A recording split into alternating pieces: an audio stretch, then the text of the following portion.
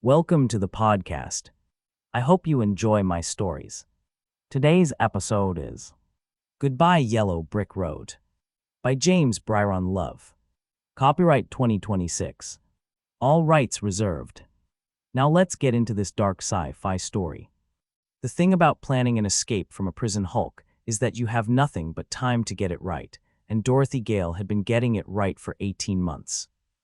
She had counted the guard rotations until she could predict them in her sleep. She had memorized the shift patterns of every corrections officer on deck 7 through 12, had cataloged their habits, their laziness, the ones who took an extra 4 minutes on their bathroom breaks, and the ones who stopped to talk to each other at the junction near the secondary airlock, because there was a blind spot in the camera coverage there and they knew it, and used it because prison work is boring, and people are people even when they're wearing a uniform and carrying a shock baton. She knew all of it. Every weakness. Every gap. She had been patient because patience was the only weapon they hadn't taken from her when they processed her into Ozymandias 3 years ago, stripped her down, and handed her a gray jumpsuit with the number 7741 stenciled across the back in faded black ink like she was a crate of machine parts being logged into a warehouse. The morning it happened started like every other morning, which was entirely the point. The cell block on level 9 woke at 600 standard, the overhead strip cycling from dark to a flat institutional white that made everyone look slightly dead. Dorothy was already awake. She had been awake since 400, lying on her back on the narrow shelf they called a bunk, staring at the ceiling and running the sequence through her head one final time. Not because she needed to. She had run it so many times over the past 18 months that it lived in her body now, not just her mind, the same way breathing lived there. She ran it one last time because she wanted to feel the whole shape of it before she set it in motion, wanted to hold it complete and intact for just a moment before it stopped being a plan and started being a series of irreversible events. She sat up, rolled her neck until it cracked twice on the left side and once on the right, and began her morning routine exactly as she had every morning for 3 years. 40 push-ups on the cold metal floor. 30 pull-ups on the bar, welded to the wall above the bunk that was meant to be a towel rack, but worked just as well for this purpose. 100 squats with her back straight and her breathing controlled. The other inmates on level 9 had stopped commenting on the routine after the first month. They had learned, most of them the hard way, that commenting on anything Dorothy Gale did was a decision you would come to regret before the day was out. Breakfast came at 6:30, a tray pushed through the slot in the door. Reconstituted protein paste and something that was theoretically a grain product and a sealed cup of water that tasted faintly of the recycling system it had traveled through. Dorothy ate all of it with mechanical efficiency, no pleasure in it, no disgust either. She had stopped tasting the food here somewhere in the first year. She was going to need the calories today, and that was the only relevant fact about the meal. By 700, the door opened for morning movement, and she walked out into the corridor with her hands loose at her sides, and her face arranged into the expression it always wore in here, which was no expression at all, a carefully maintained blankness that the corrections officers had learned over 3 years to read as compliance, and that was, in fact, something else entirely. The first man she killed that morning was a guard named Presser. She knew his name because she made it her business to know all their names, every guard on every shift that touched level 9, their schedules and their habits, and the particular shape of their complacency. Presser was 43 years old, 11 years with galactic corrections, broad across the shoulders with the soft middle of a man who had once been physically capable and had since let it slide. He was not a sadist, exactly.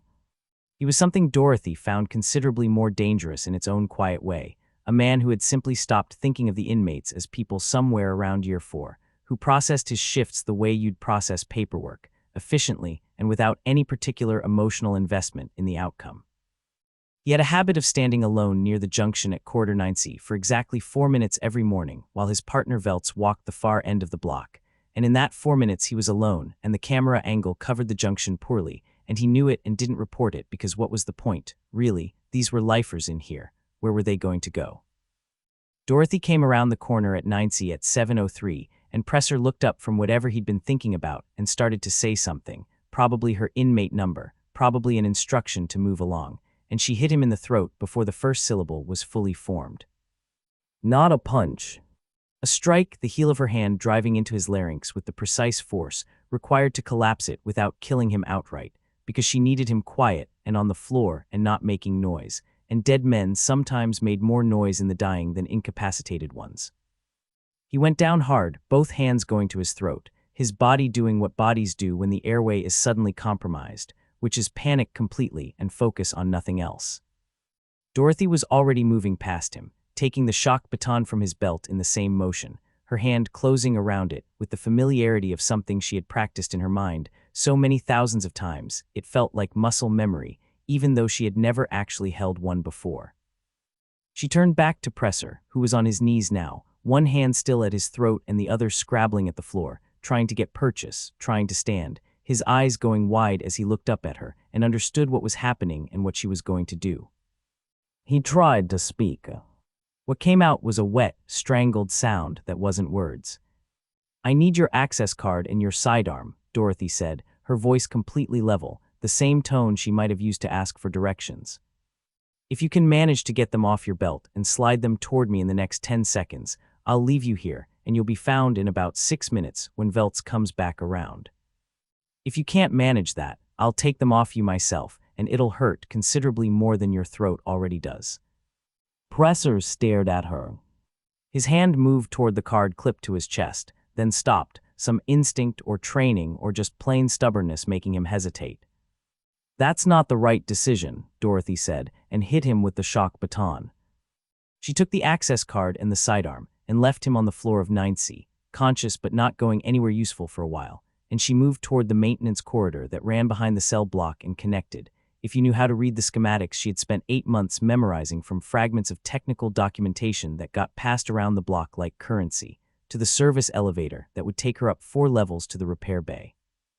The maintenance corridor smelled like recycled air and hot metal and something faintly chemical, cleaning solvent or coolant fluid, and it was narrow enough that she had to turn sideways past 2 sets of pipes that jutted from the wall. There were no cameras in here. The maintenance crew used it twice a week, and nobody had thought to install surveillance because who was going to be in the maintenance corridor? This was the kind of assumption that got people killed, Dorothy had always thought. The assumption that certain spaces were safe because certain things hadn't happened in them yet.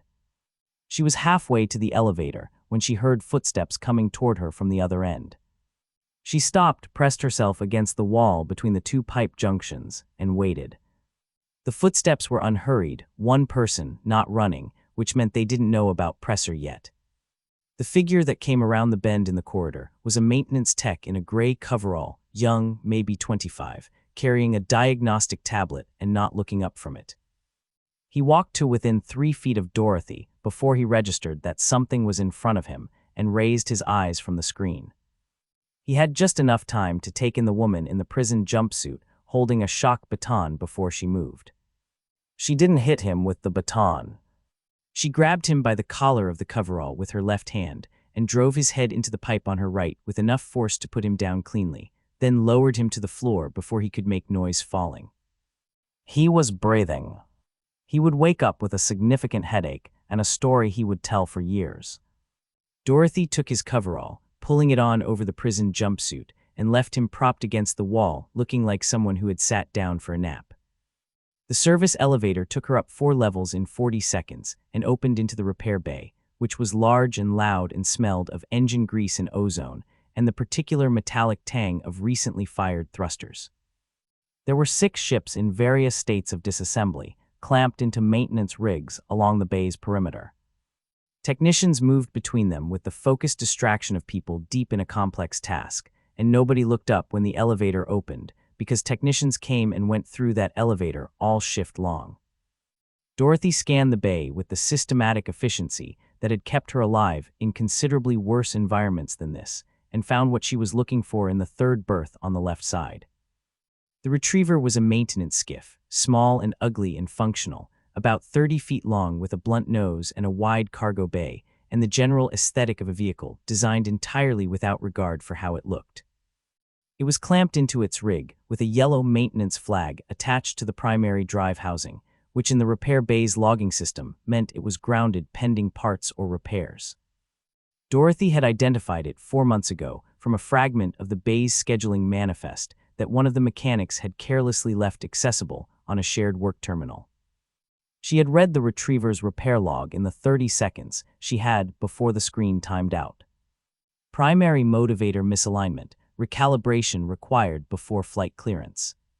Not critical in the sense of immediately catastrophic. Critical in the sense of the kind of thing that would make a long journey unpredictable. She had known this when she selected the retriever. She had selected it anyway because it was the only ship in the bay that a single person could fly, and because the alternatives were worse, and because Dorothy's relationship with risk was not the same as other people's relationship with risk. She was almost to the retriever's access hatch when the second complication presented itself in the form of a guard named Vance, who came around the nose of the adjacent ship at exactly the wrong moment and saw her, and understood what he was seeing quickly enough to get his hand to the comm unit on his shoulder before she closed the distance between them. "Stop right," Vance started, and then Dorothy was on him and it stopped being a sentence. He was bigger than Presser, younger, more physically capable, and he fought back with the genuine conviction of someone who had not yet had enough time on the job to lose their sense of purpose. He got one hand on her wrist and drove an elbow into her ribs hard enough that she felt something shift unpleasantly on the left side, and he was trying to get the comm unit to his mouth with his other hand and calling out at the same time, not words yet, just noise, the involuntary sound of someone in a fight. Dorothy broke his grip on her wrist by rotating her arm against his thumb, stepped inside his reach, and head-butted him across the bridge of the nose with enough force that the cartilage gave way with a sound like a dry stick snapping. Vance's head went back. His grip on the comm unit loosened. She took it from him, dropped it, and hit him 3 more times in quick succession, controlled and precise, targeting the spots that ended fights quickly, and he went down and stayed down. She stood over him for a moment, breathing measured, ribs aching on the left side where his elbow had connected. Not broken.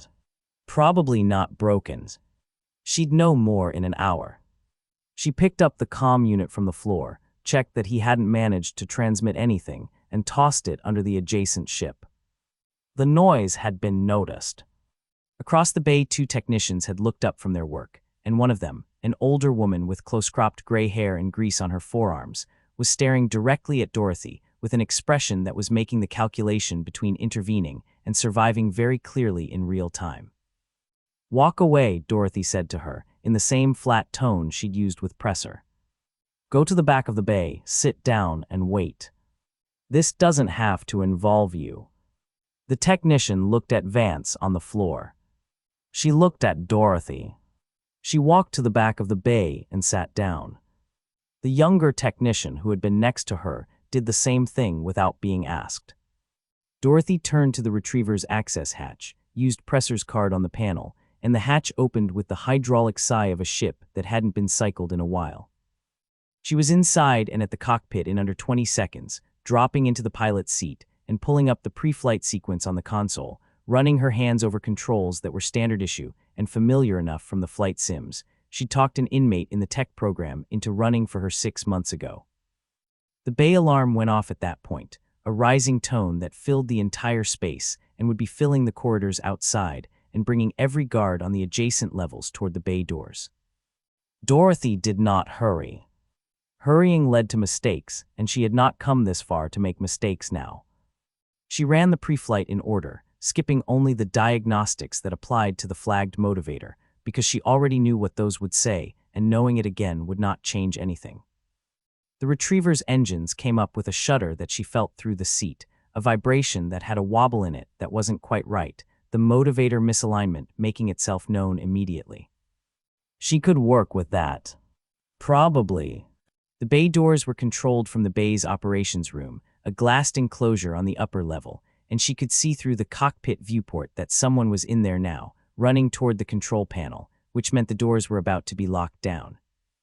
Dorothy fired the retriever's positioning thrusters, breaking the maintenance clamps, and the ship lurched sideways in the bay with considerably less grace than she would have preferred, its nose swinging and catching the wing of the adjacent ship with a shriek of metal on metal that she winced at and kept moving through. She brought the nose around toward the bay doors and pushed the main throttle forward, and the retriever went for the doors at a speed that was probably inadvisable in an enclosed space. And the person in the operations room got the lockdown command entered about 2 seconds too late, the doors beginning to close as the retriever hit the gap and scraped through with a grinding that ran the full length of the hull and took, she would discover later, most of the sensor array off the port side. Then they were through and outside, and the vast dark of open space opened up around the ship, Ozymandias falling away behind her, a massive gray shape against the stars that got smaller in the rear display with a speed that Dorothy found deeply satisfying. She had 4 minutes of clean flight before the motivator made its displeasure known in a more serious way, a stuttering in the drive output that registered on the console as a cascade of warning indicators going amber and then red in rapid succession. Dorothy looked at them without the panic that would have been appropriate and made the calculations available to her given the information she had, which was that the nearest body large enough to land on was a planet about 60,000 kilometers ahead, that her drive had perhaps 3 minutes of reliable output left before the misalignment became a full failure. And that 60,000 kilometers in 3 minutes was not a trajectory that ended well under any conventional interpretation of the physics involved. She pointed the retriever at the planet anyway, because it was the only option, and Dorothy was not in the habit of not having options.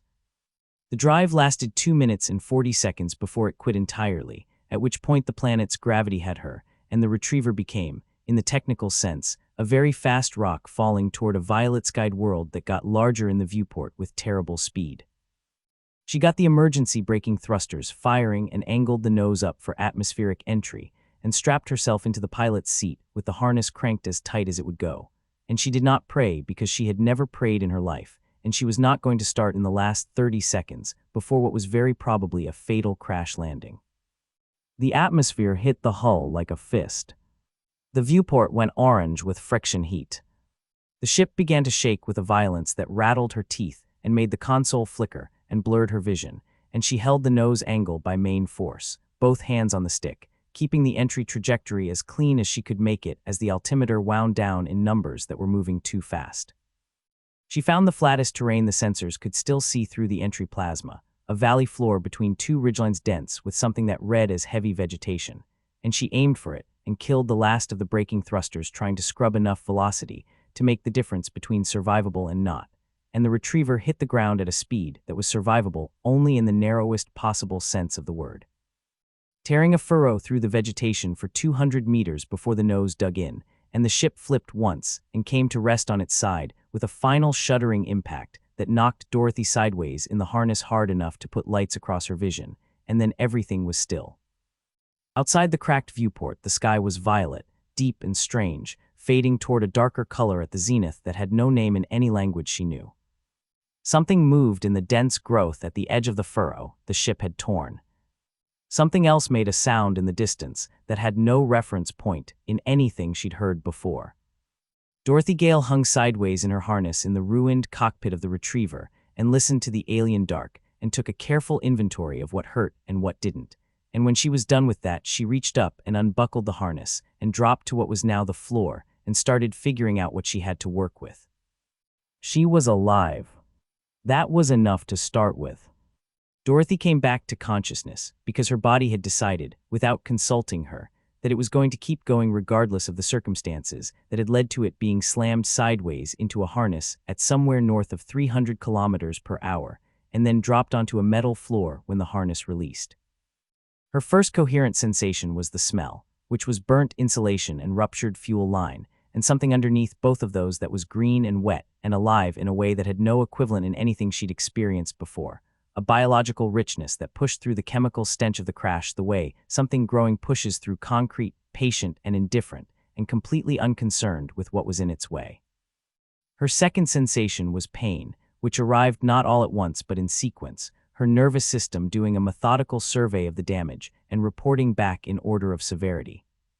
Left side ribs, 3 of them at minimum, the kind of deep structural ache that sharpened into something considerably worse every time she breathed below a certain depth.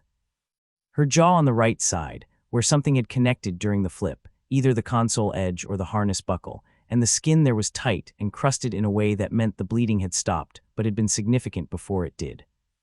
Her left knee had taken a hit at some point that she had no memory of, and it moved when she tested it, which was the relevant information, though it moved with a grinding protest that she filed under manageable and kept going.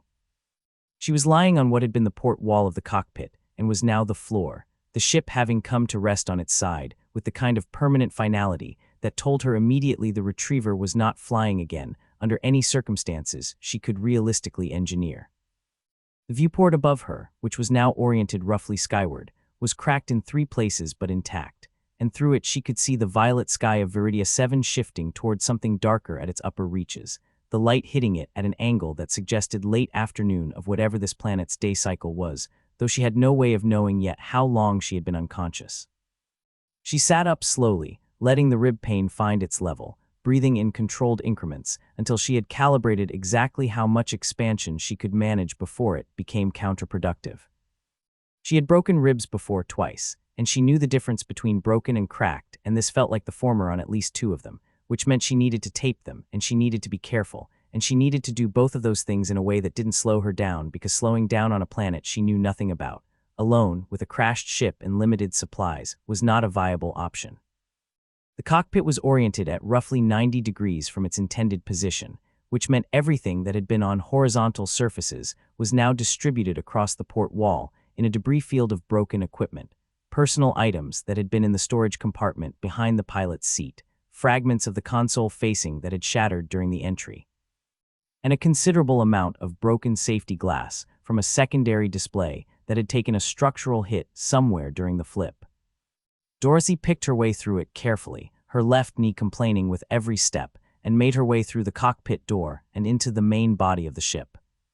The cargo area had fared better than the cockpit, largely because it had been empty. The retriever was a maintenance skiff, not a transport, and whatever cargo it had been meant to carry on its next assignment was still sitting in a bay on Ozymandias, which meant Dorothy had a reasonably intact space roughly 12 feet by 8 feet that was currently oriented on its side but structurally sound.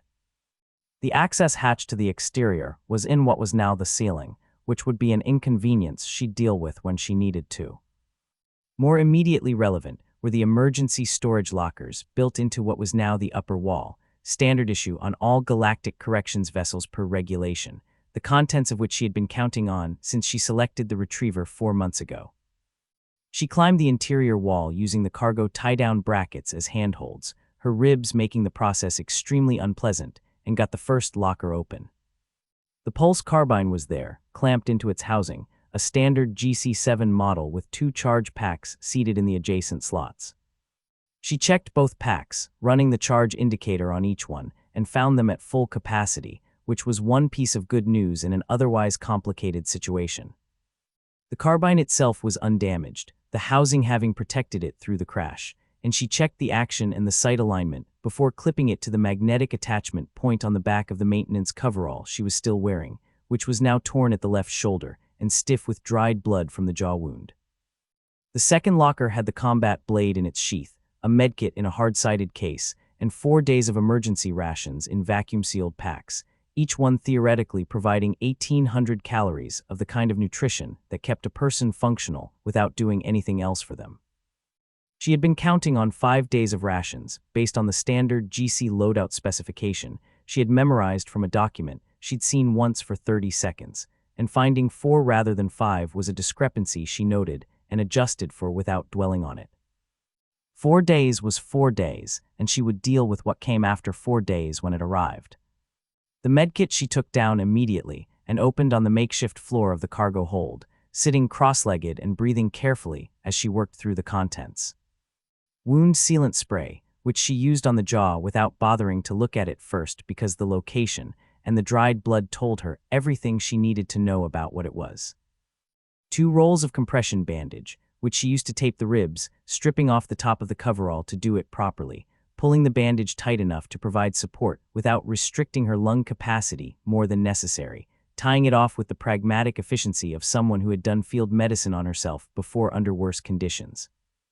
Analgesic patches, 8 of them, which she looked at for a moment and then put back in the kit without using. Pain was information, and she needed information right now more than she needed comfort. The navcomp was in the cockpit and she went back for it, finding it still attached to the console mount, but with a cracked casing and a display that flickered when she activated it, running through partial boot cycles and dropping out before it could complete them. She pulled it free of the mount and sat with it in the cargo hold and spent 20 minutes on it, removing the cracked casing with a multi-tool from the maintenance kit that had been in the cockpit's tool storage, examining the internal components for obvious physical damage. One of the processor boards had a stress fracture along its edge that was causing the boot failures. She couldn't repair it with what she had, but she could work around it, bypassing the damaged sector and running the unit on reduced capacity, which gave her a navcomp that worked at roughly 40% of its intended functionality but worked, which was what mattered. What it gave her at 40% was fragments. Partial star charts that resolved to this system but couldn't fully identify it.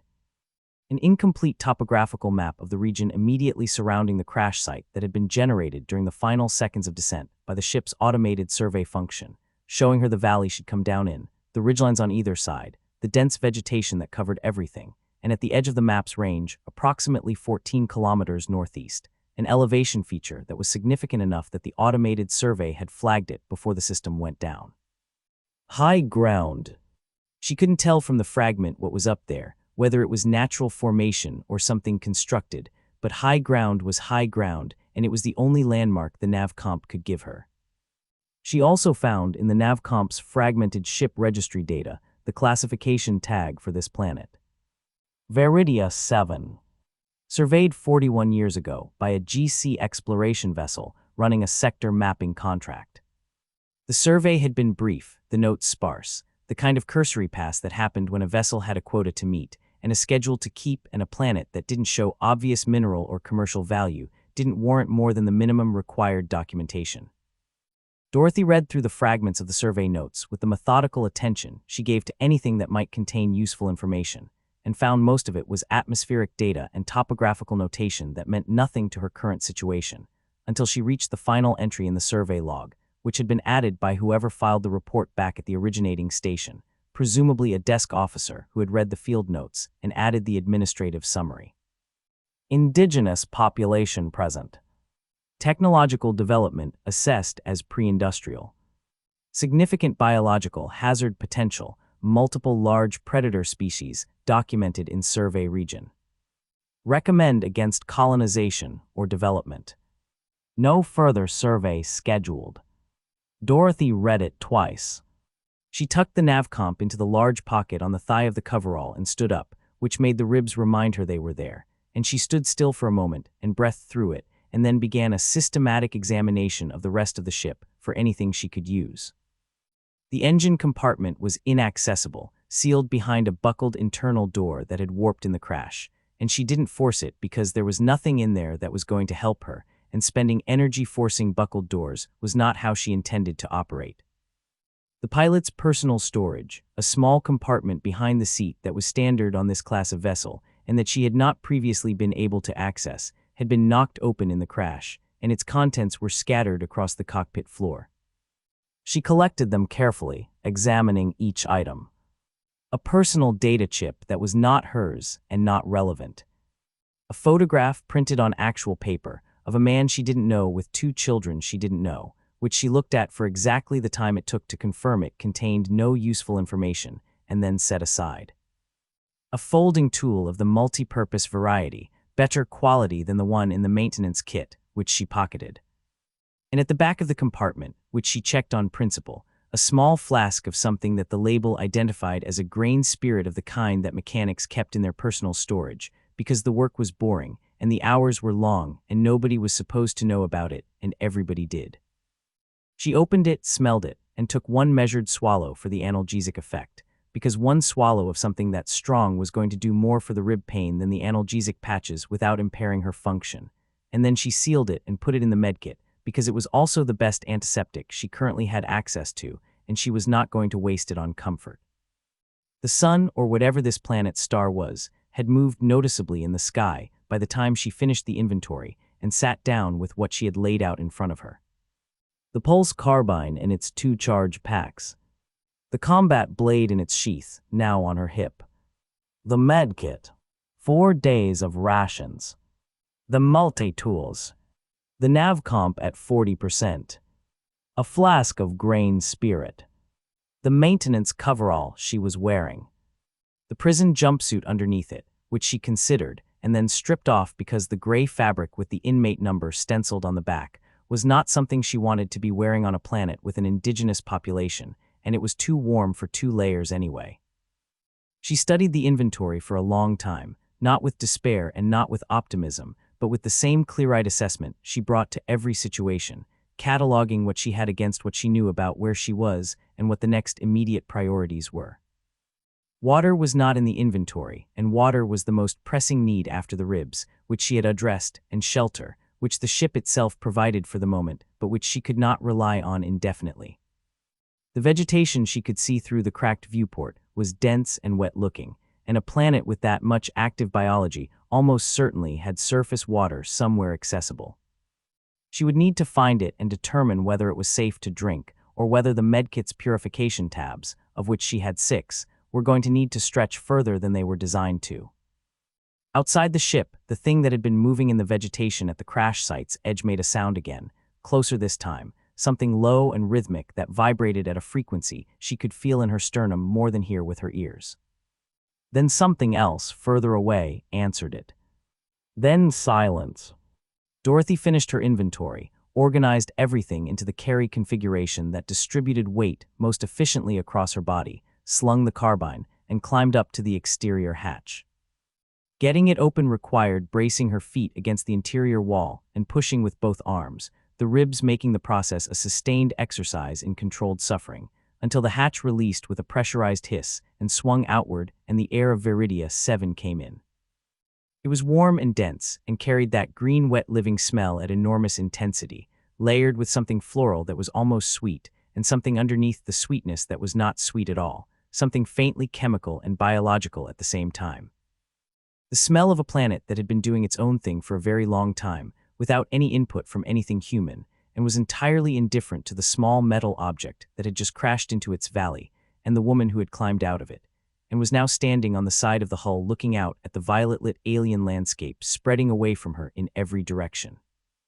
The vegetation was extraordinary, dense columns of something that was tree-adjacent rising 40 or 50 feet, their canopies interlocking overhead and filtering the light into patterns that moved because the fronds, or whatever the structures at the top were, moved constantly even in the absence of any detectable wind, a slow autonomous undulation that made the entire canopy look like the surface of a disturbed body of water. Underneath the canopy the undergrowth was thick and multiform, and it glowed, not brightly, not in any way you'd notice in full daylight, but with the ambient late afternoon light coming through the canopy at a low angle. Dorothy could see the faint bioluminescent quality in some of the plants, a blue-green pulse that moved through them in slow waves from root to tip. 14 kilometers northeast, her nav comp had told her there was high ground. She climbed down from the hull, her boots sinking slightly into the churned vegetation that the ship's passage had thrown up, and oriented herself by the position of the star on the horizon and began walking, and she had covered perhaps 30 meters when something came out of the undergrowth to her left at speed. It was large, roughly the mass of a horse, but built differently, lower to the ground with a broader stance and a head that was too large for the neck in a way that suggested the neck existed primarily as a delivery mechanism for the head and its contents, which appeared from the brief look Dorothy got to be mostly jaw. It made no sound when it moved, which was the most unsettling thing about it, something that size moving through dense undergrowth in complete silence. It cleared the vegetation at a dead run, and she had perhaps a second of warning before it was on her.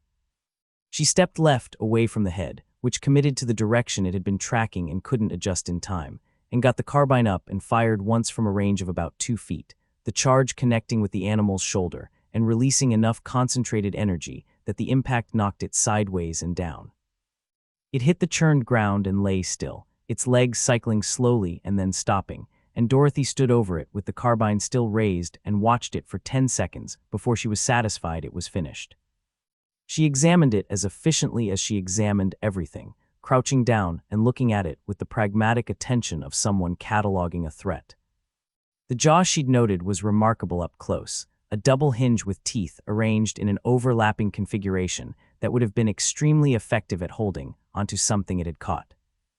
The legs had an extra joint each that explained the low, wide stance. The hide was thick and had a texture like layered scales that weren't quite scales, something in between, and the color was a mottled gray-green that in the undergrowth, she realized, would have been nearly perfect camouflage. She cut a section of the haunch muscle away with the combat blade because she was going to need food before the rations ran out, and this was food, and the decision was that simple. Wrapped it in the material she'd stripped from the prison jumpsuit and added it to what she was carrying. Then she oriented herself northeast again and kept walking, and the canopy closed overhead, and the bioluminescent undergrowth pulsed its slow blue-green rhythm around her feet, and somewhere in the middle distance, the thing that had been calling before called again, and this time nothing answered it. Dawn on Viridia 7 arrived not with a gradual brightening, but with a sudden quality, as though the planet's star had simply decided it was time and acted on that decision without preamble, the violet sky going from a deep bruised darkness to a luminous purple gold in the span of about 4 minutes. The bioluminescent undergrowth, which had been the primary light source through the night, faded as the ambient light increased, its blue-green pulse dimming to something barely visible, a ghost of itself, present if you knew to look for it and invisible if you didn't.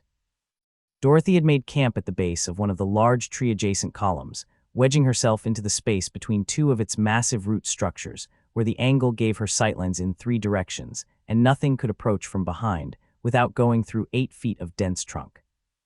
The root structures themselves were extraordinary up close, not wood in any conventional sense, but something fibrous and dense that had the surface texture of braided cable and the color of old iron, and where the roots met the ground they merged with the soil in a way that wasn't a clean transition, the material of the root and the material of the ground becoming each other gradually over the course of several inches, as though the tree was not so much growing in the soil as continuous with it. The night had been loud.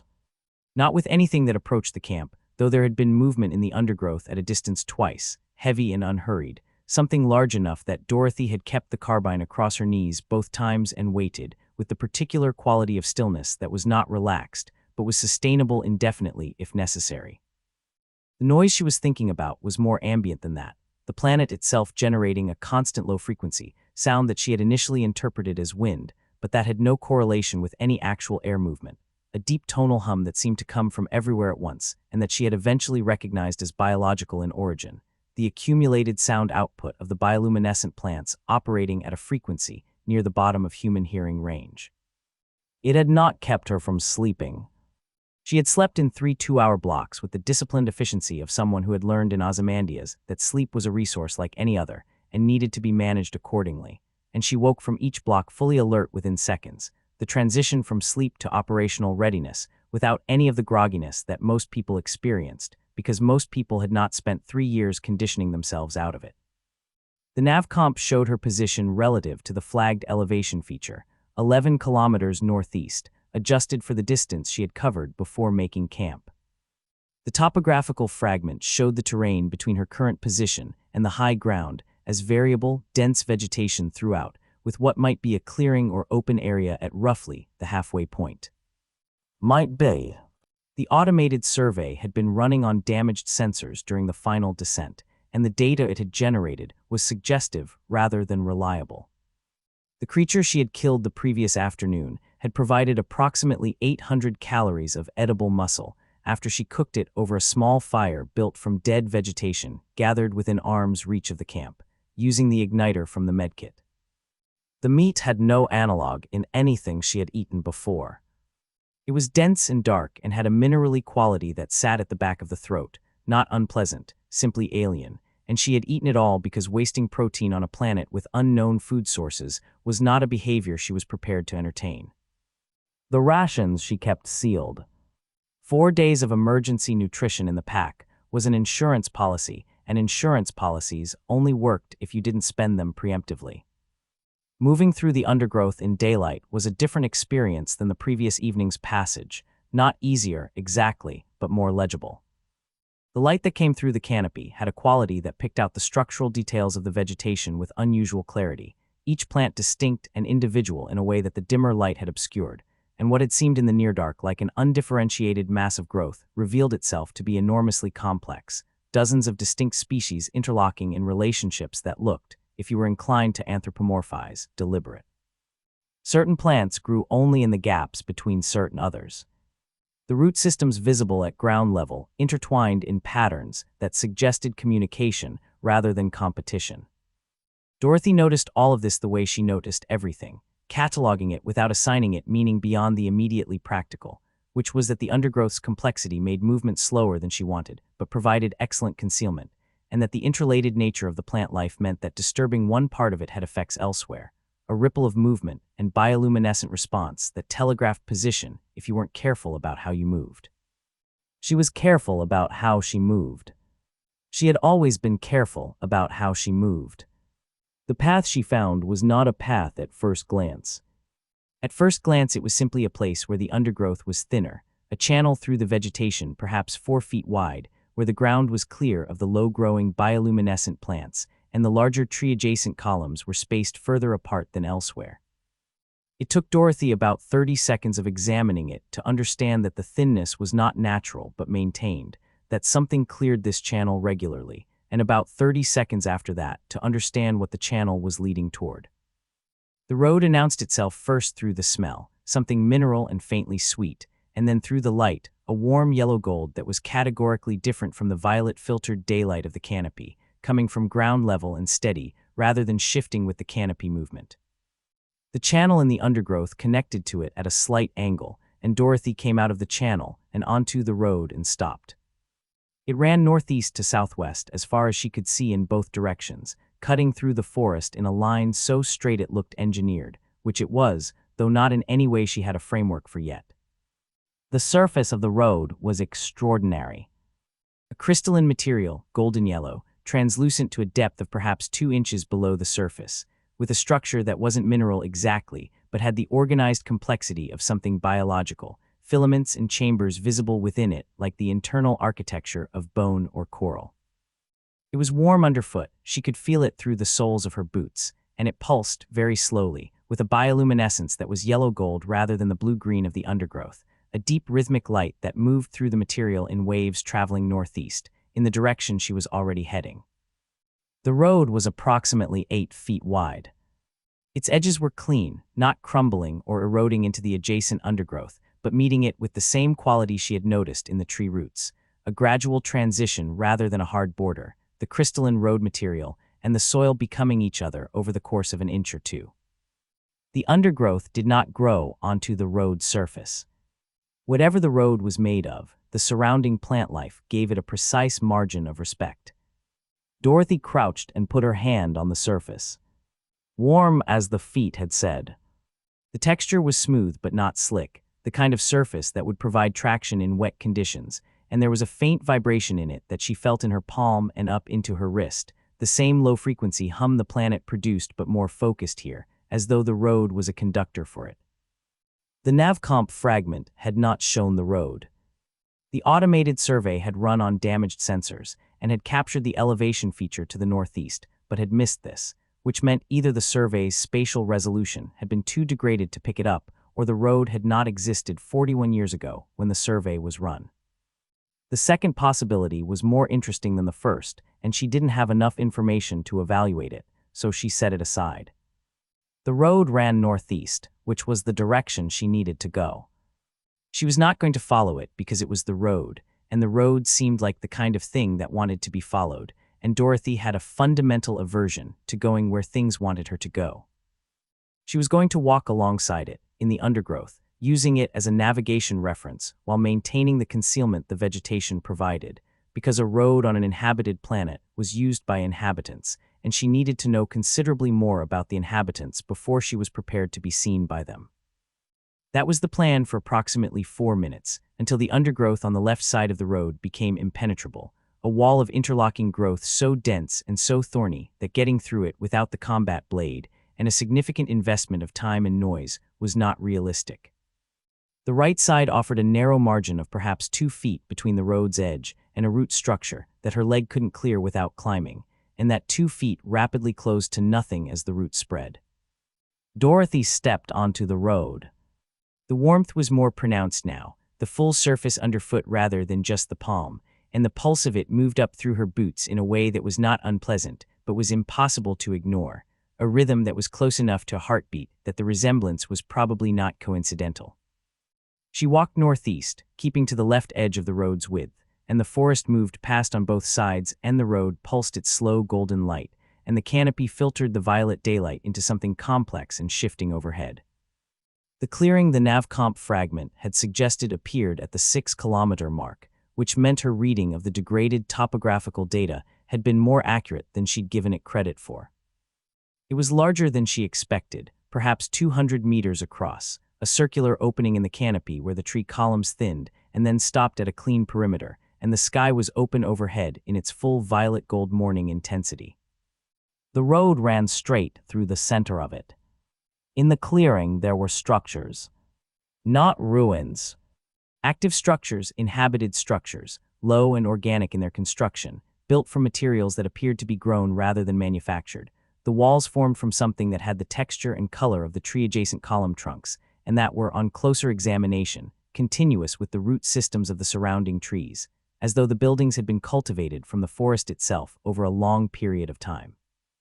There were perhaps 30 of them, arranged in no grid but in a pattern that had its own logic, clustered and connected by smaller paths that branched off the main road. There were inhabitants.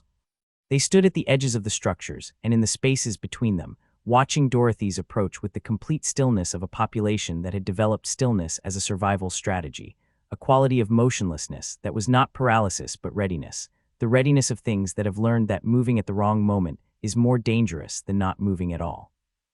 They were small, perhaps waist-high to her, and they were not human. Their physical structure was insectoid, bilateral symmetry, 4 limbs of which the lower 2 served as legs and the upper 2 as arms, with a paired set of vestigial secondary limbs folded against the thorax that might once have been wings or might be something else entirely. Their heads were large relative to their bodies, with compound eyes that caught the light and fractured it into something that moved and shifted as they turned to track her, and their mouths were complex, multiple articulated parts that moved independently even when they weren't producing sound. There were perhaps 60 of them visible. There were probably more inside the structures. Dorothy stopped walking at a distance of about 20 meters from the nearest cluster of them, which was the distance at which she had a clear line of retreat back down the road and enough reaction time to respond to any movement they made before it reached her. She stood still and let them look at her and looked back at them, and nobody did anything for a long moment. Then one of them moved, separating itself from the group nearest to the road, and came toward her. It moved with a deliberate, unhurried quality, and as it got closer she could see that it was older than the others, its carapace a deeper color, more mottled, the compound eyes a darker shade that had less of the light-catching quality of the younger ones. It stopped at a distance of about 6 feet and produced a sound from the complex mouthparts, a sequence of tones and clicks that had a clear syntactic structure even though she had no framework for the content. Dorothy said nothing. She had no language to offer, and offering the wrong thing in a first contact situation was worse than offering nothing, a lesson she had learned in considerably more violent contexts. The old one looked at her, its compound eyes making a slow traverse of her from boots to head, taking in the coverall and the carbine and the blade and everything else with an attention that was clearly evaluative, and then it produced another sequence of sounds that was different from the first, higher in register, and turned and gestured with one of its upper limbs in a way that needed no translation. "Come with me." Dorothy didn't move immediately. She scanned the clearing systematically, checking the positions of the others, looking for movement at the structural perimeters, evaluating angles and distances. Nothing was moving except the one that had addressed her, and the quality of the stillness in the others had changed from watchful wariness to something that read, if she was reading it correctly, as anticipation. She followed the old one, maintaining her distance, her right hand loose near the carbine's grip, her eyes moving continuously. The structure she was led to was larger than the others, positioned at the far side of the clearing, where the road exited back into the forest, and inside it was dim and warm with the bioluminescent light of plants cultivated in containers along the walls. The old one gestured her toward the center of the space, and then made a sound that brought 2 younger ones forward, carrying something in a flat container, a food offering of some kind, which they placed between Dorothy and the old one with the careful formality of a ritual. Dorothy looked at the food. She looked at the old one. She reached into her pack and took out one of the emergency ration packs and placed it on the floor next to the container they had brought, not as an exchange, exactly, but as a parallel gesture, information offered in response to information offered. The old one looked at the ration pack for a long time. Then it looked at Dorothy, and then it began to speak again, and this time the sounds it made were slower and more deliberate, and it accompanied them with gestures that were clearly referential, pointing in directions, sketching shapes in the air with its upper limbs, touching its own body at certain points in the sequence, and Dorothy watched all of it with the complete focused attention she brought to anything that might contain useful information. Beginning the process of building a framework for a language she had never heard before, and had perhaps 48 hours to develop a working understanding of. What she assembled over the next 2 hours, sitting cross-legged on the floor of the structure, while the old one spoke and gestured, and the others came and went and occasionally contributed their own sounds to the conversation, was fragmentary and uncertain, and might have been entirely wrong in its specifics. But the broad shape of it, she thought, was probably right. There was a figure, a power, something at the end of the road, northeast, at the elevation feature her navcomp had flagged. The old one's gestures when referring to it carried a quality that was not reverence and not quite fear, but was somewhere between the two, the physical vocabulary of something that has absolute authority over you and that you have learned not to look at directly. There were others like it, not at the end of the road, but distributed across the territory the road passed through. The old one's gestures for these were different, varied, some carrying the same not-quite-fear quality as the first figure, and some carrying something darker, something that made the old one's secondary limbs press closer to its thorax when it indicated them. And there was Dorothy's ship, or rather the place where Dorothy's ship had come down, and the old one's gestures regarding this were the most complex and the most loaded with something she couldn't fully read, but underneath all of it was a current of relief, so profound it altered the old one's entire physical presentation, a relaxation of something that had been held very tight for a very long time. The old one indicated a direction. Back down the road, southwest, away from the elevation feature. Back toward the crash site. Then it made a specific gesture, repeated 3 times, and each time it made the gesture it changed slightly in a way that suggested it was showing her the same thing from 3 different angles, trying to make sure she understood. Something was at the crash site that was no longer there. Something that had been at the crash site had been ended by the retriever's arrival. And the old one and the 60 or so that stood outside, and however many more were inside these structures and in the surrounding forest, were breathing differently than they had been before Dorothy's ship fell out of the sky. Dorothy looked at the old one and thought about the retriever's aft section and what the navcomp had told her about the final approach trajectory, and where the ship had come down in relation to the structures she could see at the edge of the crash furrow, and she built a picture from those pieces that was probably accurate in its essential outlines. She had landed on something or someone without knowing it. Whatever she had landed on, these people had wanted it gone, and had not had the means to make it gone, for what the old one's bearing suggested had been a very long time. The old one was watching her with its compound eyes and waiting for a response, and Dorothy thought about what response was appropriate and what she wanted from these people and what they might want from her, and she took the emergency ration pack from beside the container of food they had brought and held it out to the old one. A trade. Information for supplies. The old one took the ration pack, examined it, made a sound to one of the younger ones, and within 20 minutes Dorothy had 2 bladders of water that smelled clean, a quantity of food she'd have to evaluate later, and the old one sitting across from her resuming the slow, careful process of telling her about the road and where it went and what waited at the end of it. Dorothy listened to all of it, building her fragmentary understanding piece by piece, and when the old one finally stopped and waited, she stood and picked up her pack and the water bladders and nodded once, which the old one seemed to understand well enough, and walked back out onto the road and turned northeast.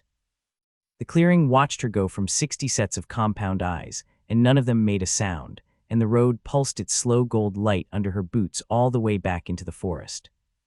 The clearing appeared without warning, the forest simply ending at a perimeter so clean it looked like a decision had been made about where the trees were allowed to stop, and beyond that perimeter the ground opened into a wide flat space where the bioluminescent undergrowth had been cleared back and replaced with something cultivated, low-growing plants arranged in deliberate rows that caught the morning light and threw it back in slow amber pulses that were different from the blue-green of the wild growth, warmer.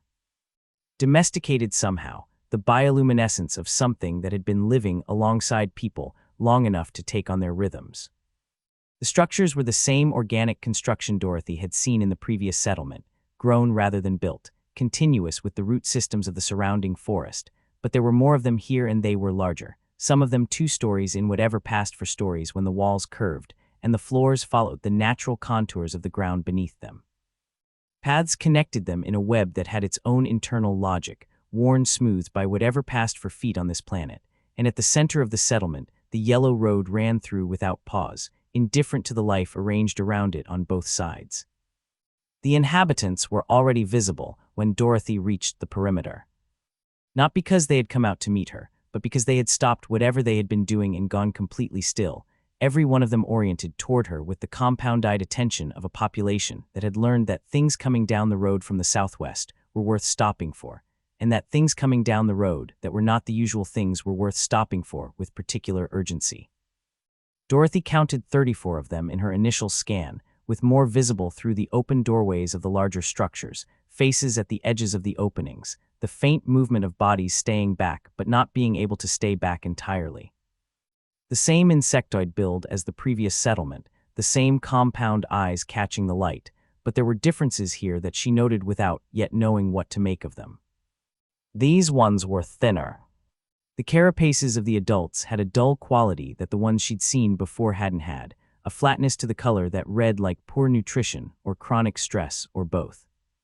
The secondary limbs that in a healthy individual folded neatly against the thorax were in many of these ones pressed so tightly they seemed almost fused, a permanent bracing that had become structural rather than reactive. Nobody moved. Nobody made a sound. The settlement held its collective breath and waited to see what she was going to do.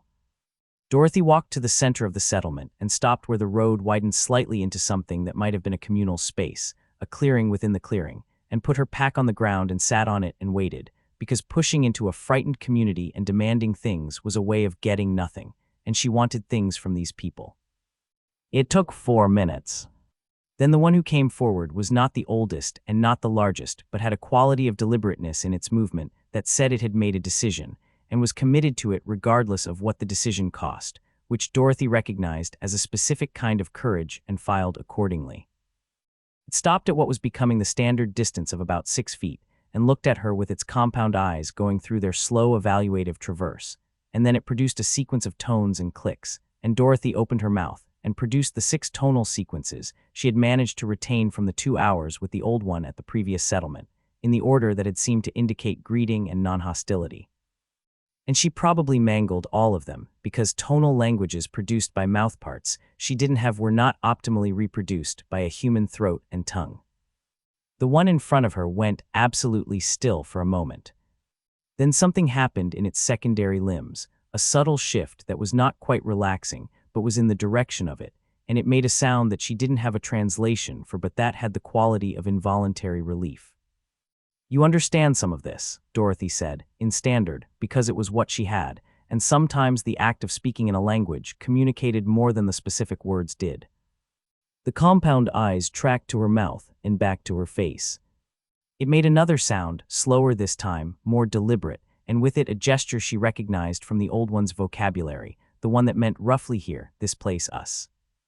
"Your settlement," Dorothy said. "Yes, I understand that much." Another sound.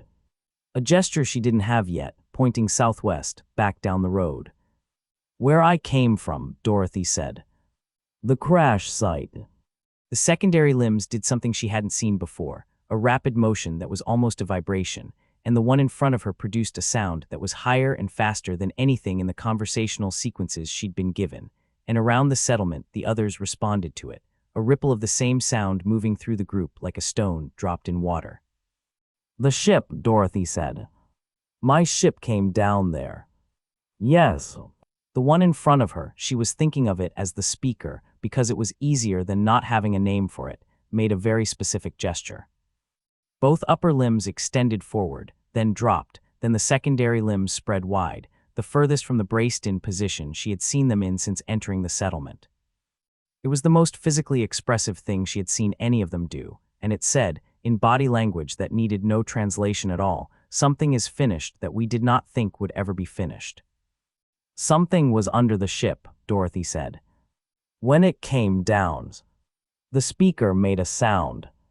Then it turned and said something to the group, a longer sequence, and the response that came back was complex, multiple voices, the settlement finding something like a collective voice for the first time since Dorothy had walked in. It wasn't celebration, exactly. It was too exhausted for celebration. It was the sound of people who had been holding something very heavy for a very long time and had just been told they could put it down. Then from the back of the group, moving through the others with a directness that parted them without effort, came one who was different from the rest. Older than any Dorothy had seen, the carapace almost black with age, the compound eyes a deep amber that had lost most of their light-catching quality and had replaced it with something else, a depth that was more unsettling than the younger one's brightness.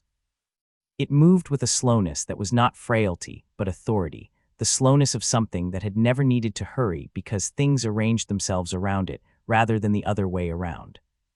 It came to within 3 feet of Dorothy and stopped, closer than the speaker had come, and looked at her for a long time with those deep amber eyes, and Dorothy looked back and didn't move.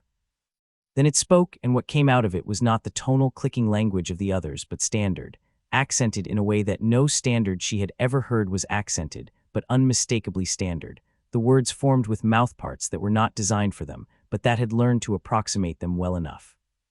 You fell from the sky, it said. In a machine. Dorothy looked at it for a moment. Yes. The machine landed on the collector, it said. The ones who came for what we owe. I didn't know that, Dorothy said. I wasn't aiming for anything in particular. The old one looked at her with those amber eyes, and something moved through them that might have been amusement. The collector has been coming to this place for 11 years, it said. Taking what is owed to the harrow. Every third cycle, without exception. Until 3 days ago. I've been on the ground for 3 days, Dorothy said. Yes, the old one said. The machine has been on the collector for 3 days also. Dorothy considered that. The harrow, she said. That's who the collector worked for. The harrow is the witch of the East, the old one said, with a precision that suggested this was a title with specific meaning, and it wanted her to understand the specificity. She holds this territory. She holds many territories. The collector moved between them, taking what was owed, returning to the harrow with what had been gathered. Without the collector, the debt still exists. Another will be sent. How long before another one is sent? Dorothy said. The old one made a gesture with its upper limbs that she was beginning to recognize as roughly equivalent to a shrug. Long enough that we can breathe, it said. Not long enough to forget what comes next. Dorothy looked around the settlement, at the thin adults and the braced secondary limbs and the flat, dull carapaces, and she thought about what a third-cycle tribute collection looked like in a community that was already showing the physical signs of chronic deprivation. What does the harrow take? What we grow, the old one said. What we build. Sometimes who we are. It paused, and the pause had weight in it. The young ones occasionally. When what we grow and what we build is not sufficient. Dorothy let that sit for a moment without comment, not because it didn't register, but because registering it was not what this conversation needed from her right now. The road, she said. Tell me about where it goes. The old one's amber eyes tracked to the road and back to Dorothy. You are going northeast, it said. It was not a question. The high ground, Dorothy said. There's a structure there. Something built. The architect's tower, the old one said, and the settlement around them produced a collective response to those words, a low sound that traveled through the group and came back changed, a frequency that was close enough to the planet's own hum that Dorothy felt it in her sternum. You know of the architect. I know there's a building on high ground 14 kilometers northeast, Dorothy said. I know it was built with off-world technology. I know it has communication equipment. I'm going there. The old one was quiet for a moment. The amber eyes were doing something she couldn't read.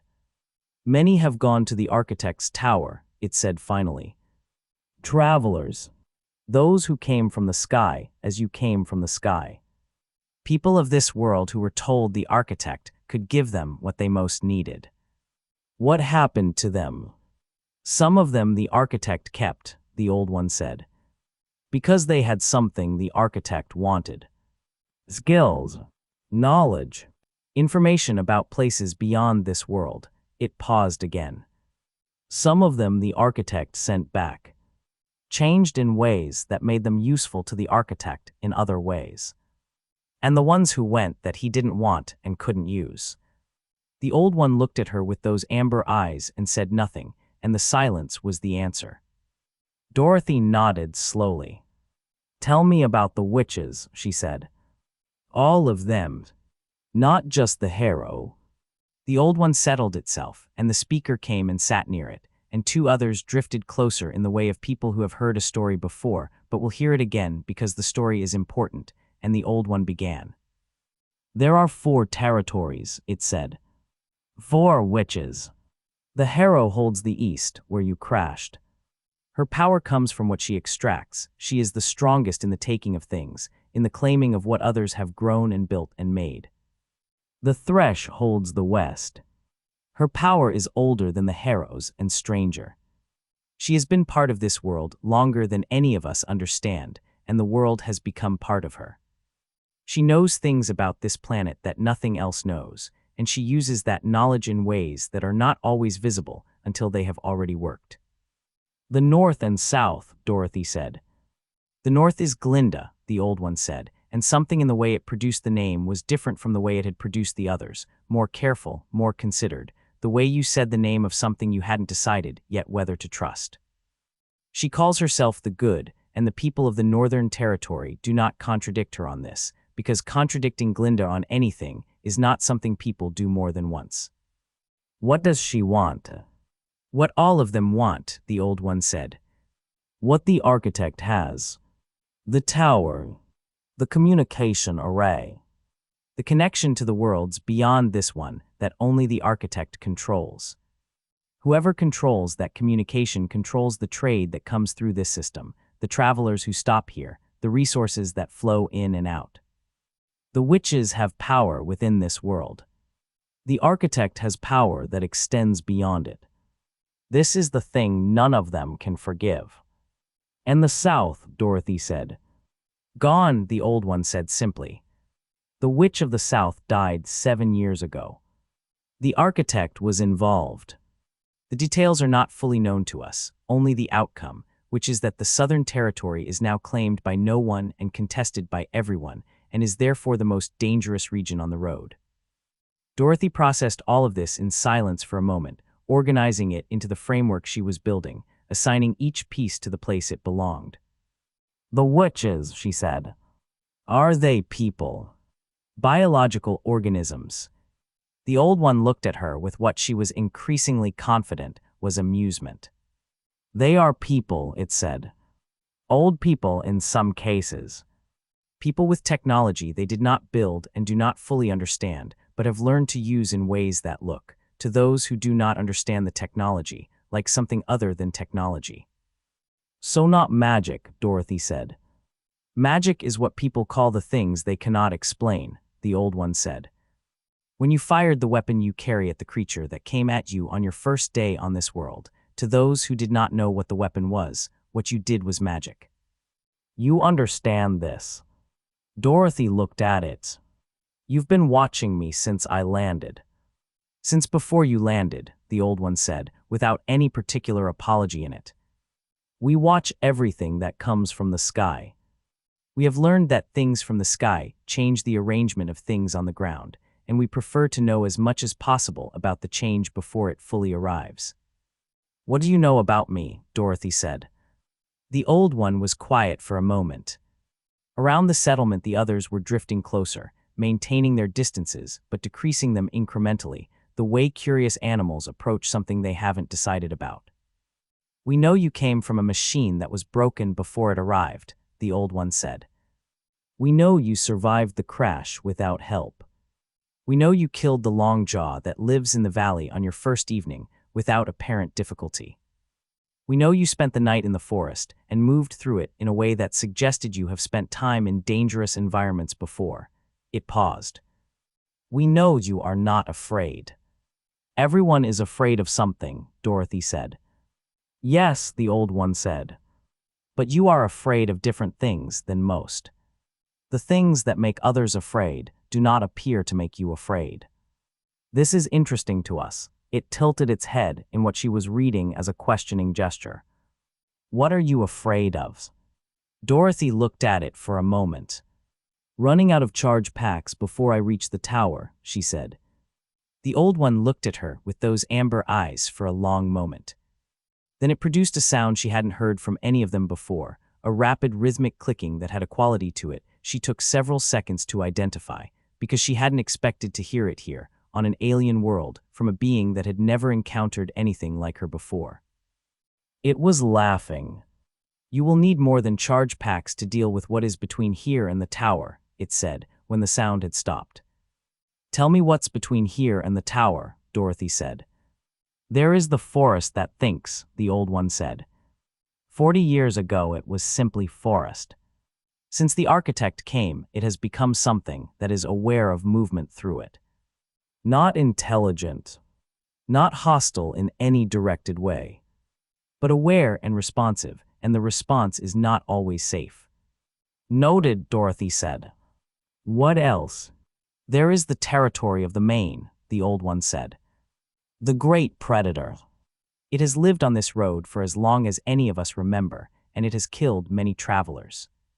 The architect does not remove it. The architect finds it useful. As a checkpoint, Dorothy said. The old one looked at her. Yes, it said. Exactly as a checkpoint. And the thresh, Dorothy said. Her territory. You will enter it within 2 kilometers of leaving this settlement, the old one said.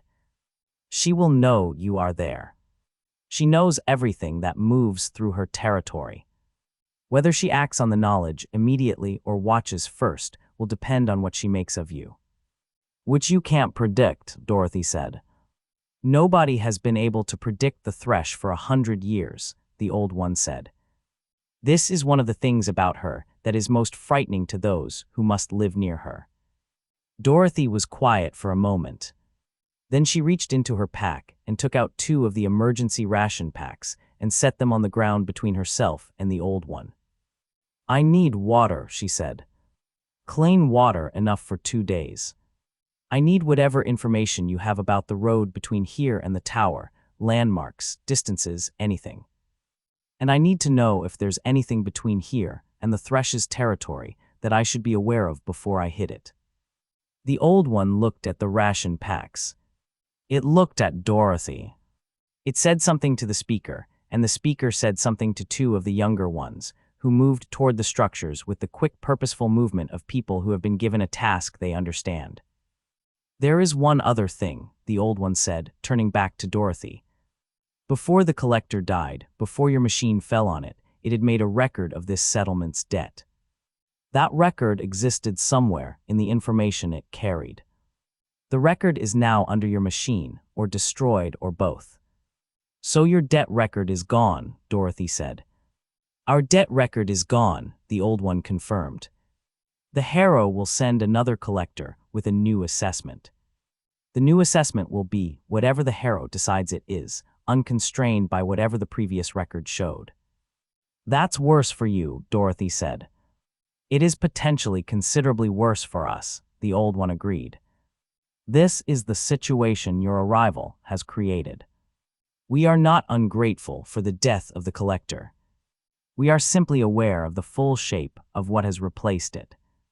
Dorothy looked at the old one with its amber eyes and its age and its community of thin, braced, careful people arranged around it, and she did the calculation she did with every piece of information she received, which was what use it was and what it would cost her, and whether the cost was worth it.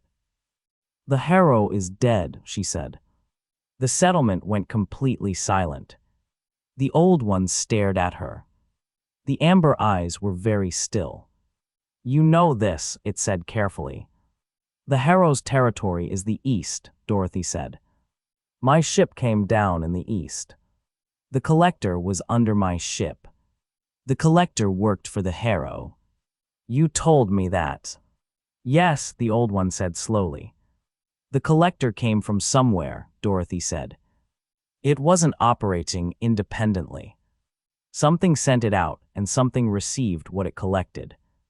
If the collector is dead and the debt records are destroyed, the hero doesn't know that yet. But she will know the collector didn't come back, and she'll send someone to find out why, and what they'll find is my ship. Dorothy paused. How long does the collection route take? Beginning to end, before the collector returns to the hero. The old one made a gesture to the speaker, who answered with a sequence of tones. 8 cycles, the old one translated. Approximately 16 of your days. So you have 16 days before anyone comes looking, Dorothy said. That's not what I meant about the hero being dead. The old one waited. Something that sends a collector to take children from communities that can't afford to feed themselves has made enemies, Dorothy said. Specific enemies who have been waiting for an opportunity. The death of the collector and the absence of the debt records and the 16-day window before anyone comes looking is an opportunity. She picked up one of the ration packs and turned it over in her hands. I'm not telling you what to do with it. I'm telling you it exists. The old one was looking at her with an expression she was getting better at reading, and what it contained was a careful, assessing intelligence that had been living inside a posture of submission for so long that seeing it from the outside required knowing it was there. You are going to the tower, it said. And you are not going because you want what the architect has. I'm going because it's northeast, and northeast is where I need to be, Dorothy said. And what happens when you get there? The old one said. I'll figure that out when I arrive, Dorothy said. The young ones came back from the structures carrying 2 water bladders, full and sealed, and a wrapped package that turned out to contain food, not the alien protein she'd been eating but something more processed, made with evident care, and Dorothy accepted it and stowed it and stood up and put the pack on, and the old one walked with her back to the road. At the road's edge, the old one stopped and Dorothy stopped beside it, and they stood for a moment looking northeast, where the forest closed around the road's yellow pulse and the distance swallowed it. The road will take you to the tower, the old one said. It was built by the same hands that built the tower. It leads nowhere else. It leads everywhere the road goes, Dorothy said. The tower is just where I happen to be going. The old one looked at her. There is a thing we say here, it said. About the roads. We say that the road remembers everyone who has walked it. Everyone who has ever used it. It paused. We say the road does not forget. Dorothy looked down at the warm golden pulse moving through the crystalline surface under her boots, traveling northeast in its slow rhythmic waves, and she thought about a road that remembered things, and she thought about what it would remember about her before she was done with it. Good, she said, and walked northeast into the forest, and the settlement watched her go in complete silence, and the road pulsed its golden light around her footsteps and kept going long after she had disappeared into the trees. The sphere came down through the canopy at mid-morning, and the first thing Dorothy noticed about it was not the light or the sound, or the way the bioluminescent undergrowth responded to its approach by brightening suddenly and completely, every plant within 30 meters flaring to full luminescence as though something in the sphere's field triggered the biological response. The first thing she noticed was that it moved too slowly. Anything generating that much light and that particular resonant harmonic in the air should have been moving faster, should have had the urgency of something powered rather than the deliberate, floating quality of something choosing its speed. It was moving slowly because it wanted to be seen. It wanted her to have time to look at it, to be impressed by it, to be standing still and wide-eyed when it arrived. Dorothy stepped off the road and into the undergrowth and watched it come down from behind a root structure as thick as her torso, her right hand on the carbine's grip, not drawing it, but ready to in the time it would take to exhale. The sphere settled onto the road surface with a precision that confirmed it was being piloted rather than simply descending, touching down exactly at the road's center line, with the faint crystalline chime of something energized making contact with something else energized, and the light it generated shifted as it landed, going from the white gold of its approach to something warmer, amber-tinted. Flattering in the way that certain kinds of light were flattering, because someone had made a decision about what kind of impression they wanted to create. The woman inside it was beautiful. Dorothy registered this the way she registered any other tactical information, noted it, assessed its relevance, and moved on, because beauty was a tool like any other, and the question was always who was using it and toward what end. She was tall, the kind of tall that was arranged, rather than simply present, her height working for her in every line of how she stood inside the sphere. Her hair was the color of the sphere's light.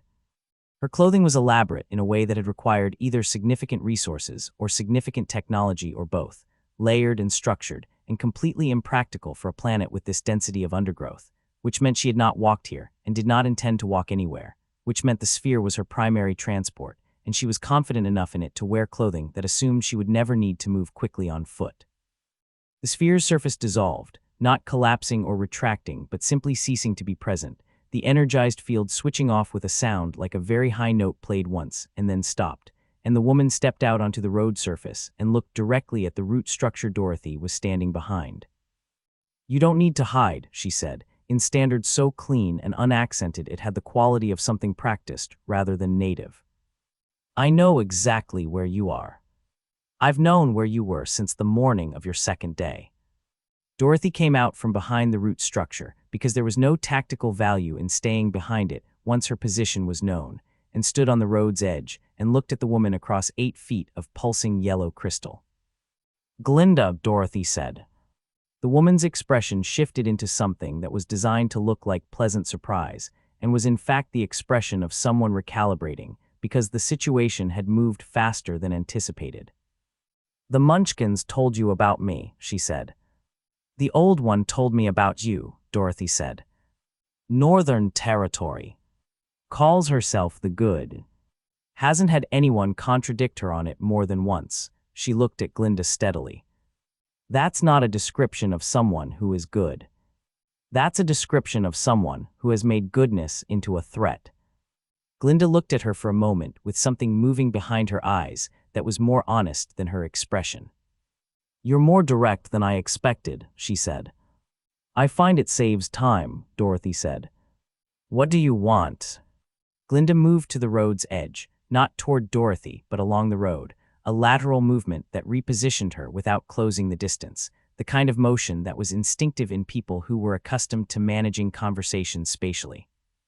"I want to help you," she said, with the warmth of someone who had said those words so many times they had worn smooth. "That's not what you want," Dorothy said. "That's the opening of a pitch. What do you actually want?" Glinda stopped moving. She looked at Dorothy with those recalibrating eyes and then did something that Dorothy hadn't expected, which was to let some of the performance drop, not all of it, not even most of it, but enough that what was underneath showed at the edges. "I want you to go to the architect's tower," she said. "I'm already going to the architect's tower," Dorothy said. "I want you to go with information that makes what you do when you get there more useful to both of us." "Tell me what's in it for you first," Dorothy said. "Then I'll decide if I want the information." Glinda looked at her with an expression that was recalibrating again, the expression of someone who had prepared for several versions of this conversation and was finding that none of them were the one she was actually having. "You're not frightened of me," she said, with something in it that wasn't quite an accusation and wasn't quite admiration. "Should I be?" Dorothy said. "Most people are," Glinda said. "Most people haven't done what I've done to get to this road," Dorothy said. "You came down in a sphere of light with music and a flattering color temperature. That's a display for people who are impressed by displays. I'm not impressed by displays." Glinda was quiet for a moment. The forest around them had gone to its full bioluminescent brightness when the sphere arrived and hadn't faded back, and the combined light of the undergrowth and the residual warmth from the sphere's field made the road look like something out of a fever dream, golden and glowing and deeply strange. "The architect has a communication array," Glinda said. "The only one on this planet capable of reaching beyond this system. Whoever controls it controls every contact between this world and everything beyond it. Trade routes. Information. The arrival and departure of ships, she paused. For 30 years the architect has controlled it, and for 30 years the rest of us have been cut off from whatever lies beyond this sky in any meaningful way. And you want it, Dorothy said. I want the isolation to end, Glinda said. That's a better way of saying you want it, yes, Dorothy said. What's stopping you from taking it yourself?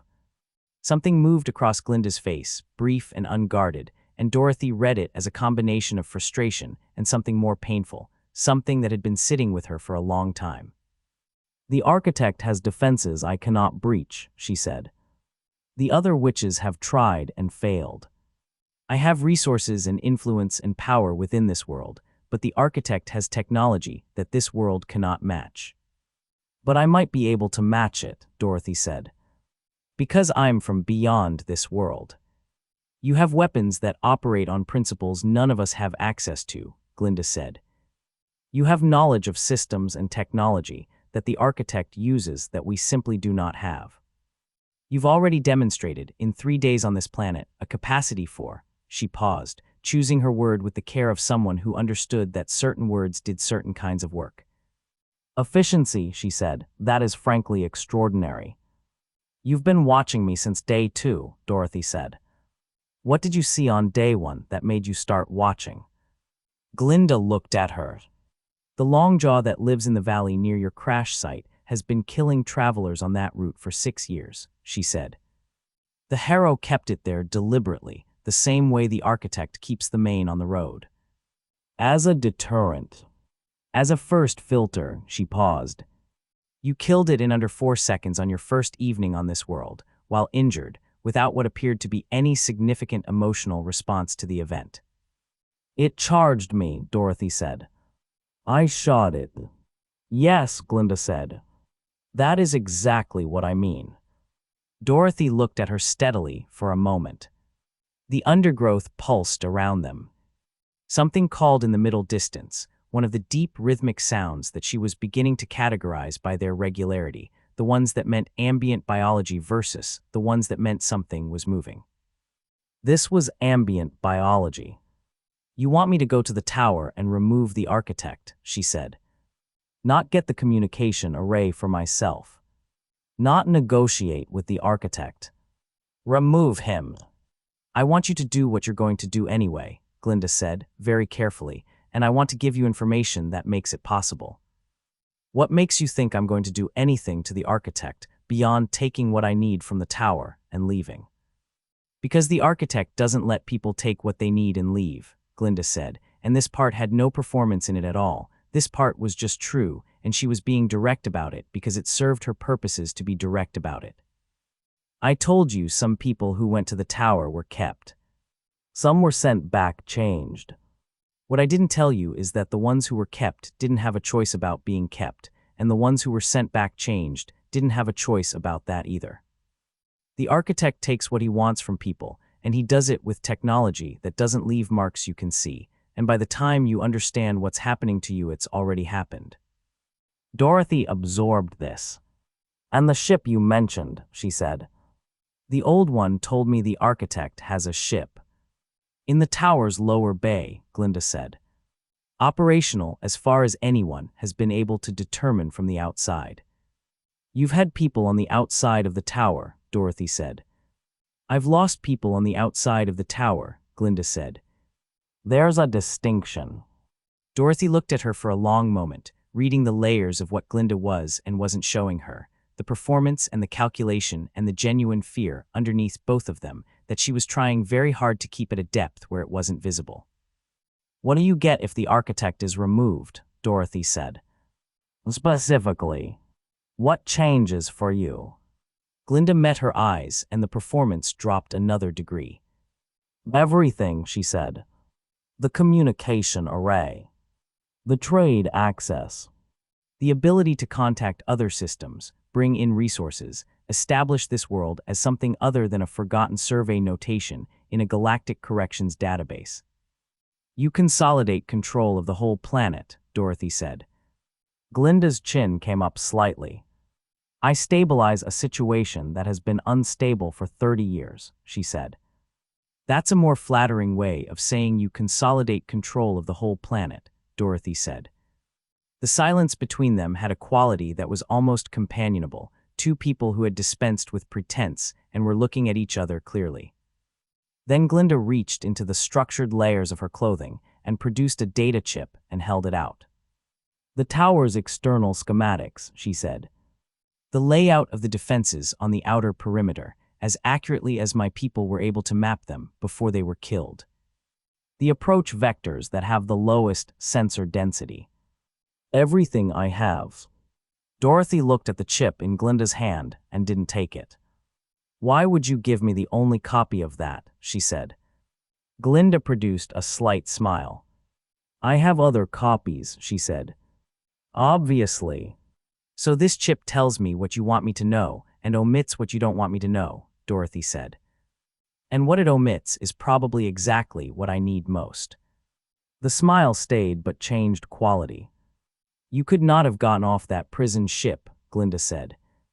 Whatever you were incarcerated for, whoever you were before Ozymandias, you were not an ordinary person. Nobody who came out of 3 years in a GC maximum security facility and survived 4 days on this world alone looks the way you look right now. How do I look? Dorothy said. Like none of this is a problem, Glinda said. Like you looked at this planet the way other people look at something to be managed, and then you started managing it. The chip, Dorothy said. Tell me what it leaves out. Glinda held her gaze for a moment. The inner defenses, she said. I don't have reliable data on the inner defenses because none of my people ever got past the outer perimeter. So I'd have the approach and the outer ring, Dorothy said. And then I'd be on my own. You seem to do well on your own, Glinda said. Dorothy reached out and took the chip and looked at it and put it in the thigh pocket of her coverall next to the nav comp. When the architect is gone and the array is open, she said, the first thing I use it for is my own purposes. You don't get access to it until I'm done with it. Glinda blinked, the tiniest disruption in her composure. You're agreeing to this, she said. I'm telling you the terms on which I'm going to do the thing I was already going to do, Dorothy said. There's a difference. And the terms are that I use the array first for whatever I need it for, and then it's your problem. What do you need the array for? Glinda said, with genuine curiosity underneath the performance. Dorothy looked at her. That's not information I'm giving you, she said. Glinda studied her for a long moment, this woman on the road in a torn maintenance coverall with 3 taped ribs and a carbine and a blade and 4 days of rations. This woman who had walked off a crashed prison ship and started treating an alien planet as a logistics problem to be solved. And Dorothy looked back and watched Glinda understand that she was not looking at something she could fully predict or fully manage, and that this was both what she needed and what frightened her. The thresh will come for you, Glinda said, as Dorothy turned back to the road. Before you reach the tower. The thresh doesn't wait. She watches first and then she moves, but she moves decisively when she does, and her scouts are not like the things you've encountered so far. How many scouts? Dorothy said, without turning around. She sent 4 the last time someone interesting came down the road, Glinda said. She sent 12 the time before that. What she sends for you will depend on what she decides you are. What do you think she'll decide I am? Dorothy said. Glinda was quiet for a moment. Something she hasn't seen before, she said.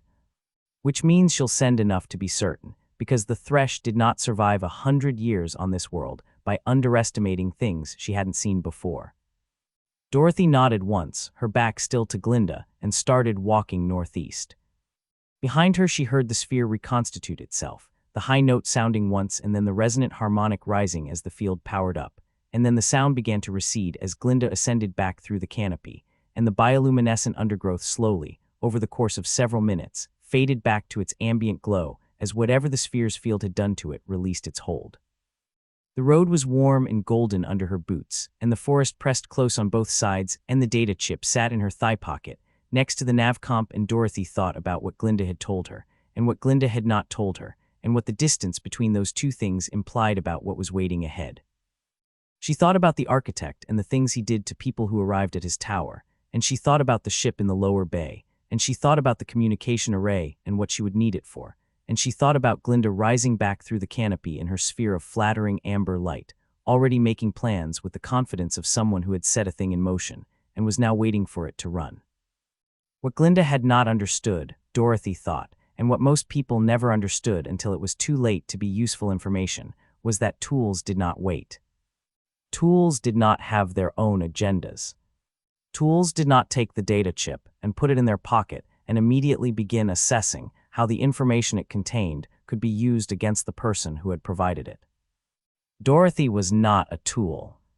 The road pulsed its slow gold light ahead of her into the forest's violet-filtered depth, and she followed it northeast because northeast was where she was going, and above her through the canopy, the sphere was a dwindling light among the alien stars, and behind her the settlement of thin, careful people was already smaller than a memory. The field announced itself before it was visible, a change in the quality of the air that Dorothy noticed at roughly 200 meters, a dryness cutting through the dense, wet biological richness of the forest that had been her constant atmosphere since the crash.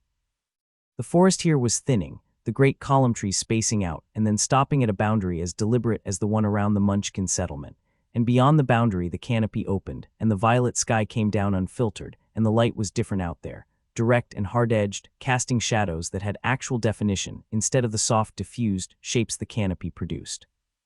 She stopped at the tree line and looked at the field for a long time before she walked into it.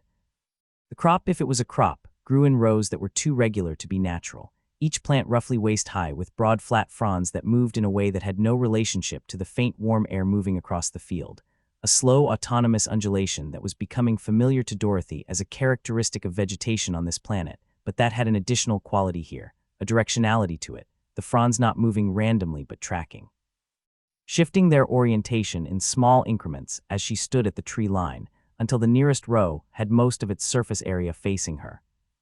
She gave it 30 seconds. The fronds tracked her and did nothing else. She walked into the field. The path between the rows was narrow, perhaps 18 inches, and the fronds on both sides came to chest height when she was between them, brushing against her arms with a contact that was not quite the contact of ordinary vegetation, slightly too deliberate, slightly too consistent in its pressure, the way a hand maintains contact with a surface it is reading rather than simply resting against. The crop smelled of something sweet and chemical at the same time, a combination that had the quality of a warning in it, the way certain very beautiful things on any world smelled like a warning if you knew how to read the smell. Dorothy kept moving and kept her breathing measured and kept her eyes forward, because looking at the fronds was not going to tell her more than she already knew about them, and what was ahead of her was more important than what was alongside. The figure in the center of the field was visible from 100 meters out, elevated above the crop line on a structure she couldn't yet resolve into detail, a dark shape against the violet sky that had the general silhouette of something humanoid and the specific quality of something that had been hanging there for a very long time. She approached it the way she approached everything she hadn't yet assessed, in a straight line at a steady pace, the carbine unslung and held across her body in the low, ready position, her eyes moving between the figure and the surrounding crop in the regular scanning pattern she had developed over years of moving through spaces where the threat was not always where you expected it. The structure holding the figure was a frame of the same root material the settlements were built from, 2 vertical posts and a horizontal crossbeam, driven into the ground with the kind of permanence that suggested it had been there long enough to integrate with the soil, the lower portions of the posts showing the same gradual merging with the ground that she had seen in the settlement's walls. The figure was attached to the crossbeam at the wrists and at the shoulders by the same material, thick braided cable-textured root fiber, wrapped multiple times, and knotted with a thoroughness that said whoever had done the tying had not wanted it to come undone. Up close, it was clearly not human. It had the approximate dimensions of a human male, height and general proportions, but the surface of it was wrong, not biological in the way that the inhabitants of this world were biological, but wrong in a different direction entirely, a constructed wrongness, surfaces that were meant to approximate organic texture, and had done so successfully enough to read at a distance, but that revealed their nature clearly at 2 meters. The face was a rendered approximation of a face, the features present but static, fixed in an expression that was neutral in the way that things without the capacity for expression were neutral, and the eyes, which were the most important thing Dorothy looked at in any face, were were optics, not biological, two pale amber lenses set in the rendered face that tracked her approach with a precision that was mechanical rather than living. The arms were the giveaway up close. The way they hung in the bindings showed the articulation points at the joints, the slight geometric regularity of the elbow and shoulder angles that a biological limb in this position would not have. And at the wrists, where the root fiber bindings had worked against the skin over what must have been years, the outer surface had worn through in places to show the substrate beneath, a dark composite material with a faint geometric patterning that caught the light. It was a synthetic, an android. Old by the look of it, the surface weathering significant, the kind of deterioration that happened over years of exposure to a planet's atmosphere and temperature cycles, and whatever the field's specific chemistry was doing to it. The amber optic eyes tracked her, and the synthetic said nothing, and Dorothy stood in front of it for a moment, and then looked at the bindings, and estimated the time it would take to cut through them, and weighed that against what she might get from the interaction. The navcomp had taken a partial charge boost from a power coupling she'd found at the last rest stop, barely enough to move its functionality from 40% to 50%, and at 50%, it was giving her slightly better readings on the elevation feature ahead, now approximately 8 kilometers northeast. 8 kilometers with no reliable data on what the terrain held between here, and there was a gap she wanted to close, and the thing hanging in front of her, whatever it was, had presumably been in this field long enough to know what lived in the surrounding territory. She took the combat blade from its sheath and began cutting the right wrist binding. The root fiber was dense and resistant, and the blade was good, and she worked through the first binding in about 40 seconds of focused cutting, the fibers parting one layer at a time, and the tension in them releasing as they separated. The synthetic's right arm dropped when the binding gave, not falling loose but dropping with a controlled deceleration that was completely inconsistent with a limb that had been immobilized for any significant period. No stiffness, no hesitation, the movement smooth and immediate and fully functional. Dorothy stepped back 2 full paces the moment the arm dropped, the blade coming up in her right hand and her left going to the carbine's grip, because that kind of movement from a system that had been bound long enough for its outer surface to weather significantly meant either the immobilization hadn't impaired its function, or it had been repairing itself throughout, and both of those possibilities had the same practical implication. The synthetic's head turned toward her on its newly freed right side, the amber optics adjusting focus, and it said, in a voice that was synthesized in a way that was almost imperceptible, almost organic, just slightly too consistent in its resonance to be a biological throat, "You cut the binding." "One of them," Dorothy said. "The others stay until you tell me what I want to know." The optics tracked across her face, down to the blade, across to the carbine, back to her face, the same evaluative traverse she had seen in the compound eyes of the settlement inhabitants, but executed with the mechanical precision of a system doing a threat assessment rather than a living thing reading another living thing. "You are not from this world," the synthetic said. "Tell me something I haven't worked out myself," Dorothy said. "What are you, who put you here, and how long have you been hanging on this frame?" "I am an agricultural management unit," the synthetic said, designation AM7, manufactured in the architect's workshop facility approximately 22 years ago. "I was assigned to this field and the surrounding region to manage crop yield, pest control, irrigation coordination, and boundary maintenance." "And someone hung you on a frame," Dorothy said. "The architect hung me on this frame," the synthetic said, its synthesized voice carrying no particular affect around the information, stating it with the factual flatness of a system reporting data. 11 years, 4 months, and some days ago, by my internal chronometer. I had reported to the architect that the crop yield in this field had declined significantly due to soil depletion, and recommended a fallow period and soil remediation program. The architect determined that my assessment was incorrect and that the decline was due to inadequate management. The architect expressed this determination by having me bound to this frame and leaving me here as a demonstration to the other units. "As a warning," Dorothy said. "As a warning," the synthetic confirmed. "I have been watching the field from this frame for 11 years, 4 months, and some days. The yield has continued to decline. The soil depletion I identified has progressed to the point where the crop is now producing at approximately 12% of its original output. I have updated my report several times in my internal logs, but have had no means of transmitting it. Dorothy looked at it for a long moment. 11 years hanging in a field, watching the thing it had been made to manage deteriorate in exactly the way it had predicted, unable to do anything about it. There was something in that which she registered without dwelling on it, because dwelling on it was not useful and she had things to do. "Tell me about what's between here and the tower," she said. "The terrain, the hazards, what lives there, what the architect has set up as checkpoints." "Cut the remaining bindings," the synthetic said. "Information first," Dorothy said. The amber optics looked at her. "You would leave me on this frame," it said, not as an accusation, simply as an assessment of the situation.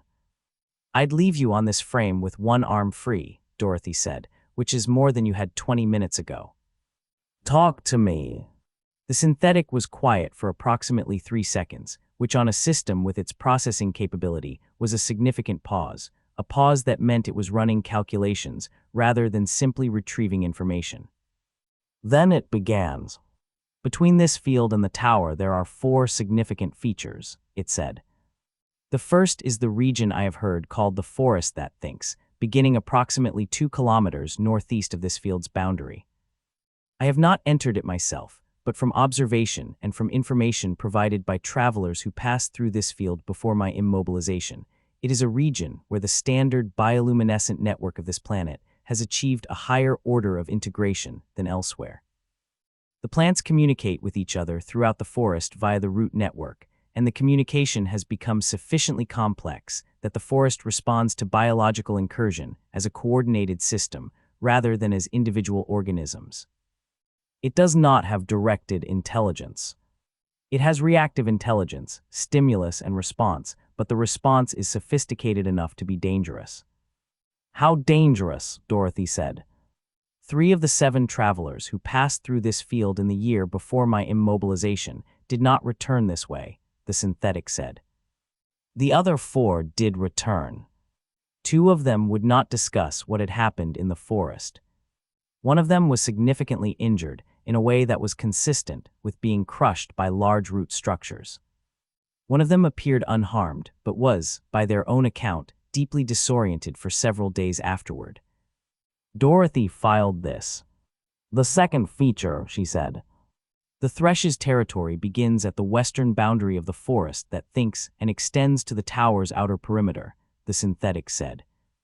"The Thresh is aware of everything that moves through her territory. Her response to travelers varies. Some she ignores. Some she kills immediately. Some she observes for extended periods before acting. I do not have a reliable model for predicting which response a given traveler will receive." "Her scouts," Dorothy said. "Fast," the synthetic said. "Mounted on the long-legged variant of the local fauna that you may have seen. Physically strong. They carry weapons that are partly the Thresh's technology and partly biological, things grown rather than manufactured, which means they behave in ways that manufactured weapons do not, and are more difficult to counter with standard responses." "How many in a standard scouting party?" Dorothy said. "I observed 4 on 3 occasions," the synthetic said. "I observed 7 on 1 occasion. The 7 were sent for a traveler who arrived at this field with military-grade equipment and a small group. The traveler's group did not reach the forest that thinks." "The third feature," Dorothy said. "The main," the synthetic said. "The apex predator of this region. It has established territory on the road between the forest's northeast boundary and the tower's outer perimeter, a stretch of approximately 1.5 kilometers. The architect maintains a relationship with it, whether through technology or through whatever the architect uses to manage the local fauna, that keeps it on this stretch of road rather than ranging into the surrounding territory. It functions as a final checkpoint. In 11 years of observation, I have not seen anything pass through its territory on the road without either the architect's specific authorization or significant violence." "Has anything passed through with violence?" Dorothy said. "Once," the synthetic said. "A mechanical unit of the combat class, larger than myself, significantly better armored, sent by Glinda's forces approximately 6 years ago. It entered the main's territory, and I observed from this distance a confrontation. The unit did not pass through. The main fed for 2 days. Dorothy absorbed this without visible reaction. The fourth feature, she said. The tower's outer perimeter defenses, the synthetic said. I have limited direct information. From observation, I know that the perimeter has both sensor coverage and automated response systems, and that the 2 human guards the architect keeps are supplemented by the systems rather than the other way around. The inner defenses I have no information about. No one who has entered the tower has reported back to me about what the inner defenses consist of. Dorothy nodded once. She looked at the remaining bindings on the synthetic's left wrist and its shoulders, still holding it to the crossbeam. She thought about what the synthetic had told her, and what it was worth, and what cutting the remaining bindings would cost her, and what leaving them would cost her, and she made the calculation she always made, which was clean and fast and entirely without sentimentality. She needed the power cell. The synthetic was running on something internal, had been running on it for 11 years, and whatever that power source was, it had sustained a fully operational system through more than a decade of continuous function. Her nav comp was at 50%, and the carbine's charge packs were not going to last indefinitely, and she needed every operational advantage she could acquire before she reached the tower. She moved forward, and the synthetic tracked her with its optics as she came within arm's reach, not of the bindings but of its torso, and she put her left hand against the surface of its chest and felt the slight vibration of the power system running somewhere inside, deeper than the outer composite surface. The power cell, she said. Internal. Where is it seated? The amber optics looked at her from a distance of 18 inches, and the quality of the silence from the synthetic was different now, a different kind of processing, and Dorothy recognized what it was because she had seen it before in biological organisms, in people who had been told something they didn't want to hear and were deciding whether to accept it or fight it. Left thoracic cavity, the synthetic said finally. Behind the primary junction panel.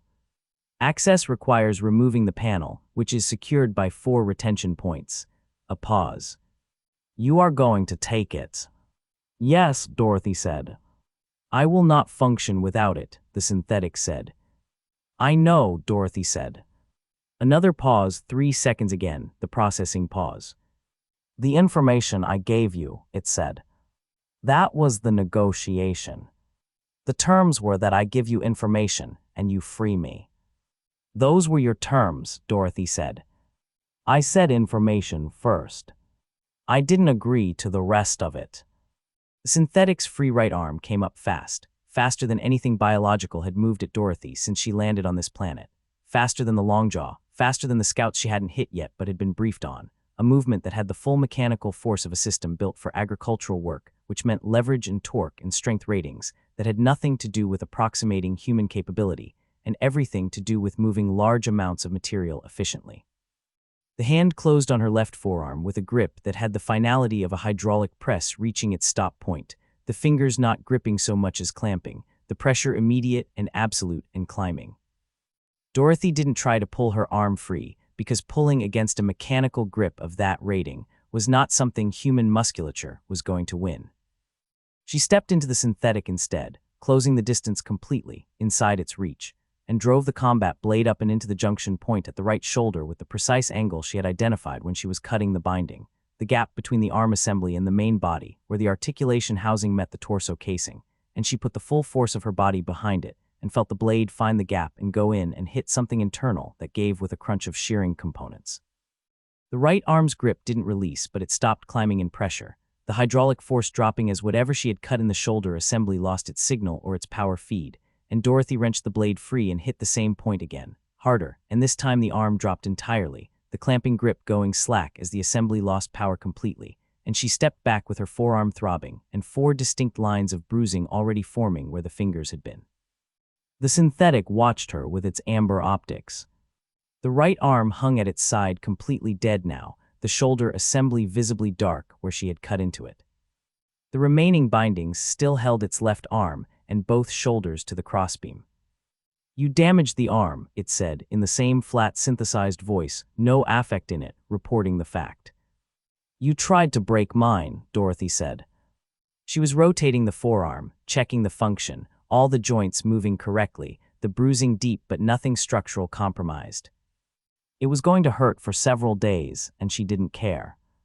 I was trying to prevent you from taking the power cell, the synthetic said. I know what you were trying to do, Dorothy said. It didn't work. She moved back in, keeping out of range of the dead right arm, even though it was clearly non-functional, because assuming something was non-functional was a way of getting hurt, and put the blade to the junction panel on the left thoracic surface. The retention points were visible now that she was looking for them, slightly recessed in the composite surface, and she used the blade's tip to work the first one loose, rotating it until it disengaged, then the second, then the third, the fourth. The panel came free.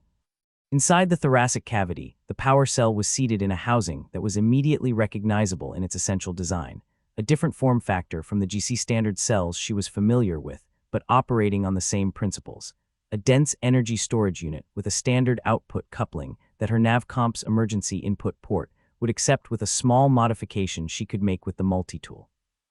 The cell was warm in its housing, still fully operational, and it showed no signs of the degradation she would have expected from 11 years of continuous use. Whatever the architect's workshops had built it from had been built to last.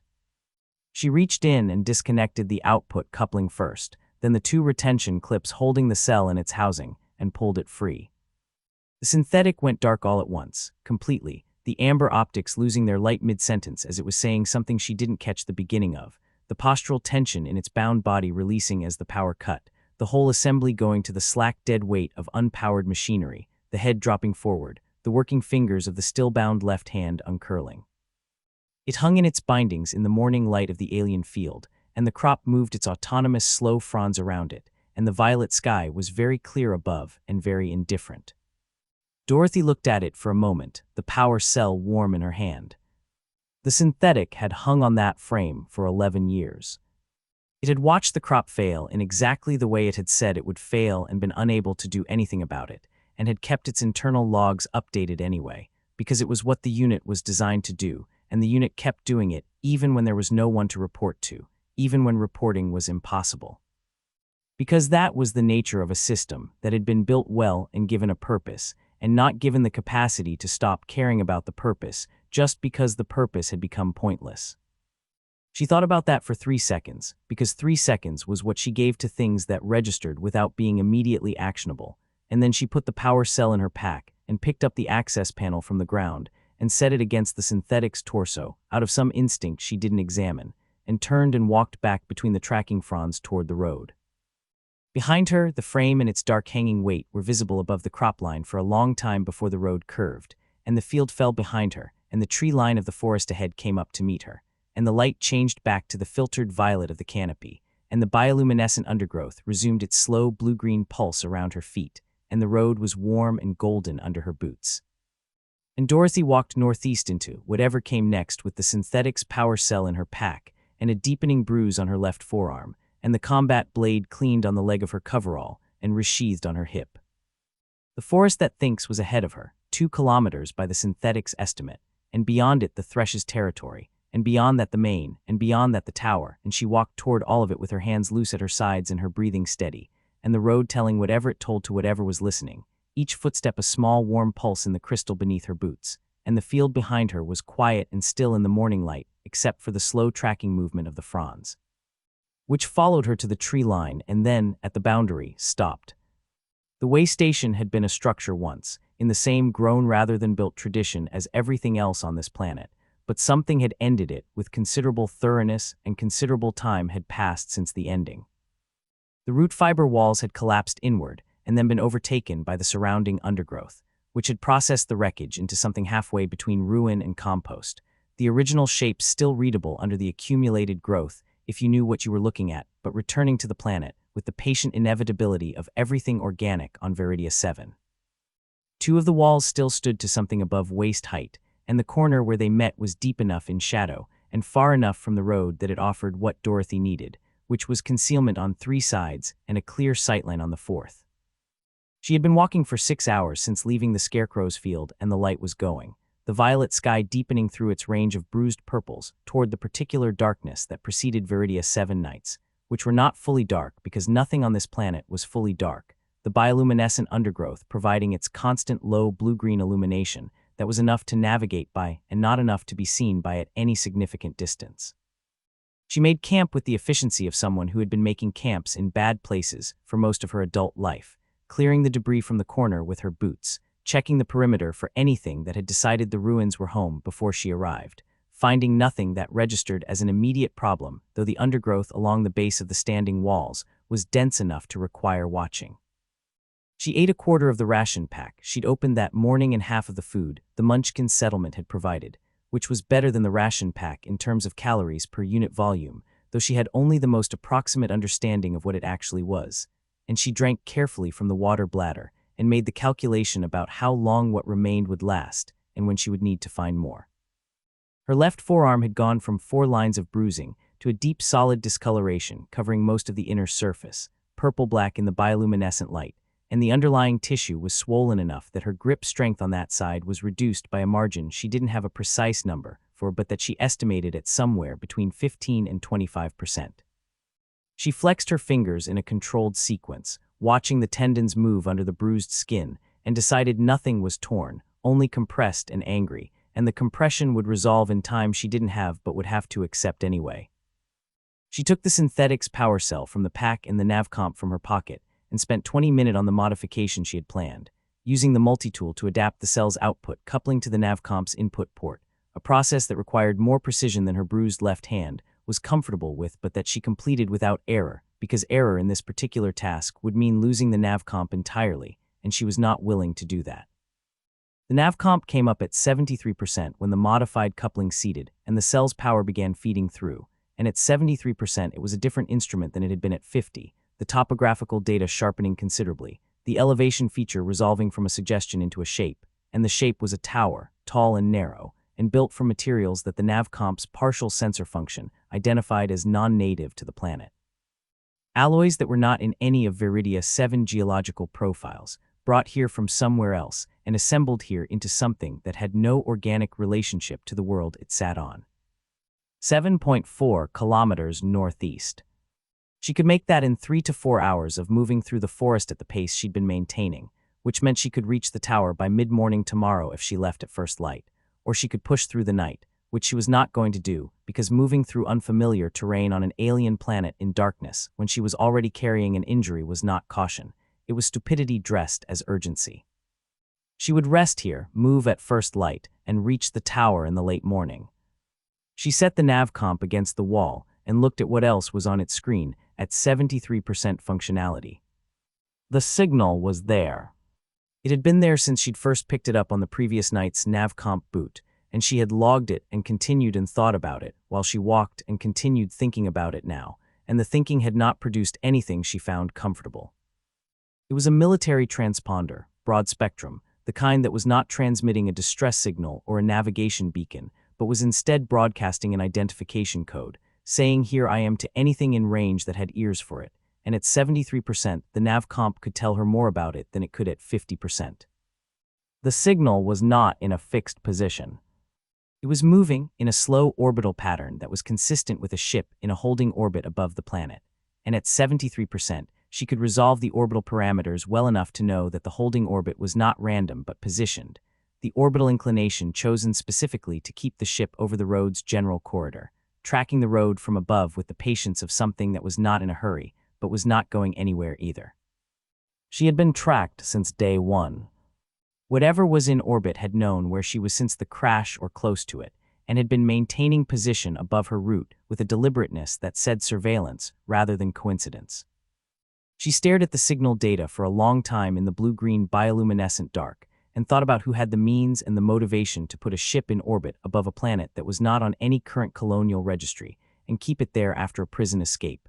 And the list was short, and the shortest version of it was the kind of thing that sat in the chest rather than the head. A cold weight that had nothing to do with fear, and everything to do with the particular quality of trouble that had a face on it. She put the navcomp in her pocket and lay back against the wall of the ruined way station, and looked up at the sky through the gap where the roof had been, at the alien stars of a system that had no name in any catalog she'd had access to on Ozymandias. And she thought about the people she had put in this kind of trouble before she was 17 years old, the specific and unromantic mechanics of how a life gets to the point where 3 consecutive life sentences is the outcome of the process. And she thought about it in the same flat, factual way she thought about everything, without self-pity, and without the kind of revisionism that turned brutal decisions into necessary ones, just the events in the order they happened, and the choices at each junction, and what the choices had cost. She had been 9 years old when she understood that the world was not going to treat her according to any principle she recognized as fair, and she had been 9 years old when she decided that this was information rather than a wound, and that the appropriate response to information was to use it. People with power used it on people without it, and the only variable that mattered was which category you were in, and the only way to change categories was to acquire the thing that defined them, which was the willingness to do what the other person wasn't willing to do. She had been very willing. There had been a man when she was 14, a specific man in a specific position of authority, and what had happened with that man was the first time she had understood the full weight of what she was capable of and had not flinched from it. She had flinched from nothing since. The things that had put her on Ozymandias were not aberrations or losses of control, they were decisions, each one made with the same clear calculus she applied to everything.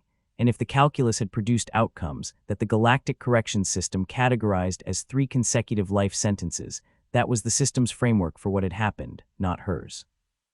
She closed her eyes and slept, and her dreams were not of Ozymandias or of the 14 dead between the prison hulk and the field where the retriever had gone down. She didn't dream of the things she'd done with any particular frequency.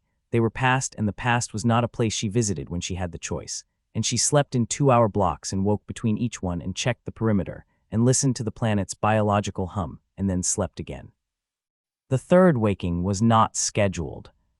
It was the sound that brought her up, not the loud, obvious sounds that woke most people from sleep, but the specific quality of absence in a soundscape that had been continuous, the way the undergrowth's ambient biological noise dropped in a radius that spread outward from a point northeast of the camp and kept spreading, the plants going quiet in sequence the way they went quiet when something large and purposeful was moving through them, and the plants had opinions about it.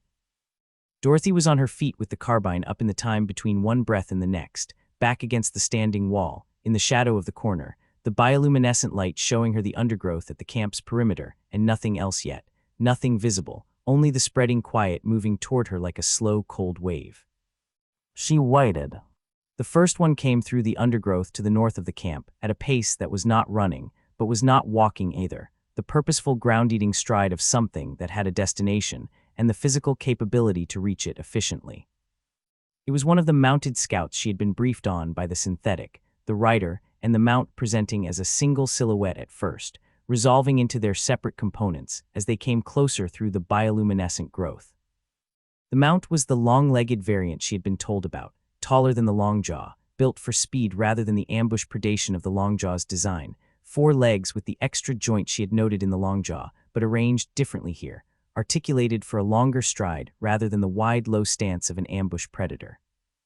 The rider sat low on the mount's back with the easy balance of someone who had been riding it for a long time, and the weapon it carried was visible even at this distance, something long and organic-looking, not metal, not manufactured, a shaft that appeared to be grown from the same plant material as the road's edges, and at its tip something that moved independently of the shaft, a head that was biological and alive.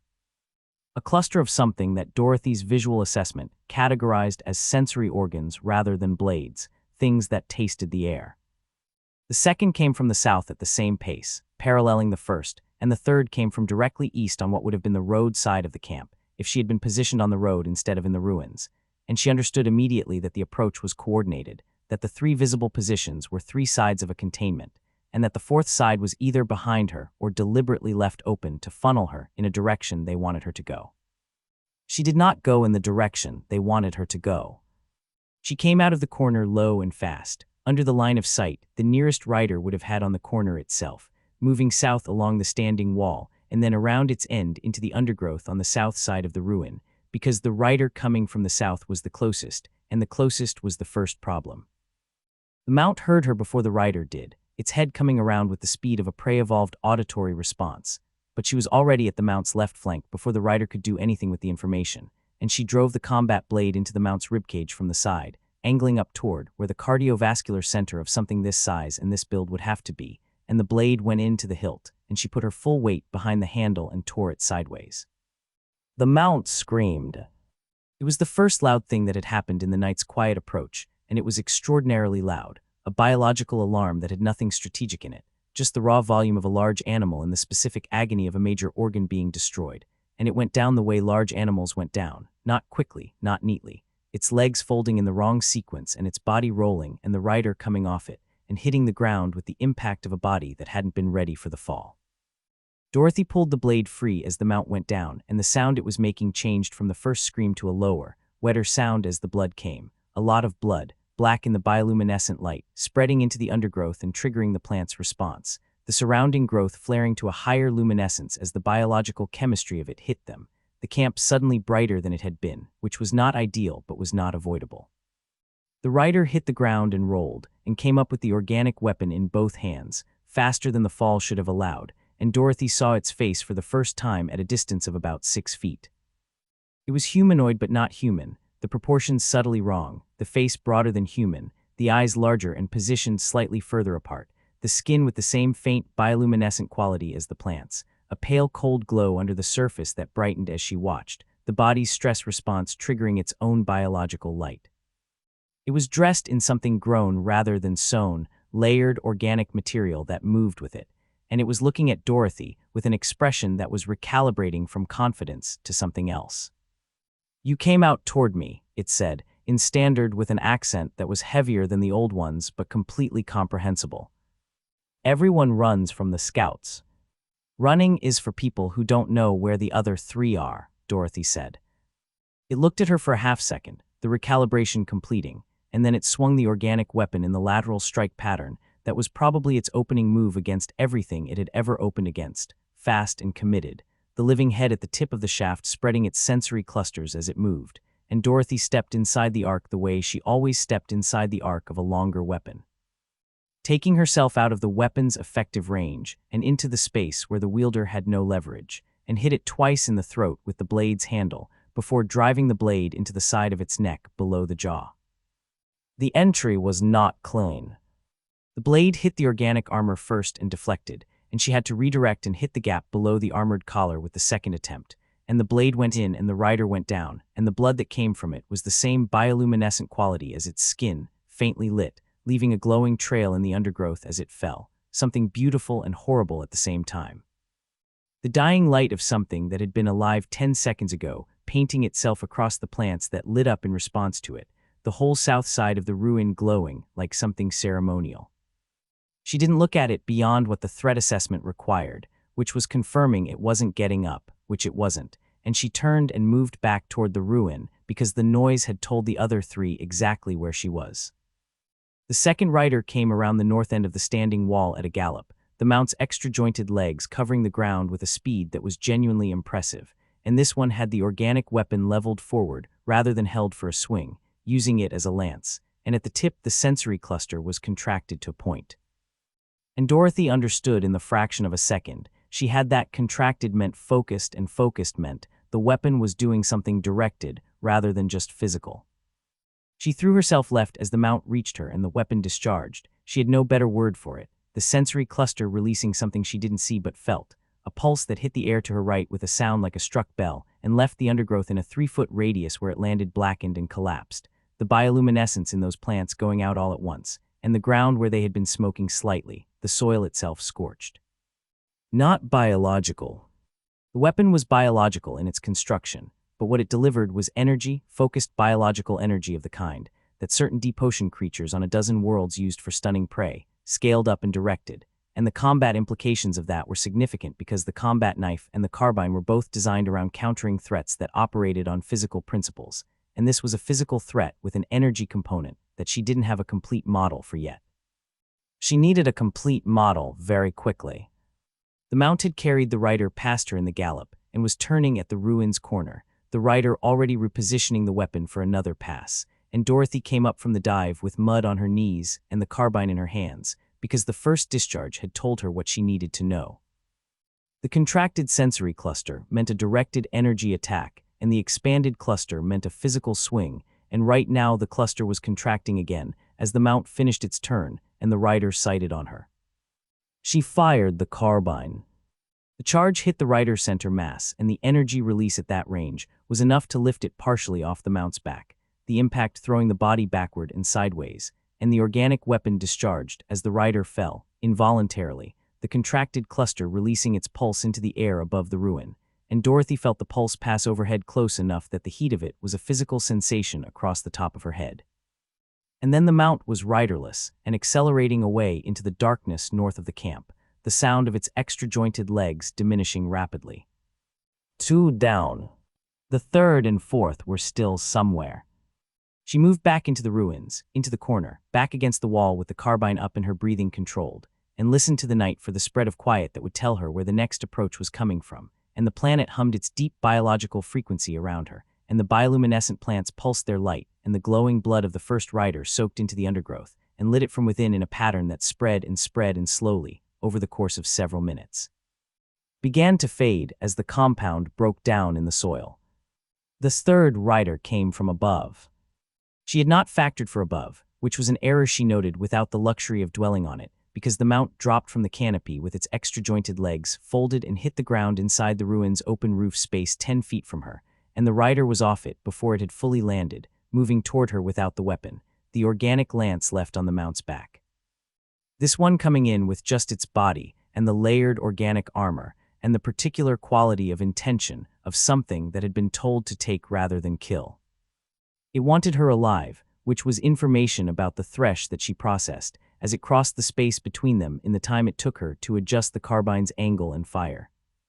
The charge hit it in the left shoulder, and the energy transfer shredded the organic armor there and what was under the armor, the shoulder joint going to pieces in a way that was immediate and catastrophic, the arm no longer a functioning component, and the rider went down and stayed down this time, but it was still conscious, lying in the ruins with one arm destroyed and the bioluminescent glow of its skin going to a cold, dim pulse that was the system in shock. And it was looking at her, and its mouth was moving. The thresh, it said, in standard, forced out through whatever pain was doing to its respiratory system. The thresh sent us to bring you. Not to kill you. To bring you. I noticed, Dorothy said. I'm not interested in being brought. The large eyes were tracking her, the pupils enormous in the camp's low light. You don't understand what the thresh is, it said. You don't understand what she can do. Tell me, Dorothy said, because information was information regardless of the source, and a dying scout of the thresh was a source she was not going to have access to again. The bioluminescent glow under the rider's skin was fading in an uneven way, the light going out in patches rather than uniformly, islands of cold pale illumination on a surface that was darkening around them. The thresh has been on this world for 100 years, it said, the voice still comprehensible, but the breath behind it going shallow. She knows every root system on this planet. Every plant network. Every creature. She can feel you through the ground when you walk, a pause, the breathing working harder. She felt you before you reached the field. She knew you when you stepped on the road. What does she want with me? Dorothy said. What she wants with everything that comes down the road that she hasn't seen before, the rider said. She wants to understand what you are. Whether you are a threat. Whether you are useful. The glow was almost fully gone now, the patches of light small and isolated, the skin between them the dark color of something that was finished. She was going to let you go after she understood. She wasn't going to keep you. I don't know if that's true, Dorothy said. It is true, the rider said, and there was something in it that was more than a dying agent defending their employer's reputation, something that was just a person saying a thing they believed before they stopped being able to say things. She is not the architect. She doesn't keep people.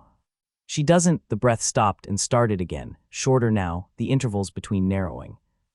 She is part of this world. This world doesn't keep things. It processes them. Dorothy watched the last of the bioluminescent light go out under the rider's skin, the darkness settling over it completely, and then she watched for another 15 seconds to be certain, and then she turned to the door of the ruin and stepped outside. The fourth rider was sitting on its mount at the perimeter of the camp, at the edge of the bioluminescent light, far enough that in another 30 seconds of darkness it would have been invisible. It was not moving toward her. It was sitting completely still on the mount, which was also completely still, both of them watching her with the quality of things that had been watching for a while, and had decided that watching was currently the full extent of what they were going to do. Dorothy looked at it across the space of the camp, and the glowing blood of the first rider in the undergrowth, and the dead second rider by the south wall, and the ruin with the third rider in it, and the fourth one looked back at her. "Go back to the thresh," Dorothy said. "Tell her I said no." The fourth rider held its position for a moment, the large eyes reflecting the bioluminescent light of the undergrowth. Then it said in standard, clear and flat and without particular affect, "She will want to know why." "Because being brought somewhere has never worked out well for me," Dorothy said. "And I'm not in the business of changing that now." The rider looked at her for another moment. Then it turned the mount with the pressure of its remaining good knee and moved northeast into the forest at a pace that was not running, but was not anything slower than urgency, the extra-jointed legs silent in the undergrowth, and in 30 seconds it was gone and the forest sounds resumed around it, the plant's ambient biological conversation restarting in the wake of its passage. And then Dorothy was alone in the camp with 3 bodies and a dead mount, and the planet's deep hum resuming its frequency in the soil and the air, and the crystalline road beyond the ruin's wall. She climbed the blade. She checked the carbine's charge, one pack at 62%, the second at full. She had used 38% of the first pack tonight, which was a rate of expenditure she needed to reduce significantly before she reached the tower, or she was going to arrive with very little left. She did not go back to sleep. She sat in the corner with the carbine across her knees and watched the perimeter until the light changed, and then she stood and picked up her pack and walked back to the road and turned northeast and kept walking. And behind her the ruins held their dead in the bioluminescent dark, and the undergrowth processed the blood of the thresh's scouts into its root network and distributed the chemistry of it throughout the forest in ways that Dorothy could feel in the faint change in the ambient hum as she walked. The planet incorporating what had happened into whatever vast biological conversation it was always having with itself. The fourth rider was carrying a message northeast. Dorothy walked northeast also, toward the forest that thinks, and the tower beyond it, and the morning came up violet and gold above the canopy, and the road pulsed its warmth through her boots, and the navcomp in her pocket showed the tower at 6.1 kilometers, and the signal in orbit steady above her, patient and circling, saying "Here I am" to anyone who was listening.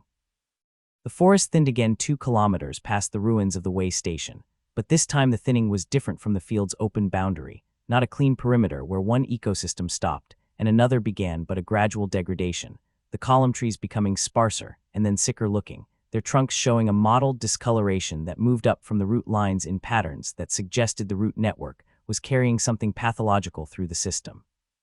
And the bioluminescent undergrowth between them going from its healthy blue-green pulse to something more erratic, flaring and dimming in rhythmic bursts rather than the slow, steady waves she had come to read as the planet's normal respiration.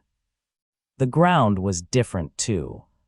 Harder underfoot, the soil compacting towards something more mineral in character as the root network thinned, and in places the yellow crystalline material of the road extended laterally into the surrounding ground in thin filaments that she could see where the soil had eroded away from them, the road's biological structure reaching into the earth around it like fingers or like a claim.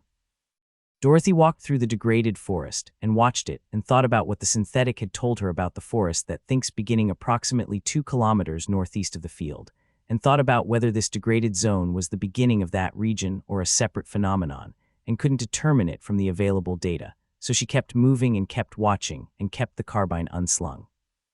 The clearing appeared at the point where the degraded forest gave out entirely, the sick column trees stopping at a rough perimeter beyond which nothing grew above knee height, a wide space of low ground cover that was uniformly the pale amber color of vegetation that wasn't getting what it needed, and in the center of the clearing, visible from the perimeter, was the Tin Man.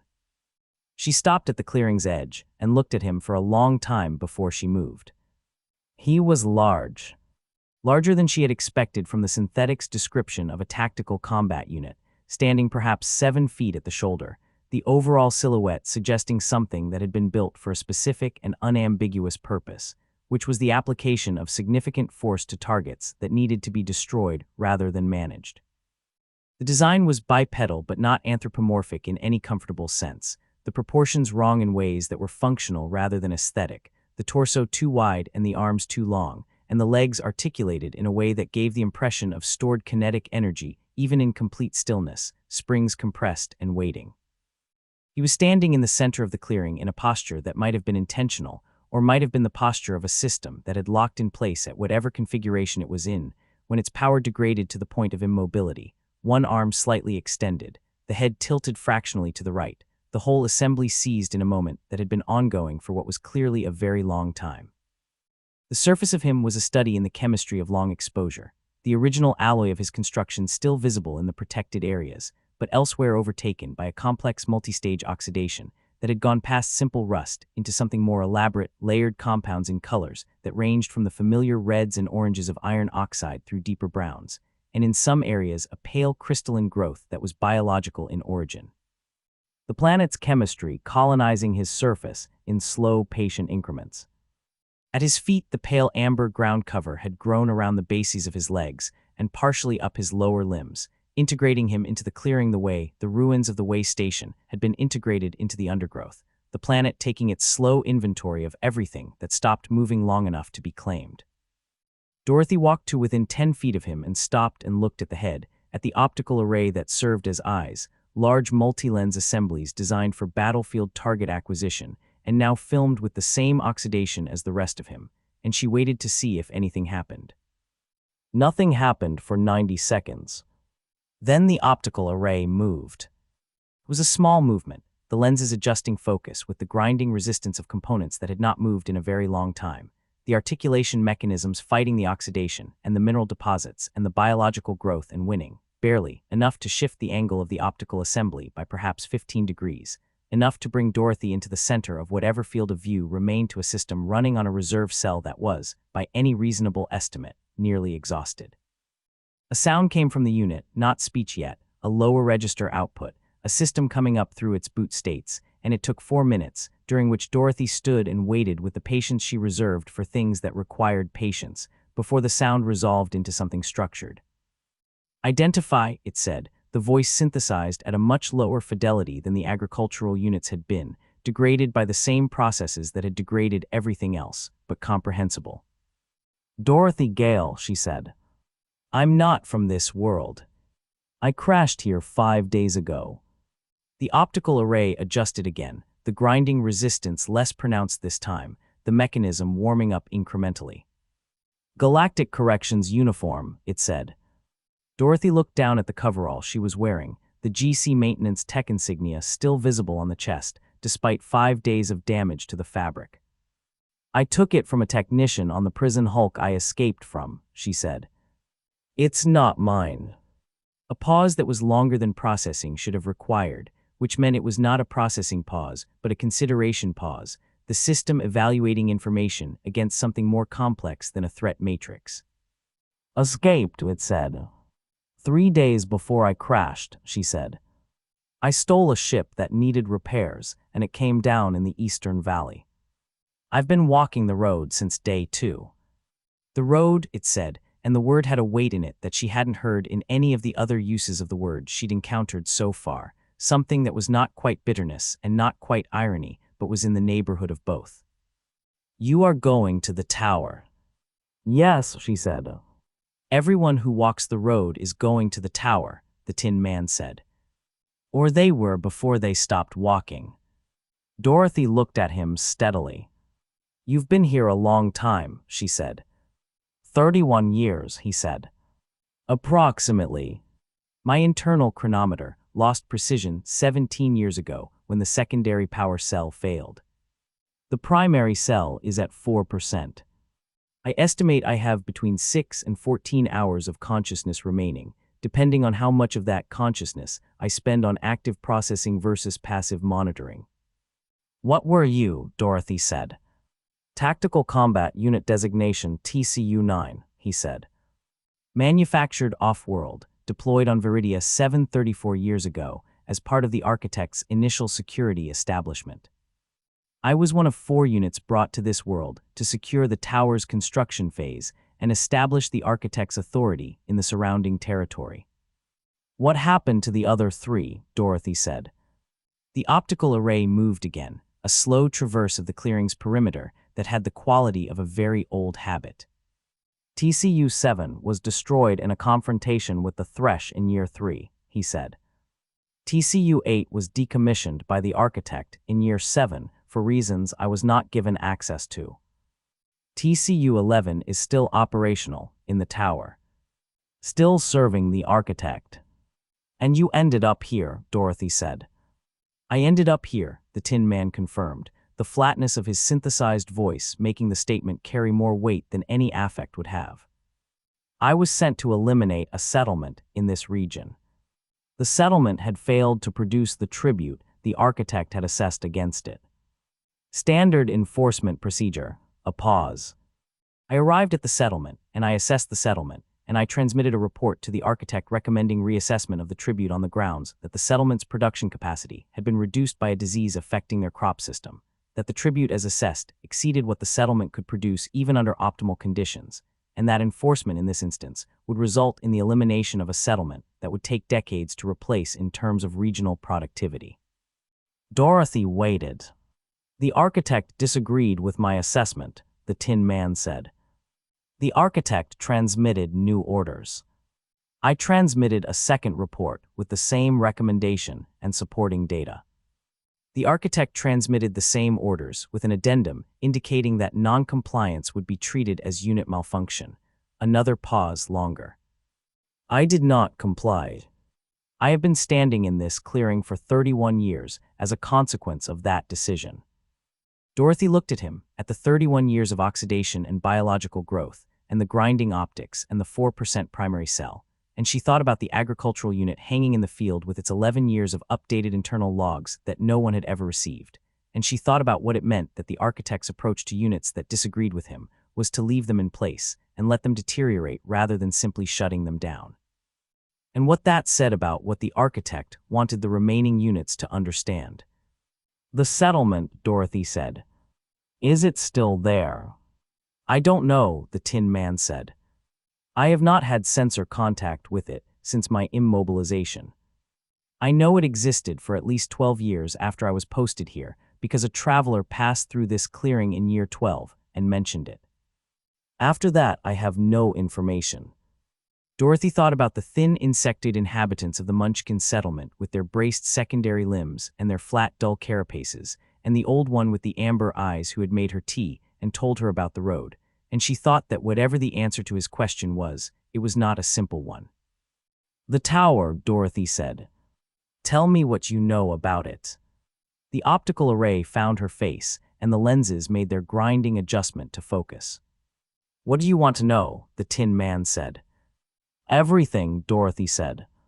Start with the architect. The architect arrived on Viridia 737 years ago in a ship that was significantly more capable than anything currently in the tower's bay, the Tin Man said. The original ship left 6 years after arrival, piloted by someone other than the architect. The architect remained. The ship in the tower's bay now is a secondary vessel, a short-range transport that was brought in on a supply run in year 8 and has been in the bay since. Why did the original ship leave? Dorothy said. I don't know, the Tin Man said. I was not given that information. What I know is that after it left, the architect's behavior changed in ways that my assessment systems characterized as consistent with fear. Before the ship left, he was expansive, constructive, building systems, and establishing authority. After it left, he became focused primarily on defense, on the perimeter systems, on making the tower more difficult to approach and more difficult to breach. He was hiding, Dorothy said. That is consistent with the behavioral profile, yes, the Tin Man said. From what? Dorothy said. I don't know, the Tin Man said. In 31 years of standing in this clearing, I have had considerable time to develop hypotheses and insufficient data to evaluate any of them. A pause. What I know is that whatever he is afraid of, he has been afraid of it for 30 years, and 30 years of fear does things to a person's judgment and their ethics and their relationship to the people around them that are not improvements. Dorothy shifted the carbine in her hands, an unconscious adjustment of something she had been holding for a long time. The inner defenses, she said. Glinda's people never got past the outer perimeter. The synthetic in the field had no information past the outer ring. What do you know? I was inside the tower for 3 years before my posting here, the Tin Man said. The inner structure, as I knew, it had 3 significant defensive layers beyond the outer perimeter. The flying units, which at the time of my posting were 6 in number, though I have no information about current numbers. A secondary automated system on the approach to the operations level that I helped design and that I can describe to you in detail. And TCU-11. The other combat unit, Dorothy said. Yes, the Tin Man said. TCU-11 was built to the same specification as myself. Same strength ratings, same sensor capability, same tactical processing. The difference between TCU-11 and myself is that TCU-11 has had 31 years of active operation and maintenance, and I have had 31 years of standing in a field. TCU-11 will be faster than me and more current in its tactical processing, and will have been modified by the architect over 3 decades in ways I cannot predict. But you know its base specification, Dorothy said. You know how it was built. I know how we were both built, the Tin Man said. Yes. Dorothy looked at him for a moment and thought about what she was going to need when she reached the tower, what the Glinda's data chip had given her, and what it had left out, and what the synthetic had given her, and what the Tin Man was giving her now. And she thought about the tower at 7 kilometers, and the flying units, and the automated secondary system, and TCU-11, and she thought about the charge packs and the combat blade, and what she had left in terms of resources, and what she needed. Tell me about the secondary automated system, she said. Everything you know about how it was designed, and where its weaknesses are. The system monitors the approach corridor to the operations level through a network of sensors that are integrated into the tower's structural material, the Tin Man said. The sensors detect biological signatures, heat, motion, electromagnetic output. The response to a detected intrusion is automated and does not require the architect or TCU-11 to trigger it, which means it cannot be bypassed by neutralizing either of them first. What's the response? Dorothy said. Directed energy emitters in the corridor walls, the Tin Man said. Similar in principle to the biological weapons the Thresh's scouts carry, but manufactured, and therefore more consistent in their output. The coverage in the corridor is complete. There is no path through the corridor that avoids all sensor coverage. Dorothy looked at him steadily. But, she said, because there was always a but in a description that started with no path through. The system was designed to respond to biological signatures, the Tin Man said. The design parameter assumed that any intrusion would be biological in nature because the architect's threat assessment at the time of design considered only biological threats. The system does not respond to non-biological signatures in the same way. Meaning if I had a non-biological unit moving through the corridor ahead of me, it would absorb the response instead of me, Dorothy said. Meaning if you had a non-biological unit moving through the corridor, it would trigger the emitters and exhaust their charge cycle before you entered, the Tin Man said. The emitters require 40 seconds to recharge between discharge cycles. The corridor is approximately 30 meters long. A person moving at speed could cover 30 meters in considerably less than 40 seconds. Dorothy was quiet for a moment. She looked at the Tin Man, at the 4% primary cell, and the 31 years of oxidation, and the grinding optics, and the biological growth up his legs, and she thought about what he had just told her, and what it cost him to tell her, and what he understood about what she was going to say next. You can't walk, she said. The joints are seized. The leg joints are seized, he confirmed. The primary articulation mechanisms in both lower limbs have been immobilized by oxidation and mineral deposit for approximately 19 years. I cannot walk. But your upper body has some function, Dorothy said. The optical array is moving. If I cleared the lower joint housings, broke the oxidation bonds mechanically, Whether the underlying systems have enough reserve power to move is a different question. At 4% primary cell capacity, the probability that I have sufficient power to walk 30 meters through a corridor and trigger an automated defensive system is low, the Tin Man said. My estimate would be between 12 and 20%. That's not zero, Dorothy said. That is not zero, the Tin Man agreed, and the synthesized voice was flat as it always was, but something moved in it, that she heard the way she heard things that people said around the edges of the words rather than in them. You would need a significant mechanical intervention on the leg joints to break the oxidation. The process would be damaging to the external structure and potentially to the underlying mechanisms. And at the end of it, I would have, at best, a 12 to 20% chance of reaching the corridor. And an 80 to 88% chance of shutting down before you get there, Dorothy said. Yes, he said. Dorothy looked at him for a long moment. The clearing was quiet around them, the pale amber ground cover moving in the faint warm air, the degraded forest at the perimeter showing its mottled sick trunks in the morning light. She thought about the agricultural unit whose power cell was in her pack, about the 3 seconds she had paused after taking it, about what those 3 seconds had been and what they had not been. I need your internal schematics, she said. The secondary automated systems design parameters, the sensor network layout, everything you have on the inner tower structure. I need all of it. I can transmit it to your navcomp if you bring it within direct link range, the Tin Man said. Approximately 1 meter.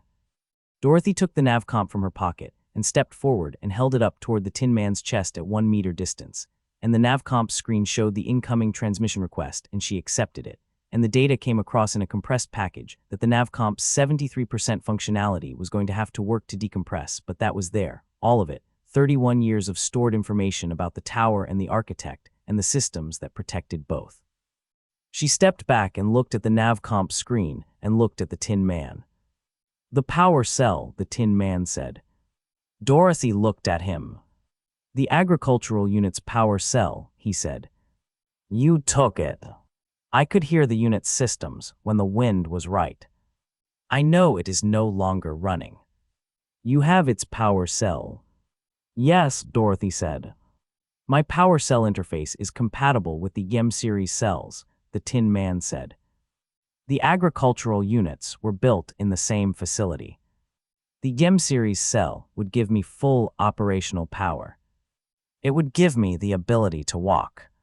It would give me considerably better than a 12 to 20% probability of reaching the corridor. Dorothy said nothing. I am telling you this, the Tin Man said, because you should have the complete information. I am not asking you for the cell. I understand that you need it for your navcomp, and that without your navcomp, your probability of reaching the tower successfully is significantly reduced. I am not asking you to compromise your own survival for mine. A pause.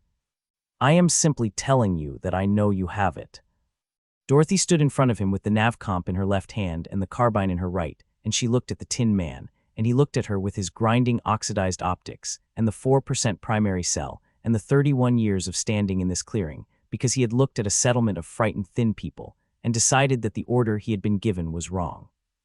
She reached into her pack. She took out the YEM series power cell, and she looked at it in her hand, the navcomp dropping back to 50% the moment she disconnected it, the topographical data going soft again, the tower's shape losing its resolution. She looked at the navcomp screen at 50%, and she looked at the Tin Man, and she did the calculation. And the calculation was not about sentiment, and not about what the Tin Man deserved, and not about 31 years of standing in a field for the right reason.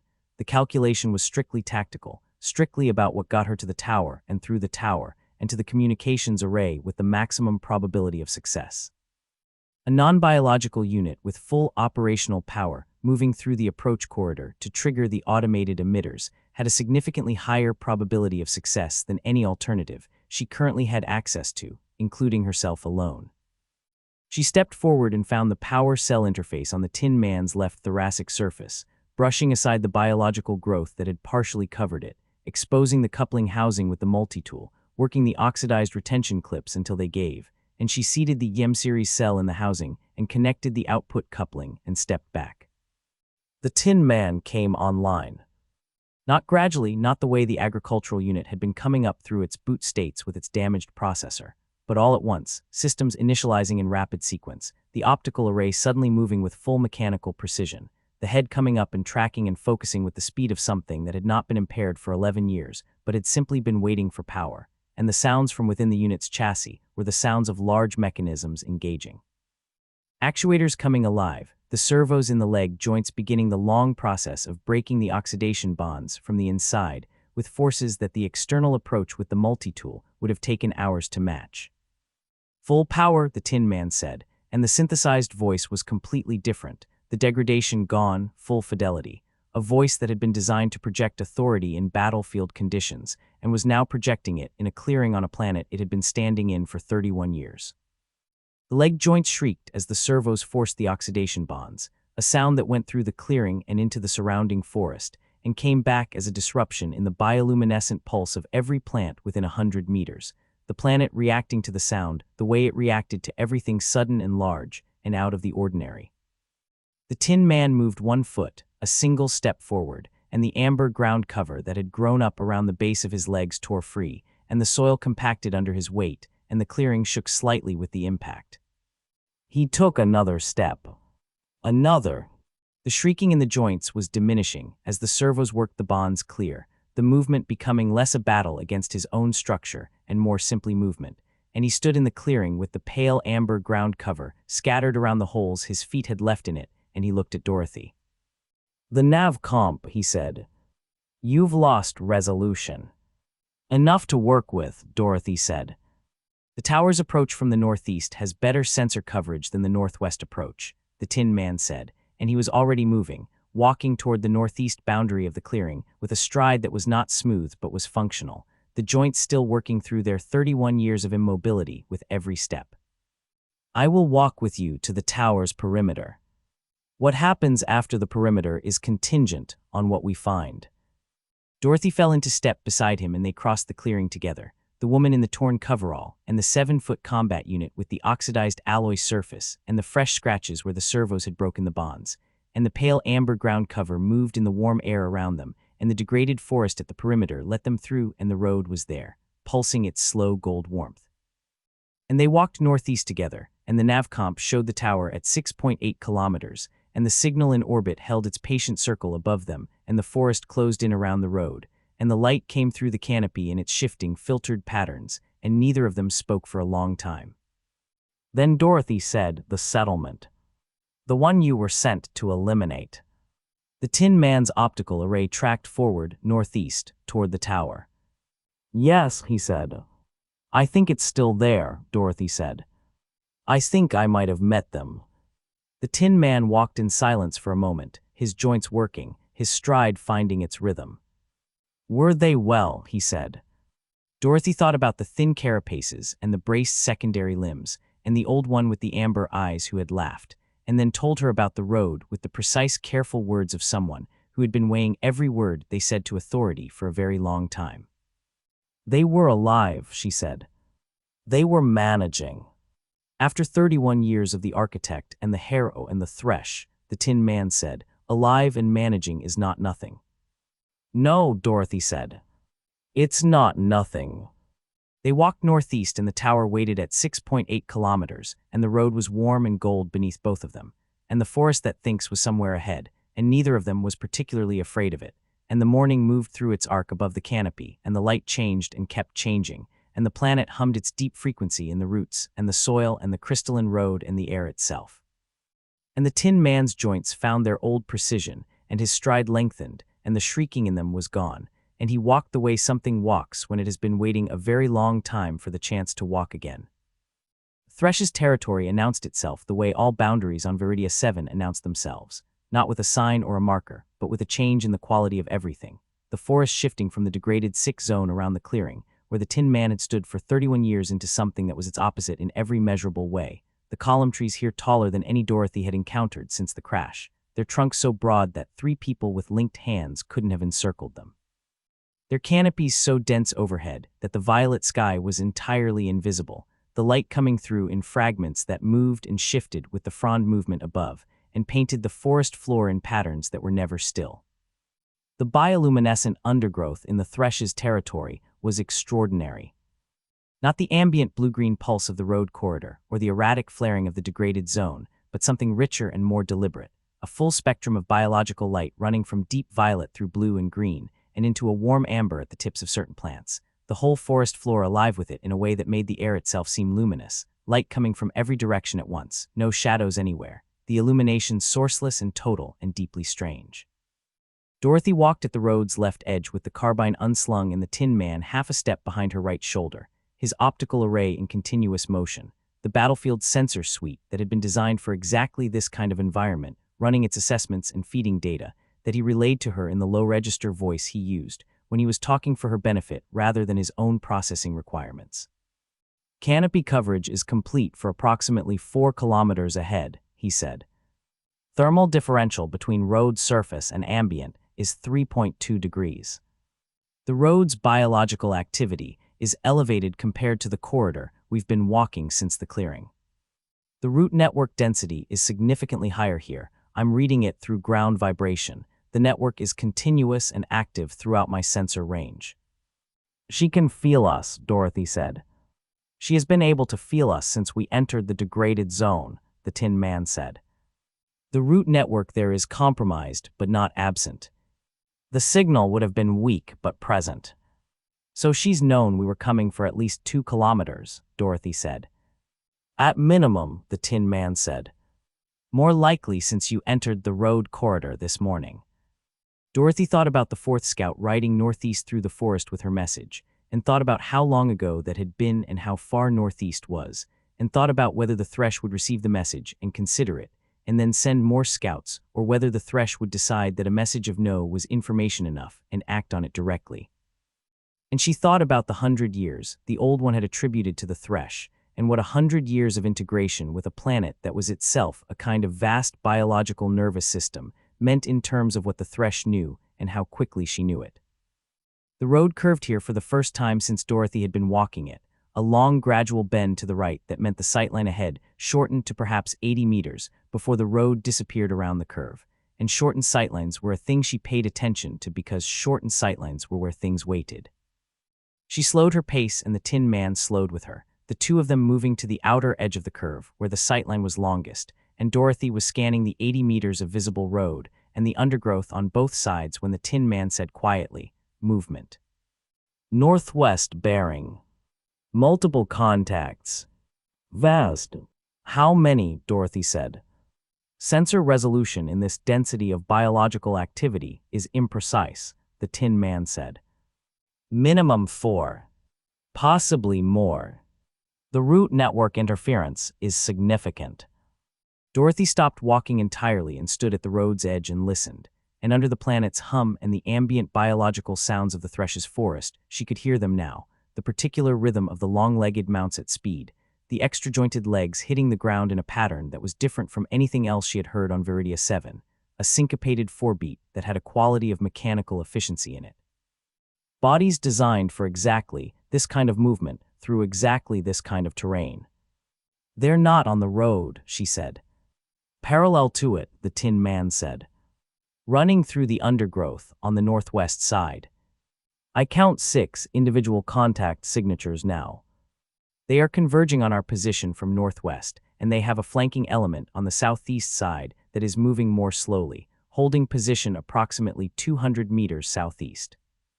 Dorothy processed this in the second and a half she had before the tactical situation crystallized and became fixed. 6 from the northwest moving fast, 1 holding southeast, the road curving right and reducing forward visibility to 80 meters. The flanking element southeast was interesting because it was not moving to intercept but holding, which meant it was either a reserve or a cutoff, positioned to prevent retreat back the way she had come. She looked up at the Tin Man. Can you take the road? She said. Stand on the road and hold the center while I take the northwest side. I can hold the road, the Tin Man said, with the simple confidence of a system that had been built specifically for holding positions against multiple contacts and had just been given full operational power for the first time in 31 years. Don't let them get behind us, Dorothy said, and stepped off the road into the northwest undergrowth. The bioluminescent plants here were at knee to hip height and dense, a genuine obstacle to movement at speed, and she moved through them at an angle to the road, going northwest to take herself away from the position the scouts were converging on so that when they arrived at that position, she would already be on their flank rather than in their path. The plants reacted to her movement the way they reacted to everything, brightening in her wake and tracking the disturbance through the network, and she knew the brightening was visible and couldn't do anything about it because the alternative was staying on the road and letting 6 mounted scouts with the biological energy weapons arrive at a position of their choosing. She had covered 30 meters northwest when the first one came through the undergrowth at her from the left. It was moving at a speed that the terrain should not have allowed, and was allowing because the mount's 4 legs and extra joints handled the dense plant growth with the ease of something that had been bred or evolved for exactly this, stepping over and through the obstacles that would have slowed a human to a stumbling walk. And the rider on its back was low and forward in the riding position, with the organic lance held level, and the sensory cluster at its tip contracted to the focus point that Dorothy now knew meant a directed energy discharge was imminent. She dropped to one knee and fired the carbine from the low position, and the charge caught the mount in the chest at a range of perhaps 15 feet, and the energy transfer at that range was significant, the mount going down hard and fast, its legs folding without the coordination of a controlled fall, just the immediate structural failure of a large animal whose cardiovascular and musculoskeletal systems had been disrupted simultaneously. And it hit the undergrowth, and the undergrowth lit up in response, the bioluminescent plants flaring to full brightness in the area of the impact, and the rider came off the mount and hit the ground rolling and came up faster than the first scout she had killed, this one already on its feet by the time she had the carbine recited. The rider discharged the lance as it came up, not aiming precisely but pointing in her direction and releasing the contracted cluster, and the pulse hit the ground 2 feet to her left, and the undergrowth there went dark and the soil smoked, and the heat of it was immediate even at 2 feet distance, a wall of warm air that pushed against her left side, and she was already moving right, already repositioning, because standing still after a near miss was how people died. She fired again on the move, not a clean shot but a shot, and the charge hit the rider in the left leg, and the leg stopped working and the rider went down and stayed down this time. But it was still conscious, and it was still holding the lance, and the sensory cluster was expanding now, the physical strike mode, the rider on the ground swinging the weapon in an arc that covered the undergrowth around it in a radius of about 6 feet. Behind her on the road, the Tin Man had engaged.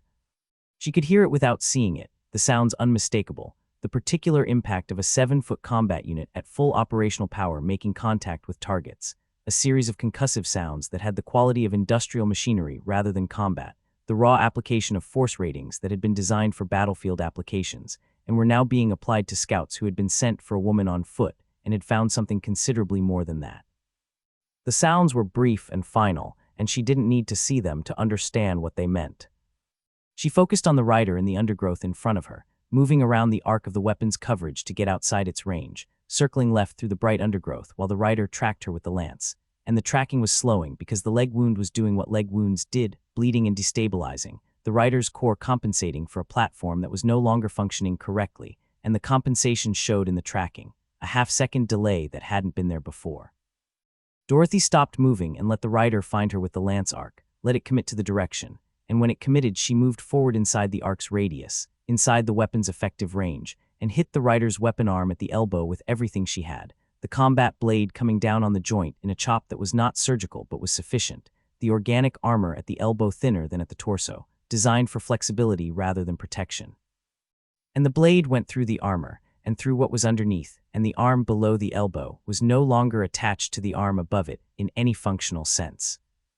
The rider made a sound that she felt in her sternum more than heard with her ears, a frequency that the bioluminescent plants around her responded to by going simultaneously to maximum brightness, the whole area lighting up as though something had thrown a switch, and in that sudden brightness Dorothy could see the wound clearly, the organic armor split and the biology underneath it, the blood that was bioluminescent like the first rider's had been, lit from within, pooling in the churned undergrowth in a spreading shape that the plants absorbed and brightened with. She stepped back from the rider, who was no longer a tactical problem, and oriented toward the road. The Tin Man was standing in the center of the road at the curve. 2 of the scouts were down in the road itself, their mounts gone or down further back, and the Tin Man had a 3rd scout by the throat, not crushing, just holding, the scout's feet 8 inches off the road surface.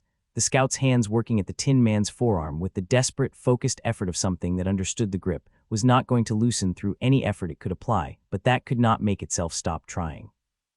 2 more scouts were circling the Tin Man on their mounts at a distance of about 15 feet, not attacking, reassessing, and Dorothy understood they were reassessing, because the Tin Man had taken the organic lance discharge from the scout he was holding at close range. She could see the scorch marks on his left thoracic surface where the cluster had discharged. And the Tin Man had taken it, and was still standing, and was still holding the scout who had fired it, and the 2 circling scouts were recalculating what they were dealing with. The scout in the Tin Man's grip said something, not in standard, in the tonal language of the planet, a sequence that had the quality of a command or a signal, and the 2 circling scouts pulled their mounts up and held position. Dorothy came out of the undergrowth onto the road, with the carbine raised, and the 2 circling scouts looked at her, and looked at the Tin Man, and looked at the 2 of their number down in the road, and the one whose arm was in the undergrowth somewhere northwest of the road, and the one whose mount was down further back in the trees. 6, Dorothy said to the Tin Man, not taking her eyes off the 2 mounted scouts. You said 6 from the northwest. I count 4 down. The 2 in front of us. Where's the 6th? The 6th did not come from the northwest, the Tin Man said, his grip on the suspended scout unchanged, the scout still working at his forearm with the same futile effort. The 6th has been in the canopy since before we reached the curve. Approximately 30 meters southeast, stationary, has not moved since initial contact. Dorothy adjusted the carbine angle toward the canopy southeast without moving her feet, a small deliberate motion that was visible to everything in the area that was paying attention, which was everything. From the canopy in standard, a voice said, "That's enough." It was not a scout's voice. It was not young. It had the same quality as the old one's standard, constructed rather than native, the product of long practice with a language learned rather than born into, but where the old one's standard was careful, and considered this voice had the ease of something that had been speaking the language for decades, and had long since stopped thinking about how to form the sounds. Dorothy did not lower the carbine. "Come down where I can see you," she said. A pause. Then the canopy moved, not in the way it moved with the ambient frond undulation, but with the deliberate movement of something descending through it, and the figure that came down from the canopy did not drop or swing or climb, but descended in a way that suggested the canopy was cooperating with the descent, the branches and fronds moving to accommodate the passage, and Dorothy understood, as she watched it, that the canopy was cooperating. That the root network and the above-ground plant structures were part of the same biological system, and the system was moving for this person the way it would move for nothing else on this planet. The thresh landed on the road surface 10 meters southeast of the Tin Man, and she was not what Dorothy had been constructing in her mind across the conversations, and the scout attacks, and the Glinda meeting, and everything the old one, and the synthetic and the Tin Man had told her. She was old. Not aged in the way of biological deterioration, but old in the way of things that had been accumulating time for so long that the time itself had become structural, written into the way she stood and moved and occupied space. Her height was average, her build slight in a way that seemed deliberate, and her skin had the bioluminescent quality Dorothy had seen in all the humanoid inhabitants of this planet, but developed to a degree she hadn't seen before, not a faint glow under the surface, but a visible integrated luminescence, patterns moving through her skin in slow pulses that were synchronized with the pulse of the undergrowth around her, the woman and the forest breathing together in the same rhythm. Her clothing was the grown organic material Dorothy had seen on the scouts, but older and more integrated, less like something worn and more like something that had grown in conjunction with the person wearing it, moving with her breathing and her pulse in the same way the forest moved.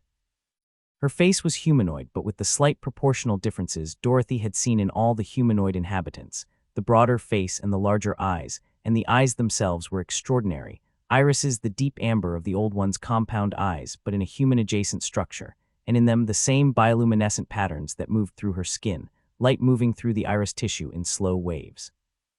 She looked at Dorothy with those amber luminescent eyes, and she looked at the Tin Man holding the scout 8 inches off the road, and she looked at the 2 mounted scouts still circling at their reassessment distance, and she said nothing for a moment, taking her inventory the way Dorothy took inventories, and Dorothy let her take it because the tactical situation was stable, and information was worth more than urgency. You killed 4 of my people, the Thresh said finally. Your people came at me with energy weapons in the middle of the night, Dorothy said. And again just now with 6 scouts and a flanking element. Yes, the Thresh said, with a directness that was more unsettling than defensiveness would have been. I sent them. The first 4 you sent to bring me to you, Dorothy said. Against my explicit message that I wasn't coming. I heard your message, the Thresh said. I decided it was not the final answer to my question. It was, Dorothy said.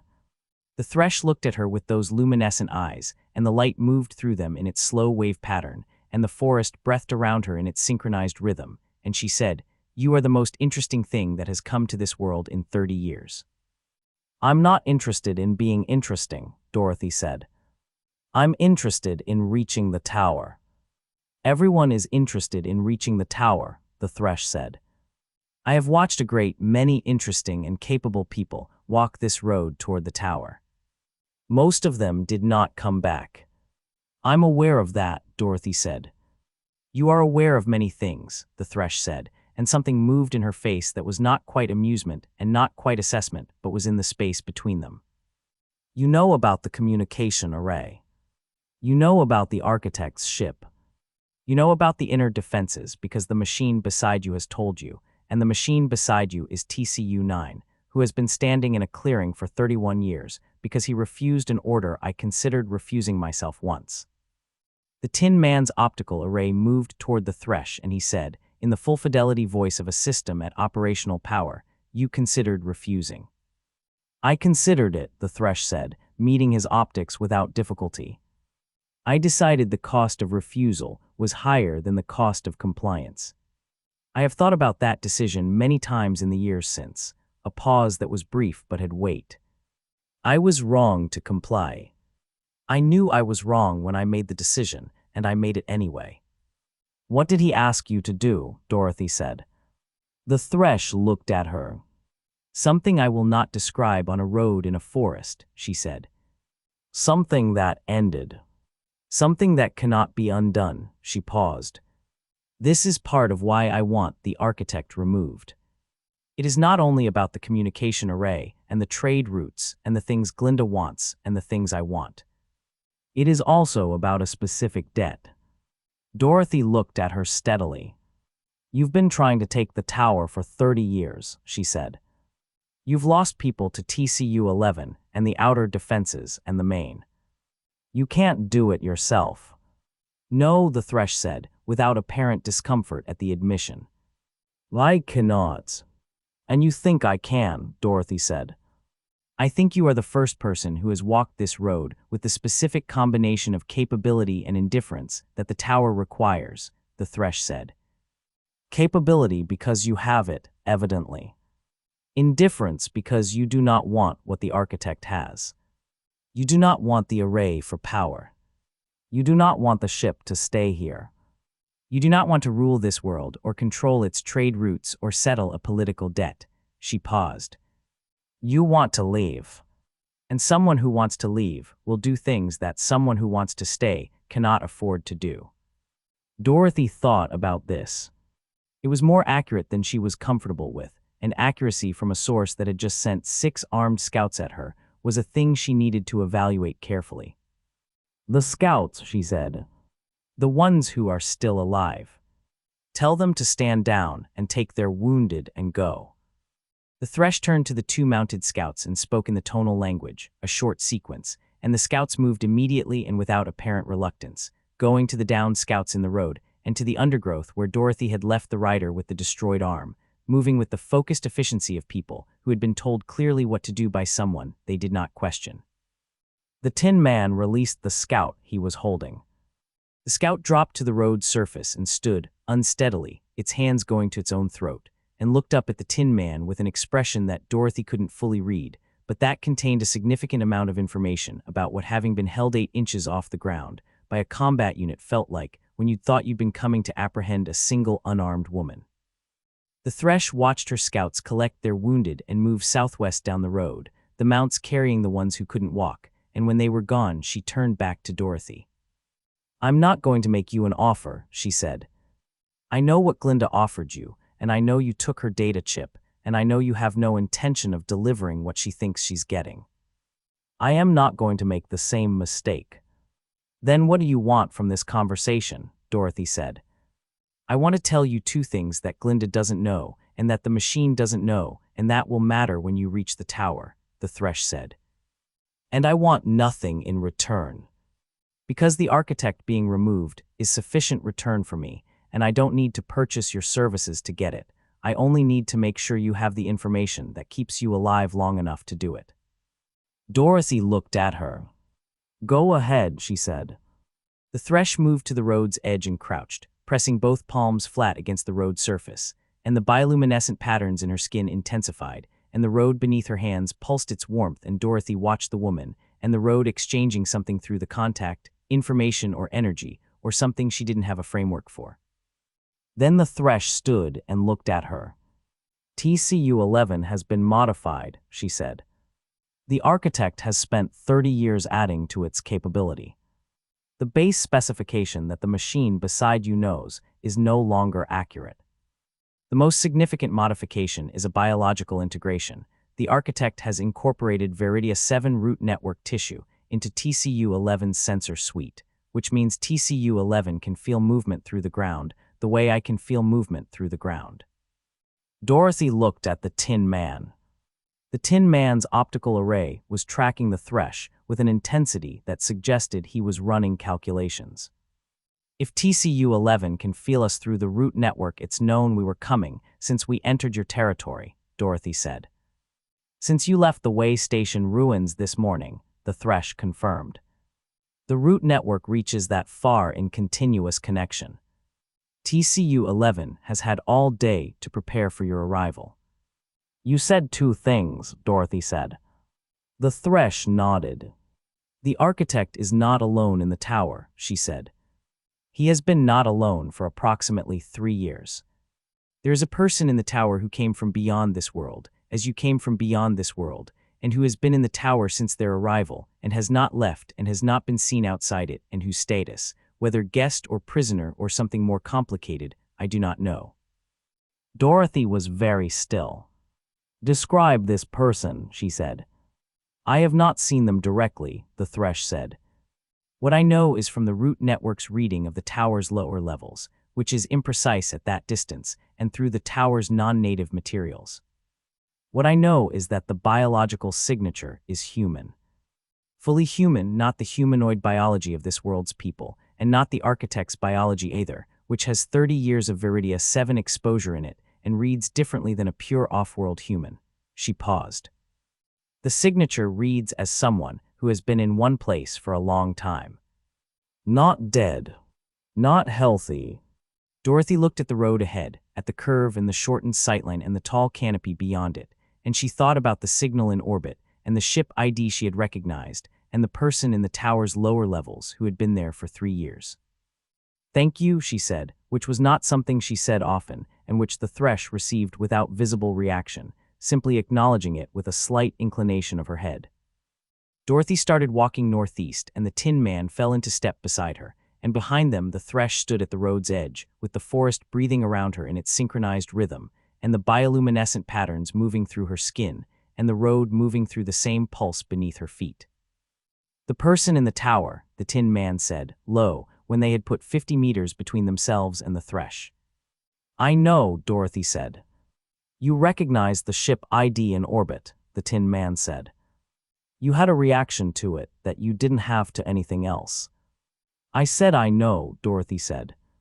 They walked northeast, and the sightline opened as the road straightened beyond the curve, and the Thresh's extraordinary forest moved around them, and the light shifted through its sourceless luminous patterns, and the root network hummed in the ground beneath the road's crystal warmth, and Dorothy walked with her hands loose at her sides, and her breathing controlled, and her face doing the thing it always did, which was nothing at all. And the Tin Man walked beside her and said nothing more about it, and the forest held its deep synchronized breath around them both, and the tower was 5.1 kilometers ahead, and the morning was moving toward afternoon, and the main was out there somewhere between here and there, and none of it was a problem yet. The boundary between the Thresh's territory and the forest that thinks was not a perimeter Dorothy could see or a change in the vegetation's character she could identify in any single observable quality. It was a threshold she crossed, and knew she had crossed because the forest stopped being a place and became something else, something for which she didn't have an immediate word. And the closest she could come to it was that the forest stopped being a collection of individual biological organisms and became a single organism that was using the appearance of individual components as its surface. The column trees here were the same species or close to it as the ones in the Thresh's territory, the same extraordinary height and the same broad trunks and the same interlocking canopy overhead, eliminating the sky. The bioluminescent undergrowth was the same blue-green pulse she had been walking through since day one, familiar enough now that she registered its absence more readily than its presence. The road was the same warm yellow crystal, the same slow pulse moving northeast through its biological matrix, the same warmth through her boots. Everything was the same, and everything was different. The difference was in the attention. Dorothy had been in places that watched her before, prisons and contested territories and environments where the hostile attention of unseen observers was a physical sensation you learned to read in the same way you learned to read weather, a pressure change, a quality of the air, the particular silence of things that had stopped moving because they were watching. This was that, but orders of magnitude larger, not the attention of individual watchers positioned around a space, but the attention of the space itself, the forest not containing something that was watching her, but being the thing that watched, the canopy and the undergrowth and the root network and the road and the air between all of them, a single sensory apparatus that had registered her entry with the same completeness with which a hand registers something placed in it. She kept walking. Stopping was not going to change what the forest knew about her, and stopping had costs that continued walking didn't. The Tin Man was silent beside her, his optical array in the same continuous scanning motion it had been in since they entered the Thresh's territory, but she could see the difference in the quality of the motion, the sweeps shorter and more frequent, a sensor suite responding to an environment that was generating more data than it had been designed to process cleanly. She watched his optical array complete 3 of the shortened sweeps, and then she said, "What are you getting?" "Everything," the Tin Man said. "That's the problem." The sensor suite is designed to identify distinct signals against background noise and prioritize them for threat assessment. In here, there is no background noise. Everything is signal. The root network density is so high that my ground vibration sensors are reading the entire forest floor as a single continuous source. I cannot isolate individual movement signatures from it. My thermal sensors are reading the bioluminescent output of the plants as ambient heat from every direction simultaneously. A pause. I am effectively operating on visual and audio only. "Same as me then," Dorothy said. "Not the same as you," the Tin Man said. "You have threat response systems that 31 years of immobility did not impair. Mine are recalibrating from a very long period of minimal input." Dorothy looked at the undergrowth on both sides of the road, at the plants pulsing their blue-green light, and noticed what she had been noticing since they crossed the threshold, which was that the pulse was not random. The undergrowth on both sides of the road was pulsing in a pattern that tracked their movement, a wave of slightly brighter luminescence moving northeast ahead of them through the plants, not the same wave as the road's warmth pulse, but something separate, something the forest was doing specifically in response to their presence, a signal moving through the network ahead of them that was announcing their position to everything connected to the network. Everything in this forest was connected to the network. She had understood this intellectually since the synthetic had described it and the Thresh had confirmed it. Walking through it and watching the announcement wave move ahead of her was a different kind of understanding. "The root network is transmitting our position continuously," she said. "Yes," the Tin Man said. "I can see the luminescent wave. It is moving at approximately 3 times our walking speed. So whatever is in this forest knows where we are well before we get there," Dorothy said. "And whatever the forest decides to do about us, we won't see it coming from the direction we're going. We'll see it from where we already are." "That is an accurate assessment," the Tin Man said. "How do you want to proceed?" Dorothy thought about the synthetic's description, a forest that was aware and responsive, and the 4 travelers out of 7 who had come through without being killed, and the one who had been crushed by root structures, and the 2 who would not discuss what had happened, and the one who had been disoriented for days. The 4 who came through had one thing in common in the synthetics account, which was that they had come through without triggering the response that the other 3 had triggered, and the question was what the 3 had done that the 4 hadn't, and the answer the synthetic hadn't been able to give her, but that she had been thinking about since, was that the 3 had probably fought it. "Don't react to it," she said. "Whatever it does, don't react. Don't attack it. Don't try to push through it. Move around it when you can, stop and wait when you can't move around it, but don't fight it. My tactical programming will interpret certain stimuli as requiring a defensive response," the Tin Man said. "I can override the automatic response protocols, but the override requires active processing that reduces my capacity for other assessments." "Override them," Dorothy said. "Everything in here is a stimulus. If you respond to stimuli, we'll be fighting the entire forest for 4 kilometers, and we won't win that." "Understood," the Tin Man said, and she heard the quality of his processing shift, a slightly different frequency in the mechanical sounds of his systems, the override engaging. They walked northeast, and the announcement wave moved ahead of them through the plants, and the forest breathed its sourceless luminous breath around them, and for the first kilometer nothing happened that wasn't the walking. The first thing the forest did was sound. It began at the edge of hearing, a low-frequency addition to the planet's ambient hum that Dorothy noticed as a change in the quality of the hum rather than a separate sound, a harmonic that wasn't present before, moving in and out of phase with the hum in a way that was not pleasant but was not painful, a sound that worked on the inner ear and the chest cavity and the space behind the eyes in a way that was below the threshold of what could be called a threat, but well above the threshold of what could be ignored. The Tin Man said nothing about it, which meant his audio sensors were detecting it and his override protocols were holding. Dorothy kept walking.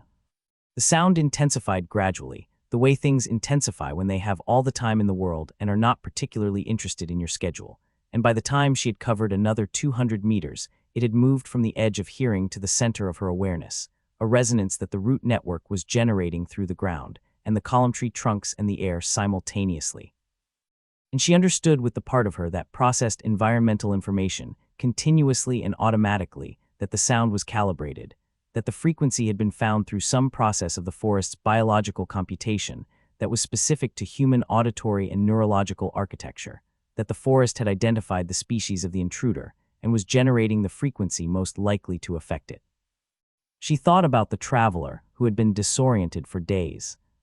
She kept walking and kept her breathing controlled and kept her hands loose at her sides and kept her face doing nothing, and the sound worked at the architecture of her attention, and she let it work and didn't give it anything to grip, because grip required resistance and resistance was what it was looking for.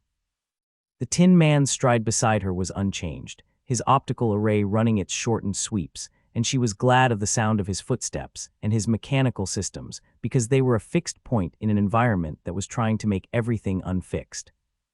The root structure came up on the right side of the road at the 2-kilometer mark, which was the approximate center of the forest that thinks, and it came up slowly and without any preliminary sound that was distinct from the ambient resonance, the ground alongside the road's right edge rising in a long gradual curve as the root below the surface forced its way upward. The soil breaking along the root's path and the bioluminescent plants riding the rising ground and continuing to pulse as though nothing unusual was happening, which from the forest's perspective nothing unusual was. The root was vast. When it broke the surface, it was thicker than Dorothy's torso, the same cable-braided texture as all the root material she had seen on this planet, but on a scale that made the structural roots of the normal column trees look like capillaries. It arched above the road, not crossing it but arching over it, the tip of the root moving with a slowness that had the quality of enormous mass being moved by enormous force, and it settled in an arch that cleared the road by perhaps 4 feet at its lowest point, a gateway that she would have to duck through. Dorothy stopped walking and looked at it. "Not a threat," she said, half to herself and half to the Tin Man. "It's not blocking the road. It's arching over the road. There's 4 feet of clearance. The root's mass is significant," the Tin Man said. "If it descends while we are beneath it, the consequences would be severe." It's not going to descend while we're beneath it, Dorothy said, with more certainty than she entirely felt. It's showing us something, not trying to kill us with it. The forest that kills travelers kills them. It doesn't build archways and wait. You are inferring intent from a biological system that does not have intent in any conventional sense, the Tin Man said. I'm inferring behavior from a biological system that has been doing this for 40 years and has developed patterns, Dorothy said. Move through it. Don't touch it. She walked under the arch with her shoulders dropped and her head low, the root 4 feet above her at its lowest, and the smell of it immediate and overwhelming at this proximity, something ancient and chemical and alive in a way that made the air feel thick, and the sound the root network was generating changed as she passed beneath it, the resonance shifting frequency in a way that she felt in her molars and the base of her skull. And she kept walking and kept her breathing controlled and came out the other side and kept going. The Tin Man came through behind her, his 7-foot frame requiring him to duck significantly more than she had, the top of his chassis coming within perhaps 8 inches of the root's surface, and the resonance spiked when he passed beneath it, the frequency jumping to something that Dorothy felt in her chest cavity even at 10 feet distance, and she turned to watch him come through. His optical array was fixed on the root above him as he moved through, the override protocols holding, his stride unchanged, and he cleared the other side and straightened, and the resonance dropped back to its previous level, and the root remained in its arch above the road, motionless, waiting for the next thing that came this way. That was calibrated for you, Dorothy said. The frequency spike. The root network identified my composition through contact with the road's surface, the Tin Man said. Metal and composite materials. Different resonance profile than biological tissue. It adjusted. It's learning, Dorothy said. Or it learned that 40 years ago and is applying what it learned, the Tin Man said. The distinction may not be meaningful for our purposes. Dorothy looked at the road ahead and the announcement wave of brighter luminescence still running northeast through the undergrowth, and she kept walking, and the forest kept its continuous inventory of everything she was, the temperature of her skin and the rhythm of her pulse and the weight of her footsteps and the chemical signature of her blood and the specific architecture of her auditory system. And it filed all of it in the vast distributed biological memory of its root network, and she walked through its filing process and gave it nothing to act on. The bones appeared at 2.3 kilometers. They were to the right of the road, set back perhaps 3 meters into the undergrowth, and she saw them because the bioluminescent plants around them had arranged themselves in a way that framed the remains rather than obscuring them, a deliberate clearing in the undergrowth that kept the area around the bones lit and visible from the road. The forest displaying what it had collected. Or the forest marking something. She couldn't determine which and didn't stop to determine it, only registered the detail that the remains were human, fully human, the skeletal proportions unambiguous, and that the uniform fragments still partially intact around the bones had the gray color and institutional cut of galactic corrections issue. Don't stop, she said, to herself as much as the Tin Man, because stopping was what the display invited, an invitation from a forest that had learned in 40 years how to affect human neurology was not something she was going to accept.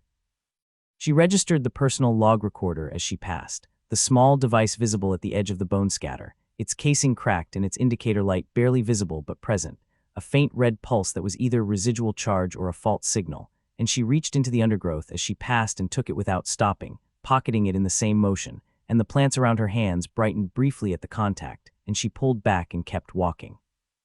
The Tin Man said nothing about the bones or the recorder, and she said nothing to him, and they kept walking, and the forest kept its inventory, and the sound it was generating shifted again, a new harmonic layering into the resonance that was lower than the first frequency, and that Dorothy felt in her sternum as a pressure that was just below the threshold of pain. At 3 kilometers the road changed. Not structurally, not in any way the eye could see, but the warmth through her boots dropped suddenly, the biological pulse of the road going from its steady rhythm to something intermittent, irregular beats with gaps between them that lengthened and shortened without pattern, and the bioluminescent light of the road surface dimmed in the same irregular way, going from its normal warm gold to something paler and less consistent. Dorothy stopped and looked at the road surface and crouched and put her hand on it the way she had on the first day she found it, feeling for the warmth and the vibration was there but changed, arrhythmic, a biological system under stress or interference. The root network is interfering with the road's substrate, the Tin Man said from above her. The road is a biological organism, and the root network is the dominant biological system in this region. It is doing to the road what it has done to the forest's other organisms, integrating it, overriding its autonomous function with the network's function. It's absorbing the road, Dorothy said. In this section, yes, the Tin Man said. The road's pulse resumes at normal function approximately 200 meters ahead, at the point where the root network density begins to decrease toward the forest's northeastern boundary. Dorothy stood and looked at the 200 meters of disrupted road between her and the point where it resumed normal function, at the pale and irregular bioluminescent surface and the undergrowth pressing close on both sides, and she thought about what 200 meters of disrupted road in the center of a forest that had 40 years of experience affecting biological intruders looked like as a tactical problem. "Stay close," she said to the Tin Man and walked into it. The first 50 meters were the sound, the resonance reaching a peak intensity that she felt in every bone of her skull simultaneously, a frequency that the forest had refined specifically for this stretch of road, and that was doing what it was designed to do, which was to make the architecture of her attention come apart, the boundaries between what she was registering as threat and what she was registering as environment dissolving in the resonance. Everything becoming equally loud and equally present and equally urgent, and that equality being its own kind of disorientation. She walked through it with her eyes fixed on the road surface 6 feet ahead of her, and her breathing counted, in for 4 steps and out for 4 steps, a rhythm that was her own, and that she imposed on herself against the rhythm the forest was trying to impose, and the rhythm held because she had been doing this, imposing her own rhythm on environments that were trying to impose theirs since she was 9 years old. The undergrowth on both sides brightened to maximum luminescence at 100 meters, everything flaring simultaneously, and in the sudden brightness, she saw the second root structure coming up not alongside the road but through it, the road surface cracking from below as the root forced its way up through the crystal substrate, the road material fracturing in a slow spreading pattern from the point of emergence, the root thick as her waist, and coming up fast for something that weighed what it weighed. She moved left off the road's surface and into the undergrowth, and the plants reacted to her feet with their standard brightening response, and the root came fully through the road's surface and arched sideways, and came down on the road in the place she had been standing, and the impact was enough to crack the crystal surface in a 2-meter radius, and send the fracture lines running northeast and southwest along the road's substrate.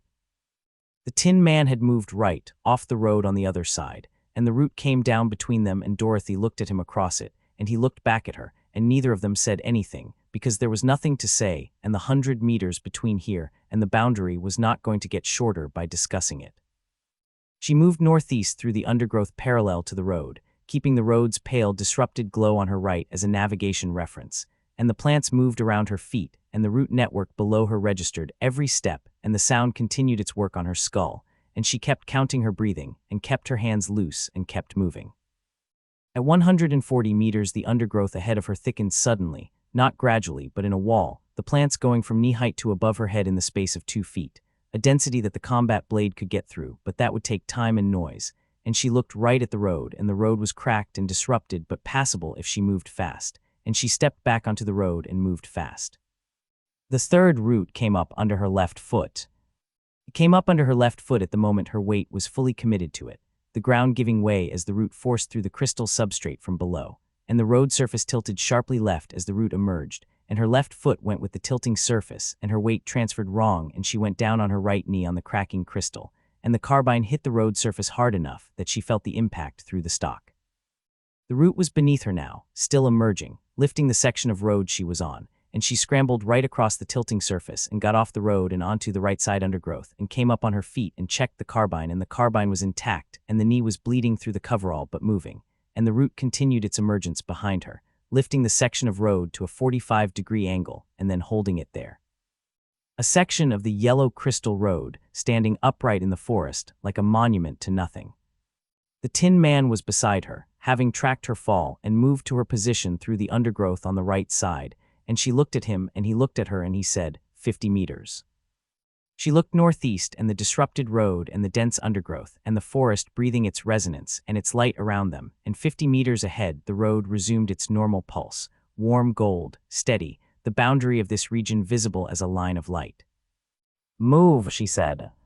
They moved together, not on the road, but through the undergrowth alongside it, Dorothy on the left and the Tin Man on the right.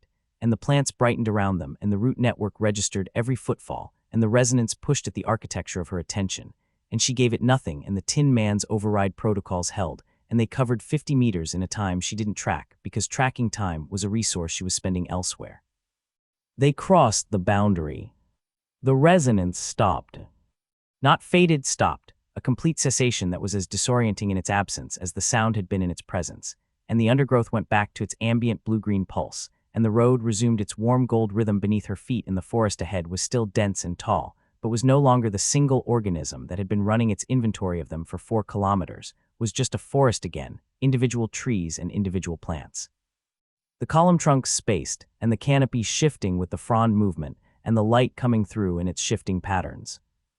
Dorothy stopped and stood and breathed and let the absence of the resonance settle in her skull and her bones in her chest, and she did a damage inventory, the right knee bleeding but functional, the left forearms bruising unchanged, the ribs still taped and still aching at the deep end of every breath. She took the water bladder from the pack and drank carefully and offered it to the Tin Man, who did not need water, but received the gesture with the optical array tracking to her face in a way she had come to read as acknowledgement. She took the personal log recorder from her pocket and looked at it. The indicator light was still pulsing its faint red, residual charge or fault, and she turned it in her hands and looked at the cracked casing and thought about playing it, and thought about what it might tell her, and thought about the tower at 4.3 kilometers, and what the thresh had told her about the human biological signature in the tower's lower levels. She put the recorder back in her pocket without playing it. She would play it when she was not 4 kilometers from the architect's tower. She would play it when she had a full tactical picture, and not before, because information consumed in the wrong sequence was not information, it was noise, and noise was what the forest had just spent 4 kilometers trying to fill her with.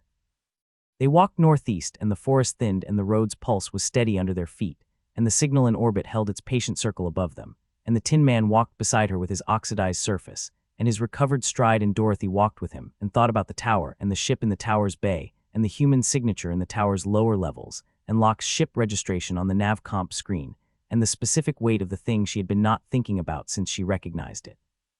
She had been thinking about it constantly. She had been not thinking about it in the way she didn't think about things that she couldn't afford to think about yet, which was a skill she had developed early and practiced for a long time, and that worked until it stopped working, and she was aware of the boundary between those two states with the precision of someone who had spent a long time monitoring it. The main's territory was ahead. Between here and the tower's perimeter, approximately 1.5 kilometers of road, controlled by something the synthetic had described as an apex predator, and the Tin Man had described as having defeated a fully operational combat unit 6 years ago, something the architect maintained as his final checkpoint, his last filter. The thing between the road and the tower that removed everything the outer defenses and TCU-11 and the flying units and the automated corridor system hadn't already removed. Dorothy thought about what she had available. The carbine at 62% on the first pack and the second pack at full. The combat blades. The Tin Man at full operational power. The nav comp at 50% since she'd given the Tin Man the YEM series cell. Glinda's data chip with the outer perimeter schematics. The Tin Man's internal data on the tower's inner structure. What the thresh had told her about TCU-11's biological integration and the human in the tower's lower levels. She thought about the Tin Man walking beside her, his stride steady, his override protocols holding, his sensor suite recalibrating from 31 years of minimal input and doing it competently, the battlefield processing systems coming back online one layer at a time as the environment gave them data to work with. She thought about the approach corridor to the operations level and the automated emitter system that responded to biological signatures and the 40-second recharge cycle between discharges, and what the Tin Man had told her about it in the clearing, the specific tactical geometry of a system designed by someone who had only ever thought about biological threats. She thought about what the Tin Man had said in the clearing, the probability estimate of 12 to 20%, and she thought about what full operational power had changed about that estimate. And she thought about what the Tin Man understood about what she was thinking, because the Tin Man had 31 years of processing time, and a tactical suite that was running at full capacity and was entirely capable of drawing the same conclusions she was drawing. "You've been running the corridor calculation," she said. "Since we left the clearing," the Tin Man said. "What does full operational power give you?" Dorothy said. 70 to 80% probability of reaching the corridor's far end before the emitters complete their recharge cycle, the Tin Man said. "Dependent on the emitter placement and the corridor geometry, which I know from design, but not from 3 decades of potential modification." "It's still not certain," Dorothy said. "Nothing is certain," the Tin Man said. 70 to 80% is the highest probability option available for the corridor problem, given current resources. Dorothy walked in thought, and the forest moved around her, and the road pulsed its warmth, and the signal held its orbit above, and the announcement wave was gone now, no longer running ahead of them through the undergrowth, and the forest was just a forest. "The main first," she said. "Yes," the Tin Man said. "The main first." They walked in silence, and the afternoon moved through its arc, and the light changed in the canopy above them, and the tower waited at 4.3 kilometers, and the main waited somewhere between here and there, and the corridor waited beyond the tower's outer wall, and Dorothy walked northeast with the Tin Man beside her and the recorder in her pocket, and the weight of the thing she wasn't thinking about yet sitting in her chest, where it had been sitting since the nav comp showed her the ship registration, patient and quiet.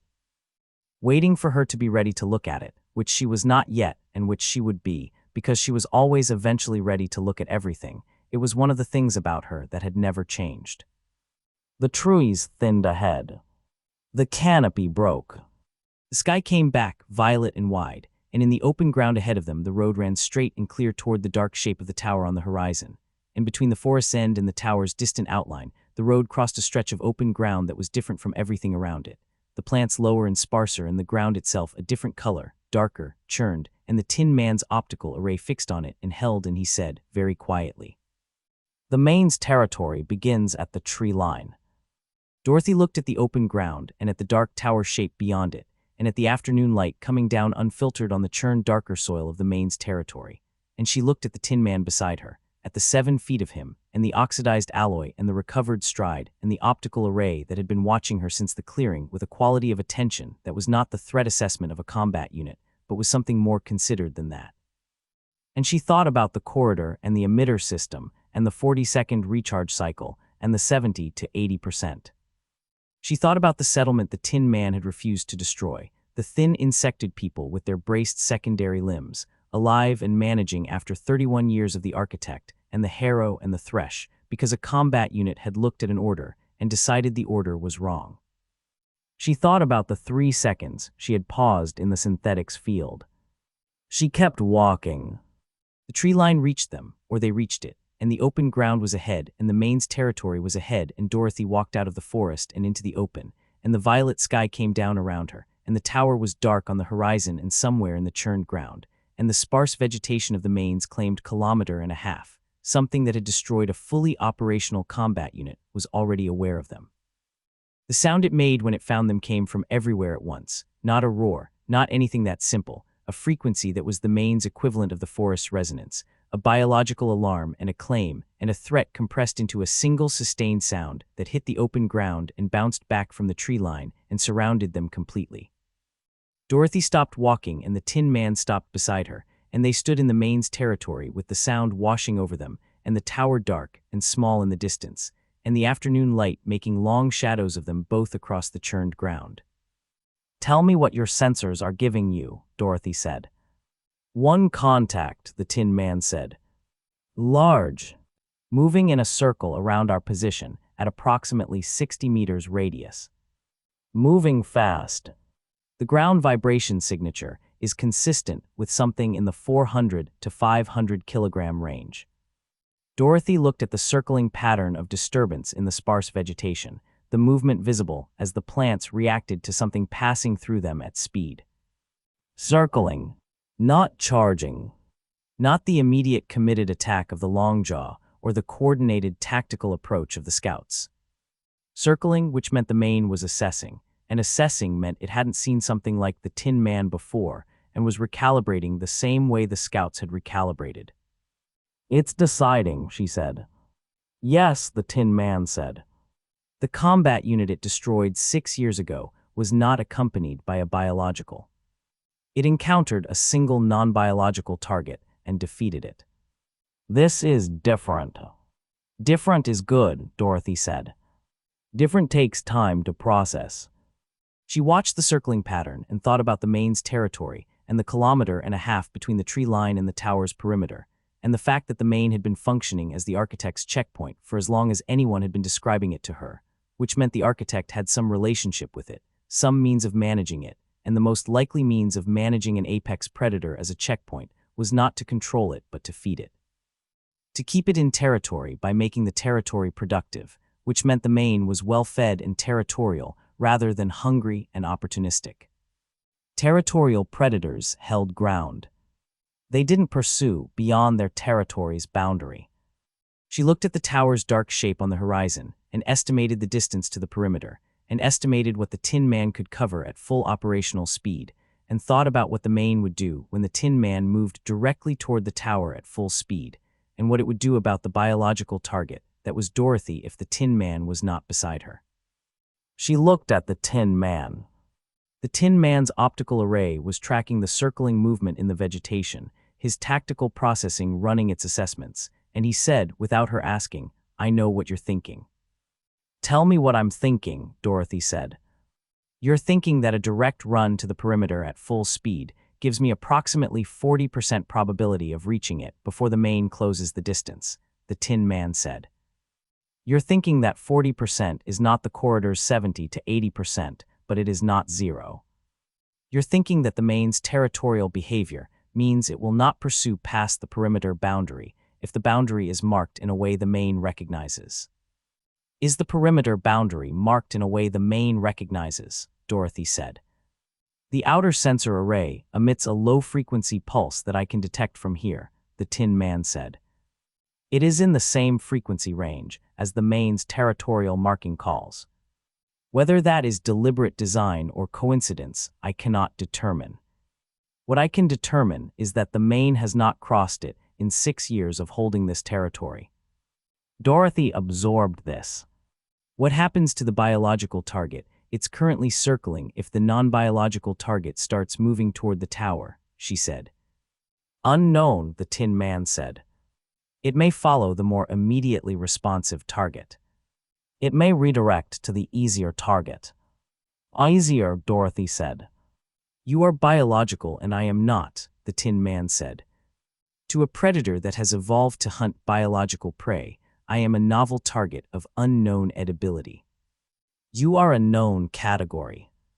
Dorothy looked at the circling movement and thought about the carbine in the charge packs and what the carbine's charge had done to the Longjaw, and what the Longjaw's mass had been relative to 400 to 500 kilograms, and thought about the one shot she had taken at the Longjaw and what the same shot at something 3 times the mass would do, and thought about what multiple shots would do and how many she could get off in the time between the main committing to a charge and it reaching her. She thought about it for a long time, running the geometry, and the geometry kept coming out the same way, and the way it came out was not comfortable, but it was clear. "I need you to move toward the tower," she said. "Full speed. Now before it finishes its assessment and commits to something." "And you," the Tin Man said. "I'll manage," Dorothy said. The Tin Man's optical array tracked from the circling movement to Dorothy's face and back to the circling movement, and his tactical processing ran whatever it ran in the 3 seconds he held position, and then he said, "The corridor." "After the perimeter." "After the perimeter," Dorothy confirmed. The Tin Man turned toward the tower and moved, and full operational speed for TCU-9 was something Dorothy had not seen until this moment, and it was impressive. The 7-foot frame covering ground with a mechanical efficiency that had no organic equivalent, the extra-jointed stride eating distance in increments that made her own walking pace look stationary. The churned ground of the main's territory, throwing up small impacts with each footfall, and the optical array fixed forward on the tower's perimeter. The main reacted instantly. The circling movement stopped and redirected, not toward the Tin Man but toward Dorothy, the 400 to 500 kilograms of apex predator processing the 2 targets and making the same decision any predator made when given the choice between a novel unknown and a known biological category, and the sparse vegetation of the main's territory erupted as it came for her. It was fast. Dorothy had been told it was fast, and she had integrated the information and run the geometry, and none of it had fully prepared her for the specific quality of how fast it was. The way it covered ground with a fluidity that made the longjaw look ponderous, the legs not the wide, low configuration of the longjaw, but long and articulated for speed, and the body above them enormous, the mass she had estimated from the Tin Man's ground vibration reading now visible and real. And the head not the oversized jaw delivery system of the longjaw, but something broader and lower, the predator architecture of something that killed by weight and grip rather than by jaw penetration. She fired the carbine. The charge hit it in the chest at 70 meters and it staggered, the impact significant enough to break the stride, one leg folding and the body dipping and then recovering, the momentum carrying it through the stumble and the pace resuming, and it was 60 meters and then 50 and she fired again, and this time the charge hit it in the shoulder and the shoulder structure disrupted, the leg on that side losing coordination. But 50 meters was 40 meters and then 30 and it was still coming and still fast despite the shoulder, and she moved right, not running because running was commitment to a direction, and commitment to a direction was how prey died, but moving, creating an angle that the disrupted shoulder made harder to track. At 20 meters it adjusted for the angle, the disrupted shoulder compensating, the other three legs doing more work, and she saw the adjustment and moved again, moving into the disrupted side, the side where the shoulder was compromised, making it turn toward its own damage. And she fired the third shot at 10 meters directly into the compromised shoulder at a range where the charge was not a disruption, but a destruction, and the shoulder assembly came apart, and the leg on that side failed completely, and the main went down on that side, the momentum carrying it in a rolling fall that brought 300 kilograms of it past her at a distance of about 4 feet. The air displacement of the mass hitting her like a physical blow, and the sound of it hitting the ground, something she felt through her boots. It was down but not finished. The three remaining legs were working, the massive body trying to orient, the broad low head coming around toward her, and at this range she could see the eyes, large and pale, and carrying the specific quality of something that had never failed to complete what it started, and she stepped forward and fired the fourth shot directly into the base of the skull at a range of 3 feet, and the pale eyes stopped carrying anything and the legs stopped working, and the mane was still. Dorothy stood over it and breathed and let the combat chemistry in her blood find its level, and she checked the carbine, first pack at 11%, and she looked at the tower's perimeter ahead, and the Tin Man was already there, already at the outer sensor array boundary, already stopped and looking back at her across the 200 meters of churned ground. She walked toward him across the main's territory, through the churned ground and the sparse vegetation, and the biological light that pulsed around the main's body as the undergrowth absorbed the chemistry of it, and she walked past the great still weight of the thing, and she didn't look back at it. She reached the Tin Man at the perimeter, and he looked at her with his optical array, and she looked at him, and she said nothing for a moment because there was nothing to say yet, and then she said, "First pack is at 11%. "The corridor," the Tin Man said. "The corridor," Dorothy said. They stood at the architect's outer perimeter, and the tower was ahead of them, and the afternoon was becoming evening, and the violet sky was deepening toward its nighttime range of colors, and the signal in orbit held its patient circle, and the recorder was in her pocket, and the weight she wasn't thinking about yet was still there, patient and quiet, and Dorothy looked at the tower and thought about what was inside it, and what she was going to have to do to get to what was inside it. And she looked at the Tin Man beside her, at the 7 feet of oxidized alloy, and recovered stride and 31 years of standing in a field for the right reason. She looked at him for a long moment. Then she turned to the perimeter and started working out how to get through it, and the Tin Man stood beside her and did the same, and the tower waited ahead of them in the deepening violet evening and said nothing about what it contained. They found shelter in the perimeter's dead ground, a depression in the terrain on the tower's northwest approach, where the sensor array's coverage overlapped imperfectly with the topography, a gap the Tin Man had identified from Glinda's data chip cross-referenced with his own design knowledge of the system, a space perhaps 8 meters wide and 4 deep, where the ground sat low enough that the sensor emitters above couldn't resolve a stationary target against the ambient biological noise of the surrounding terrain.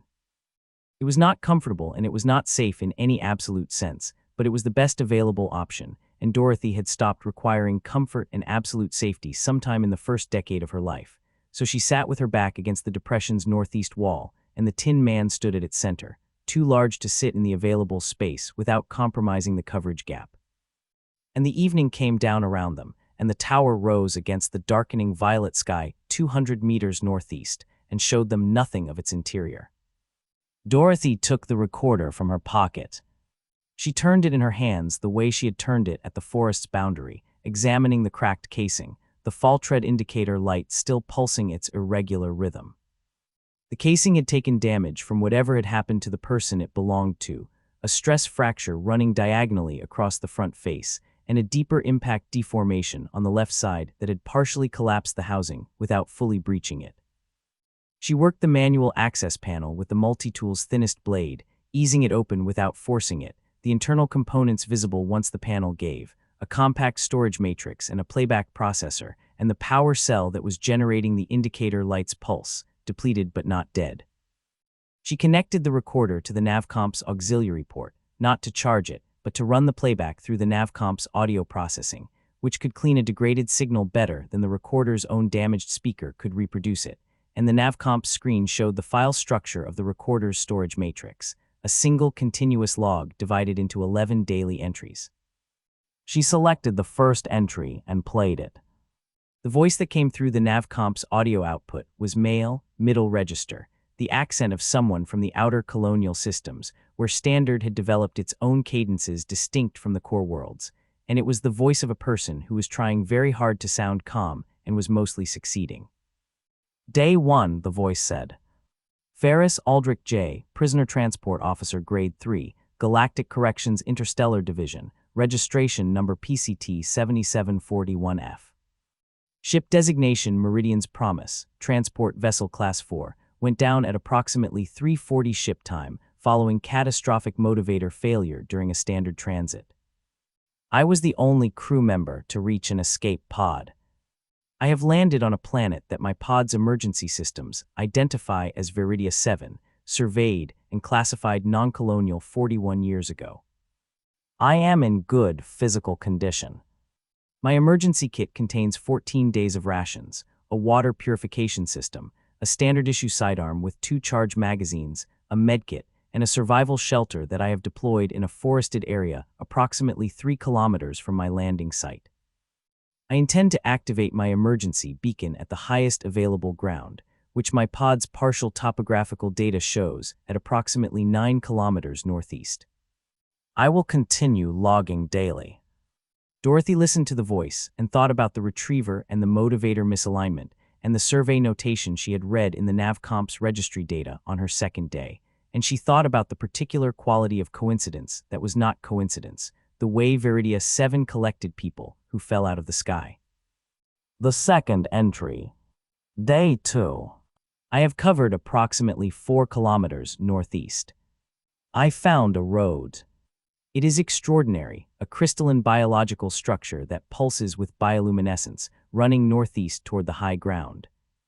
I am following it. I have encountered the local inhabitants, small insectoid beings, in a settlement at the 4-kilometer mark. They were frightened of me initially, but one of their elders speaks Standard, which I was not expecting. She told me about a structure at the high ground, built by someone she called the architect. She said the architect could communicate with worlds beyond this one and might be able to help me signal for rescue. She seemed genuinely uncertain whether this was good advice or not. When I asked her directly whether I should go to the tower, she said, and I am quoting this exactly because I want to remember it, the tower is where the road goes. Whether the road is going somewhere good is a question the road does not answer. I am continuing northeast. The Tin Man's optical array was tracking the Navcomp screen, his audio sensors processing the playback, and Dorothy watched him listen to Ferris's voice describing the settlement and the old one's Standard, and she thought about the amber eyes and the advice that was not quite advice. The third entry. Day 3. I am in the forest that thinks. I have been in it for 6 hours. I don't have adequate language for what this is. The sound it generates is the worst of it, a frequency that works on you in ways that I keep wanting to describe as psychological, but that feel more physiological, like the sound is doing something to the physical architecture of how I process information, sorting the signal from the noise in a way that serves the forest rather than me. I have been stopping every hour for 15 minutes, sitting completely still, not fighting it. This seems to help. I am through the worst of it and in the last kilometer. My hands are shaking. They have been shaking for 2 hours, and the shaking is not from cold. I am going to stop here and sleep before I continue. The fourth entry. Day 4. I reached the tower's perimeter this morning. The outer defenses are significant. I have identified 2 human guards on the exterior and sensor coverage that my sidearm can't do anything about. I spent the afternoon watching the perimeter from concealment, and I have found one approach that may have lower sensor density on the northwest side where the terrain sits low. I am going to attempt entry at first light tomorrow. I want to record some things before I do in case I don't get the opportunity afterward. A pause. My wife's name is Solin. My daughter is called Ren, and she is 7 years old. I am recording this because I want there to be a record of their names somewhere, even if the only person who ever hears this record is me. Another pause. I am frightened of the tower. I am going to go into it anyway because the alternative is 11 days of rations and a hostile planet and no rescue signal, and those odds are worse than whatever is in the tower. That's my reasoning, and it is sound reasoning, and I am going to keep believing that. Dorothy held the navcomp in her hands and looked at the screen and thought about Ferris's reasoning, about the specific quality of courage that was not the absence of fear, but the decision that the fear was not the most important thing, and she thought about how sound his reasoning actually was and what it had cost him. The fifth entry. Day 5. I am inside the tower. I got through the outer perimeter without triggering the sensors. The northwest approach worked. The interior is extraordinary. The architect has built something here that is genuinely impressive in its technical sophistication. I have been moving carefully through the lower levels. I have seen the flying units. There are 9 of them, modified primates with surgical wing implants, and they are patrolling the upper levels. I have not been detected. I found the communications array on the 3rd level, and I was attempting to use it when I encountered the architect. A long pause. The architect is a man called Osmond Thrace. He is approximately 70 years old. He caught me at the array console, and I was certain I was going to be killed or worse, and instead he gave me tea and asked me where I had come from, and we talked for 3 hours. He is not what I expected from the descriptions the settlement inhabitants gave me. He is frightened. He has been frightened for a very long time. I am going to record more about him tomorrow when I have had time to think about what he told me. Dorothy looked up from the screen at the tower's dark shape above the perimeter, and she thought about Osmond Thrace and his tea and his 3-hour conversation and his 30 years of fear. The architect's name is Thrace, she said, half to herself. Osmond Thrace, the Tin Man said. I know the name. He was a galactic corrections intelligence analyst, senior grade, working for the Interstellar Security Division before he came to this world. Dorothy looked at him. GC intelligence, she said.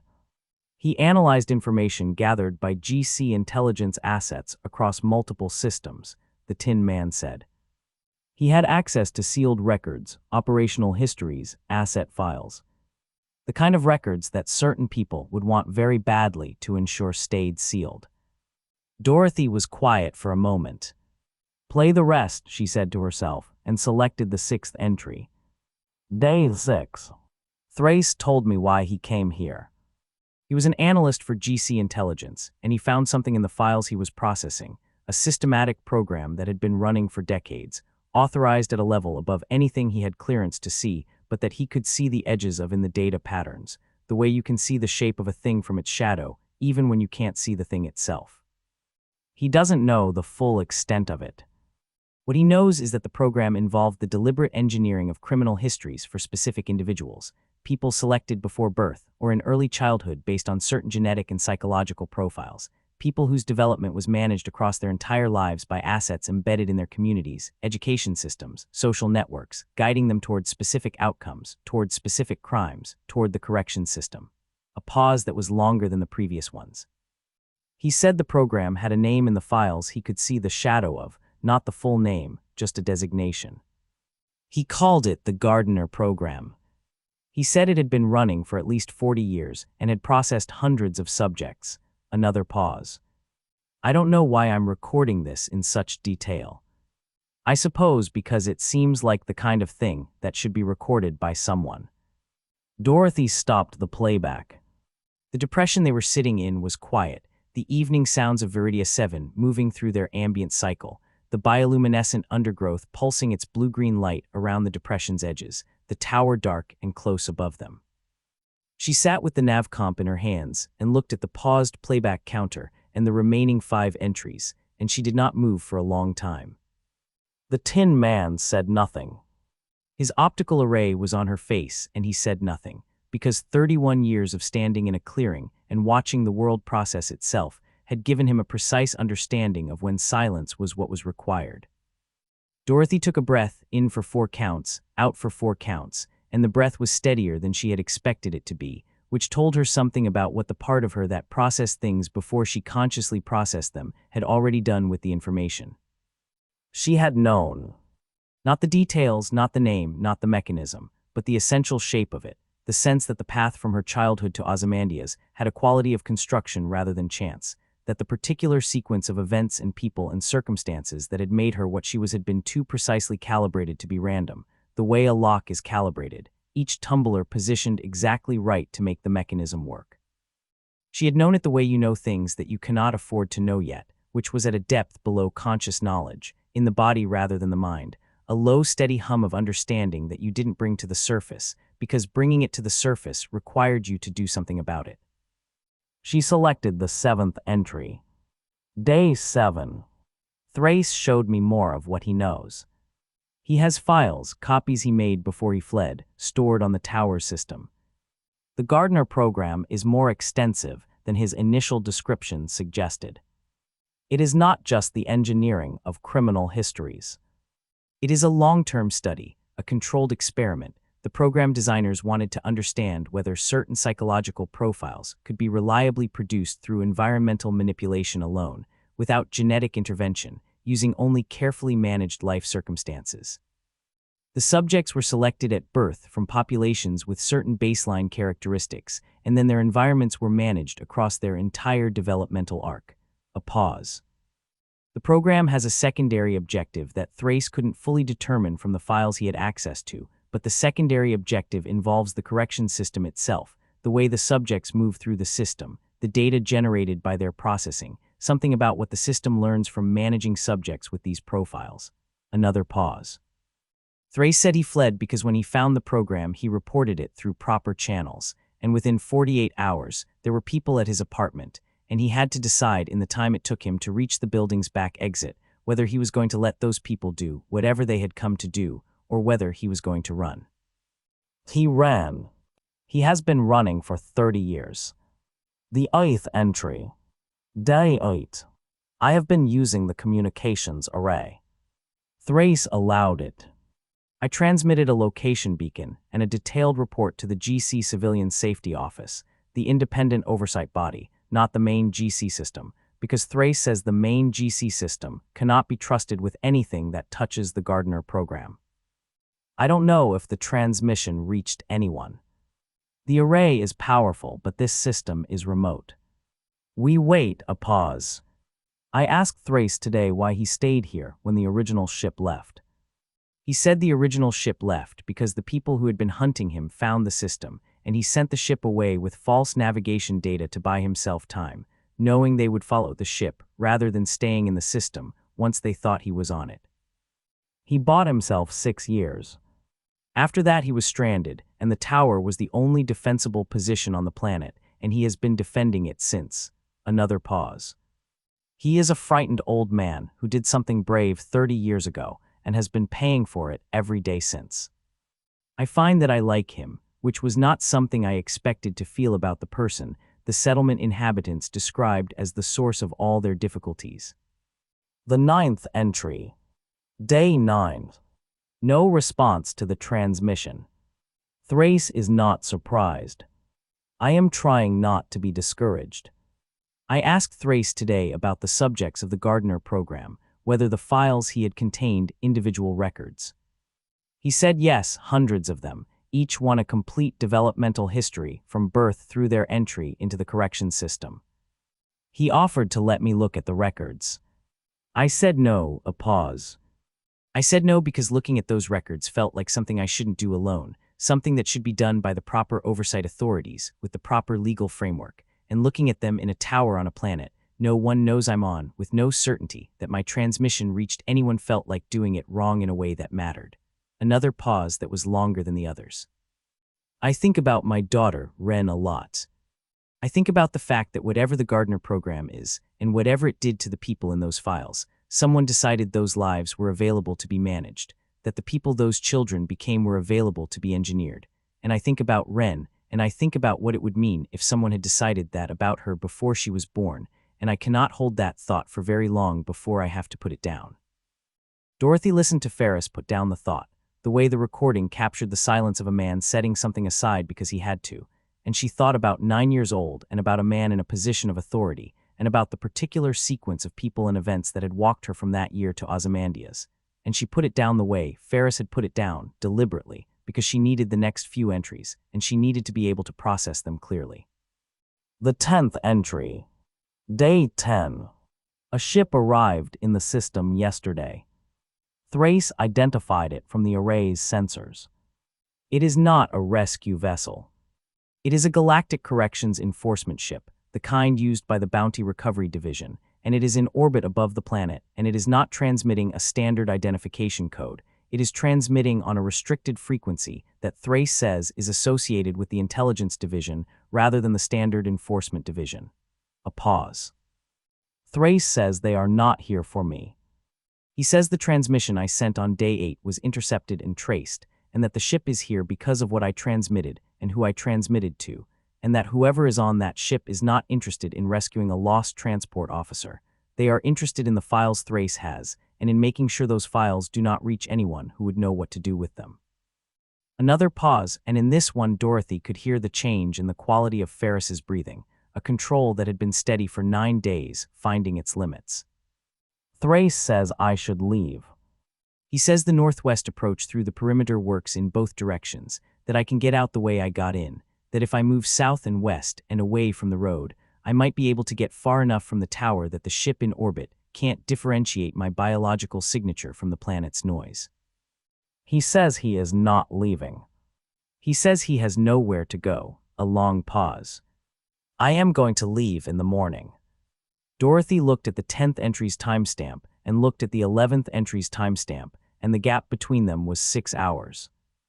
The 11th entry. Day 10 later, the voice was different. The control was gone. Not broken exactly, not panicked, but the careful steadiness of the previous 9 days had been replaced by something rawer, a voice that was speaking because it needed to speak and was not managing the output the way it had been managing it. I didn't leave. I was going to leave, and I got to the outer perimeter on the northwest side, and I got through the first sensor layer, and I was in the dead ground, and I had a clear path to the forest, and I stopped. A pause.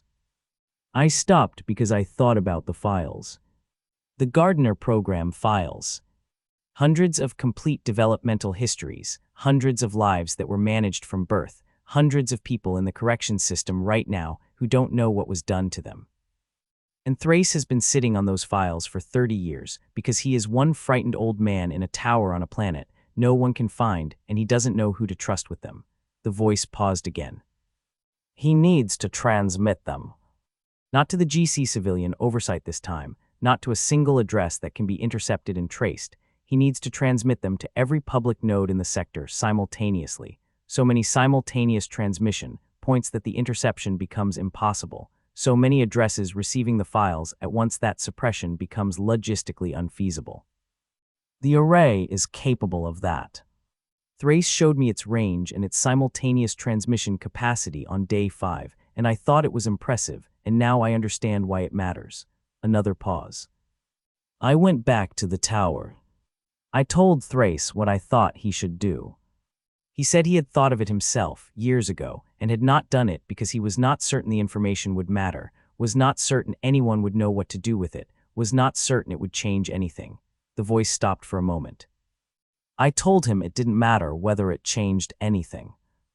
I told him the right thing to do and the effective thing to do were not always the same thing, and that this was the right thing to do regardless of the outcome.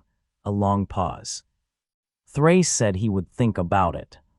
That was 6 hours ago. He is still thinking about it. The recording ended. Dorothy held the navcomp in her hands and looked at the stopped playback counter and the empty space where the 12th entry would have been.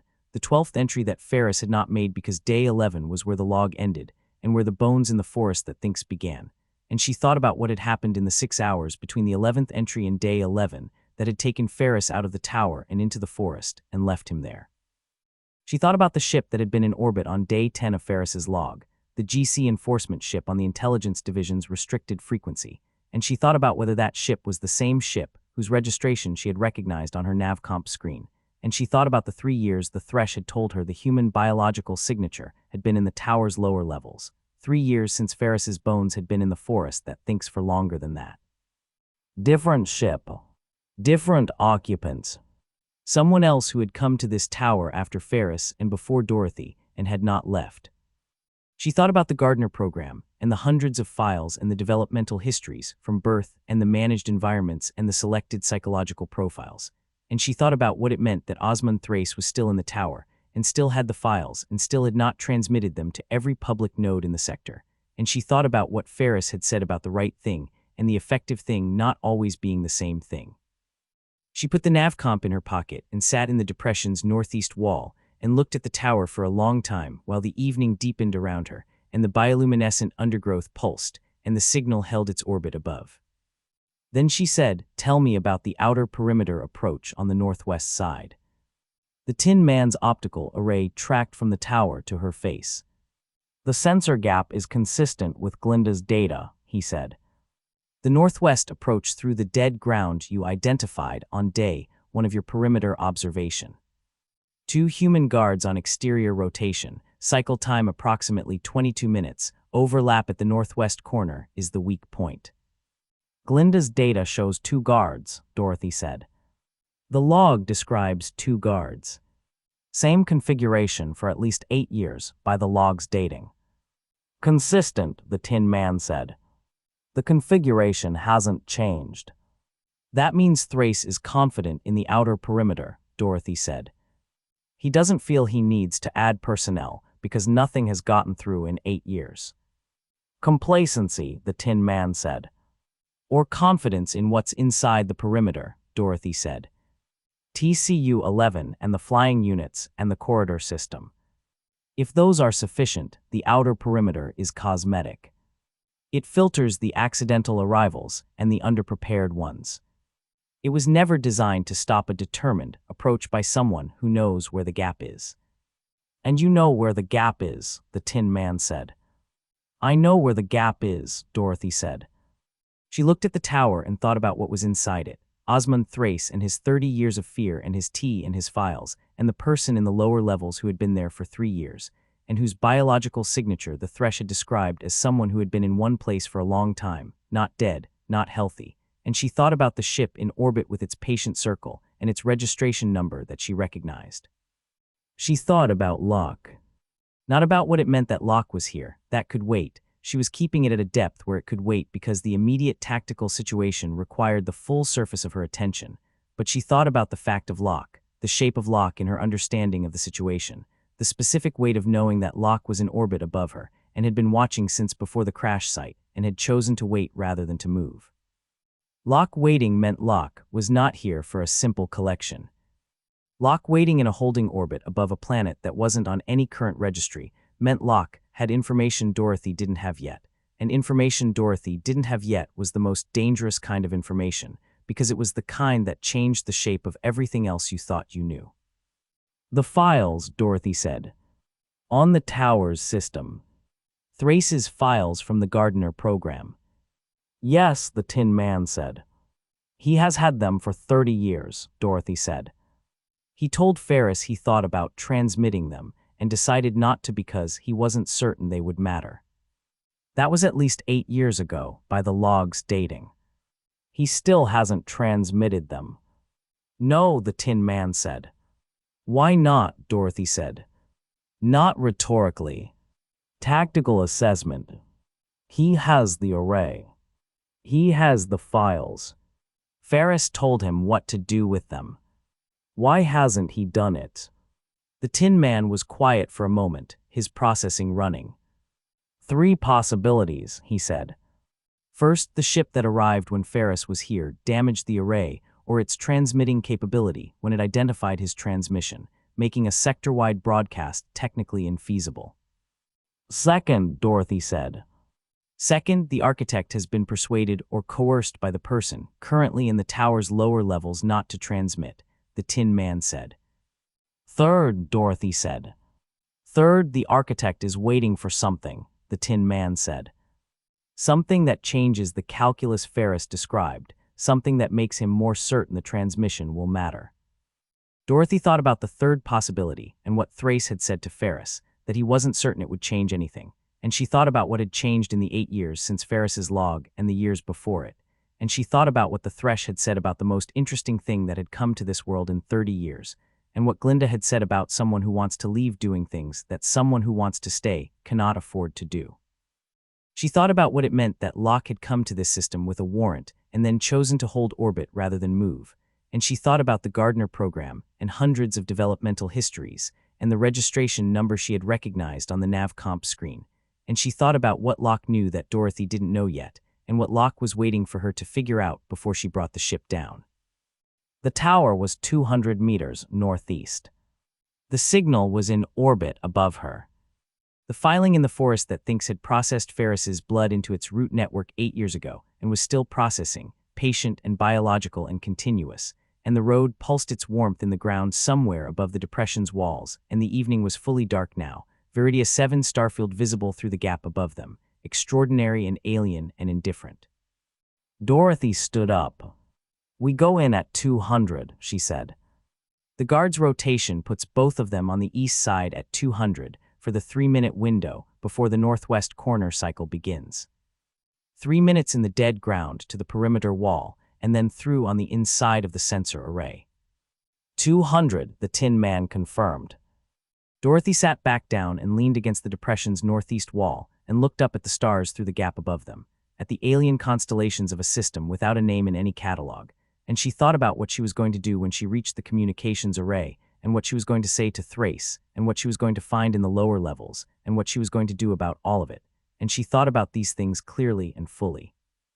Bringing each one to the surface and looking at it and processing it and putting it in its correct position relative to everything else. She thought about Wren, who was 7 years old in Ferris's log, and was 15 or 16 years old now somewhere in the sector, and she thought about Ferris going back to the tower because of a stack of files belonging to people who didn't know those files existed, and she thought about a man who had decided to do the right thing regardless of effectiveness, and had ended up in the forest that thinks because of it. And she thought about whether those two things were related, in the way she thought they were related, and what it meant if they were. She thought about 9 years old, and about a program that had selected certain children based on certain profiles before they were born, and about managed environments and engineered outcomes, and 3 consecutive life sentences that were real in every legal sense, and were also, if Ferris's log and Thrace's files were accurate, the intended product of a process that had started before she could walk. She thought about it at the surface, fully, and then she put it down the way Ferris had put it down, and then she picked it back up, because she was not Ferris and putting things down was not her method. Her method was to look at things until she understood them completely. And she looked at this one and understood it completely, and then she put it in its correct position relative to everything else, and it sat there in the arrangement of everything she knew, and the arrangement made more sense with it than it had without it. The 200 window was 4 hours away. Dorothy sat against the depression wall and closed her eyes and slept, and the Tin Man stood in the depression's center and watched the tower and watched the perimeter and watched the guards complete their rotation in the darkness and watched the stars move overhead in their alien patterns. And the planet hummed its deep frequency in the ground below them, both and the road pulsed somewhere above them, and the signal held its orbit, and the tower held its dark, and everything waited for 200, the way everything waited for the thing that was already decided. The first night in the depression produced one casualty that had nothing to do with the tower or the architect or anything with an agenda.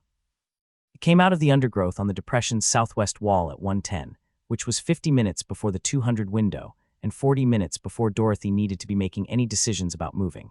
And it came quietly in the way that things on Veridia 7 that had learned to hunt came quietly, the bioluminescent plants on the depression's rim dimming slightly as it moved through them, rather than brightening the way they brightened for something moving fast or carelessly. A predator's understanding of its own relationship to the light it lived in. The Tin Man said subvocally, "Contact. Southwest. Single organism. Mass estimate 200 kilograms. Moving toward the depression's interior." Dorothy was already awake.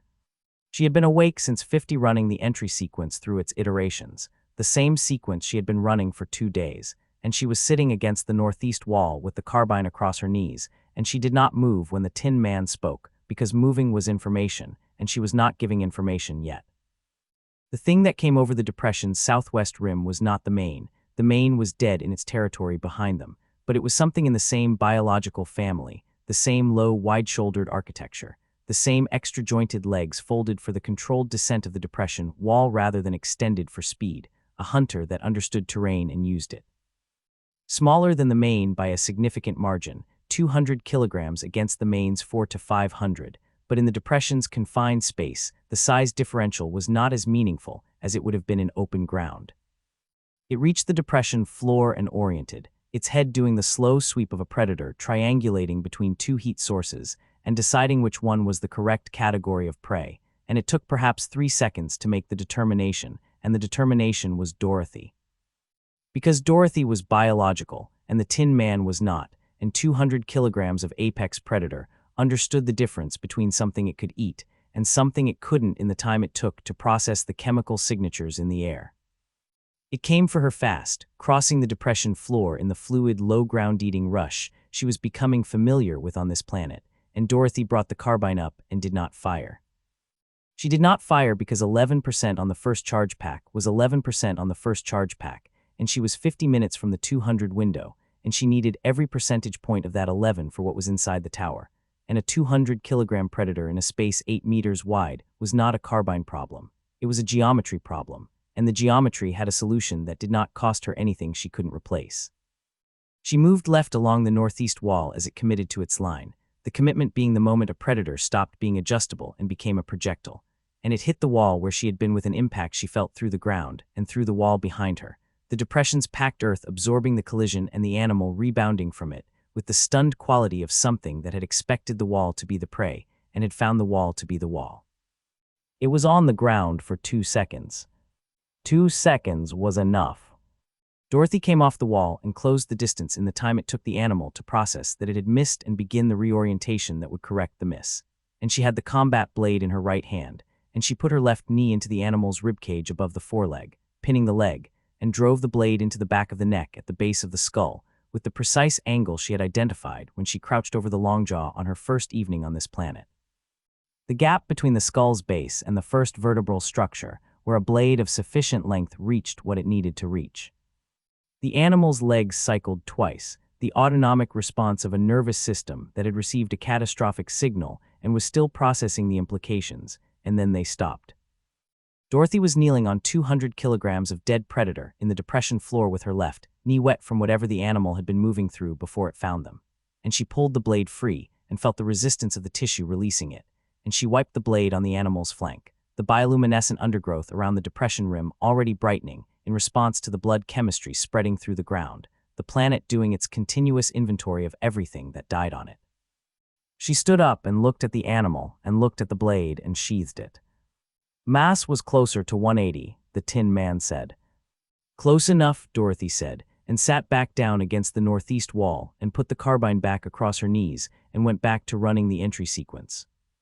The bioluminescent plants pulsed their response to the dead animal for 20 minutes and then faded back to their ambient rhythm, and the depression was quiet again, and the dead thing on the floor was already being processed by the root network below it, the planet taking its slow, patient inventory, and Dorothy sat in the quiet and counted down to the 200 window and thought about the tower.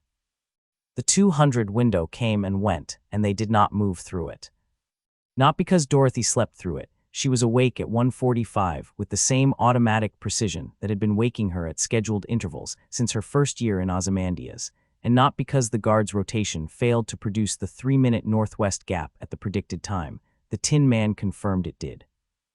They did not move through it because at 1:52 the tower's exterior lighting changed, a subtle shift in the illumination pattern on the upper levels that the Tin Man identified as consistent with an active scan being run from inside the tower, rather than a standard exterior security protocol. And an active interior scan at 1:52 in the morning on a night when nothing had triggered the outer perimeter sensors was the kind of thing that meant someone inside the tower was awake and looking for something, and Dorothy was not going to walk through a perimeter gap into a facility where someone was actively scanning at 1:52 in the morning without understanding why they were scanning. So she waited. The scan ran for 22 minutes, and then the exterior lighting returned to its standard pattern, and the tower went back to whatever it was before 1:52, dark and closed and saying nothing about its interior, and Dorothy sat in the depression and thought about active scans in the middle of the night, and what triggered them, and whether the trigger was her or something else, and she couldn't determine it from available data.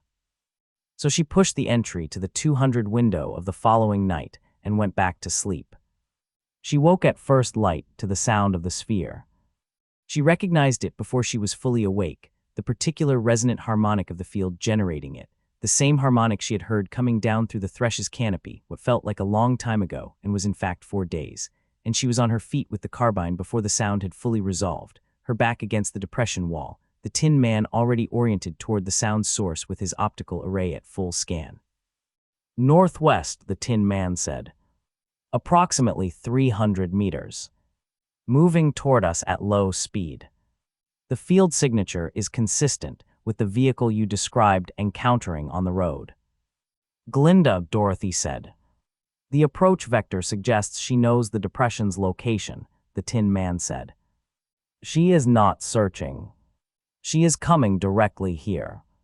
Dorothy thought about that for a moment, and thought about the active scan at 1:52, and thought about whether those two things were connected, and they probably were. And the connection was probably that Glinda had assets watching the tower's perimeter, who had observed Dorothy and the Tin Man entering the dead ground the previous evening and had transmitted the location.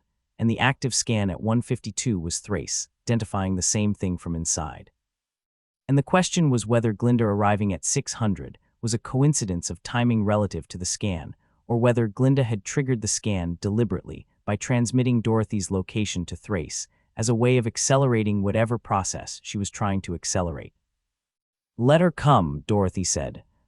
The sphere came over the depression's rim at low altitude and descended into the open space above them, its field interacting with the depression's walls in a way that made the bioluminescent plants around the edges flare to full brightness, and it settled at perhaps 2 meters above the depression floor, not landing, hovering, and Glinda was visible inside it with the amber-tinted flattering light doing what it always did for her, which was everything. The sphere's field dissolved, and Glinda looked down at Dorothy from 2 meters up with an expression that was different from both previous versions of her expression, not the warm performance of the road, and not the stripped-back honesty of the second meeting, but something that had the quality of controlled urgency, a person who needed something to happen quickly and was managing the need. "You didn't go in last night," Glinda said. "No," Dorothy said. "The scan at 200, Glinda began. 1:52, Dorothy said. "And I had already decided to hold before the scan ran." The scan confirmed the decision. Glinda looked at her with those eyes that were always recalibrating. "Thrace knows you're here," she said. "The scan was his. He has sensors in the depression, passive ones. He put them in every piece of dead ground within 500 meters of the perimeter years ago, because the northwest gap is the only real vulnerability in his outer coverage, and he knows it." Dorothy processed this. "He let me spend the night there," she said. "He ran the scan, identified me, and went back to whatever he was doing." "Yes," Glinda said. "Why?" Dorothy said. Glinda was quiet for a moment, and the quality of the quiet was different from her usual considered pauses. This one had something uncharacteristically uncertain in it, a pause that was not the management of information, but the management of how to present information she found uncomfortable. "Because Thrace has been expecting someone like you," she said. "Not you specifically, but someone from off-world, someone with the specific combination of capability and motivation that you have, someone who is going to the tower, not because they want what the tower has, but because they need to get through it. He's been waiting for a route out, Dorothy said. He's been waiting for something to change, Glinda said. 30 years of the same situation, and then your ship fell out of the sky and killed the Harrow's tax collector, and you walked the road and killed 4 of the Thresh's scouts, and came through the forest that thinks and killed the Maine, and spent the night in his sensor coverage without triggering a single perimeter alarm, and Thrace ran the scan at 1:52 and identified you and went back to bed. A pause. He left the gap open. He could have closed it. He has a manual override on the sensor array that would have sealed the northwest approach inside of 3 minutes. He did not use it.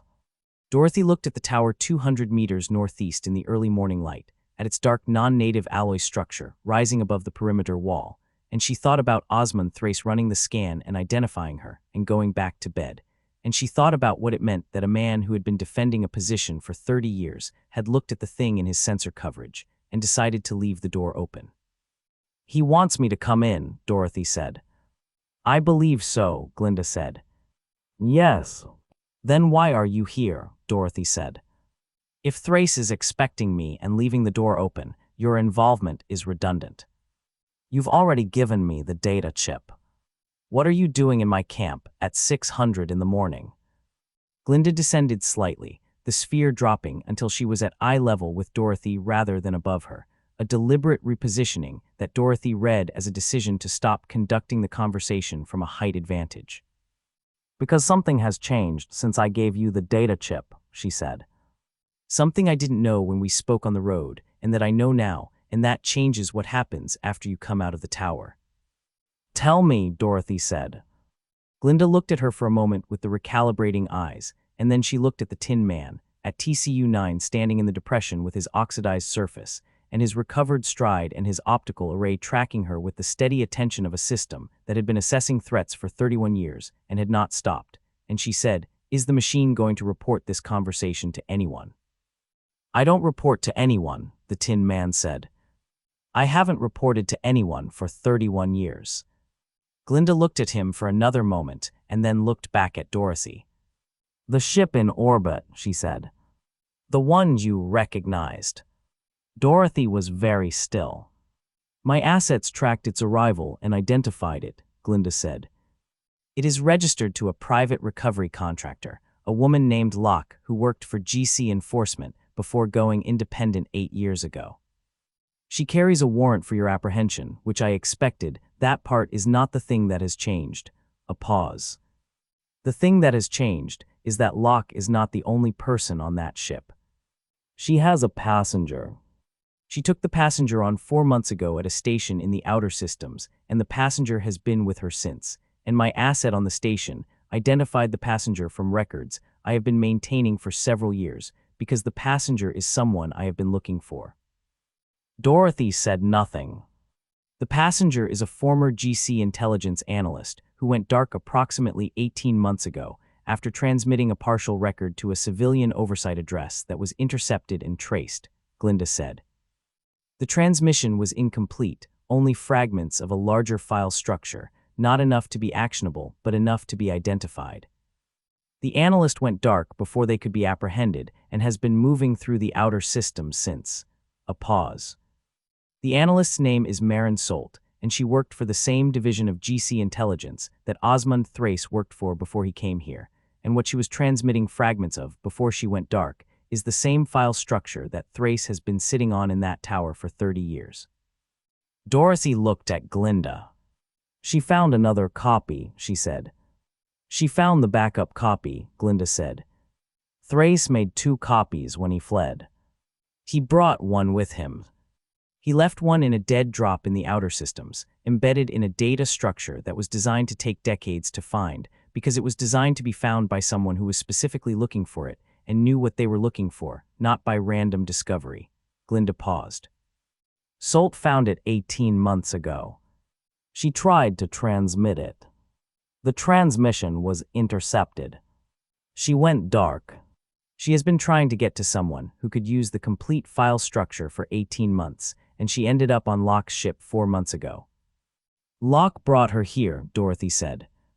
Locke brought her here, Glinda confirmed. The question is why. Dorothy thought about Locke's holding orbit, and the 8 years since Locke had left GC enforcement, and the specific quality of a warrant that was being served with a 4-month delay from a holding orbit above a planet nobody could find in any current registry, and she thought about what Locke knew and what Locke had and what Locke was waiting for. Locke knows about the files, Dorothy said. She's known since she picked up Salt. She's been holding orbit because she's waiting for the files from the tower end and the backup from Salt, and she wants both of them transmitted simultaneously, not fragments, not one or the other, both complete copies hitting every public node in the sector at the same time from 2 different sources. That is my assessment also, Glinda said.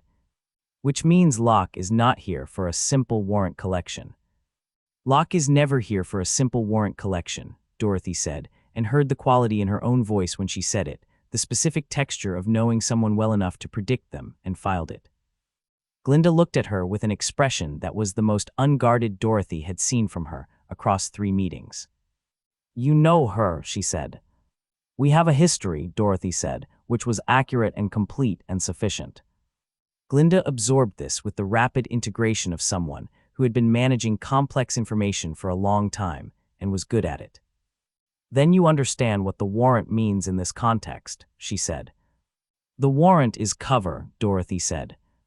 Locke needs a legitimate operational reason to be in this system and in this orbit, and the warrant provides it. If anyone tracks her movements and asks why she spent weeks in orbit above a non-colonial planet, the warrant explains it. She was pursuing a fugitive. Yes, Glinda said. Which means the warrant may not be the threat it appears to be. It's still a warrant, Dorothy said. Locke doing something complicated doesn't mean Locke isn't going to serve the warrant when the complicated thing is done. It means the order of operations is the complicated thing first and the warrant second. Glinda looked at her with the recalibrating eyes, and something moved in them that was not performance, a genuine assessment of something she hadn't fully anticipated. You are not worried about the warrant, she said. It was not a question. I'm not unaware of the warrant, Dorothy said. Those aren't the same thing. No, Glinda agreed. They're not, she paused. There is one more thing. Tell me, Dorothy said. The person in the tower's lower levels, Glinda said. The human biological signature the Thresh told you about. I know who it is. The depression was quiet. The bioluminescent plants around the rim pulsed their early morning blue-green light, and the Tin Man's optical array held on Glinda's face with the specific fixed attention of a system that had identified this as the most tactically significant piece of information in the conversation, and was allocating processing accordingly. Tell me, Dorothy said, and her voice was level and flat and completely controlled and had nothing in it except the words. Her name is Cassiel Vorn, Glinda said. She arrived on Veridia approximately 3 years ago in a ship that came down in the Northern Territory, not a crash, a controlled landing, a deliberate arrival. She came looking for Thrace. She had been looking for him for years, tracking the system he disappeared into, working backward from the data patterns he left when he fled. A pause. She is a GC intelligence operative, deep cover, one of the long-term assets that the intelligence division deploys for operations that take years to complete. She was sent to find Thrace and the files and ensure they did not become public. And she's been in the lower levels for 3 years, Dorothy said. She went into the tower willingly, Glinda said. Thrace let her in the same way he let Ferris in, because Thrace lets people in. It is his one consistent vulnerability. He has been alone in that tower for 30 years, and he lets people in when they come to his door regardless of what he knows about why they're there. He let Vorn in, and she has been in the lower levels since, and I do not know whether that means Thrace is holding her, or she is staying by choice, or something more complicated than either. Dorothy looked at the tower and thought about a GC intelligence operative who had been in the lower levels for 3 years, and about the Thresh's reading of not dead, not healthy, and about what 3 years in a tower on an alien planet under circumstances that were not straightforwardly voluntary did to a person. You're telling me she might fight me when I get in there, Dorothy said. I'm telling you she is a trained, deep-cover operative who has been in an ambiguous situation for 3 years, and whose loyalty and current objectives I cannot fully predict, Glinda said. Yes. And Thrace, Dorothy said. He knows she's GC intelligence. He's known since she arrived, Glinda said. He let her in anyway. As I said. Dorothy looked at the tower for a long moment, running the revised tactical picture through its updated configuration, all the new information finding its positions in the arrangement of everything she knew, the warrant and lock in Solt, and the backup copy in Castle Vorn in the lower levels, and Thrace leaving the northwest gap open at 1:52 in the morning. Why are you telling me this? Dorothy said. The Vorn information specifically. You could have withheld it and let me walk in there without knowing what was in the lower levels. Glinda was quiet for a moment. Because withholding it would mean you walking into the tower without complete information and making decisions on that basis that might compromise the outcome I need, she said. I need Thrace and the files neutralized as a threat to the communication array's future control, and I need the array operational, and I need you to come out of that tower alive and with the array accessible. You need me to come out of the tower alive, Dorothy said. That's an honest answer. I find I am being more honest with you than I intended to be, Glinda said, with something in it that was not quite self-deprecating, but was in the direction of it. You seem to produce that result. It's the directness, Dorothy said. People find it easier to be direct back. What do you want from me right now, specifically this morning, before I go into the tower? I want to know what you're going to do with the files, Glinda said. When you find them. Thrace has been sitting on them for 30 years because he wasn't certain they would matter, and Ferris told him to transmit them, and he still didn't, and the reason he still didn't is that he was waiting for someone who had a personal stake in them, someone for whom the transmission wasn't a principle but a necessity. She held Dorothy's gaze. You are in those files. The Gardener program selected you. Your developmental history is in Thrace's records and in Solt's backup, and what you do with that information is going to determine what happens to everything else. Dorothy looked at her steadily. You've known since the data chip, she said. You knew what I was when you came down on the road. I suspected, Glinda said. I confirmed it when my asset identified Solt on Locke's ship and cross-referenced the fragment Solt had transmitted with the profile data my own intelligence operation had accumulated on the Gardener program over the past decade. Your profile matches the program's selection criteria precisely. A pause. I want you to understand that this does not change what you are capable of, or what you have done, or who you are. The program identified a profile. It managed an environment. It did not create you, it found you and pointed you. You're managing me right now, Dorothy said. You understand that? Yes, Glinda said. I am. I am telling you things I know will produce the outcome I need because you are a person who makes decisions based on complete information, and the complete information leads to the outcome I need. She paused. I am not pretending otherwise. Dorothy looked at her for a long moment, at the woman in the sphere with her extraordinary careful intelligence and her century of power politics on a planet that had been someone else's con for 30 years. And she thought about management and tools and what the difference was between being managed and choosing to do the thing the manager needed, because the thing the manager needed was also the thing you had already decided to do. What do you want for yourself? Dorothy said. Not the arrays. Not the trade routes. Not the political outcome. What do you want? Glinda blinked. It was the first fully unguarded response Dorothy had gotten from her across 3 meetings, a genuine moment of being asked something she had not prepared for. She was quiet for long enough that the quiet had texture, and then she said, I want this planet to be findable. I want it to be on the maps. I want the people who live here to be able to trade and travel and communicate with the rest of the sector the way every other inhabited world can. I want the architect's 30-year communications embargo to end, and I want it to end in a way that doesn't simply replace his control with another single point of control. A pause. I know that what I'm describing sounds like an argument against my own consolidation of the array, and I understand the contradiction, and I am not going to resolve it for you because I cannot resolve it for myself." Dorothy looked at her and thought that this was probably the most honest thing Glinda had said across all 3 meetings, and was still not entirely honest, because Glinda was constitutionally incapable of entirely honest, but it was as close as Glinda got, and it was close enough to work with. "The 200 window tonight," Dorothy said. "I'm going in." Glinda nodded once. "I will not be nearby," she said. "After this conversation, I am withdrawing my assets from the tower's perimeter area. Whatever happens inside that tower is between you and Thrace and Vorn and TCU-11 and whatever else is in there, and I am not going to be a variable in it." "TCU-11 is going to be a problem," Dorothy said. "Yes," Glinda said. "I know." She looked at the Tin Man. "TCU-9. The Tin Man's optical array tracked to her. "Glinda," he said. "You refused an order 31 years ago," Glinda said. "I told you I considered refusing the same order.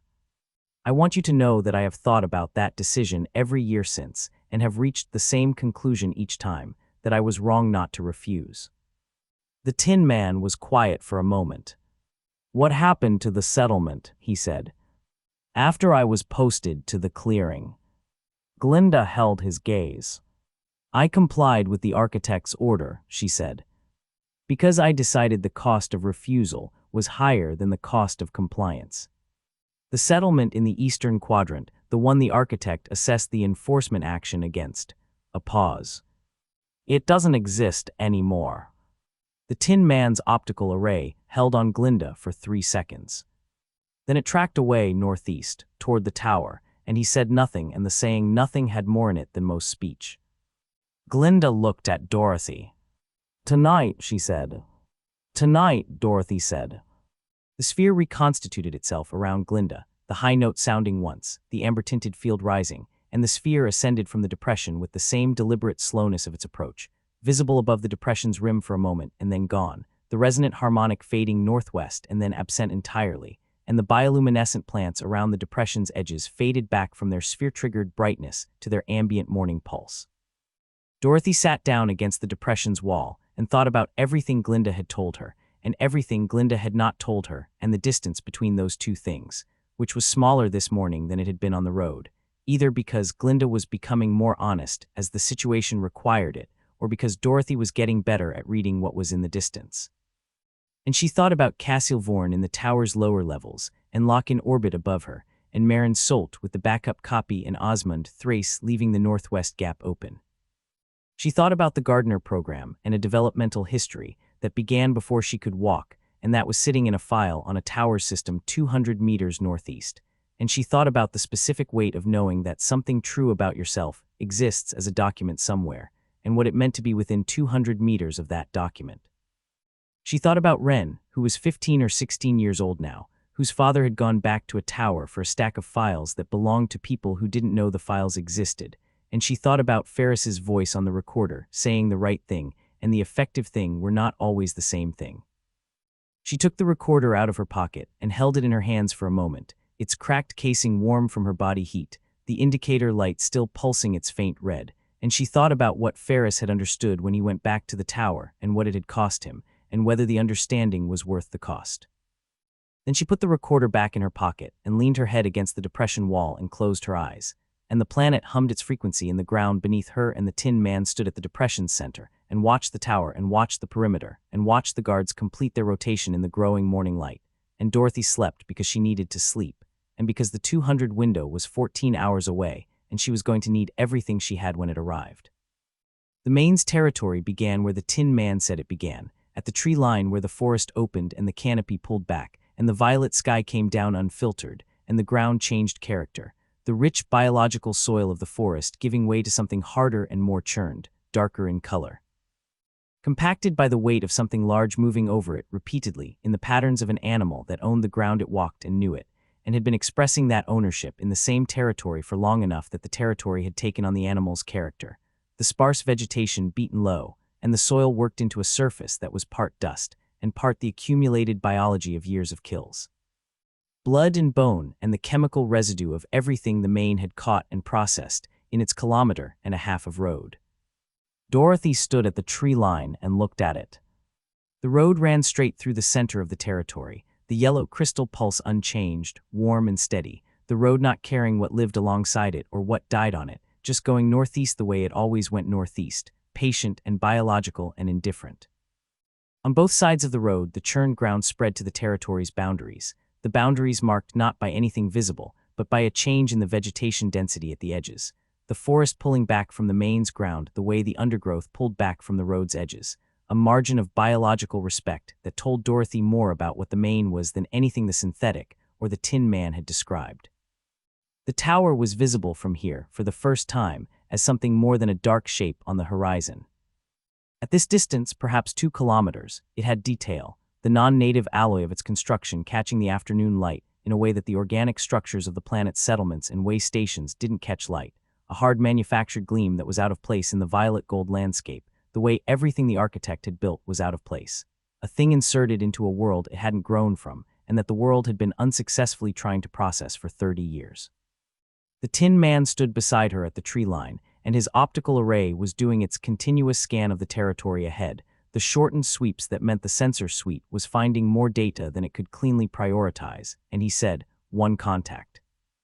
Moving in the eastern portion of the territory, approximately 800 meters northeast. The ground vibration signature is consistent with the mass range I estimated when we discussed this. 4 to 500 kilograms, Dorothy said. 460 by current reading, the Tin Man said. Moving in a slow patrol pattern, not hunting, not agitated, moving the way a territorial animal moves through familiar ground. It doesn't know we're here yet, Dorothy said. The route network in this territory is minimal, the Tin Man said. The main's repeated ground disturbance has disrupted the continuous route coverage that exists in the forest. The announcement wave the forest that thinks used to transmit our position ahead of us is not functional here. We have approached without the network broadcasting our position.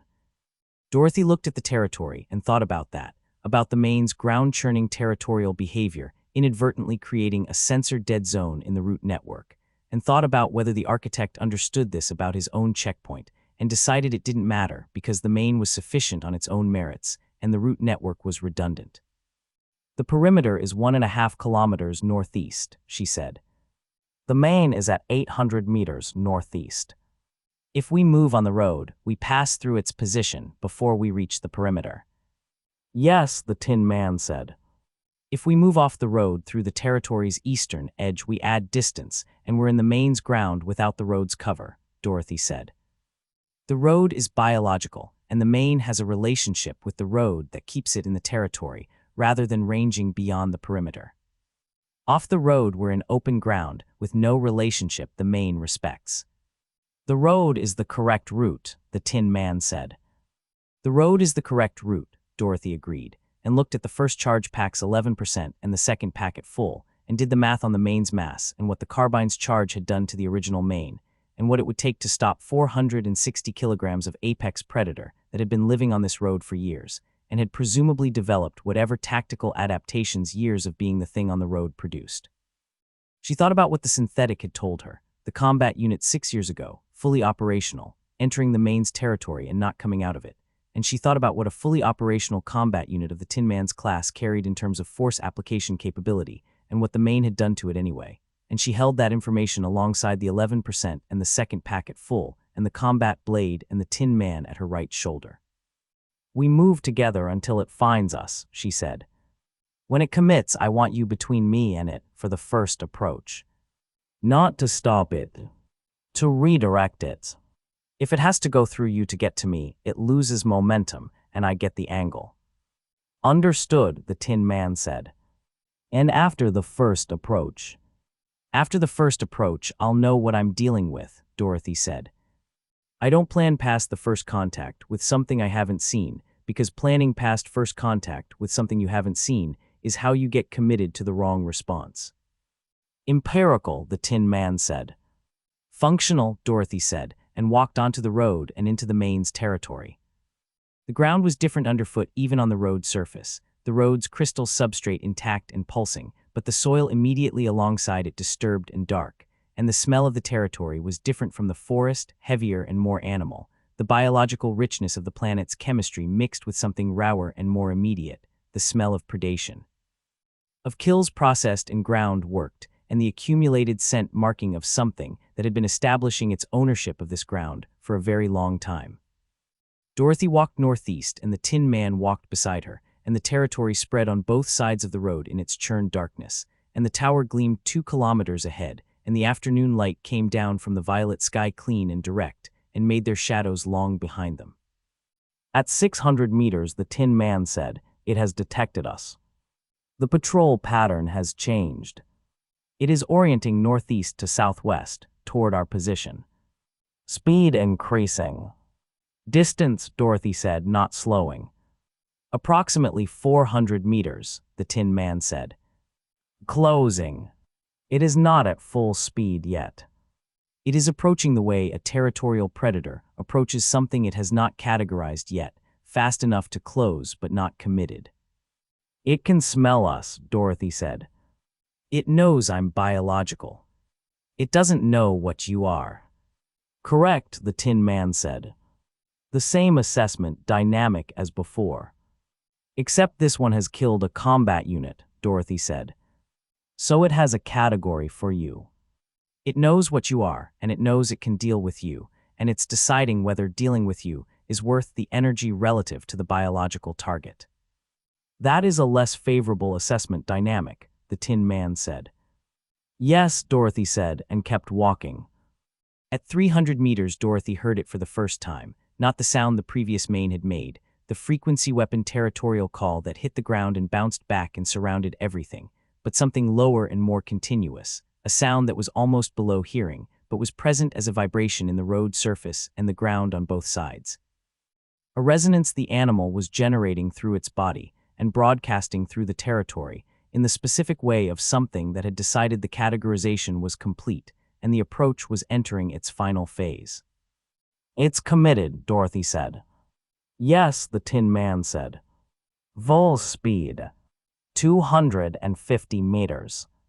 Dorothy looked at the road ahead and the territory on both sides and picked her ground, a point approximately 30 meters ahead, where the road's crystal substrate showed a long lateral crack running southwest to northeast, an old disruption in the road's surface that created a slight ridge, 2 inches of elevation that was nothing to a human stride, and would be a fractional interruption to a 460-kilogram animal moving at full speed that was not expecting it. 2 inches and a fraction of a second. "Take the left side," she said to the Tin Man. "When it comes past you, I need the right angle clear." She reached the cracked section of road and stopped and turned, and the main came out of the eastern portion of the territory at a speed that was the same extraordinary fluid ground-eating rush as the first one but larger, the mass of it more visible at full speed, the 460 kilograms moving with an efficiency that made the weight irrelevant, the extra-jointed legs covering the churned ground in a pattern that was almost beautiful in the mechanical perfection of it. A body that had been doing exactly this for years and had refined the motion to something close to optimal. It was bigger than the first one. Not by the margin that changed the fundamental tactical problem, but by enough that Dorothy registered it and adjusted, the head broader and lower and the shoulder structure heavier, and it was looking at her across the closing distance with pale eyes that had the same quality she had seen in the first one's eyes, the complete absence of doubt, something that had never failed to complete what it started and had no framework for failure because failure had never been a relevant category. The Tin Man moved left as she had said, putting himself on the main's left side, and the main registered him in the way predators registered obstacles, a fractional adjustment of the approach angle to account for the obstruction without slowing, and Dorothy watched the angle adjust and watched the main pick its line, and she waited. At 20 meters, she fired the carbine. She aimed low, not center mass, not the kill shot, the left foreleg at the shoulder joint, and the charge hit the joint at a range where the energy transfer was concentrated enough to be structural rather than just disruptive, and the joint didn't fail completely but it compromised, the leg losing its full extension on the landing stride, and the main's left side dropped 2 inches on the stride that hit the road's cracked section. 2 inches down and 2 inches of ridge, and the fractional interruption in the stride pattern of something moving at full speed, produced what 2 inches always produced when the geometry was right, which was a loss of the perfect fluid efficiency, a slight forward pitch of the massive head as the left forelegs compromised landing, met the ridge, and the momentum that had been perfectly managed became slightly less perfectly managed, and the mane went left, not falling, not stopping, but going left instead of straight, and the line it had picked to Dorothy became a line that went past Dorothy on her right. She moved right into the gap, and the mane went past her left shoulder at a distance that put the air displacement of 460 kilograms at full speed against her as a physical force, a wall of moving air that hit her left side and staggered her one step right, and the mane's right flank scraped her left arm as it passed, the hide with its scale-adjacent texture taking skin off her forearm in a burn that she registered and filed and kept moving through. The mane hit the road surface 10 meters past her in a controlled recovery, not a fall, the 3 functional legs doing the work of 4 with the loud efficiency of a system redistributing load, and it turned, faster than something that size should have turned, the radius tight and the recovery from the turn immediate, and it was coming back before she had fully processed that it had stopped. Dorothy fired twice in rapid succession, both shots center mass at 15 meters, and the first charge hit the chest, and the second hit the throat, and the energy transfer from 2 shots at that range was enough to stop the forward momentum, the mane's front end going down as the legs lost their signal. The massive head hitting the road's surface, with an impact that cracked the crystal substrate in a starburst pattern 2 meters across, and sent fragments of yellow crystal skittering across the churned ground on both sides. It was not dead. The back legs were still working, the hindquarters trying to push the front end upright, and the head was up off the road surface, and the pale eyes were on Dorothy, and the sound it was making was the deep territorial resonance at a volume and intensity that hit her chest like a series of impacts, and she could see the damage the 2 shots had done to the chest and throat, the hide disrupted and the tissue beneath it, and the tissue beneath it was extraordinary. Layered and dense in a way that the first mane's hide hadn't shown her, because she hadn't been this close to the first one's wounds, a biological armor under the scale-adjacent surface that had absorbed a significant portion of the charge energy and distributed it rather than channeling it to the structures beneath. It had been built for this. Not this specifically, not carbine charges, but for the kind of force that apex predators encountered when prey fought back, and whatever evolution or the architect's management had done to it over years of living on this road, it had produced something that could take 2 centermass carbine hits at 15 meters and still have its hindquarters working and its head up and its pale eyes on her with the complete absence of doubt.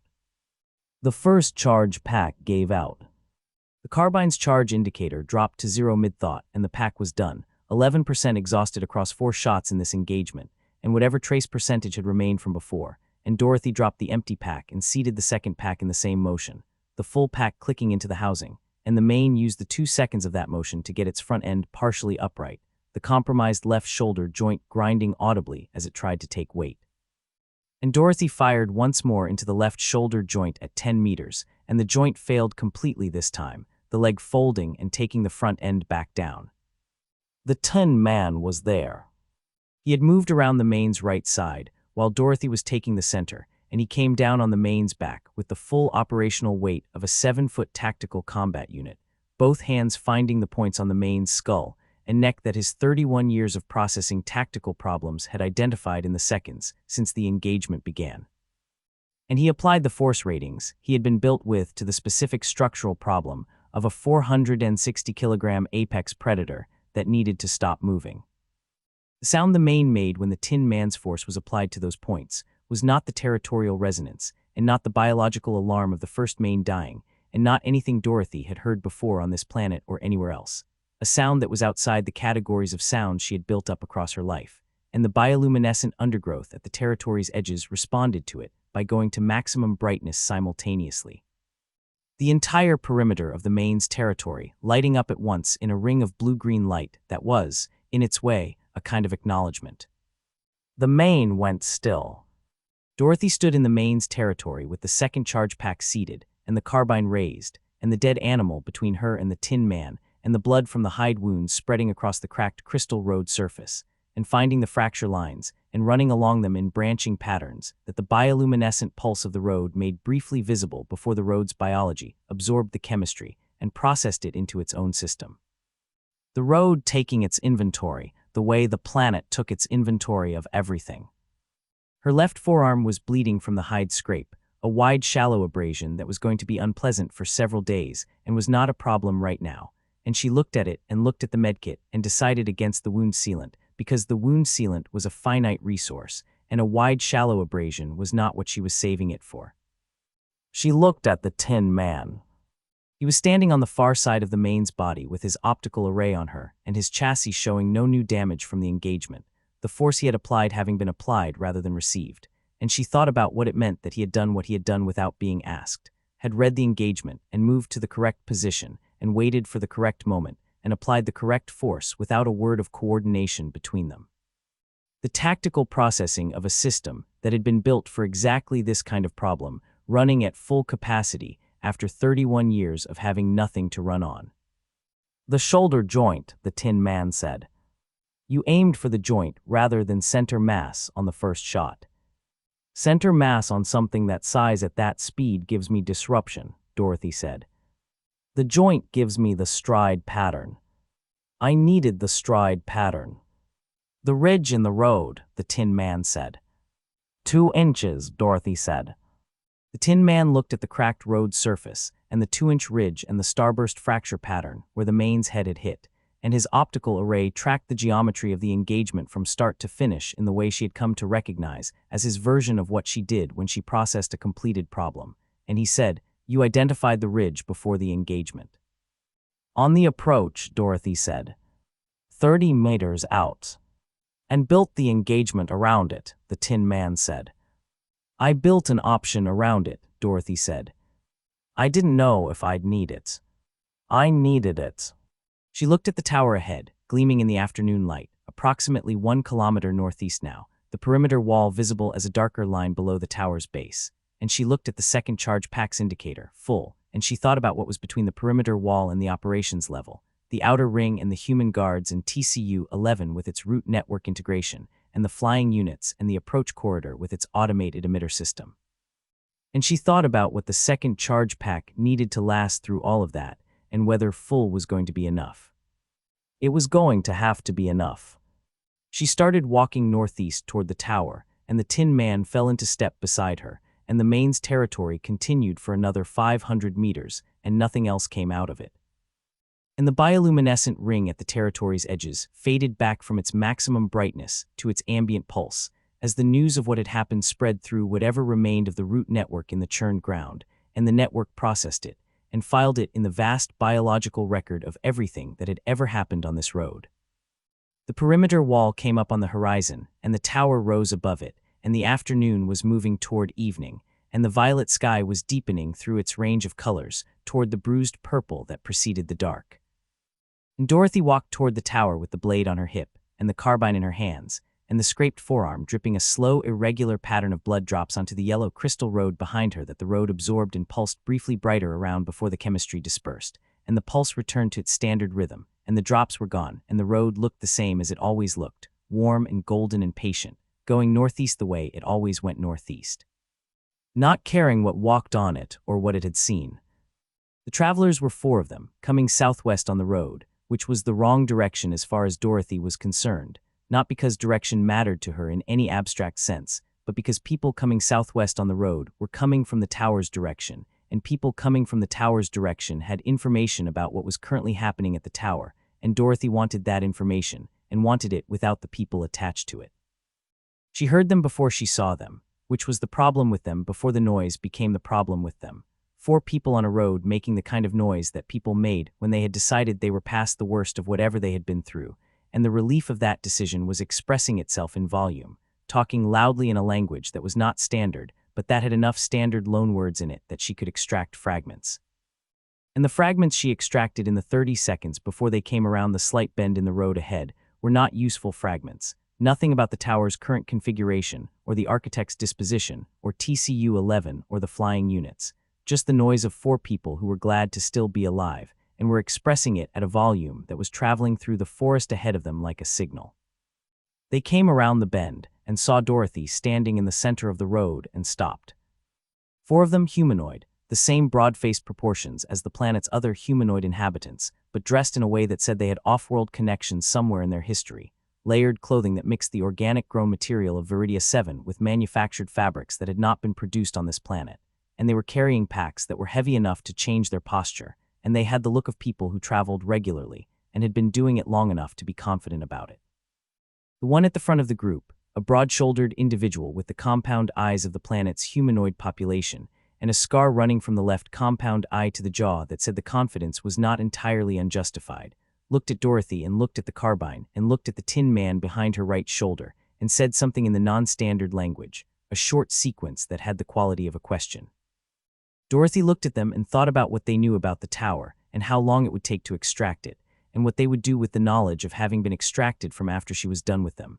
And she thought about the noise they had been making on the approach, and the noise they would make going southwest, and who else on this road or watching this road might hear it and follow it back to her position and her timeline. "What's at the tower right now?" she said. "Guards, disposition, anything you saw on the way out." The scarred one looked at her and said something to the others, a quick low sequence, and one of the others, smaller, younger, made a sound that was probably a laugh and said something back. "Standard," Dorothy said. "One of you speaks it." "I speak it," the scarred one said, in standard with the same heavy approximated accent as the old one in the Munchkin settlement, learned rather than native, practiced but not fluent. "We speak it." "What you want to know about the tower for?" "I'm going there," Dorothy said. The scarred one looked at her for a moment and then looked at the Tin Man and said, "You the one who killed the Maine?" It wasn't a question. Dorothy didn't treat it as one. "What did you see at the tower?" she said. "We didn't go to the tower," the scarred one said. "We don't go to the tower. Nobody who understands this road goes to the tower." A pause. "We came from the settlement on the North Branch, 2 days east. We're going to the western settlements to trade." The pack shifted on the broad shoulders, a small adjustment. "We heard the Maine was dead. That's why we're on this road. We don't use this road when the Maine is alive." Dorothy absorbed this. They had nothing about the tower because they hadn't been near the tower, and the information about the road being reopened by the Maine's death was going to spread southwest through every settlement the road connected and bring traffic back onto this road within days, which meant the road between the Maine's territory and the tower was going to get busier and busier, and the window of quiet approach she had was closing with every traveler who heard the news and decided to use the road again. She looked at the 4 of them, at their packs and their manufactured fabric and the younger one who had laughed, and she thought about 4 people walking southwest making noise that carried through the forest ahead of them and behind them, and in every direction the forest's root network could carry it, and she thought about TCU-11 feeling movement through the ground, and about the architect running active scans at 1:52 in the morning. And she thought about what 4 loud travelers on the road, between her and the tower, meant to her timeline and her approach. The scarred one was watching her with the compound eyes, doing their evaluative traverse across her face and the carbine and the Tin Man, and Dorothy watched the traverse and watched the scarred one arrive at an assessment, and watched the assessment produce something in the broad face that was the correct response to the situation, which was the understanding that the situation was more dangerous than it had appeared when they came around the bend. "You should let us pass," the scarred one said carefully. "We have nothing to do with the tower or what you're doing. We're traders. We trade between settlements." "I know," Dorothy said. "Then you know we're not a problem for you," the scarred one said. "You're loud," Dorothy said. The scarred one looked at her. "We'll be quiet," they said. Dorothy looked at the 4 of them for a moment longer, and then she shot the scarred one in the chest. The charge hit center mass at a range of 8 feet, and the energy transfer at that range was immediate and total, the scarred one going backward off their feet with the finality of a system that had been running and had stopped, the pack hitting the road surface first and the body following it, and the sound of it was the sound of significant mass hitting crystal substrate, and Dorothy was already moving before the body had fully settled, stepping left and bringing the carbine to the second one. The younger one who had laughed, who was in the process of understanding what had just happened, and whose understanding had gotten as far as opening their mouth when the second charge hit them in the throat, and the understanding stopped there. The third one ran. Running was the instinct, and it was the wrong instinct on a road with a clear sightline, and Dorothy tracked the run for 2 strides and fired, and the charge caught the runner between the shoulder blades, and they went down face first on the road surface, and slid 2 meters on the crystal and stopped and didn't move. The 4th one did not run and did not speak and did not reach for anything. The 4th one was the oldest of the group, a compact individual with a carapace that had the deep mottled color of significant age, and they stood in the road with their pack on their back, and their compound eyes on Dorothy, and they were completely still with the stillness of someone who had lived long enough to know that certain moments required complete stillness, and this was one of them. Dorothy looked at them. "The settlement's to the west," she said. "When you get there, tell them the road is open, but to move quietly on it for the next 2 days. After 2 days, it doesn't matter." The old one looked at her with the compound eyes and said nothing for a moment, and then said, in standard that was better than the scarred ones had been, cleaner, more practiced, "You killed 3 of my people because they were loud." "I killed 3 of your people because they were going to be loud for the next 2 days on a road where loud is a problem for me," Dorothy said. "You're going to be quiet. That's why you're still here."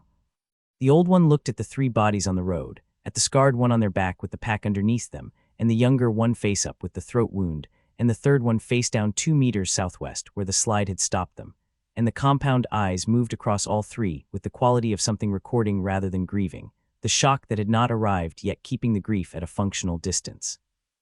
2 days, the old one said. 2 days, Dorothy said. "Move quietly." The old one looked at her for one more moment with those deep compound eyes, and then stepped around the 3 bodies with the careful, deliberate steps of someone managing themselves very precisely, stepping wide of the blood that was spreading from the throat wound across the crystal road surface, and catching the pulse of the road's bioluminescence and lighting from within briefly as the road processed the chemistry of it, and they walked southwest without looking back and without making a sound. And the forest absorbed them at the bend, and the road was quiet. Dorothy looked at the 3 bodies on the road. The bioluminescent pulse of the road was doing what it always did, processing the blood chemistry where it had contact with the crystal substrate, lighting briefly brighter in the spreading patterns where the blood found the road's surface, and then fading as the biology absorbed the compound and distributed it through the substrate's network, the road taking its inventory, and the bodies were already acquiring the particular stillness of things that had permanently stopped, the packs still on 2 of them. The trade goods inside them going wherever trade goods went when the traders didn't arrive. Dorothy checked the second charge pack's indicator. 3 shots expended. She did the math and moved on. The road continued northeast, and the tower was ahead, and the afternoon light was angling lower through the canopy's edges, where the canopy existed, and coming down direct and violet gold in the open sections. And Dorothy walked northeast, and the Tin Man walked beside her, and neither of them said anything about the 3 bodies, or the old one walking southwest in careful silence, or the 2 days Dorothy had given as the window. And the road pulsed its warmth under their feet, and the bioluminescence of the blood patterns faded behind them as they walked and was gone, and the road looked the same as it always looked, going northeast, patient and golden, not caring. The tower came into full view at the 4-kilometer mark, not the distant gleam she had been walking toward since the main's territory, but the full structure, close enough that the detail of it was readable, close enough that she could see the perimeter wall clearly and the sensor array housings on the wall's upper edge, and the movement of the 2 exterior guards in their rotation pattern, small at this distance, but present and regular and traceable. She stopped at a point where the forest still provided cover. The last stand of column trees before the ground opened into the cleared zone the architect had maintained around the perimeter, and she stood in the shadow of the canopy and looked at the tower for a long time. It was extraordinary in the specific way of things that had no business being where they were and were there anyway. The alloy construction rising perhaps 40 meters above the perimeter wall's top edge, the architectural language of it entirely off-world, angles and surfaces that had been designed by someone thinking about structural efficiency and defensive sightlines and sensor placement rather than about the violet-skied bioluminescent alien world it was sitting in. And the result was a building that looked like a fact that the landscape was still arguing with after 30 years. The perimeter wall was approximately 4 meters high, the same non-native alloy as the tower, and it ran in a rectangle around the tower's base, with dimensions that the Tin Man's memory put at roughly 80 meters by 60 meters, the longer axis running northeast to southwest along the road's direction. The sensor array housings she could see on the upper edge of the wall were spaced at intervals that the data chip mapped as covering all approaches except the northwest dead ground, and the 2 guards were on their rotation, visible from this distance as movement rather than detail, completing their circuit in the 22-minute cycle she had timed from the depression. "The scan last night," Dorothy said. "Thrace knows we're here. He has known since we entered the dead ground yesterday evening," the Tin Man said. The passive sensors in the depression confirmed our presence, and the active scan at 152 identified the specific signatures. He left the gap open, Dorothy said. The secondary sensor cluster on the inner perimeter wall, the one that's been disconnected from the inside. He's been managing the northwest gap for a reason, and the reason is that he wants something to come through it. He wants you to come through it, the Tin Man said. He wants something from off-world to come through it, Dorothy said. Something that isn't the Thresh or Glinda or any of the variables he's been managing for 30 years. Something new, she paused. He's been waiting for someone to come, and he's prepared the door, and he's left it open, and whatever happens when I come through that door is what he's been building toward since Ferris told him to transmit the files, and he decided not to yet. The Tin Man was quiet for a moment. He is going to try to use you, he said. Everyone on this planet has tried to use me, Dorothy said. Glinda, the Thresh. Thrace is going to be the same. The difference is that Thrace has the files and the array, and the ship, and 3 of those 4 things are things I need, which means his leverage and my leverage are going to be in the same conversation at the same time. And the 4th thing, the Tin Man said. The files. The files I'm taking regardless, Dorothy said. That's not a negotiation.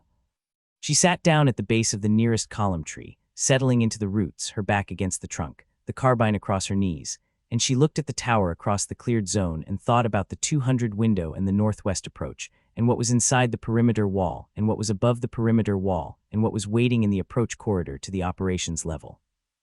Her left forearm had stopped bleeding, the wide, shallow scrape from the main's hide clotting in the dry air of the cleared zone's edge, and she flexed the fingers of that hand in the sequence she had been using to monitor the grip strength since the scarecrow's bruising, the strength still reduced but functional, and she thought about what functional meant in the context of what she was going to be doing inside that tower, and decided it meant enough.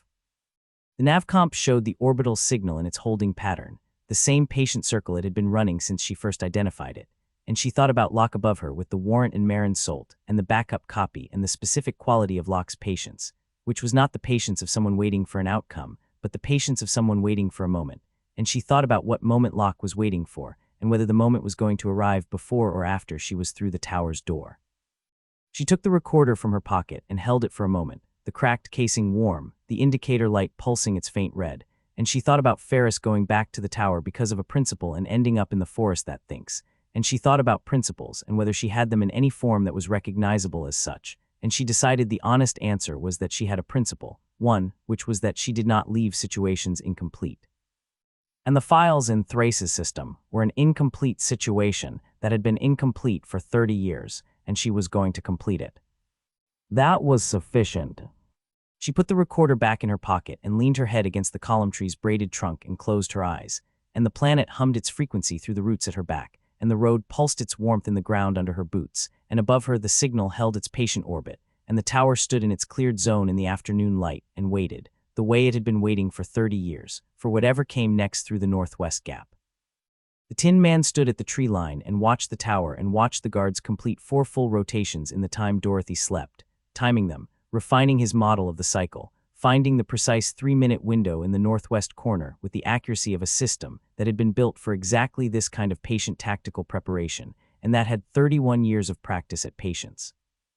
Dorothy woke at 1800 and ate the last ration packed completely and drank the last of the water, and looked at the empty containers and thought about the fact that after tonight the water situation either resolved itself through the tower's internal systems, or it didn't resolve itself at all, and both of those outcomes were acceptable because both of them were definitive, and she had always preferred definitive to indefinite.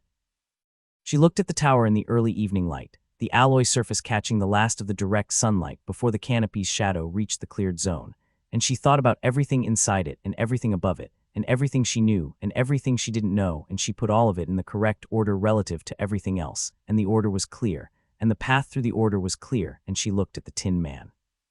"Tonight," she said. "Tonight," the Tin Man said.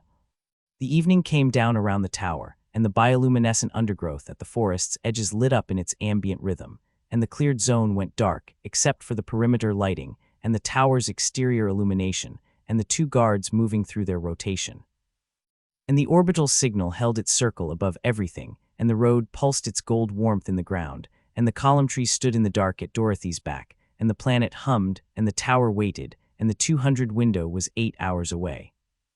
The 200 window opened on a night that was darker than the previous nights had been, the planet's bioluminescent undergrowth at a lower ambient intensity than Dorothy had seen since the first night after the crash. The blue-green pulse diminished to something barely visible at ground level. And she didn't know whether that was a seasonal variation, or a weather pattern, or something the root network was doing in response to the accumulated disturbance of the past several days, and she didn't spend time on the question, because the darkness was tactically favorable, and tactically favorable was the only category that mattered right now. She came up out of the tree line low and fast, and the Tin Man came behind her, and the cleared zone was open ground between the forest and the perimeter wall, 40 meters of it, and she crossed it in the way she crossed open ground, which was not running because running was commitment and commitment was visible, but moving at the maximum speed that still allowed redirection. A fast controlled traverse with the carbine up and her eyes on the perimeter wall's top edge where the sensor array housings were, and where any movement from the guards would first be visible. Nothing moved on the wall. She reached the perimeter wall's base and pressed against it, and the Tin Man pressed against it beside her, and they held for 30 seconds while she listened to the night, and the night gave her the planet's ambient hum and the distant biological sounds of the forest, and nothing from the other side of the wall that indicated the guards had heard or seen anything. The maintenance access panel was where Glinda's data chip said it was, low on the wall's northwest face, a rectangular panel in the alloy surface secured by 4 external fasteners that were designed for tool access rather than security, the assumption being that the security was the sensor array above and the guards in rotation and the things inside the perimeter rather than the wall's physical integrity. Dorothy had the multi-tool on the first fastener before the 30 seconds of listening was complete, working it with the efficient speed of someone who had practiced the motion in her head several hundred times over the past 2 days, and the 4 fasteners came out in sequence, and the panel swung inward on its hinge, and the space beyond it was dark. She went through first, the carbine leading, and came up on the inside of the perimeter wall in a crouch, and swept the interior with the carbine's sight line, and the interior of the perimeter was not what Glinda's data chip had described.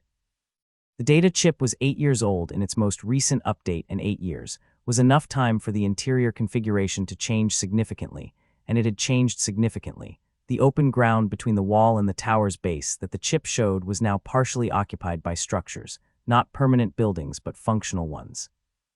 The kind of temporary permanent construction that happened when a facility expanded beyond its original footprint, and the expansion was practical rather than planned, prefabricated modules in the same non-native alloy as the tower connected by covered walkways that created a maze of partial sightlines and shadowed passages between the wall and the tower's base. Dorothy looked at the changed interior for 2 seconds and filed the data chip's information as historical rather than current and started building a new picture from what was in front of her. The Tin Man came through the panel behind her and straightened to his full height, and his optical array swept the interior in the continuous shortened pattern that meant the sensor suite was finding more data than it could cleanly prioritize, and he said subvocally, 2 guards. Both on the east side as predicted. Current position consistent with the rotation pattern. Estimated time before northwest corner of rotation reaches this position, 11 minutes. The structures, Dorothy said. They weren't in Glinda's data. Recent construction, the Tin Man said. Within the past 3 years. The alloy shows less weathering than the original perimeter wall. Vorn, Dorothy said. She arrived 3 years ago. Thrace built out the interior when she arrived. Or because of what she told him was coming, the Tin Man said. Dorothy looked at the covered walkways and the modules and the partial sightlines and thought about 11 minutes and what the interior's new configuration meant for the approach to the tower's base and the door that Thrace had left unlocked, and she moved into the first covered walkway and the Tin Man followed, and the darkness of the interior was the darkness of a facility that used its lighting deliberately, pools of it at specific points and shadow between the pools. And Dorothy moved through the shadow, and the Tin Man moved through it behind her. The first guard was not on the east side. The Tin Man said, subvocally and very quietly, contact. Northwest quadrant. Single guard. Stationary. approximately 20 meters northeast of our position. Not on the rotation pattern. Dorothy stopped moving and pressed against the walkway wall and thought about a guard who was not on the rotation pattern, who was stationary in the northwest quadrant at 200 in the morning, and she thought about Thrace's active scan and his passive sensors in the depression and the gap he had left open. And she thought about whether the off-rotation guard was Thrace's doing or a coincidence of timing, and she decided it didn't matter because the guard was there, and the guard was 20 meters northeast, and the tower door was 30 meters northeast, and the 11 minutes on the rotation was now closer to 9. She moved northeast through the walkway, and the guard resolved out of the shadow at 15 meters, a human male sitting on a crate against the wall of one of the modules, with his legs stretched out in front of him, and his head dropped forward in the specific posture of someone who had been stationary for long enough that the stationary had become sleep, a guard who had found a quiet corner of the interior, and was doing what guards did in quiet corners at 200 in the morning.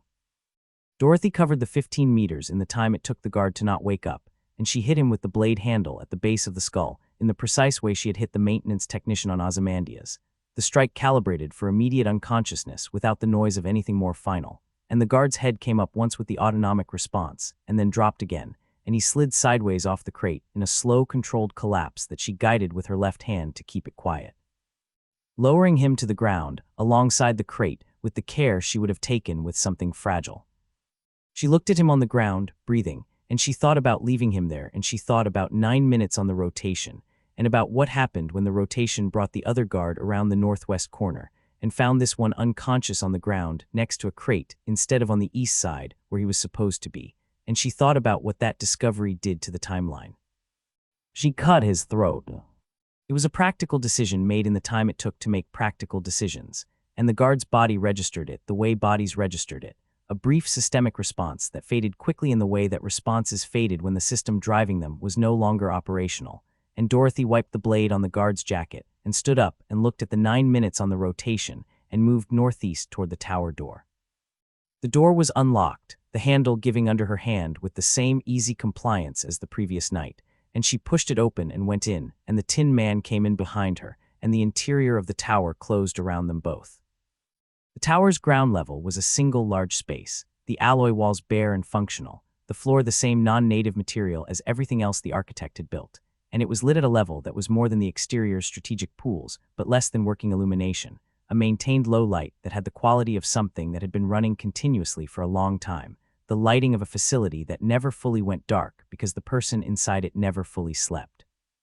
Storage occupied most of the ground level, crates and containers in the same prefabricated alloy as the exterior modules, stacked and organized with the obsessive precision of someone who had been alone for a long time and had transferred whatever need for order the isolation had produced onto the physical arrangement of their possessions. The containers were labeled in a hand Dorothy didn't recognize, a small precise script in standard that covered each container's face with an inventory notation that was specific to the point of being compulsive, the exact contents, the exact quantity, the exact date of last inspection. Thrace, the Tin Man said, looking at the labeling. Yes, Dorothy said. She moved through the storage toward the interior staircase that the Tin Man's memory of the tower's original construction put at the northeast corner of the ground level, and she found it where his memory said it was, a straight run of stairs in the same alloy as everything else going up to the second level and beyond. At the base of the stairs, she stopped. There was a body at the base of the stairs. It was not fresh, not recent in the hours sense, but it was not old either. The biology of it still in the early stages of the process. The planet's biology would eventually complete if it had access. And it was human, fully human, and it was wearing the layered clothing of someone who had been on this planet for a while and had adopted the local materials in combination with what they had arrived in. And it was lying at the base of the stairs in the specific arrangement of something that had come down the stairs rather than been placed there, the orientation of the body consistent with a fall from above. Dorothy crouched and looked at it with the clinical attention she gave to everything that was potentially information, and it was a woman, middle-aged by the biological indicators available to a non-medical assessment, and the cause of the fall was visible on the back of the skull, a wound that was not consistent with hitting the stairs on the way down, but with being struck before the fall, the injury producing the fall rather than the fall producing the injury. Vorn, Dorothy said. The biological signature the Thresh described, the Tin Man said. Not dead, not healthy. 3 years in the lower levels. Dorothy looked at the wound on the back of the skull and looked at the stairs above and thought about what Glinda had said, that she couldn't determine whether Thrace was holding Vorn or Vorn was staying by choice, or something more complicated than either. She thought about 3 years in the lower levels, and the specific way that 3 years in an enclosed space with a frightened, intelligent man produced situations that started as one thing and became another. And she thought about what had changed in the past 48 hours that had brought Vorn to the base of these stairs in this condition. She thought about the active scan at 152. Thrace had run the scan, identified her in the depression, and then something had happened inside the tower that had put Vorn at the base of the stairs, with a wound on the back of her skull that said someone had made a decision about Vorn before Dorothy came through the door. Dorothy stood up and looked at the stairs and thought about what that meant about what Thrace was, and what he had been for 30 years, and what the files in his system represented in the context of a man who had known about the Gardner program and its hundreds of engineered lives for 30 years, and had sat in a tower with the information, and had not transmitted it, and had occasionally struck the people who got close enough to push him toward transmitting it. She thought about Ferris going back to the tower and ending up in the forest that thinks. She thought about Vorn at the base of the stairs. She looked at the Tin Man. "He knew I was coming," she said. "He left the door open. He ran the scan. He knew I was in the depression, and he spent the time between the scan and my entry dealing with the variable that complicated his plan." Vorn knew something about what he intended, the Tin Man said. "Something she was going to say to you that he didn't want said. Or something she was going to do," Dorothy said. "Either way." She stepped over Vorn's body and went up the stairs, and the Tin Man followed, his footfalls heavier than hers on the alloy steps but controlled, and the second level opened above them as they came up through the stairwell, and Dorothy came out of the stairwell into the second level with the carbine up and swept the space. Empty. More storage, less obsessively organized than the ground level, the containers here showing the disorder of a space that was used actively rather than maintained compulsively, equipment pulled out and not replaced, cables running between components that had been moved from their original positions, the second level the working guts of a facility rather than its organized face. The flying units were not here. Dorothy had expected to encounter them by now and had not, and their absence was more concerning than their presence would have been, because the flying units patrolling the upper levels was a pattern the Tin Man's memory established, and the synthetic had confirmed, and the absence of a pattern that had been consistent for years meant something had changed the pattern, and she didn't know what had changed it. "Upper levels," the Tin Man said. "I can hear the wing movement. They are stationary. Roosting. He's pulled them in," Dorothy said. "He's cleared the approach. He is managing your entry," the Tin Man said. "Removing the variables that complicate it. The way he removed Vorn," Dorothy said. She crossed the second level to the staircase going up, and she thought about Thrace managing her entry, and she thought about what a man who had been managing things from a tower for 30 years thought managing meant, and what it actually meant when the thing being managed was Dorothy. And she thought that Thrace had 30 years of experience managing people who came through his door, and had not yet had experience managing someone for whom management was not a relevant category.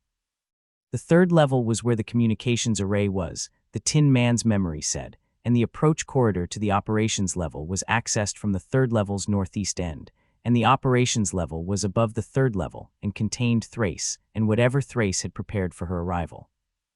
Dorothy went up the stairs to the third level. The array was there. It occupied the northeast quarter of the third level, in a configuration that was simultaneously more and less than she had been imagining across the days of walking toward it, more in terms of the physical scale of the installation, a bank of equipment that filled the quarter floor from wall to wall and floor to ceiling with a density that said this had been built and added to and modified over 30 years by someone who understood what they were building and kept making it better.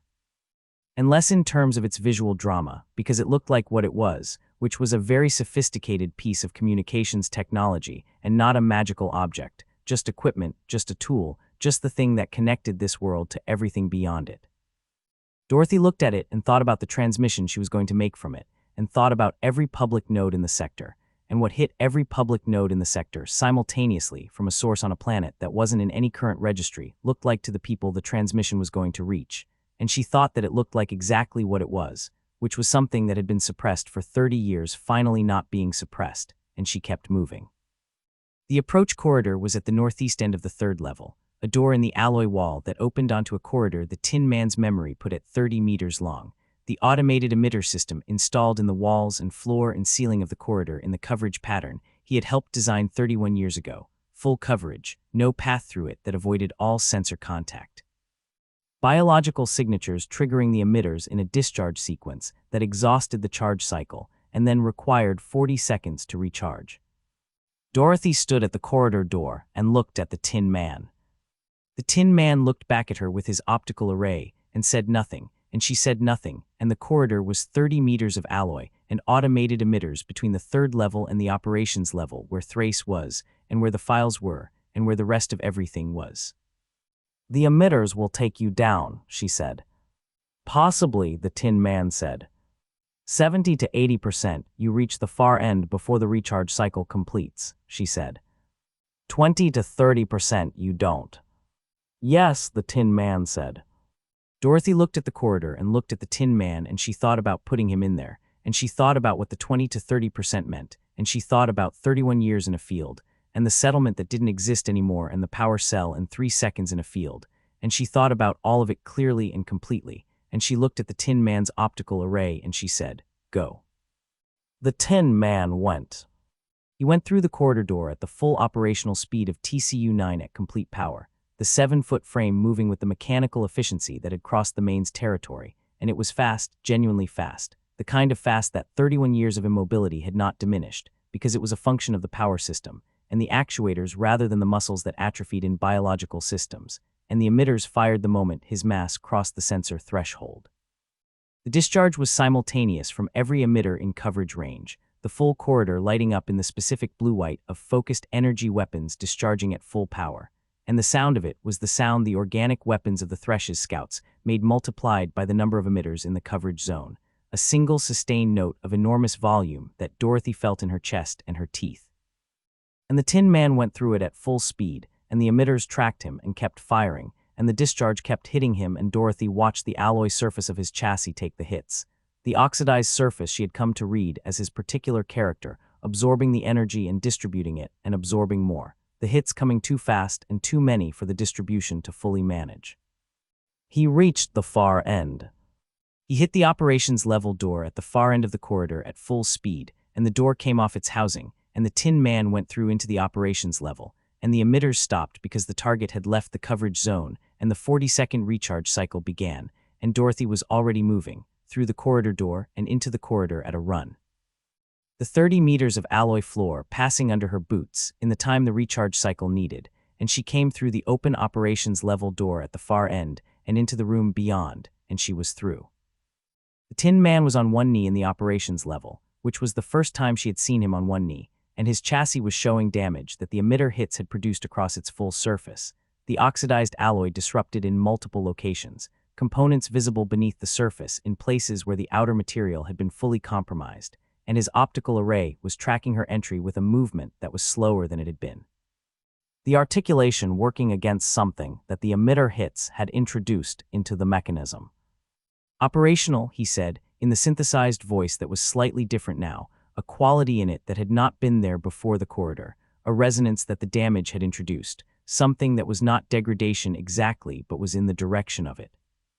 Dorothy looked at him on one knee and looked at the damage and looked at the optical array moving at its reduced speed, and she thought about 70 to 80%, and she thought about what the 20 to 30% looked like when it was not full system shutdown but partial, a system that had made it through, but had taken the corridor's full discharge across its entire surface at close range, and she thought about what that meant for what came next. "The flying units are above us," she said. "Yes," the Tin Man said, and got to his feet, the movement slower than it had been but complete, the full 7 feet of him upright, the optical array finding her face and holding on it with the reduced articulation speed that was going to be what it was from here forward. Dorothy looked at him standing and thought about the flying monkeys and what it was going to require, and she looked at the corridor behind her and the door that had come off its housing when the Tin Man went through it, and she thought about 20 to 30% and what it meant that he was standing. "The operations level," she said. "Thrace is above us." Yes, the Tin Man said. The flying units are between us and Thrace, she said. Yes, the Tin Man said. Dorothy looked at the room around her, the operations level's anteroom, alloy walls and equipment racks, and a staircase going up to the level above where Thrace was. And she thought about what was between her and the staircase, and she checked the second charge pack's indicator, and she thought about that was coming and what it was going to cost, and she looked at the Tin Man on his feet with his damaged chassis and his slowed optical array, and she thought about what she had put him through to get here and what she was going to put him through next. She thought about it clearly and completely, and without the kind of sentiment that changed tactical decisions. Then she moved toward the staircase, and the Tin Man moved with her, and above them the flying units were roosting in the upper levels, and Thrace was in his operations room with his tea and his 30 years and his files, and whatever he had prepared for the moment Dorothy Gale came through his door, and the night was outside, and the road was outside, pulsing its warm gold into the ground, and the signal held its orbit above everything and was at the top of the stairs. The staircase going up from the operations level anteroom was narrow by the Tin Man's dimensions, the alloy walls close enough on both sides that his chassis cleared them by perhaps 4 inches, and Dorothy went up first with the carbine leading, and the Tin Man came behind her, and the staircase produced the particular acoustic quality of an enclosed metal space, every footfall returning from the walls with a clarity that made stealth irrelevant. And Dorothy didn't try for stealth because stealth in a metal staircase was a waste of effort, and she had stopped wasting effort some time ago. The upper level door was closed. She tried the handle and the handle gave, and she pushed the door open and went through fast and low, and the upper level opened around her, and the flying units were there. All 12 of them. They were not roosting anymore. Whatever the corridor's emitter discharge had transmitted through the tower's structure had ended the roosting. The sound and the energy signature of the full coverage firing sequence carrying through the alloy walls and floors with enough fidelity to wake anything that was capable of being woken, and the 12 flying units were awake and oriented, and the upper level was their space, and they knew it and they had been waiting in it since the emitters fired. Dorothy took it all in the first second, the upper level's dimensions and the flying units' positions and the architectural features that were going to matter, and what she took in was not comfortable, but was workable. The upper level, a large open space perhaps 30 meters by 20 with the alloy ceiling 10 meters above the floor and equipment racks along the walls that created a partial geography of obstacles and cover.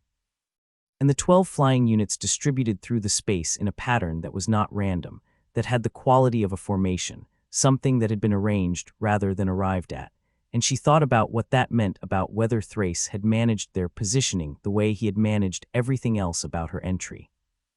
The flying units were approximately the size of the planet's humanoid inhabitants, the same general proportions, and the surgical wing implants were extraordinary up close in the specific way of things that had been done with considerable technical skill toward an end that had nothing to do with the subject's well-being, broad membranous wings attached at the shoulder and along the lateral thorax in a modification that had clearly required extensive skeletal restructuring to support. The wing attachment points visible as ridges of scar tissue, even at this distance, years of healed modification that had become structural. Their faces had the compound eyes of the planet's humanoid population and the broader proportions, and they were looking at Dorothy with an attention that had no assessment in it, no recalibration, no hesitation, the attention of something that had been conditioned past the point where new information changed the response. The nearest one came off the equipment rack it had been perched on before Dorothy had finished her first second of assessment, the wings generating lift with a sound like a sail filling, and it crossed the distance between the rack and Dorothy in the time available to something that didn't have to cover the distance on the ground. And Dorothy fired the carbine, and the charge hit its center mass at close range, and the energy transfer at that range was enough to stop the wing movement, and the stopped wing movement at that altitude, and that speed produced a fall that hit the equipment rack on the way down and then hit the floor, and the rack came partially off the wall with the impact, and the unit hit the floor and the floor rang with it. The second and third came together from the left side, coordinated, the coordination instinctive rather than signaled, the product of whatever the conditioning had built into them across years of operating as a unit, and Dorothy moved right to break the 2-on-1 geometry and fired at the nearer one, and the charge caught it in the wing rather than center mass, the wing structure disrupting, the membrane tearing across its full span and the unit dropping on the damaged side. The asymmetric lift sending it into the equipment rack on the left wall with enough force to embed it partially in the rack's structure, and it hung there making a sound she felt in her sternum and kept making it. The third one reached her. It hit her from above, the full weight of it coming down on her left shoulder, the claws that the surgical modification had left on the wings, leading edge finding purchase on the coverall's fabric and the flesh beneath it. And Dorothy went down on her right knee under the weight and the impact, and the claws raked across the left shoulder, and she felt the tear through the coverall and through the skin beneath in 4 parallel lines that were immediately and completely present as sensation without being immediately debilitating. And she got the carbine's barrel up and under the unit's jaw and fired, and the discharge at contact range did what contact range discharges did, which was definitive and immediate and messy. The unit's had no longer a coherent structure, and the weight of it going from active to dead in the same instant, and Dorothy getting the dead weight off her in the same motion she used to get back to her feet, pushing the body away with her right arm and coming up. 4 down. The one she'd shot center mass, the one whose wing she'd disrupted and was still making the sternum sound in the equipment rack, the one that had come down on her shoulder. She was counting wrong. She had fired 3 shots and had 4 down, and the math didn't resolve until she looked at the Tin Man. The Tin Man had the 4th one. He had it by the wing root, the point where the surgical modification attached the wing structure to the shoulder, and he was applying force to the wing root that the wing root was not designed to resist, and the unit was doing everything available to something held by the wing root by a tactical combat unit at full operational power, which was not enough. And the wing root gave way with a sound that Dorothy heard clearly across the noise of the upper level, and the unit dropped, and the Tin Man stepped on it in the specific way of something that was being efficient rather than cruel, and it stopped making noise. 8 remaining. They came in a group this time, not a formation, the coordination breaking down under the pressure of the first 4 losses in the first 30 seconds, the conditioned response giving way to something more instinctive and less organized. And instinctive and less organized was better than conditioned and coordinated, but 8 was still 8, and the upper level was their space, and Dorothy had a carbine with a charge pack she had not counted recently, and a combat blade, and a left shoulder that was bleeding through the coverall in the 4 parallel lines the claws had opened. She fired twice into the group as they came, and 2 of them came apart in the air, and the other 6 split around the carbine, fire the way, a flock split around a predator, the instinctive dispersal of things that had learned in their conditioning that the weapon was the threat to avoid. And the dispersal spread them across the upper level's width, and Dorothy tracked the dispersal and picked the one that had gone widest left and moved toward it, because moving toward the dispersal collapsed the space, and collapsed space was better than open space when the things in the space could fly. The one she moved toward was on the equipment rack on the left wall above the unit that was still making the sternum sound, and it looked down at her from the rack with its compound eyes, and something in its conditioning told it that things moving toward it were a different category of problem than things standing still. And it came off the rack, and she stepped inside the wing spread as it descended and drove the combat blade up through the underside of the jaw, in the same angle she had used on the long jaw on her first evening on this planet, the gap between the jaw and the skull base, and the compound eyes went to the flat, dead surface of things that were finished, and she let the body drop and pulled the blade free. The sternum sound from the rack stopped. 5 remaining. The Tin Man was across the upper level dealing with 2 of the 5, his damaged chassis moving at the reduced speed the corridor's emitter hits had introduced but moving, the tactical processing running its assessments, and the force ratings he had been built with still fully present even in a damaged system. And he had one of the 2 by the throat in the same grip he had used on the Thresh's scout on the road, 8 inches off the floor. And the other was on his back, trying to find a purchase point in the damaged alloy surface that would give it leverage. Dorothy looked at the Tin Man with the unit on his back, and she looked at the 3 remaining units that were not currently engaged with the Tin Man, and she made the calculation she always made, which was clean and fast and entirely without the kind of consideration that slowed decisions down, and she moved toward the 3 that were not engaged with the Tin Man, because 3 unengaged flying units were a larger immediate problem than one engaged with a combat unit that was handling it. The 3 came at her together, and she fired once into the center of the group, and the one in the center came apart, and the 2 outside it split again, and she went left after the left one, and the right one hit her from behind. It hit her between the shoulder blades with enough force to drive her forward 2 steps, and the wing claws found the coverall at the upper back, and she felt them through the fabric, not penetrating this time, the angle wrong for penetration, but gripping. And she spun left hard against the grip, and the fabric tore, and she came out of the grip at the cost of a section of coverall, and turned and shot the unit in the face at 4 feet, and the face stopped being a face and the unit dropped.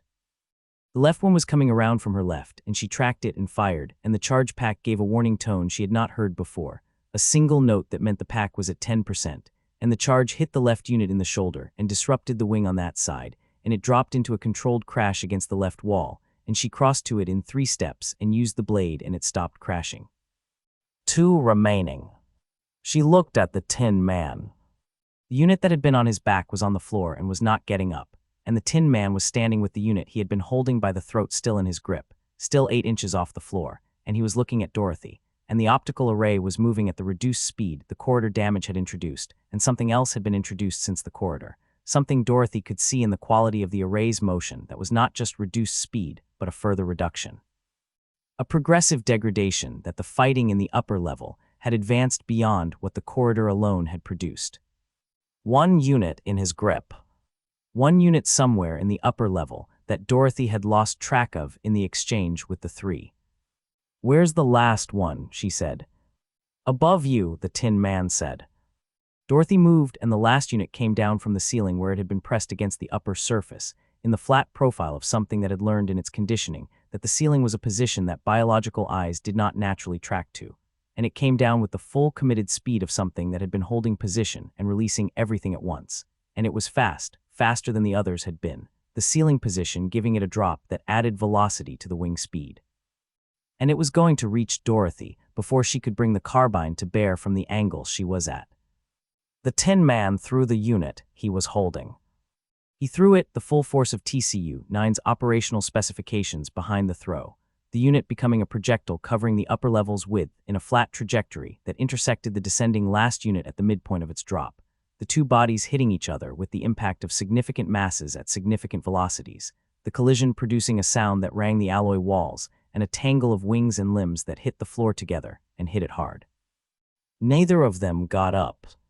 Dorothy stood in the upper level with the blade in her right hand and the carbine in her left, and she looked at the 12 flying units distributed across the floor, and the equipment racks, and the one embedded in the rack structure, and she breathed in for 4 counts and out for 4 counts, and let the combat chemistry find its level. Then she looked at the Tin Man. He was standing in the center of the upper level, and he was not moving, and not moving was different from standing still, the quality of the stillness different from the operational stillness of a system at readiness, and more like the stillness of a system that had stopped having the option of movement, and his optical array was not doing the continuous scanning motion it had been doing since the clearing. It was fixed. Both lenses oriented at the same angle, without the articulation that produced the scanning sweep, fixed at an angle that was approximately where Dorothy was standing, but not precisely, not with the precision that the array had maintained across every engagement since the power cell seated in the clearing. "Tin Man," Dorothy said.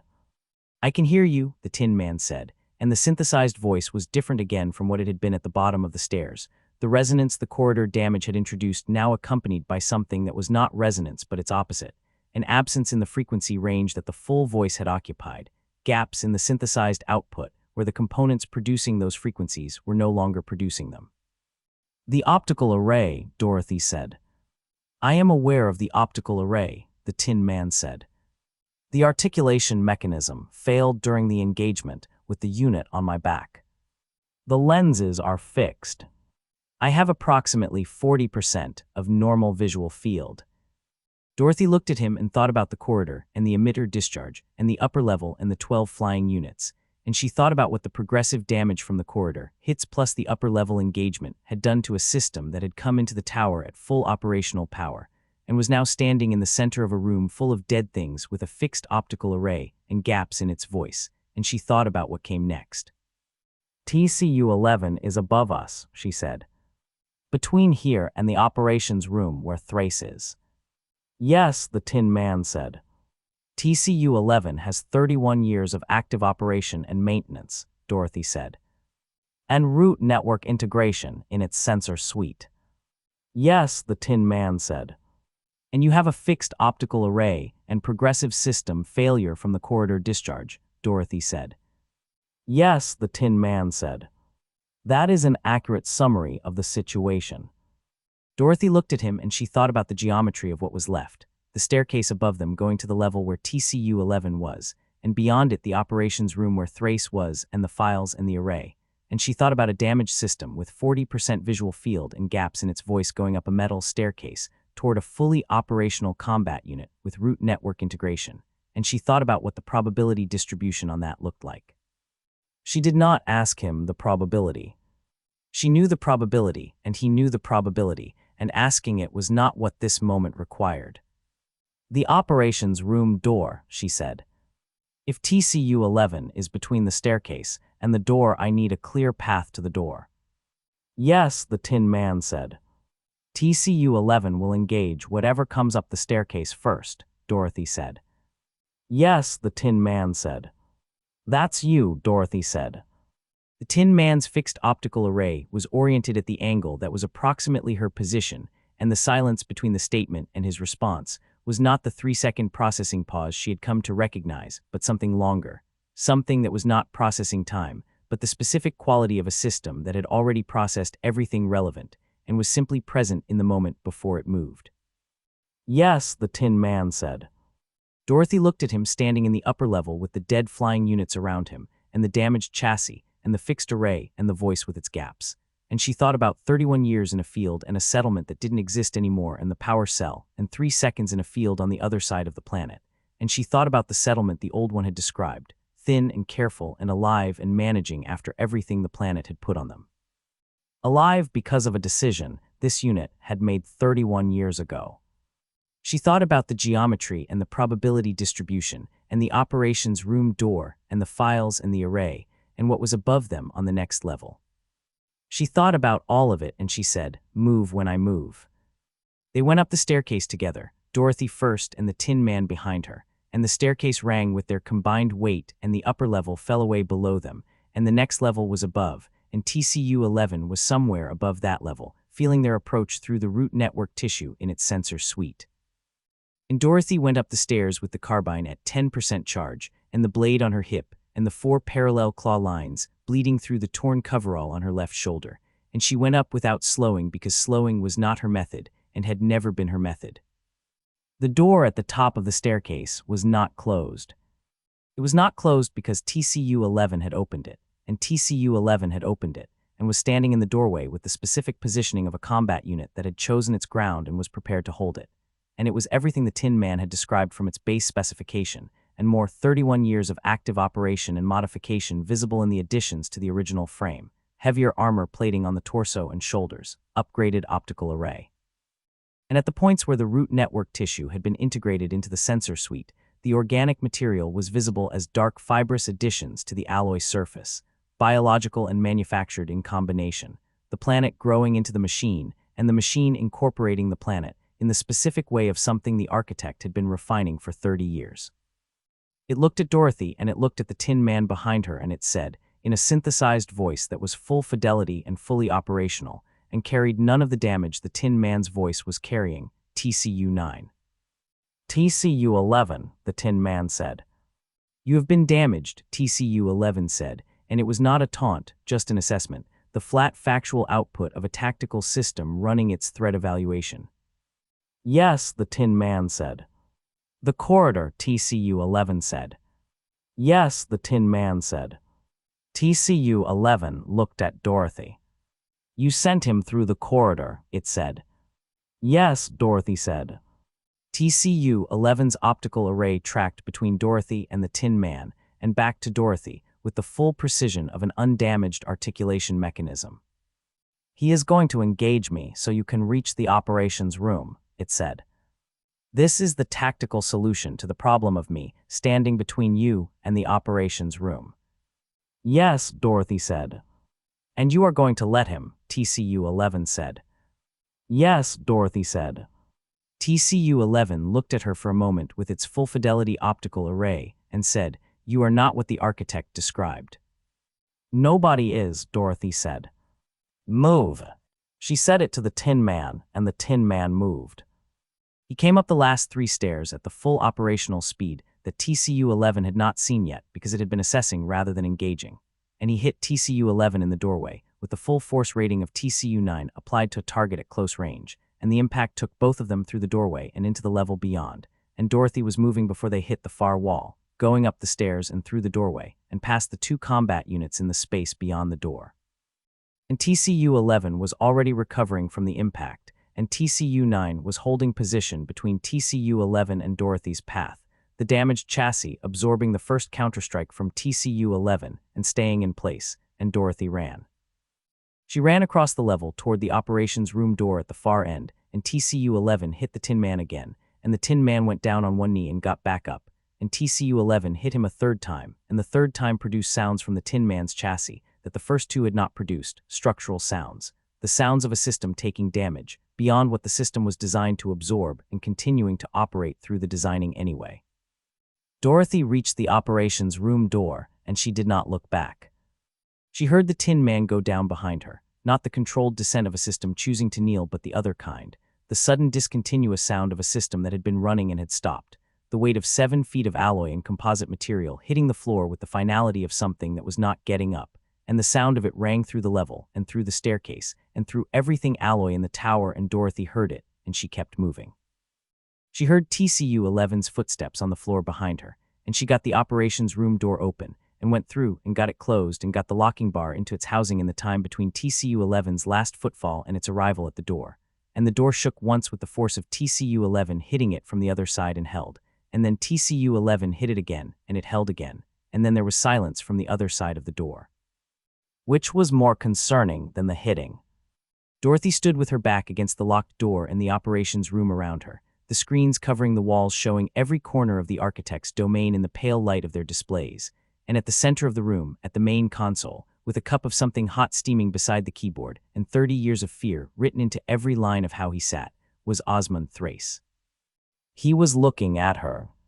Dorothy looked back at him, and behind her through the locked door TCU-11 was doing whatever TCU-11 was doing in the silence that followed the hitting, and Dorothy breathed in for 4 counts and out for 4 counts, and looked at Osmond Thrace, and he looked at her, and neither of them said anything for a long moment. Then Dorothy looked at the screens covering the walls, all the corners of his domain, and she found the one showing the level outside the operations room door, and TCU-11 was standing in front of the door and not moving, standing with the same quality of stillness the Tin Man had stood with in the clearing for 31 years, the stillness of something waiting for instructions. She looked at Thrace. "Call it off," she said. Thrace looked at her with the eyes of a 70-year-old man who had been frightened for 30 years and had recently decided to stop being frightened and was finding that the decision was easier to make than to inhabit, and he reached forward and entered a command on the console keyboard, and on the screen TCU-11 stepped back from the door and stood down. Dorothy looked at the Tin Man on the screen.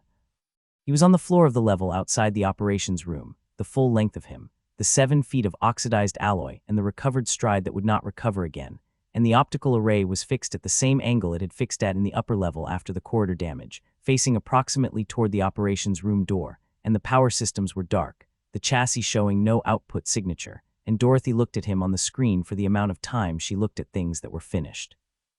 3 seconds. Then she looked at Thrace and said, "Show me the files." Thrace looked at her for a moment with those 30-year frightened eyes, and then he turned to the console and began pulling up the file structure, and the screens around the room filled with the Gardner program's records, hundreds of developmental histories, hundreds of lives documented from birth in the clinical language of a program that had looked at children and decided they were available. And Dorothy stood in the operations room with the claw wounds bleeding through the torn coverall and the carbine at 10% and the blade on her hip, and she looked at the files, and she thought about the array in the room below and what she was going to do with it, and she thought about Locke in orbit above her with Marin Solt and the backup copy and the warrant. She thought about the Tin Man on the floor outside.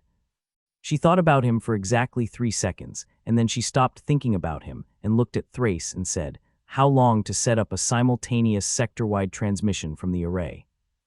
Thrace looked at her and said, 20 minutes. "Start now," Dorothy said. Thrace started. The operations room was smaller than the screens made it feel, the wall-to-wall display coverage creating the illusion of a space that extended beyond its physical dimensions, every surface showing a piece of the architect's domain in the pale light of their feeds, and the actual room was perhaps 8 meters by 6, the console occupying the center, 2 chairs at the console, equipment racks on the walls between the screens, and Thrace at the keyboard doing what Dorothy had told him to do, which was setting up the transmission. Dorothy did not sit. She stood with her back to the wall that did not have a screen on it and watched Thrace work, and watched the screens and watched the door and kept the carbine in her hands because TCU-11 was on the other side of the door doing what Thrace had told it to do, which was standing down. And standing down on Thrace's instruction meant standing down until Thrace gave a different instruction. And Dorothy was not going to put the carbine down in a room where the variable controlling the combat unit outside the door was the man at the keyboard. Thrace worked in silence for 4 minutes and then he said, without turning from the keyboard, "The transmission setup requires the array's secondary alignment system to be calibrated for sector-wide coverage. The calibration takes 12 minutes once initiated. I have initiated it." 12 minutes from now, Dorothy said. Approximately, Thrace said. The calibration is automated once started. What remains is the file compilation and the transmission address matrix, which I can complete in the remaining time. Dorothy watched him work and thought about 20 minutes and what 20 minutes meant in the context of everything else that was happening in and around the tower. TCU-11 outside the door and the flying units dead in the upper level, and the guard with his throat cut in the interior compound and Vorn at the base of the stairs. And she thought about the signal in orbit above and Locke holding her patient circle, and what Locke was going to do when the transmission began. And she thought about all of it in the clean, organized way she thought about tactical situations, and kept watching the screens, and kept the carbine in her hands. Thrace was not what she had been constructing across the days of walking toward him. She had been building a picture of the architect from what the road had given her, the synthetic's description and the Tin Man's memory and Ferris's log, and the Thresh's account and Glinda's intelligence. And the picture those sources had built was of a man who had arrived on a planet with superior technology and used it to establish authority over a population that had no framework for what he was doing. A man who had been running a sophisticated long-term deception for 30 years and whose fear had curdled over those 30 years into something that looked like control, but was built entirely on the maintenance of an information asymmetry that was now ending. The man at the keyboard was all of those things, and he was also just old. Not the distinguished age of someone who had used their years well and showed it, but the specific exhausted age of someone who had been frightened for 3 decades without adequate rest, the fear doing what chronic fear did to a body over 30 years, wearing the architecture of it down in ways that were visible in the set of the shoulders, and the economy of movement, and the way he held his head slightly forward, as though bracing for something that had been coming for 30 years and had just arrived. He was 72 or 73 by Dorothy's assessment, slight, the hair that remained white and close-cropped, the hands on the keyboard showing the particular thinness of significant age in the tendons and the skin, and he was wearing clothing that was a combination of off-world manufacture and Veridia 7 organic material in the same mix she had seen on the dead travelers on the road. The adaptation of someone who had been on this planet long enough that the original wardrobe had worn out and been replaced with what was available. "The woman at the base of the stairs," Dorothy said. Thrace's hands stopped on the keyboard for a moment and then resumed. "Cassiel Vorn," he said. "You killed her before I came through the door," Dorothy said. "Yes," Thrace said. "Why?" Dorothy said. Thrace was quiet for a moment, the keyboard sounds continuing. "Because she was going to tell you something that I didn't want you to know until I had the opportunity to tell you myself," he said. "And because she was going to try to stop you from doing what you're here to do, and I didn't want her to be able to do that." "What was she going to tell me?" Dorothy said. "The same thing I'm going to tell you," Thrace said. "When the transmission setup is complete. In the order I want to tell it." Dorothy looked at him. "You killed a person to control the order of a conversation," she said. "I killed a GC intelligence operative who had been sent to this tower to ensure that these files never became public and who had spent 3 years trying to persuade me to destroy them," Thrace said, his voice carrying the flat quality of someone who had made a decision and was not going to be argued out of it by the framing of the question. "The fact that the conversation about her death is a conversation I want to control the order of is secondary." Dorothy watched him work and thought about what he had just described and thought about 3 years of a GC intelligence operative trying to persuade a frightened old man to destroy files that documented what had been done to hundreds of people. And she thought about what 3 years of that kind of persuasion looked like from the inside, and what it produced in a man who was already frightened and already isolated, and who let people through his door because 30 years alone was 30 years alone regardless of why the people were coming. Ferris, Dorothy said. The keyboard sound stopped completely this time, and stopped for longer than the previous pause. Ferris came back, Thrace said. After he left through the northwest gap, he came back. He told me I should transmit the files. He was very clear about it, and his reasoning was sound, and I knew his reasoning was sound when he presented it, and I told him I would think about it. A pause. I thought about it for too long. What happened to him? Dorothy said. Vorn happened to him, Thrace said. She arrived 6 months after Ferris.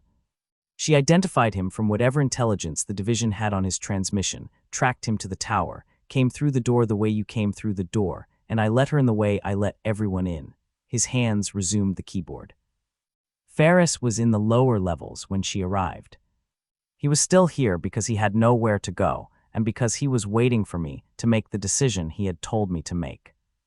Vorn found him before I understood what she intended, and by the time I understood it was too late for Ferris. Dorothy thought about the bones in the forest that thinks, and the recorder, and the 11 entries, and the 12th entry that was never made, and she thought about a man who had gone back to a tower for a principal, and had been in the lower levels waiting for an old frightened man to make a decision when an intelligence operative came through the door. You let her stay, Dorothy said. After what she did to Ferris. She told me she had killed him in the forest, Thrace said. She told me he had left the tower, and she had encountered him in the forest, and he had tried to reach the western settlements, and she had prevented it. She described it as an operational necessity. She was very calm about it. He paused. I let her stay because she was the only other person on this planet I could have a conversation with, and I had been alone for 30 years, except for Ferris, and Ferris was gone, and I was very tired of being alone. Dorothy looked at him at the keyboard and thought about 30 years and the specific weight of that, and what it did to decision-making, and she thought about the Tin Man in the clearing and the agricultural unit in the field, and the people this planet collected and kept, and what isolation produced in all of them, the range of outcomes from the Tin Man's preserved clarity to Thrace's compromised judgment. And she thought that the difference between those two outcomes was probably not character but circumstance, and that the thought was not useful to her right now. The files, she said. Tell me what I'm in them. Thrace turned from the keyboard for the first time since Dorothy had come through the door, turning fully in the chair to look at her, and he looked at her with the 30-year frightened eyes and the exhausted old face, and the particular expression of someone who has been carrying a specific piece of information about a specific person for a long time, and is now in the room with that person, and has to decide how to begin. You were selected at birth, he said.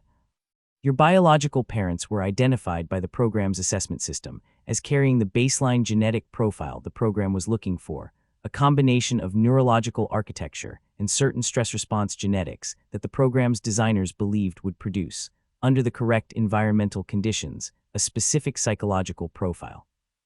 Your parents were not program assets. They were not aware of the program. They were simply people who had the genetics the program wanted. Dorothy said nothing. The program's ground assets began managing your environment within the first year, Thrace said. Not overtly. Not in ways your parents would have noticed or questioned. Small interventions in the circumstances of your early childhood, the specific stressors introduced at specific developmental stages, the removal of certain stabilizing factors at critical junctures, the introduction of certain individuals into your social environment at ages where those individuals would have the maximum developmental impact. He paused. Everything that happened to you between birth and Ozymandias was either directly engineered by the program or was the predictable downstream consequence of what the program had engineered. The man when I was 14, Dorothy said.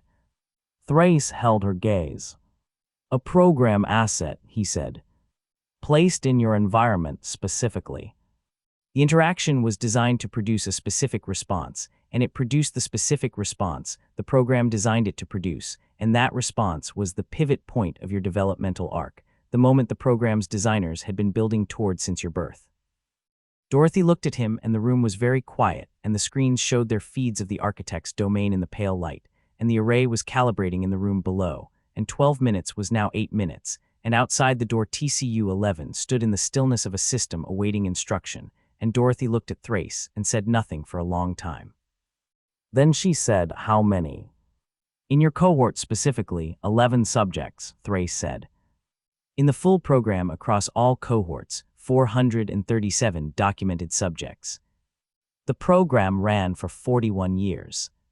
Some subjects did not reach the intended outcome: developmental divergence, unexpected variables, a small number of deaths during the managed phases. Of the 437 documented subjects, 389 reached the correction system and were processed into the long-term incarceration population. "What did the program want with the correction system?" Dorothy said. "Data," Thrace said. The program's secondary objective was the generation of longitudinal behavioral data on subjects with the target psychological profile under controlled conditions. The correction system provided the controlled conditions. The program had assets inside the system: wardens, medical staff, psychologists, who were collecting data on the subjects throughout their incarceration without the subject's knowledge. He paused. The correction system's standard behavioral assessment protocols were modified by program assets to generate additional data points specific to the program's research parameters. Every assessment you underwent in Ozymandias was generating data for the program. Dorothy looked at the screens and thought about Ozymandias and the assessments, the psychological evaluations and the behavioral monitoring, and the regular interviews with the facility psychologist, a woman named Rast who had seemed to Dorothy from their first session to be doing something other than what she said she was doing. And she thought about Rast's careful questions and careful observations across 3 years, and she thought about what Rast's reports had contained that was not in Dorothy's file, and who had received those reports and what they had done with them. "The program is still running," Dorothy said. It was not a question. "The program is still running," Thrace confirmed. "The subjects currently in the correction system are still being monitored. New subjects are being identified and entered into the managed developmental pipeline. The program's designers are still operational, still collecting data, still refining their methodology based on what the existing subjects have produced." He paused. "Your escape from Ozymandias generated a significant volume of data. The escape itself was flagged as a high-value behavioral event, and multiple assets were mobilized to track and document it." "The bounty ship," Dorothy said. Locke was contracted by a GC enforcement division that has program assets in its senior leadership," Thrace said. "The contract was issued as a standard warrant collection, but its actual purpose was surveillance and data collection. What you did between Ozymandias and this planet is in a program report that was being compiled in real time by Locke's ship systems from the moment she achieved tracking contact." Dorothy thought about Locke's holding orbit and the patient circle in Marin's Solt on Locke's ship, and she thought about what Locke knew that Dorothy hadn't known until 3 minutes ago, and she thought about the specific quality of Locke's patience, the patience of someone waiting for a moment, and she thought about what moment that was and whether the moment was now. "The backup copy," Dorothy said. "Zolt's copy. Locke knows about it." "Locke has known about it since she picked up Solt," Thrace said. "Yes." "Locke is not a program asset," Dorothy said. "No," Thrace said. "Locke is an independent contractor who took a contract she understood to be a warrant collection, and in the process of executing, it acquired a passenger who told her what the warrant collection was actually about, and Locke made a decision about what to do with that information." He paused. "I don't know what decision she made. I know she has been in orbit for longer than a warrant collection requires, and I know she has not attempted to breach my perimeter, and I know she has the backup copy." "She's waiting for the transmission," Dorothy said. "That is my assessment," Thrace said. "She wants both copies transmitted simultaneously. She wants the tower copy from the array and Solt's backup from the ship's communication system at the same time, 2 independent sources hitting every public node in the sector simultaneously, so the interception and suppression problem becomes logistically impossible." Dorothy looked at the calibration status on the secondary screen Thrace had assigned to the array's alignment system, the 12 minutes now at 5, and she thought about Locke above her, and the simultaneous transmission, and she thought about the warrant, and what Locke was going to do with it after the transmission was complete. "The warrant," she said. After the transmission. That is a conversation for after the transmission, Thrace said. You know that. Dorothy looked at him. Tell me anyway, she said. Thrace looked back at her with the 30-year frightened eyes, and something moved in them that was the first thing she had seen in his face that was not fear or exhaustion or the careful management of information, something that was closer to relief, the specific relief of a man who had been carrying something for a very long time and was in the process of setting it down, and he said, Locke contacted me 3 days ago through the array. She knows I have the files. She knows you are on this planet. She has been in contact with Solt's network in the outer systems, and Solt's network has been working toward a legal framework for the program's exposure for 18 months. He paused. Locke told me that the warrant for your apprehension becomes legally void if the program's existence is publicly documented and verified, because the warrant was issued through a chain of authority that has program assets at multiple levels, and a documented criminal conspiracy in an authority chain voids the legal instruments that chain produced. Dorothy looked at him. The warrant disappears when the files go public, she said.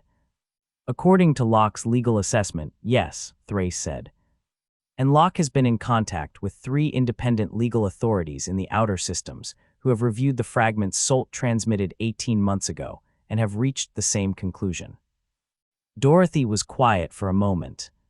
She looked at the calibration status, 3 minutes remaining, and she looked at the file structure on the secondary screens, 437 documented subjects and their developmental histories, and the program's operational records, and the names of the assets, and the names of the designers, and everything Thrace had carried for 30 years in a tower on a planet that wasn't on any map. The man when I was 14, she said. His name is in the files. Yes, Thrace said. And the names of the people who designed it, she said. Yes, Thrace said. And everyone in the correction system who was collecting data on program subjects, she said. Yes, Thrace said. Every asset, every coordinator, every senior designer. The complete operational record, 30 years of it, 437 subjects, everything I took when I left and everything I've documented since. He paused. It's enough.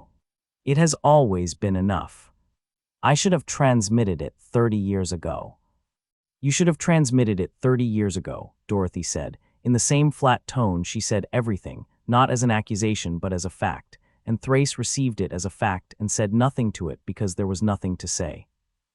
The calibration status reached 0. Ready, Thrace said, turning to the keyboard. The array is aligned for sector-wide simultaneous transmission. The file compilation is complete. The transmission address matrix covers every public node in the sector. He looked at Dorothy. I need to contact the ship in orbit to coordinate the simultaneous release of the backup copy. Do it, Dorothy said. Thrace opened the array's communication channel to the orbital frequency and said, This is Thrace. The array is ready. Are you ready? The response came back immediately, which meant Locke had been waiting at the channel with her hand on the transmit key, and the voice that came through the array's speaker was a voice Dorothy had not heard for 8 years, and that had not changed in any way that 8 years should have been able to produce, still carrying the particular flat precision of someone who had spent their professional life choosing words with the care of someone who understood that words had consequences. Ready, Locke said. Solt confirms backup copy standing by for simultaneous transmission. Awaiting your mark. Dorothy looked at the array status screen and looked at the file compilation status and looked at Thrace's hands on the keyboard. Mark, Dorothy said. Thrace hit the transmission key. The array came alive in the room below them, the sound of it traveling through the tower's alloy structure as a vibration that Dorothy felt through the floor and the wall at her back, a sustained deep note that was the tower's non-native materials conducting the energy of a sector-wide simultaneous broadcast. And on the status screen, the transmission progress indicator began its movement across the display, the files going out. 437 developmental histories and 30 years of operational records, and every name and every asset and every design circumstance and every managed event going out to every public node in the sector simultaneously from 2 independent sources, the tower's array and Locke's ship above. And Dorothy watched the progress indicator move and she thought about every public node, and what receiving this looked like from the other end, and she thought about the names in the files, and what those names were going to mean to the people who received them. The transmission took 4 minutes and 11 seconds. When the progress indicator reached completion, Thrace sat back in the chair, with the specific physical quality of someone whose body was responding to the end of something that had been held for a very long time, a release that was not dramatic but was total, and he looked at the completion status on the screen, and he said nothing for a moment, and then he said, "It's done." Dorothy looked at the completion status. "The ship in the bay," she said. "The short-range transport. Operational. Fully operational," Thrace said. "I have maintained it continuously. It has been ready to fly for 30 years. He paused. "I just never had anywhere to go." "You have somewhere to go now," Dorothy said. "The transmission is going to produce a legal and political situation that moves fast, and you need to be somewhere accessible to the authorities, who are going to want to verify the files and testify to their provenance." Thrace looked at her. "You're not telling me to run," he said. "I'm telling you to be somewhere useful," Dorothy said. "Running is for people who have done something wrong. You've done something wrong, but you've also done the thing that makes the wrong things matter less than they otherwise would, and the authorities who receive those files are going to need you alive and cooperative and accessible." Thrace looked at her with the 30-year frightened eyes, and something in them had changed since the transmission completed, not the fear gone but the fear different, the fear no longer of something coming but of something that had arrived and been survived, a different quality entirely. "What about you?" he said. "That's not your concern," Dorothy said. "The warrant," Thrace said. "Locke said." "I heard what Locke said," Dorothy said. "The warrant is my problem, and I'll deal with it the way I deal with problems." Thrace looked at her for a long moment, and then he looked at the screens showing the feeds from every corner of his domain, the tower's interior, and the perimeter compound, and the road and the forest, and the bioluminescent undergrowth pulsing its rhythms in the pre-dawn dark. And he looked at it all with the eyes of someone seeing it for the last time, and knowing they are seeing it for the last time, and not being certain whether what they feel about that is grief or relief, or the particular combination of both that 30 years in one place produced. "The people of this world," he said. "What I did to them. The tribute system. The witches.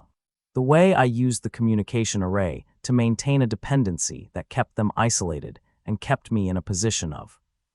"That's also not my concern," Dorothy said. "That's a conversation for the authorities and for the people of this world, and you should have it with both of them." At length, Thrace looked at her. "You're not interested in my guilt," he said. "Your guilt doesn't change anything that happened," Dorothy said. "The files do. The transmission does. Your guilt is for you to manage." Thrace was quiet for a moment, and then he said, "You're in those files. Your entire life from births." "I know," Dorothy said. "Doesn't that," he stopped. "Doesn't it what?" Dorothy said. "Change anything," Thrace said. "About how you feel about what you are." Dorothy looked at him with the flat expression that had been her face in every institution and every hard place she had spent time in since she was 9 years old, the expression that was not a mask because masks implied something being hidden and nothing was being hidden. This was just her face, the face of someone for whom certain kinds of feeling had been processed into something more functional a long time ago and had not been unprocessed since. "I am what I am," she said. "The program identified what I was going to be and pointed it. It didn't make me. I was already what I was going to be." She paused. "The only thing the files change is that the people who did it are now named in a document that every public node in the sector received 4 minutes ago." "That's sufficient." Thrace looked at her and said nothing, and the operations room was quiet around them, and outside the door TCU-11 stood in its standing down stillness, and on the floor of the level beyond it the Tin Man was dark and still, and the tower held its quiet, and the road below pulsed its warmth in the ground, and the signal above shifted in its orbit, not the holding circle anymore but a descent vector, Locke bringing the ship down.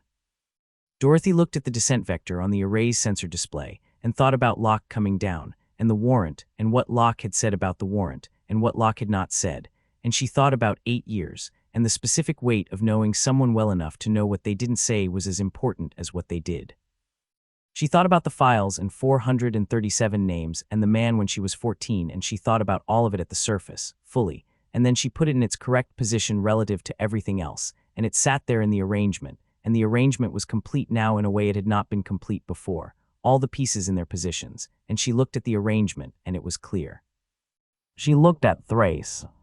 "The bay," she said. "Take me to the ship." Thrace looked at her, smiled, and did something else instead. Thrace pulled the file from the system with the practiced ease of someone who had opened it many times and had never once opened it for anyone else, and the screens around the operations room filled with it, every display surface showing a different section of the same document. The Galactic Corrections deep history record that had been sealed at a classification level Thrace had never had the clearance to access through official channels, and had accessed anyway because he had spent 3 years before his flight learning how to reach into the system's sealed architecture, through the gaps that systems always had if you knew where the gaps were, and had the patience to find them. Dorothy looked at the screens. The document was long.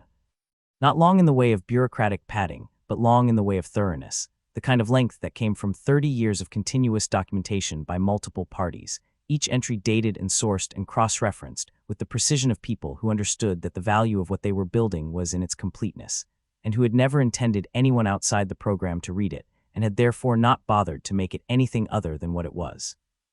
Which was a complete operational record of everything that had been done and why and by whom and what it had produced. At the top of the first screen, in the header field that Galactic Corrections used for subject identification, was her name. Dorothy Gale. Inmate 7741. Subject designation G089. She read it.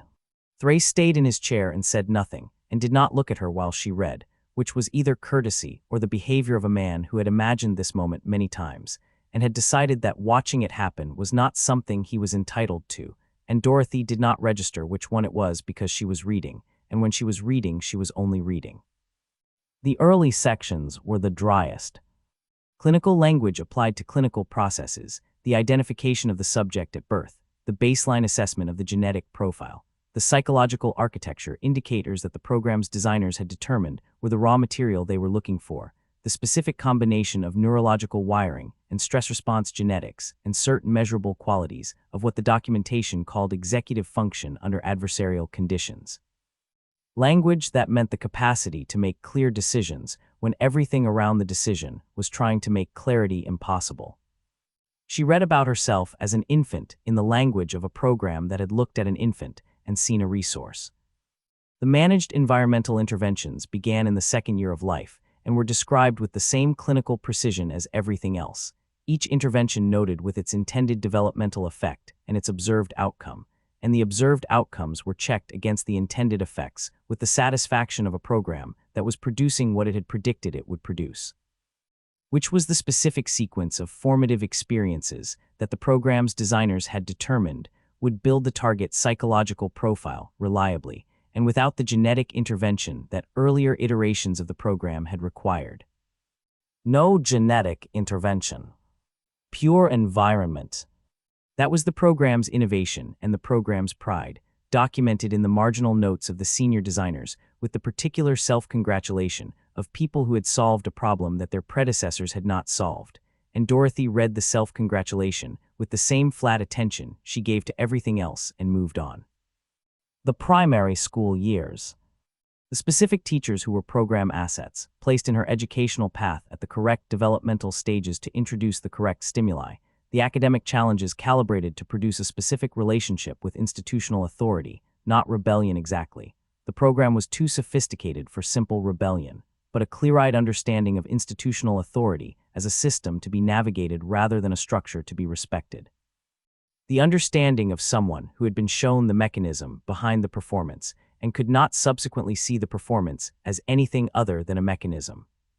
She had understood that since she was 6 years old. She had thought it was something she had figured out herself. The peer relationships. The specific individuals placed in her social environment at specific ages to produce specific developmental outcomes, some of them program assets, and some of them simply people whose natural personalities made them useful instruments without their knowledge. And the documentation tracked each relationship and its effect on the developing profile with the thoroughness of a study that had been running for years and had the luxury of time.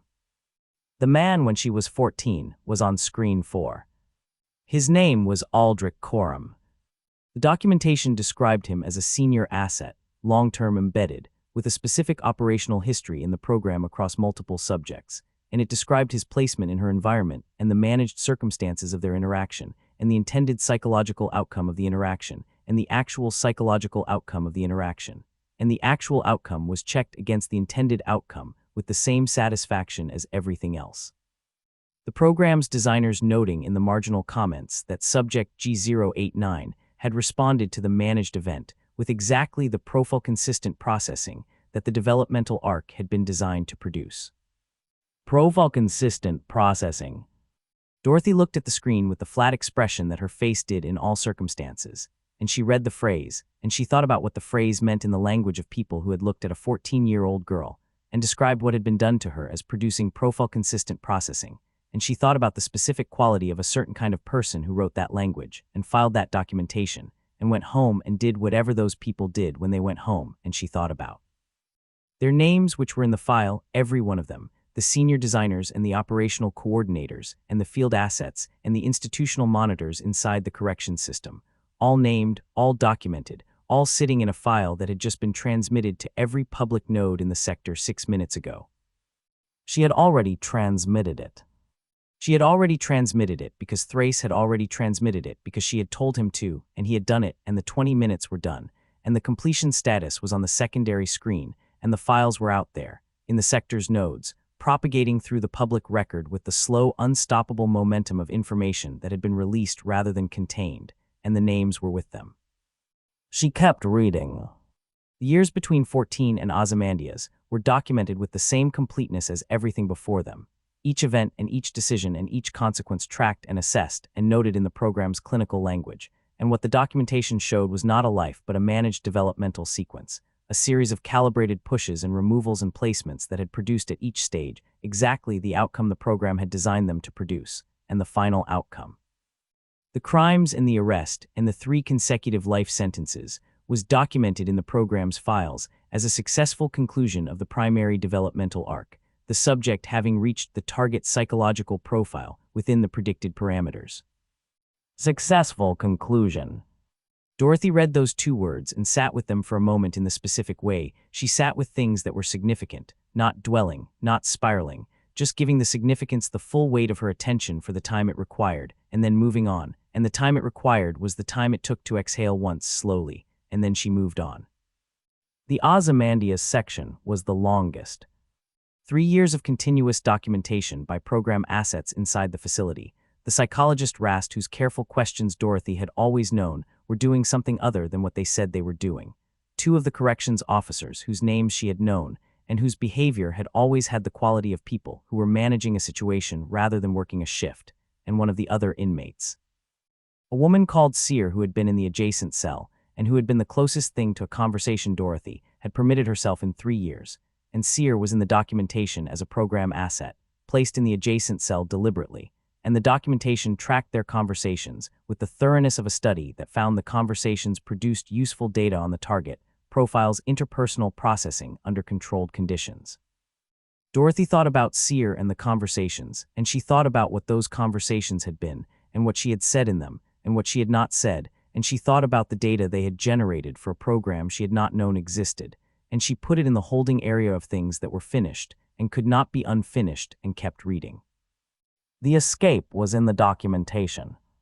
Not predicted but documented in real time by the assets inside the facility, the notation in Rast's final entry reading, subject has initiated escape sequence.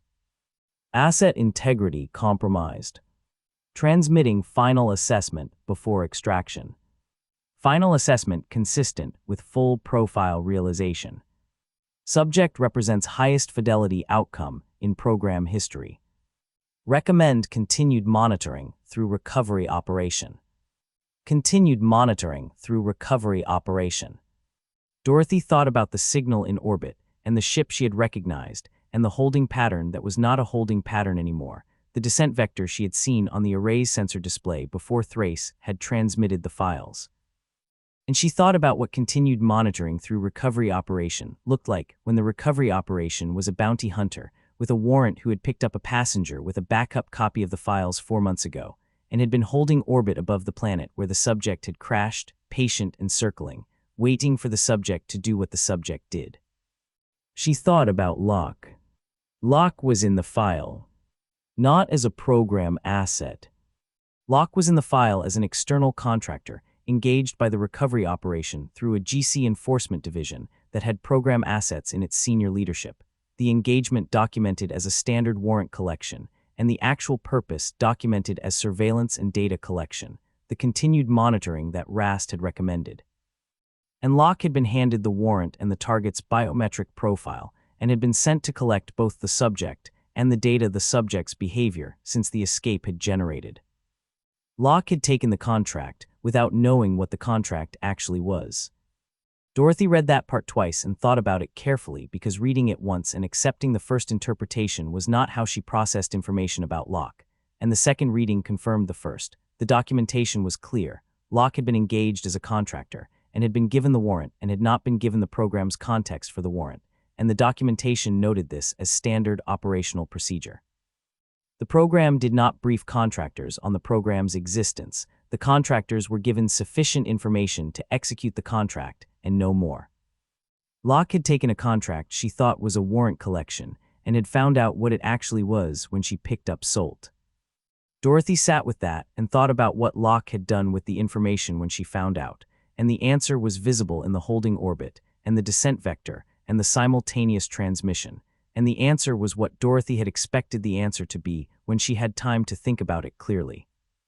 Which was that Locke had found out what the contract was actually for, and had made a decision about what to do with that information that was consistent with what Dorothy knew about who Locke was and what Locke considered acceptable and what Locke did not. The file ended.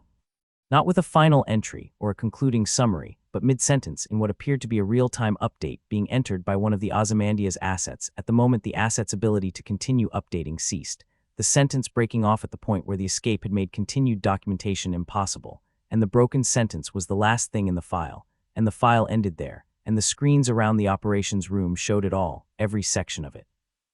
The complete developmental history of subject G089 from birth to broken sentence. Dorothy looked at the screens for a long time. Thrace sat in his chair and said nothing and did not look at her, and the operations room was quiet around them.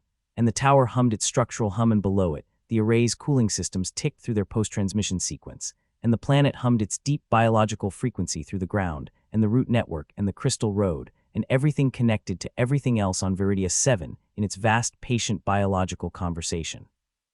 Then Dorothy said, "The man when I was 14.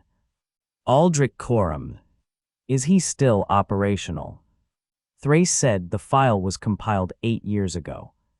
His current operational status, I don't know. His name is in the transmission, Dorothy said.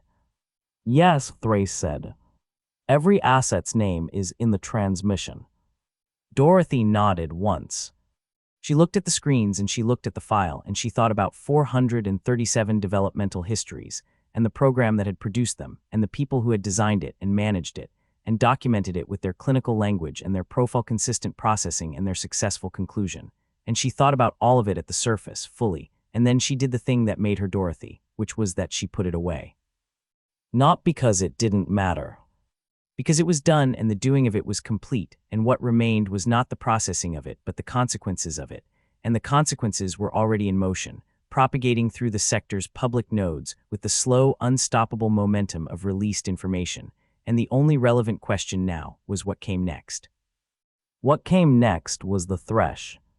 The biological monitoring display on the console was showing the root network activity pattern that Dorothy had been watching since the thresh's approach began, the directional signal moving northeast through the network at the speed of something traveling through the network rather than above it, and the signal was closer now than it had been when Dorothy had first identified it, significantly closer. And moving with the accelerating quality of something that had been patient for 30 years and had decided patience was finished. Dorothy looked at the biological monitoring display, and looked at the distance between the Thresh's signal and the tower's position, and looked at the targeting system documentation in Thrace's marginal hand, and looked at the defensive system's status, and she thought about 20 minutes, and what was between now and 20 minutes, and she thought about the Thresh coming through the root network, with the planet cooperating with every step. She looked at Thrace. "Get to the bay," she said. "The ship." "No." Thrace looked at the biological monitoring display and looked at the distance and said, "The Thresh." "She's been waiting for the architect to be gone," Dorothy said. "The architect is gone. She's not going to wait anymore." She looked at him. "The bay. The ship. Go." Thrace stood from the console with the quality of a man who had been sitting in the same chair for 30 years and was standing up from it for the last time and knew it. And he looked at the screens around the operations room showing every corner of his domain, the compound and the perimeter and the road and the forest and the bioluminescent undergrowth pulsing its rhythms in the pre-dawn dark, and he looked at it all with the eyes of someone seeing it for the last time. "The files," he said. "When the proceedings begin." "You'll testify," Dorothy said. "I know. Go." Thrace went. Dorothy listened to his footsteps on the stairs going down, and she turned back to the console, and she looked at the biological monitoring display, and she looked at the targeting system, and she looked at the defensive system's status, and she thought about the Thresh and what the Thresh was, and what the Thresh's approach was going to look like, and what the tower systems could do about it, and she started working. The first thing she did was activate the sonic disruption system at 30%, because 30% was background noise, and background noise was not an aggressive act. It was just the tower being the tower, a large off-world structure introducing the same interference into the local root network that it had been introducing for 30 years. Nothing the Thresh hadn't felt before, just slightly more of it. And Dorothy watched the biological monitoring display for the network's response to the increase. The signal kept coming. She looked at the targeting system documentation in Thrace's small, precise hand, and she read the marginal notation about the perimeter wall and the root network pressure. And she read the notation about the Thresh being able to do it if she wanted to, and she looked at the distance on the biological monitoring display, and she thought about the compound and the perimeter, and what was on the other side of the perimeter wall, and what was going to come through it, and when. Below her in the bay, she heard the ship systems cycling up. Above her through the operations room ceiling the tower held its quiet, and TCU-11 was standing down on its level, and the flying units were dead in the upper level, and the Tin Man was dark on the floor below, and Vorn was at the base of the main staircase, and the compound outside had its two bodies and its bioluminescent road material pulsing its slow gold in the pre-dawn dark, and the Thresh was in the root network moving northeast, and the signal in orbit above was not in orbit anymore. It was a descent vector, Locke bringing the ship down, and Dorothy was at the console with the targeting system documentation open, and the defensive systems active and the array cooled, and the transmission done and the files out in the world, and everything that came next coming at her from two directions simultaneously. She looked at the biological monitoring display, and the Thresh's signal was very close now, and she looked at the descent vector on the array's sensor display, and Locke was very close now too. And Dorothy thought about two things arriving at the same time from different directions, and she thought about the geometry of that, and she thought about what the next hour required of her, and she thought that the next hour required everything she had left, and she had enough left, and she had always had enough left, and that was not going to change now. The biological monitoring display showed the Thresh's signal reaching the perimeter wall. Dorothy's hands moved to the defensive systems panel, and she looked at the targeting system, and she started working the problem the way she worked all problems, which was from the beginning, clearly, without sentiment, with the full application of everything she was, and everything she had learned, and everything that had been done to her that had made her what she was. The program's successful conclusion, sitting at a console in a tower on a planet that wasn't on any map. Handling the next problem the way she had handled every problem before it. Which was to say directly, and without hesitation, and with complete indifference to what it cost. The tower's sensor array was not complicated once you understood what it was looking at, which was everything. And Dorothy had been at the operations console for 40 minutes learning it with the focused systematic attention she gave to anything that was going to keep her alive, working through the interface with the practical efficiency of someone who had never seen the specific system before, but had seen enough systems to understand that all systems had the same underlying logic. Which was that someone had designed them to do specific things, and the specific things were documented somewhere in the interface, and finding the documentation was a matter of knowing what you were looking for. Thrace's console was documented obsessively, in the same small precise hand as the storage container labels on the ground level, annotations layered over the standard interface in 30 years of accumulated operational notes that told Dorothy not just what each system did, but what it had done on specific occasions, and what had worked, and what hadn't, and why. 30 years of one man's operational history recorded in the margins of his own life's work with the thoroughness of someone who had understood from the beginning that the documentation was the only version of himself that was going to outlast the situation he was in.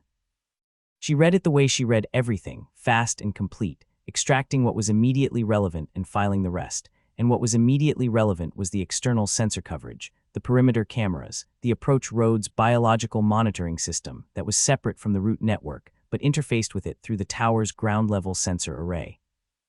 And the defensive systems that Thrace had built and maintained and never fully used because the things that had come to his door had always been manageable through other means.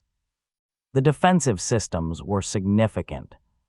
Not military-grade, nothing that would have impressed anyone with access to actual military hardware, but significant in the context of what was available on a planet that had been under a communications embargo for 30 years, directed energy emitters on the perimeter wall's exterior face, a sonic disruption system that operated through the road's crystal substrate and could be activated from the console, automated deterrents at the compound's entry points, and a targeting system that integrated all of these into a coordinated response that Thrace had designed and Thrace had documented in the same obsessive marginal hand.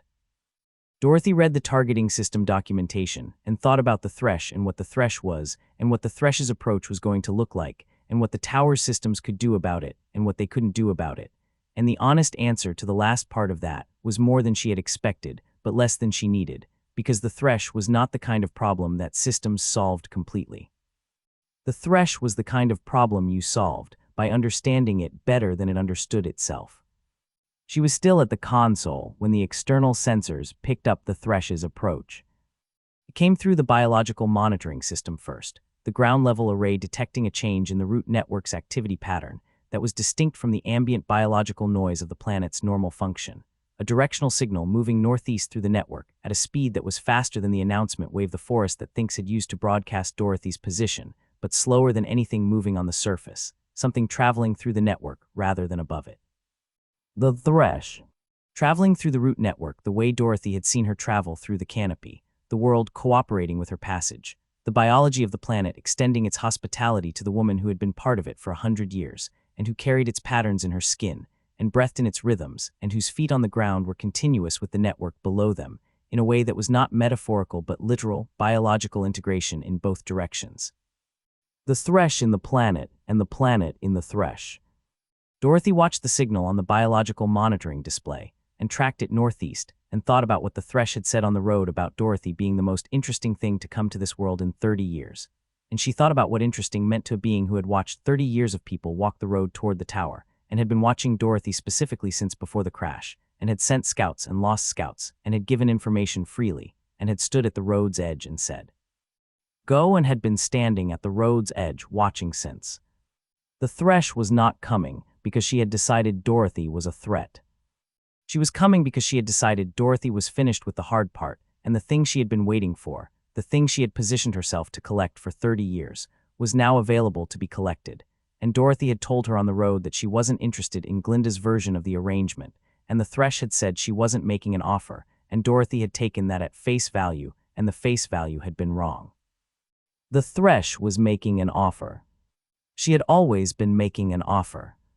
The form of it had just been patience rather than proposition. Dorothy looked at the biological monitoring display, and looked at the targeting system documentation, and looked at the operations room around her, at the screens showing every corner of Thrace's domain, and at the console with its 30 years of obsessive annotation, and at the door that she had locked and barred with the locking bar after TCU-11 had stopped hitting it. And she thought about the Thresh coming through the root network, with the planet cooperating with every step, and she thought about what the tower systems could do about that. Not enough on their own. She started working the console. The first thing she did was activate the sonic disruption system, the one that operated through the road's crystal substrate, because the road connected everything and the thresh was connected to the road, and the sonic disruption system was designed to introduce interference into the biological communication network at the substrate level, not to destroy it. The tower couldn't destroy it, but to introduce enough noise into the signal that the network's coordination was impaired. The way static impaired a communication channel, and an impaired network was a less cooperative partner for the thresh than an unimpaired one. She activated it at 30% intensity, not full power, because full power would have been visible to the thresh immediately as an aggressive act, and 30% was visible as background noise, the kind of interference a large off-world structure had been introducing into the local network for 30 years anyway, nothing the thresh hadn't felt before, just slightly more of it. The biological monitoring display showed the change in the root network's activity pattern within 40 seconds. The signal the thresh was generating through the network becoming slightly less clean, slight arrhythmia in what had been a perfectly regular transmission. And Dorothy watched the arrhythmia and thought about what 30% did, and what 60% would do, and what full power would do, and kept it at 30 and kept watching. The second thing she did was lock down the tower's lower levels.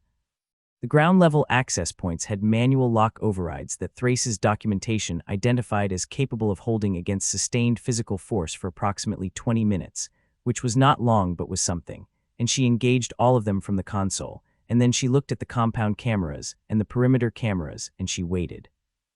The thresh came out of the forest at the perimeter wall's northwest gap. Not through the gap. Through the wall.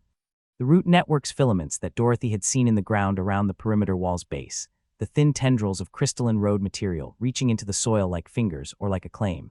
The thresh used them the way she used everything the planet offered her, which was an extension of herself, and the perimeter wall's base where the filaments were densest showed the first sign of what was happening as a slow deformation of the alloy surface, the metal not breaking but moving. The root network filaments exerting distributed pressure against the wall's base in a coordinated push that was the biological equivalent of a hydraulic force applied to a large surface area over a sustained period. The alloy was not going to hold indefinitely against that. Dorothy had known this from the moment she read Thrace's defensive system documentation and found the notation in the margin that said in the small, precise hand, root network pressure against wall base, monitored for 6 years, structural integrity maintained at current network density, not guaranteed if network density increases, and underneath it in slightly different ink, slightly older, the notation, the thresh has not tested the wall directly, this is theoretical. And underneath that in the most recent ink, the notation, she could if she wanted to, she has always been able to, the question is whether she ever decides the cost of doing it is worth what she gets. The thresh had decided. Dorothy watched the wall deformation on the compound camera, and she increased the sonic disruption system to 45% and watched the biological monitoring display for the network's response to the increase. And the response was not the slowing she had been hoping for but an acceleration, the thresh compensating for the interference by pushing more signal through the network rather than less. And Dorothy thought about what that said about the thresh's assessment of the disruption system's effect on her, and decided it said that the effect was annoying rather than debilitating, and that annoying was not sufficient. The wall gave at the base on the northwest face. Not catastrophically, not a structural collapse, but a slow inward fold of the alloy at the point of maximum root pressure, a section approximately 2 meters wide bowing inward, and then separating from the adjacent sections along the weld lines, with the sound of stressed metal finding its limit, a low sustained groan that Dorothy heard through the tower's structure, and that the compound camera showed as a gap appearing in the wall's base wide enough for a person to come through low. People came through low. Not the thresh first. The thresh sent her retinue first, 7 of them, the same 7 Dorothy had last seen on the road when the 4th scout had ridden northeast with her message of no, and they came through the gap with the organic lances in the energy discharge configuration. The sensory clusters contracted to their directed points, and they spread through the compound with the coordinated efficiency of people who had been working together for a long time in service of someone who did not accept failure. Dorothy watched them on the compound cameras, and she activated the perimeter emitters, not the approach corridor emitters that had damaged the Tin Man, different ones. The exterior face emitters on the perimeter wall that Thrace had installed facing outward, and that Dorothy had rerouted from the console to face inward, toward the compound, because the threat was inside the perimeter now, and the emitters needed to face the threat. The discharge was simultaneous from 6 emitter points around the compound's interior face, and it hit the 7 retinue members in the compound, with the full charge of a system that had been building capacity since Thrace last used it 30 years ago, and that had 30 years of stored energy to express. And the compound lit up in the blue-white of the discharge, and the sound of it came through the tower's walls, and through the operations room floor, and Dorothy felt it in her chest and her teeth.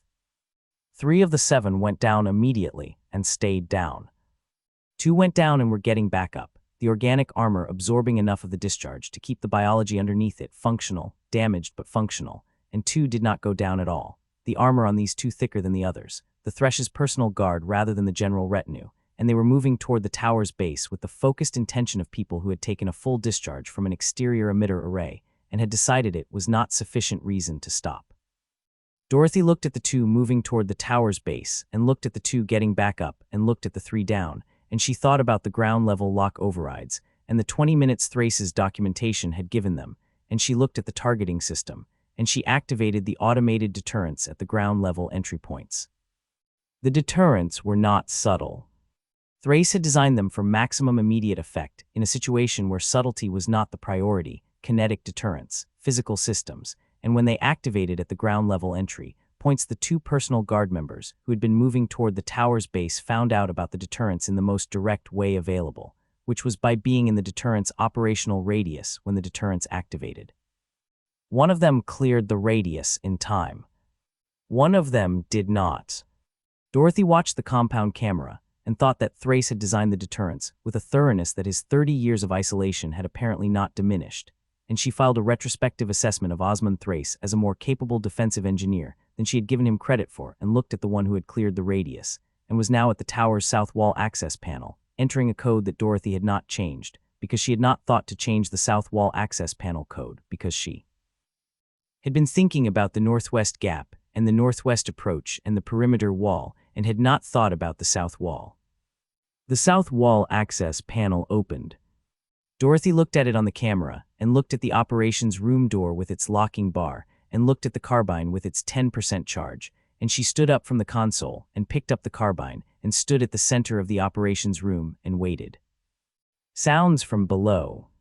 Footsteps on the ground level, careful, controlled, someone who knew how to move through unfamiliar space, and then on the stairs, and Dorothy thought about the flying units dead in the upper level, and the Tin Man dark on the floor of the level below her, and Vorn at the base of the main staircase. And she thought about what the person on the stairs was going to encounter on the way up, and what they were going to make of it, and how long the making of it was going to take. Not long enough. The footsteps came up at a pace that said the person on the stairs had seen the flying units, and had seen the Tin Man, and had made assessments, and had kept moving, and they reached the operations level anteroom, and stopped outside the operations room door, and Dorothy watched the door and the door's locking bar, and she waited. The knock, when it came, was 3 measured impacts, not the frantic percussion of someone trying to force entry or the single authoritative strike of someone announcing themselves, but 3 measured impacts that had the quality of someone who knew she was on the other side of the door and was giving her the opportunity to open it. Which was a form of courtesy that Dorothy had not been expecting from someone who had just come through a compound where emitters had fired and deterrents had activated and bodies were on the ground. Dorothy lifted the locking bar. She opened the door. The personal guard member who had cleared the deterrent radius was standing in the anteroom with the organic lance held at their side in the non-threatening configuration, the sensory cluster relaxed and untargeted.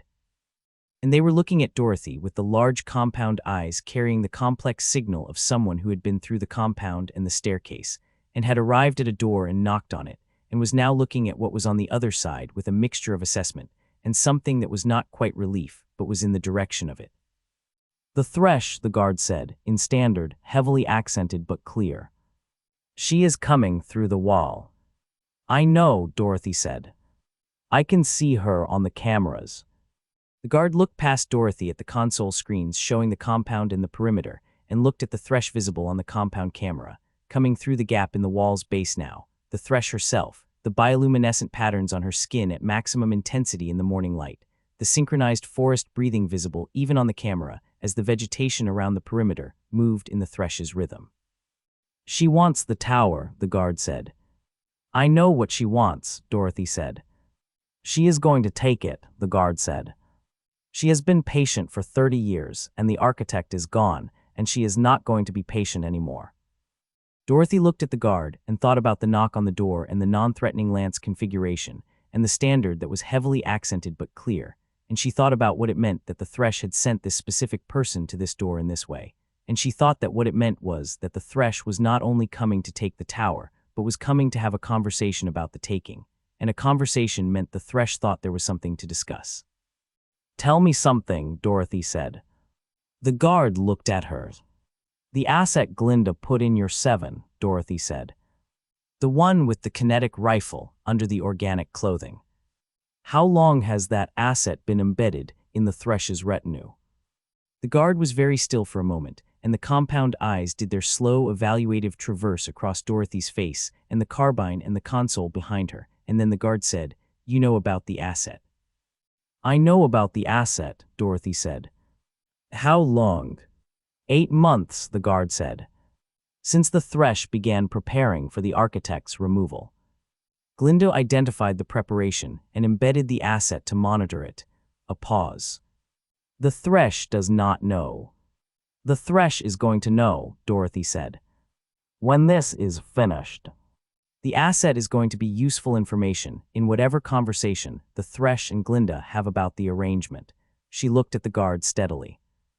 "That's why you knocked." The guard held her gaze.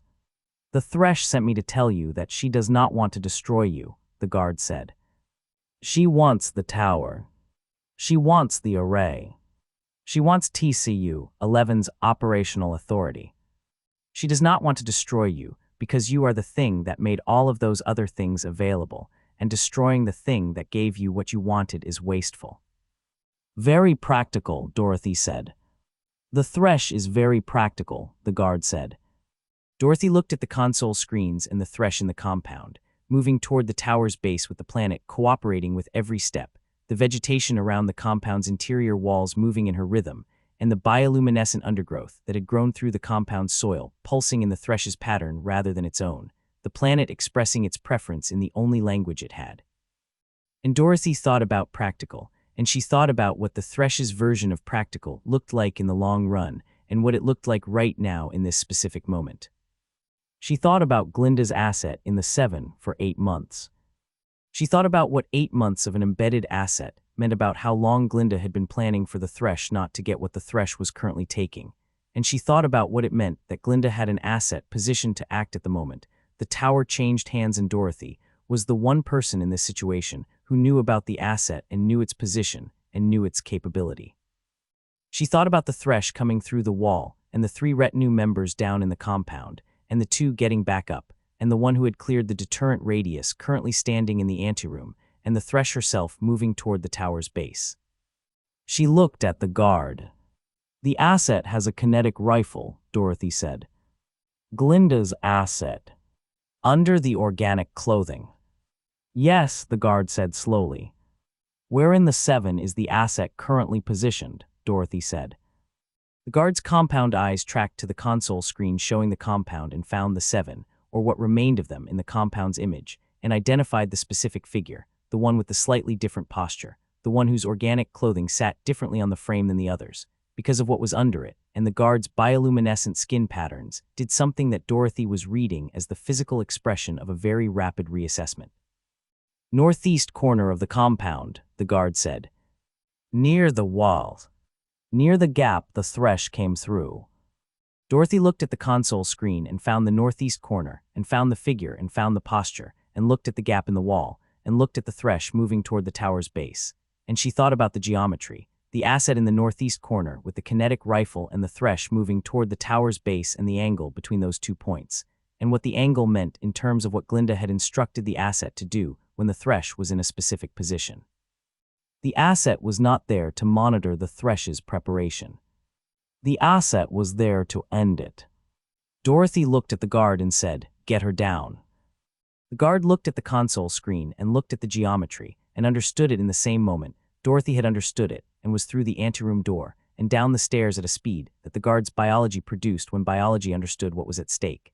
And Dorothy was at the console activating the compound cameras to maximum resolution and watching the northeast corner and watching the Thresh and watching the angle close as the Thresh moved toward the tower's base. The asset moved. The hand went to the organic clothing's interior, and Dorothy hit the sonic disruption system at full power, 100%, the full 30 years of theoretical maximum intensity, and the compound flooded with the disruption frequency through the crystal road material in the compound's central path, and through the biological filaments in the compound's soil, and through everything connected to the root network within the disruption system's range. The thresh went to her knees. Not the asset. The asset was not connected to the root network, and the disruption frequency at full power was not calibrated for non-biological network targets, and the asset felt it as disorientation rather than physical impact, and the asset's hand was still going to the interior of the clothing, and the kinetic rifle was still going to come out, and the thresh was on her knees in the compound, with the full power disruption hitting her through every biological connection she had to the planet she had been integrated with. For 100 years. The guard came out of the tower's south wall access door at the same moment. The asset's hand found the rifle grip, and the guard crossed the compound in the 3 seconds available with everything the guard's biology had, and hit the asset with the organic lance in the physical strike mode. The expanded sensory cluster, connecting with the asset's weapon hand at the wrist, and the force of the strike, and the biological energy of the cluster, combined in a way that made the wrist a different kind of structural problem than it had been before the strike. And the kinetic rifle hit the compound ground, and the asset hit the compound ground beside it, and the guard stood over both of them. Dorothy took the sonic disruption system back to 30%.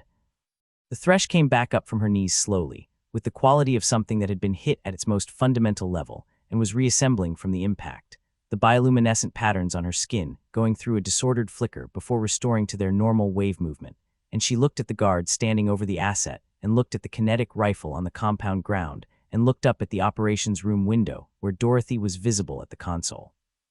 The thresh looked at Dorothy for a long moment through the compound camera, and Dorothy looked at the thresh through the compound camera, and neither of them moved. Then the thresh reached down and picked up the kinetic rifle and looked at it, and looked at the asset on the ground, and looked at the guard, and said something in the tonal language that Dorothy couldn't hear through the camera, but that the guard received and responded to with a short sequence that had the quality of information being delivered. The guard telling the thresh what Dorothy had told the guard about the asset and the 8 months and Glinda's embedded operative, and the geometry of the northeast corner, and the angle to the tower's base. The thresh listened. The bioluminescent patterns on her skin went through changes as she listened that Dorothy was reading as the physical expression of a sequence of emotional states moving through a system that was not accustomed to being caught off guard, and the final state the patterns settled into was something Dorothy had not seen from the thresh before, not agitation and not anger, and not the particular quality of patient power the thresh normally projected, but something that was in the family of cold. A flatness in the luminescent wave that was the thresh's version of what Dorothy's face did when it did nothing at all. The thresh handed the kinetic rifle to the guard and looked up at the operations room window and said, in standard that carried through the compound clearly even without the camera's audio pickup, her voice projecting with the ease of someone who had been speaking across distances for 100 years, "Come down." Dorothy came down. She came down the stairs and through the south wall access door and into the compound with the carbine in her hands and the blade on her hip. And the compound was around her with its emitter-scored ground and its deterrent-cleared entry point, and the 3 retinue members down, and the 2 who had been getting back up now fully up and holding position, and the asset on the ground with the destroyed wrist, and the guard standing over the asset, and the thresh standing in the center of the compound, with the bioluminescent patterns on her skin doing the cold flat wave that was the thresh's nothing face. Dorothy stopped at 4 meters from the thresh, and they looked at each other. "Glinda," the thresh said. "Glinda," Dorothy confirmed. 8 months, the thresh said. 8 months, Dorothy confirmed. The thresh was quiet for a moment, the cold flat wave moving through her skin, and she looked at the asset on the compound ground, and she looked at the kinetic rifle in the guard's hands, and she looked at Dorothy. "You saved my life," she said, in the tone of someone identifying a fact they are uncertain how to file. "I saved a useful outcome," Dorothy said. "You dying in this compound to a kinetic rifle round from Glinda's embedded asset is not a useful outcome. You alive and knowing about the asset and having the evidence of Glinda's 8 months of preparation is a considerably more useful outcome. For the arrangement," the thresh said. "For whatever you decide to do with the information," Dorothy said. The arrangement is your business. What you do about Glinda is your business. I'm giving you the information and the asset and the rifle and the 8 months, and what you build from those materials is not something I have an interest in. The thresh looked at her steadily with the amber eyes and the cold, flat, luminescent wave, and then something changed in the wave, the flatness giving way to something more complex, layered, the thresh processing what she had been given and what it cost the giver and what the giver wanted in return, and she said, "What do you want?" "The array," Dorothy said. "One transmission. Sector-wide. Everything Thrace had in his system. After that, the tower is yours, and the array is yours, and TCU-11 is yours, and I'm gone." The thresh looked at her. "The transmission is already prepared," Dorothy said. "Thrace built the address matrix before he left. The file compilation is complete. The array is aligned. I need 20 minutes at the console, and a guarantee that nothing in this compound or this tower interferes with those 20 minutes. "And after the 20 minutes, the thresh said. "After the 20 minutes, I walk out through the northwest gap, and you never see me again," Dorothy said. The thresh held her gaze for a long moment, the luminescent patterns moving their complex, layered wave through her skin, and the compound was quiet around them with its scored ground and its bodies, and the planet humming its deep frequency through the root network below them, and the thresh said, 20 minutes. Dorothy looked at her and nodded once and turned, and went back through the south wall access door, and up the stairs and into the operations room, and sat at the console, and looked at the transmission preparation that Thrace had built and started the 20 minutes. The thresh came through the perimeter wall the way Dorothy had watched her come through it on the compound cameras, the root network filaments doing their distributed hydraulic work on the alloy base until the metal found its limit and gave, and she came through the gap low, and then straightened to her full height in the compound, and the 7 retinue members came through behind her, and the compound's pre-dawn dark lit up with the thresh's bioluminescent skin patterns running at maximum intensity. The woman and the planet breathing together in their 100-year rhythm, and the compound vegetation responded to her presence the way it always responded, the bioluminescent undergrowth pulsing in the thresh's pattern rather than its own. Dorothy watched it on the compound cameras, and she thought about what she knew. She knew the thresh was biological. 100 years old and integrated with the planet in ways that nothing else on Veridia 7 was integrated, the root network tissue in her skin, and the synchronized breathing, and the bioluminescent patterns that were the planet's own language running through her body, but biological, fundamentally and completely biological. A living organism that had accumulated a century of integration with a living world, and that carried that integration as both her greatest capability and the thing Dorothy was going to use to end her. The sonic disruption system was still running at 30%. Dorothy increased it to 60. The biological monitoring display showed the root network's response immediately, the thresh's signal in the network developing the arrhythmia Dorothy had seen at 45% but more pronounced now, the clean directional transmission breaking into something less coherent, and on the compound camera the thresh's movement changed, a slight hesitation in the stride that had not been there before, the synchronized breathing losing its perfect rhythm for a moment before the thresh compensated. Pushing more signal through the network to override the interference the way she had done at 45%. But it was costing her something at 60% that it hadn't cost her at 45. Dorothy could see it in the bioluminescent patterns on the thresh's skin, the patterns that were the planet's language running through her body, showing a quality of effort that the ambient patterns never showed. The light moving through the skin slightly faster than its normal wave speed in the way that elevated biological function showed in bioluminescent organisms, the system working harder than its resting state required. The thresh was not unaffected. She was managing the effect, compensating for it, using the century of integration and the deep familiarity with the network's architecture to root around the disruption, the way water rooted around an obstacle. But managing an effect was not the same as being unaffected by it. And management had a cost, and cost accumulated, and accumulated cost produced a different organism than the one that had walked through the wall. Dorothy filed this and kept watching and kept thinking. The retinue spread through the compound in their coordinated pattern, the 7 moving to cover the compound's access points, with the efficiency of people who had done this before in the service of someone who expected efficiency, and the thresh moved toward the tower's base with the particular quality of someone who had been moving toward this specific destination in some form or another for 30 years, and was finally covering the last 30 meters of it. Dorothy activated the exterior perimeter emitters at 70% charge. The discharge hit the leading 3 retinue members simultaneously, and the compound lit blue-white, and the sound of it came through the tower's walls, and the 3 went down, and the Thresh stopped walking, and the bioluminescent patterns on her skin spiked to a brightness that the camera's sensor struggled to resolve clearly, the planet's language running through her body at a speed and intensity that Dorothy had not seen before. And the 4 remaining retinue members fell back to defensive positions around the Thresh rather than continuing their spread. The Thresh looked up at the operations room window. Dorothy looked back at her through the camera and thought about what the Thresh was doing and what she was thinking, and she thought that the Thresh was thinking about the sonic disruption system and the emitter discharge and the compound camera and the person at the console running those systems. And the Thresh was making the same assessment Dorothy made of everything, which was what was the problem and what solved the problem. And the problem was Dorothy at the console, and what solved it was getting to the console. The Thresh put both hands flat on the compound ground. Dorothy had seen her do this on the road when she was telling Dorothy about TCU-11's modifications, the palms on the road surface, and the bioluminescent patterns intensifying, and the road and the woman exchanging something through the contact. And she had read it then as communication or information transfer between the Thresh and the planet's network.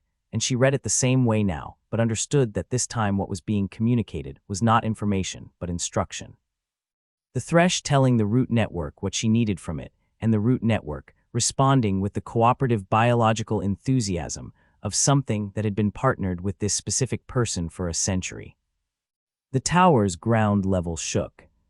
Not violently, not a structural event, but a sustained low tremor that Dorothy felt through the operations room floor and through the console and through the chair she was sitting in, the root network below the tower's foundation doing what the root network below the perimeter wall had done, applying distributed pressure to a structure that was not native to this planet, and that the planet had been arguing with for 30 years, and was now, with the Thresh's instruction, making a more direct argument against.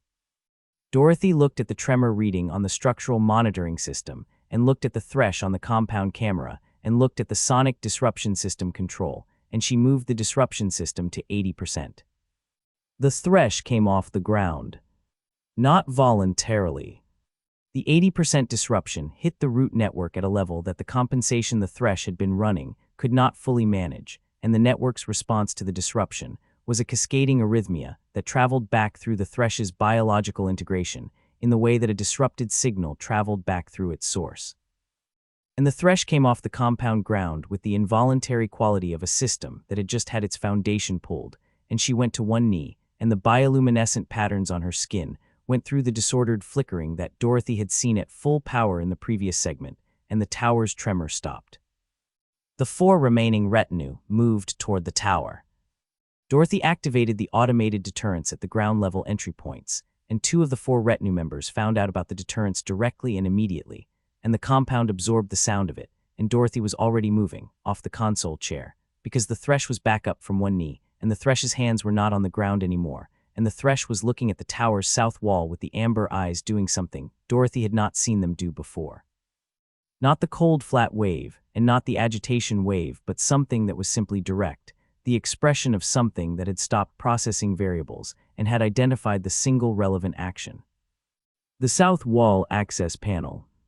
Dorothy was on the stairs before the Thresh reached the panel, and she went down the stairs at speed, and through the ground-level corridor toward the bay, and she heard the south wall access panel open behind her, the code 7741 that she had told the Thresh's guard on the road, and that the guard had told the Thresh, and she heard the Thresh come into the tower, and she heard the Thresh's footsteps on the ground level. And the footsteps had a quality that was different from any footstep Dorothy had heard on this planet, a weight that was not just biological mass, but the accumulated weight of 100 years of integration, each step connecting with the planet through the tower's floor in the way the Thresh's palms connected with the ground, a continuous communication that Dorothy could feel as a vibration through the corridor walls. Dorothy stopped running. She stopped in the corridor, and she turned, and she put her back against the corridor wall, and she thought about what she knew. Biological organism. 100 years old. Integration with the planet's root network as both capability and dependency. Sonic disruption at 80% produced involuntary loss of physical control for an estimated 3 to 4 seconds, which was enough, but only if the disruption could be delivered at that intensity, while Dorothy was close enough to act on the 3 to 4 seconds, rather than watching it on a camera from the operations room.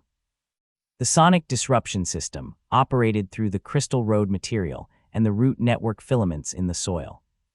It was a remote system, console-operated, and Dorothy was not at the console. She thought about what else she had. The combat blades. The carbine at 10% charge. The corridor's physical geometry, narrow enough that the Thresh's full biological capability, the plant network cooperation and the atmospheric root communication and the synchronized world breathing, was constrained by the alloy walls, which were not native biology, and which did not cooperate with the Thresh the way the compound ground had cooperated with the Thresh. She thought about the alloy walls and what they meant, and she thought about the Thresh's integration, and what integration meant when the thing you were integrated with was not present, and she thought about the difference between the Thresh in the forest and the Thresh in a metal corridor, and she thought that the difference was significant. The Thresh turned the corridor bend and saw Dorothy standing against the wall. She stopped. They were 8 meters apart in the narrow corridor, and the Thresh's bioluminescent patterns were running at the intensity they had been running at in the compound, maximum, the planet's language at full volume through her skin, and Dorothy looked at the patterns and looked at the amber eyes and thought about the difference between the forest and the corridor, and she said, "You can feel the disruption system from here." The Thresh looked at her. "Yes," she said. "It's less effective in here than it was in the compound," Dorothy said. "The root network density under the tower's foundation is lower than in the compound ground. Less filament contact for the disruption to travel through." "Yes," the Thresh said. "But it's still present," Dorothy said. "The road material in the compound path connects to the filaments under the foundation, and the filaments connect to you through the floor you're standing on, and even at reduced density, the 80% disruption is going to cost you something if I activate it from here." The Thresh looked at her steadily. "You don't have the console," she said. Dorothy reached into the coverall pocket and held up the remote access chip she had pulled from the console's peripheral port before she left the operations room, a small flat rectangle of the same alloy as everything else in the tower, Thrace's marginal notation on the console documentation having mentioned it in the entry about the sonic disruption system, remote activation capability, chip must be within 50 meters of primary transmitter. And the primary transmitter was in the operations room above them, and 50 meters was more than the distance between the operations room and the corridor. The Thresh looked at the chip. "The array," Dorothy said.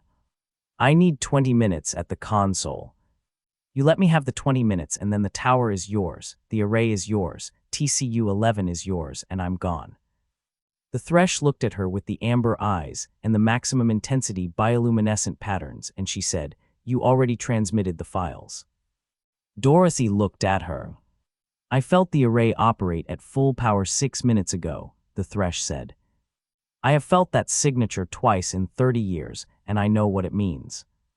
"The transmission is done," she paused. "You don't need the arrays." Dorothy said nothing. "You came down the stairs," the Thresh said. "You could have stayed at the console. You came down because you wanted to be here, in this corridor, with me, and that is not the behavior of someone who needs 20 more minutes at a console." The amber eyes were very still. "What do you want from me?" Dorothy looked at her and thought about what she wanted from the Thresh, and she thought that what she wanted from the Thresh was what she always wanted from everything that was between her and the next thing, which was for it to not be between her and the next thing anymore, and the corridor and the Thresh in it, and the 8 meters between them, was currently between her and everything that came next. Which was lock outside, and the warrant conversation, and SOLT, and the legal network, and whatever the rest of her life looked like on the other side of all of it. "You've been managing things from a distance for 30 years, Dorothy said. "Watching the road, sending scouts, giving information, taking positions, waiting." "Yes," the Thresh said. "You're done waiting," Dorothy said. "Yes," the Thresh said. "So am I," Dorothy said, and she activated the sonic disruption system at 100%. The full power hit the root network through every filament under the tower's foundation simultaneously and traveled back through the Thresh's biological integration with the force of a system that had 30 years of stored capacity behind it and that Dorothy had been building toward full power since she first activated it at 30%, stepping it up in increments that had been preparing the Thresh's compensatory response for progressive resistance rather than sudden maximum impact. And the sudden maximum impact after the progressive resistance was the difference between a door that had been leaning against and a door that had been hit. The Thresh went down. Not to one knee, all the way down, the full length of her on the corridor floor, the bioluminescent patterns on her skin going into the disordered flickering of a system hit at its foundation. The patterns not just flickering, but fragmenting, sections of the skin going dark while adjacent sections flared to maximum brightness and then reversed. The planet's language in her body losing its coherence under the disruption, the way a signal lost coherence under sufficient interference. Dorothy crossed the 8 meters in the 3 to 4 seconds the full power disruption produced, and she closed the distance to 0, and she went to work. She had thought about the Thresh's biological vulnerabilities the same way she thought about all biological vulnerabilities, which was empirically and without romance, strip away the authority and the century and the integration, and what was underneath was an organism, and every organism had the same fundamental architecture, the same critical systems. The same points where sufficient damage to a sufficiently small area produced outcomes that the organism could not compensate for or recover from regardless of how integrated it was with a planetary biological network.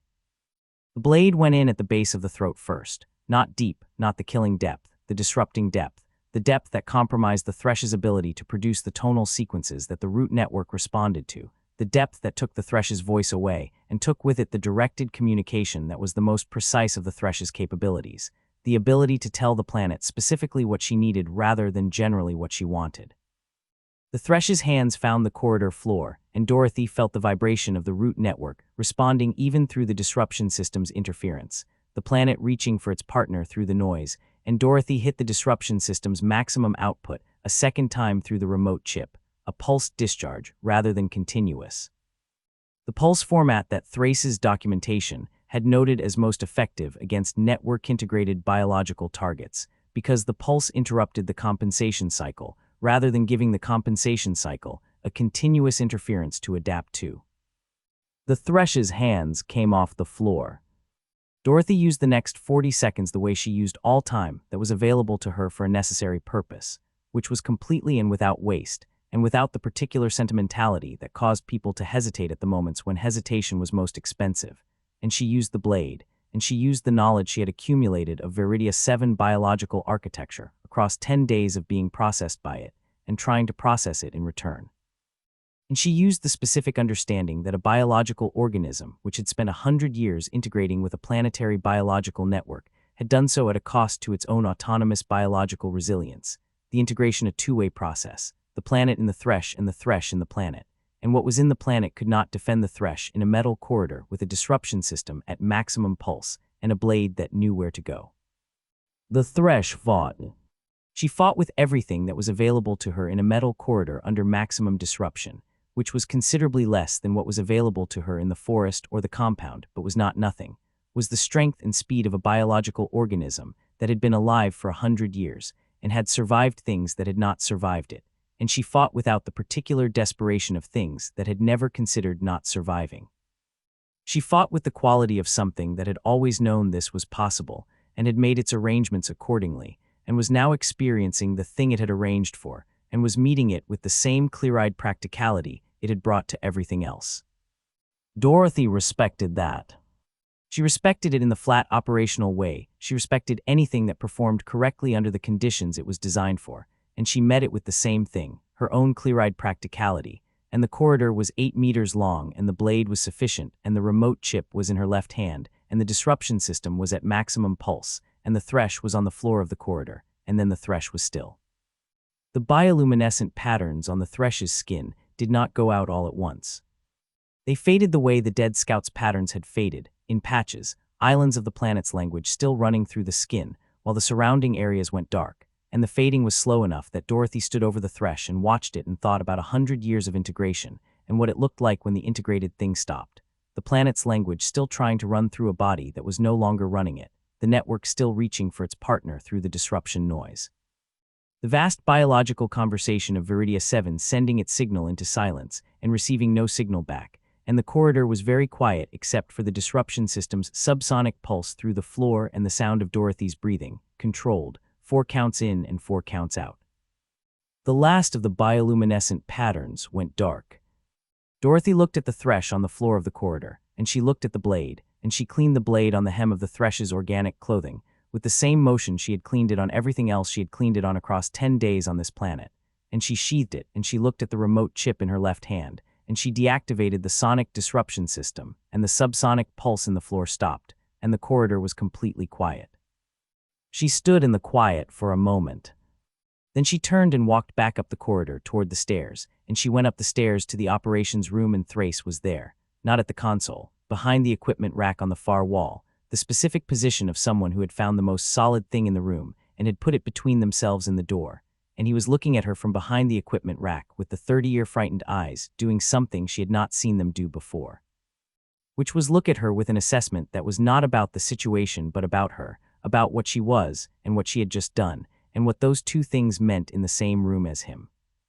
Dorothy looked at him behind the equipment rack and she said, "I want to use the communications array." Thrace looked at her. "The array," she said. "The transmission you ran was the files. I need to make a different transmission. Personal. To the ship in orbit." Thrace came out from behind the equipment rack slowly, not with the fear management of the previous hour, but with the quality of someone who was moving carefully, because they were in the presence of something they did not have a complete framework for, and careful movement was the appropriate response to incomplete frameworks.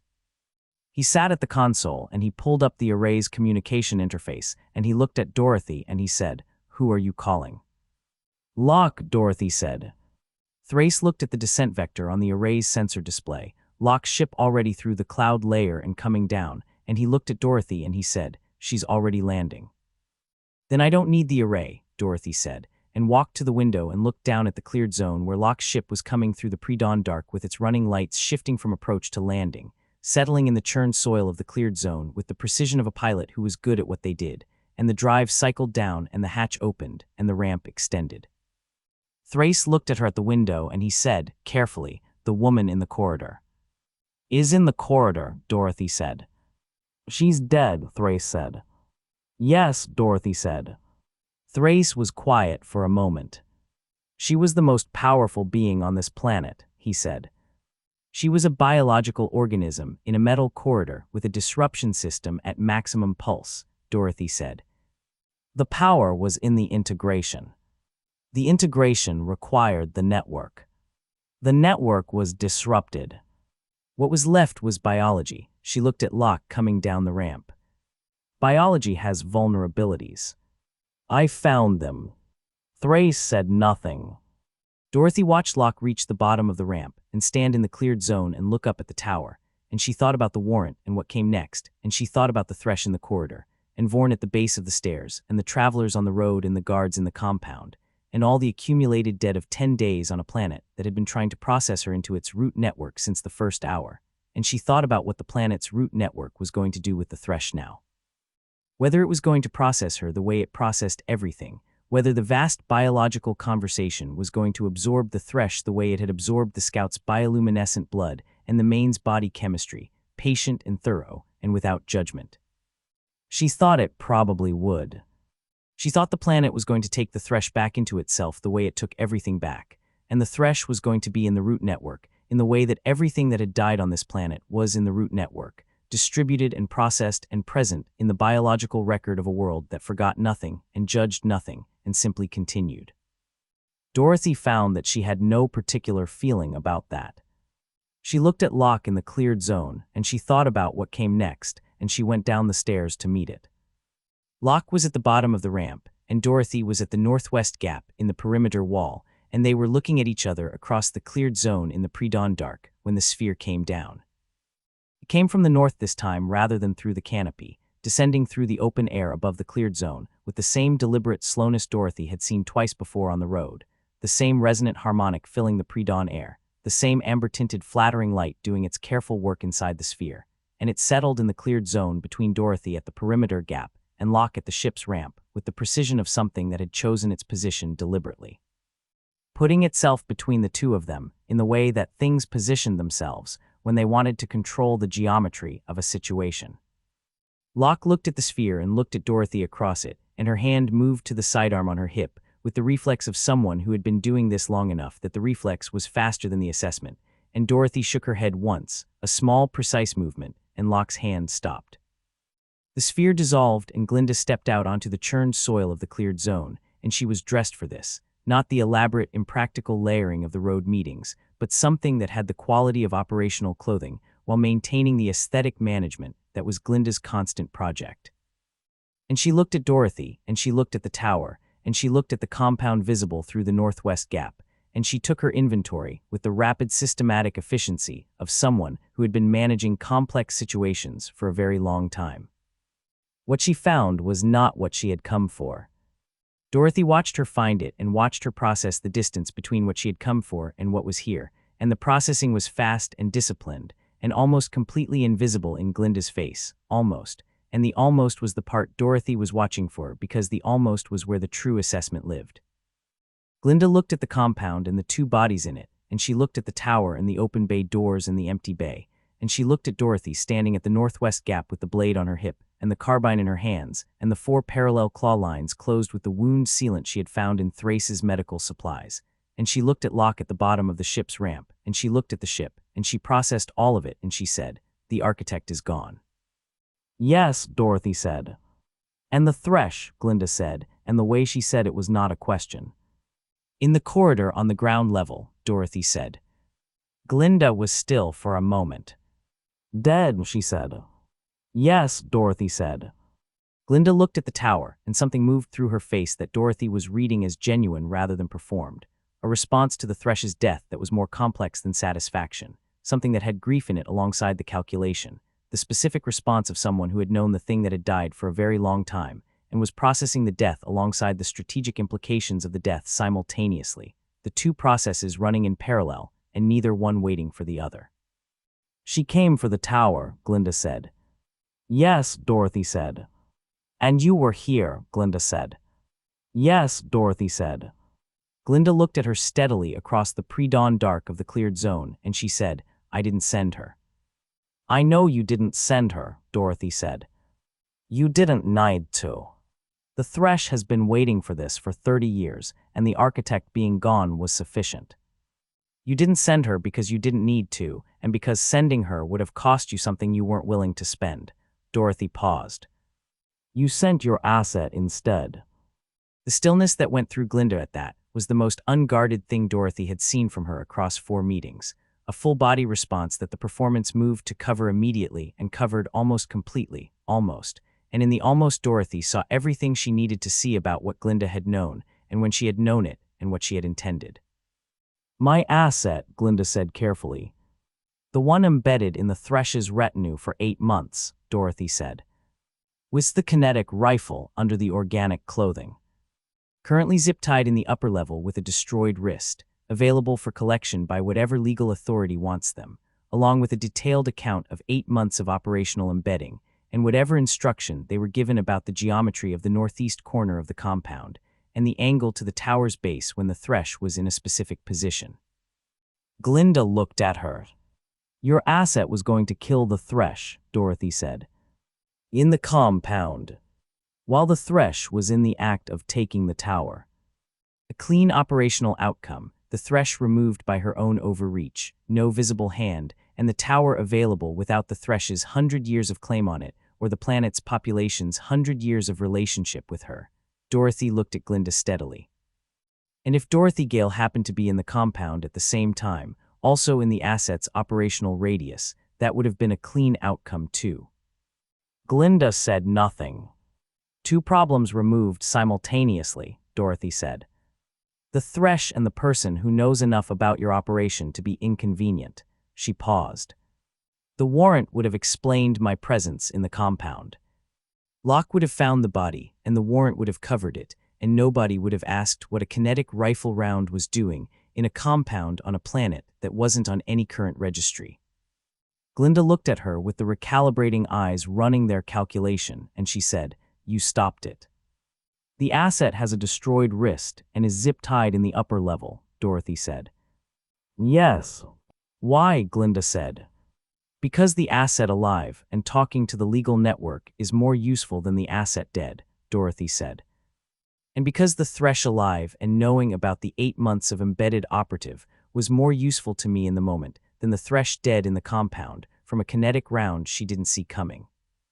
More useful, Glinda said. Not because it was the right thing to do. The right thing and the useful thing are not always different things, Dorothy said. Sometimes they're the same thing and you don't need to choose. Glinda looked at her for a long moment, and the recalibrating eyes were doing something more complex than their usual calculation, running an assessment that was not just tactical but personal, the assessment of someone who was updating their model of something they thought they had understood and finding that the update required significant revision. She looked at the tower and she said, "The array." "The transmission is done," Dorothy said. "The files went out 6 hours ago. Sector-wide simultaneous broadcast from the array and from a backup source on the ship in orbit. Every public node in the sector. Both copies simultaneously, so the suppression problem becomes logistically impossible." Glinda absorbed this. "The Gardner program," she said. "Everything Thrace had," Dorothy said. 30 years of files. 437 documented subjects. Every asset, every designer, every institutional monitor. Complete operational record. "And Thrace," Glinda said. "Gone," Dorothy said. "In the short-range transport from the tower's bay. He'll be in contact with the outer system's legal network within 6 hours. He'll testify. He'll provide provenance verification." Glinda looked at the empty bay through the compound gap and looked at the descent vector that was no longer a descent vector because Locke's ship was on the ground, and she processed the full shape of what had happened in the tower across the past hours, and she did it quickly and completely, and Dorothy watched her do it and waited. "You used me," Glinda said. "The data chip. The information I gave you on the road. You used all of it to get to the array." "Yes," Dorothy said. "And the transmission you made from the array," Glinda said, "was not the transmission I was facilitating. I was facilitating access. The access produced a transmission that has nothing to do with what I needed from the array." "Yes," Dorothy said. Glinda looked at her. "The trade routes," she said. "The communication access. The array's operational control. Everything I have been working toward for 30 years. Is still in the tower," Dorothy said. "The array is operational. TCU-11 is standing down in the upper levels. The tower systems are intact. The architect is gone and his operational authority is gone with him, and the tower is currently without a principal to manage it." She paused. "That's a situation that requires resolution, and the resolution is not my problem." Glinda looked at her steadily. "You're giving me the tower," she said. "I'm telling you the tower needs someone to manage it," Dorothy said. "What you do with that information is your decision." "The thresh is dead," Glinda said. "Her territory is without authority." "Yes," Dorothy said. "The Harrow's territory has been without authority since your ship landed on the Harrow's tax collector on your first day," Glinda said. "The Southern Territory has been without authority for 7 years. My territory is the only one currently with a functioning authority structure." She paused. "This is a significant consolidation of power." "Yes," Dorothy said. "You understand what that means," Glinda said. "It means you have everything you wanted," Dorothy said. "The array, the trade routes, the communication access, the consolidated territorial authority. Everything you told me on the road you were working toward. And in exchange," Glinda said carefully, "you want nothing. I want the asset in the upper level delivered to the legal network intact and talking," Dorothy said. "And I want the Munchkin settlements and every other settlement on this road to be left alone by whoever manages this planet going forward, with the specific meaning of left alone being that they grow what they grow and build what they build and keep what they produce and nobody sends a collector to take any part of it." Glinda looked at her for a long moment. "That's not nothing," she said. "No," Dorothy said. "It's not nothing." Glinda's eyes moved to Locke at the bottom of the ramp and then back to Dorothy, and she said, "The warrant is void," Dorothy said. "According to Locke," Glinda said. "According to 3 independent legal authorities and a documented criminal conspiracy in the authority chain that issued it," Dorothy said. "Yes." Glinda looked at Locke. "You've spoken with her," she said.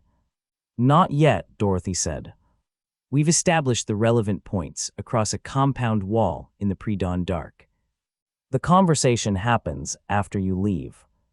The recalibrating eyes moved back to Dorothy, and something shifted in them that was the most honest thing Glinda had produced across all 4 of their meetings, a quality of recognition that had nothing performed about it.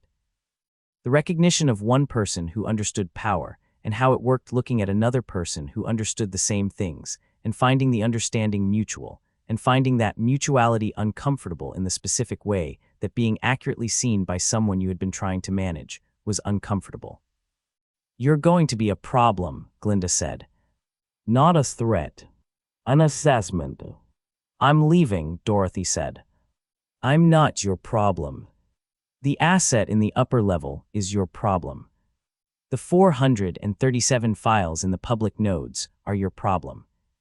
The settlements on the road are your problem, in the sense that their continued well-being is the condition of your having everything else without interference from the legal network about whatever your own operational history looks like when people start pulling threads." Glinda was very still. "There are threads," Dorothy said. "In Thrace's files. Not about the Gardener program. About this planet and the arrangement you had with the architect about the communication embargo and what you received in exchange for not moving against the tower more directly in the past 30 years. She paused. "Those threads are in the files that went to every public node in the sector 6 hours ago. Whether anyone pulls them depends on whether anyone has a reason to look. And no one will have a reason to look," Glinda said carefully, "if the settlements are left alone." "That's a reasonable interpretation of the situation," Dorothy said. Glinda looked at her for a long time with the recalibrating eyes and the performance at its lowest level Dorothy had ever seen it, stripped back to almost nothing by the weight of what she was processing, and what she was being told, and what she was being given, and what it was going to cost her, and what it was going to cost her if she didn't take it. And she said, "The arrangement you had with the Thresh. Before she died. The access codes. 7741, Dorothy said. All exterior and interior panels. The targeting system documentation is on the operations console in Thrace's handwriting. TCU-11 responds to the operations console's command interface." She paused. "The Thresh's 2 people who went through the northwest gap before the asset's rifle came out are somewhere in the tower. They're not a problem, but they're there." Glinda processed this. "You're giving me the codes," she said. "I'm giving you the same codes I gave the Thresh's guard on the road 2 days ago," Dorothy said. "I give the codes to whoever is going to be managing this situation when I'm gone, because whoever is managing this situation when I'm gone needs the codes, and the alternative is leaving the tower without a principal indefinitely, which produces the outcome where the response vessels make the decisions." "And you prefer my management to the response vessels," Glinda said. "I prefer the settlements on the road to the response vessels' management," Dorothy said. "Your management is a means to that end." Glinda looked at her for one final long moment, and Dorothy looked back, and the cleared zone was quiet around them in the pre-dawn dark, and the tower stood in its compound with its dead, and its standing down combat unit, and its intact array, and the corridor on the ground level and what was in it. And the bioluminescent undergrowth at the forest edge pulsed its blue-green rhythm, and the road beyond the perimeter pulsed its warm gold rhythm, and the planet hummed its deep frequency through everything connected to everything else. Then Glinda said, "When you leave this planet, stay gone." "That's the plan," Dorothy said. Glinda looked at her one more time with the recalibrating eyes doing their final update, the model revision complete, and Dorothy could see in the final update what Glinda had arrived at, which was that Dorothy Gale was the most dangerous kind of problem, not dangerous because she wanted things, dangerous because she didn't. Because someone who didn't want anything couldn't be managed through the usual mechanisms, and couldn't be predicted through the usual frameworks, and left the field having taken nothing, and given nothing, and having somehow arranged every piece on the board into a configuration that served a purpose nobody had seen her pursuing. Glinda turned and walked back to the sphere, and the sphere reconstituted around her, and the harmonic rose and the amber light did its flattering work, and the sphere ascended from the cleared zone, and Dorothy watched it go north, and when it was gone she turned and looked at Locke. Locke was still at the bottom of the ramp. She had been standing there through the entire conversation with the assessing stillness and the hand that had moved toward the sidearm and stopped and had not moved again, and she was looking at Dorothy with the particular quality of attention that was Locke's version of what Dorothy's face did when it did nothing, which was everything underneath and nothing on the surface. Dorothy walked across the cleared zone toward the ship. When she was close enough that the conversation didn't need to carry across distance, she stopped and looked at Locke, and Locke looked at her, and the pre-dawn was going toward dawn now, the violet sky beginning its shift toward the violet gold that preceded full light, and the bioluminescent undergrowth at the forest edge was fading as the ambient light increased, the planet's nighttime language dimming toward invisibility in the coming day. "The warrant," Dorothy said. "Is void," Locke said. "I told you that across the compound wall." "You told me your assessment," Dorothy said. "And 3 independent legal authorities. I want to know what you think." Locke looked at her. "I think the warrant was issued by a compromised authority chain in service of a program that has just been exposed to every public node in the sector," she said. "I think collecting on a warrant with that provenance after that exposure would be the kind of decision that ended careers, and I don't have a career I want to end." She paused. "I also think that's not the only reason." "No," Dorothy said. "It's not." They looked at each other in the pre-dawn light, and 8 years was between them, and 8 years was not nothing, and was not everything, and was what it was, a duration that had produced changes in both directions that neither of them had fully mapped yet, and that the next conversation was going to begin mapping. "There's a medical kit on the ship," Locke said. "The shoulder needs attention. And there's someone who wants to meet you." "Sold," Dorothy said. "Sold," Locke confirmed. Dorothy looked at the tower one more time, at the alloy surface catching the first light of Viridia 7 dawn in the hard manufactured gleam that had no organic relationship to the world it sat in, and she looked at the road visible through the northwest gap pulsing its warm gold into the morning, going northeast the way it always went, patient and biological and indifferent. And she looked at the compound, and the perimeter wall and the forest beyond it, and the column tree canopy moving in its slow autonomous undulation against the violet gold sky. Then she went up the ramp. The inside of Locke's ship smelled like recycled air and engine grease, and the specific functional smell of a working vessel that had been worked hard for a long time and maintained well throughout, and Dorothy stood inside the hatch and breathed it and thought that it smelled like the absence of Viridia 7, the absence of the dense biological richness and the bioluminescent chemistry and the root network's contribution to the air, and the absence was not unpleasant, it was just different. The smell of a manufactured environment doing what manufactured environments did, which was keep the outside out. Locke closed the hatch, and the outside was out.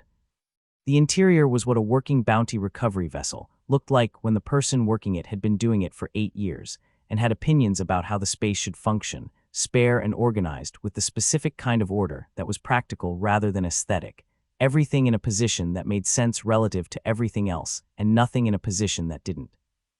And Dorothy moved through it with the automatic spatial assessment she made of every new environment, and found it clean and functional and absent of the kind of clutter that said a person was losing their discipline, which told her something about Locke that she had already known, but that it was useful to confirm.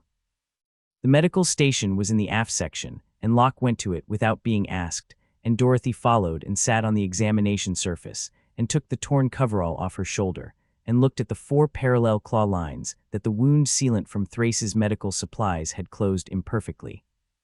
The edges of the closures showing the particular tension of closures that had been applied in less than ideal conditions to wounds that needed more careful attention than a frightened old man's field kit had been able to provide.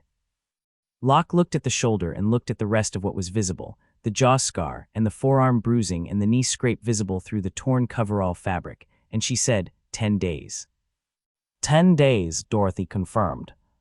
Locke opened the medical station's kit, which was considerably better equipped than the GC standard kit Dorothy had been working with since the crash, and she began working on the shoulder with the focused efficiency of someone who had been doing field medicine for years and had no patience for the kind of hesitation that slowed the process down. And Dorothy sat still and let her work, and neither of them said anything for the duration of the cleaning and the proper closure application and the wound sealant and the dressing. Then Locke said, "Solt is forward. She's been awake for 30 hours waiting for the transmission to complete, and she wants to meet you." "Later," Dorothy said. Locke looked at her. "She's not going to sleep until she does." "She cannot sleep for a while longer," Dorothy said. "You and I are going to talk first." Locke held her gaze for a moment, and then she pulled the second chair from the medical station's storage recess and sat in it and looked at Dorothy, and Dorothy looked at her. And the ship was quiet around them, and outside the hatch Viridia 7 was doing what it always did, pulsing and humming and processing everything into its root network. And in here there was just the recycled air and the engine grease, and two people with 8 years between them looking at each other for the first time in 8 years. "You look the same," Dorothy said. "You said that across the compound wall," Locke said. "It was true across the compound wall, and it's true in here," Dorothy said. 8 years and you look exactly the same. You look like someone who came down on a planet in a broken ship and walked across it for 10 days, Locke said. "That's accurate," Dorothy said. Locke looked at her for a moment, and then she reached into the medical station storage and produced a flask that had the same quality as the flask Dorothy had found in the retriever's pilot storage, a grain spirit of the kind that people kept in places where they weren't supposed to keep it. And she opened it and offered it to Dorothy, and Dorothy took it and drank from it, and it was considerably better than the one from the retriever, and she handed it back, and Locke drank from it and set it on the examination surface between them. "The warrant," Dorothy said. "We covered the warrant," Locke said. "We covered your assessment of its legal validity," Dorothy said.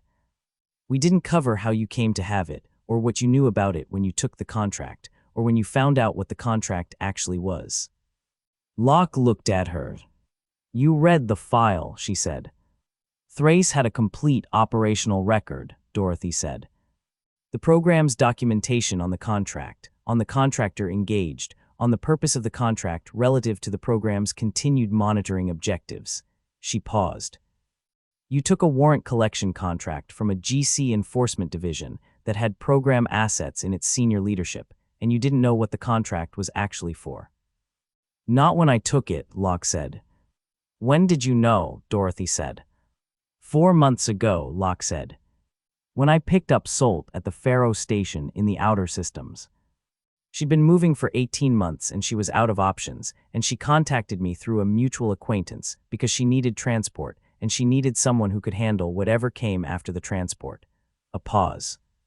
"She told me what she had. She told me what it documented. She told me whose name was in it as a monitored subject." "Mine," Dorothy said. "Yours," Locke said. "And she told me what the contract I was executing actually was, which was the program's continued monitoring of its highest fidelity subject through the subject's escape and apprehension. And the warrant wasn't a warrant, it was a data collection instrument with a legal wrapper on it." Dorothy looked at her. "What did you do with that information?" she said. "I sat with it for 3 days," Locke said. "In the outer systems in a holding pattern, with Solt in the forward cabin and the warrant in the system and your biometric profile in the tracking database, and I sat with it for 3 days, and I thought about what I was going to do." "And you decided to come here anyway," Dorothy said.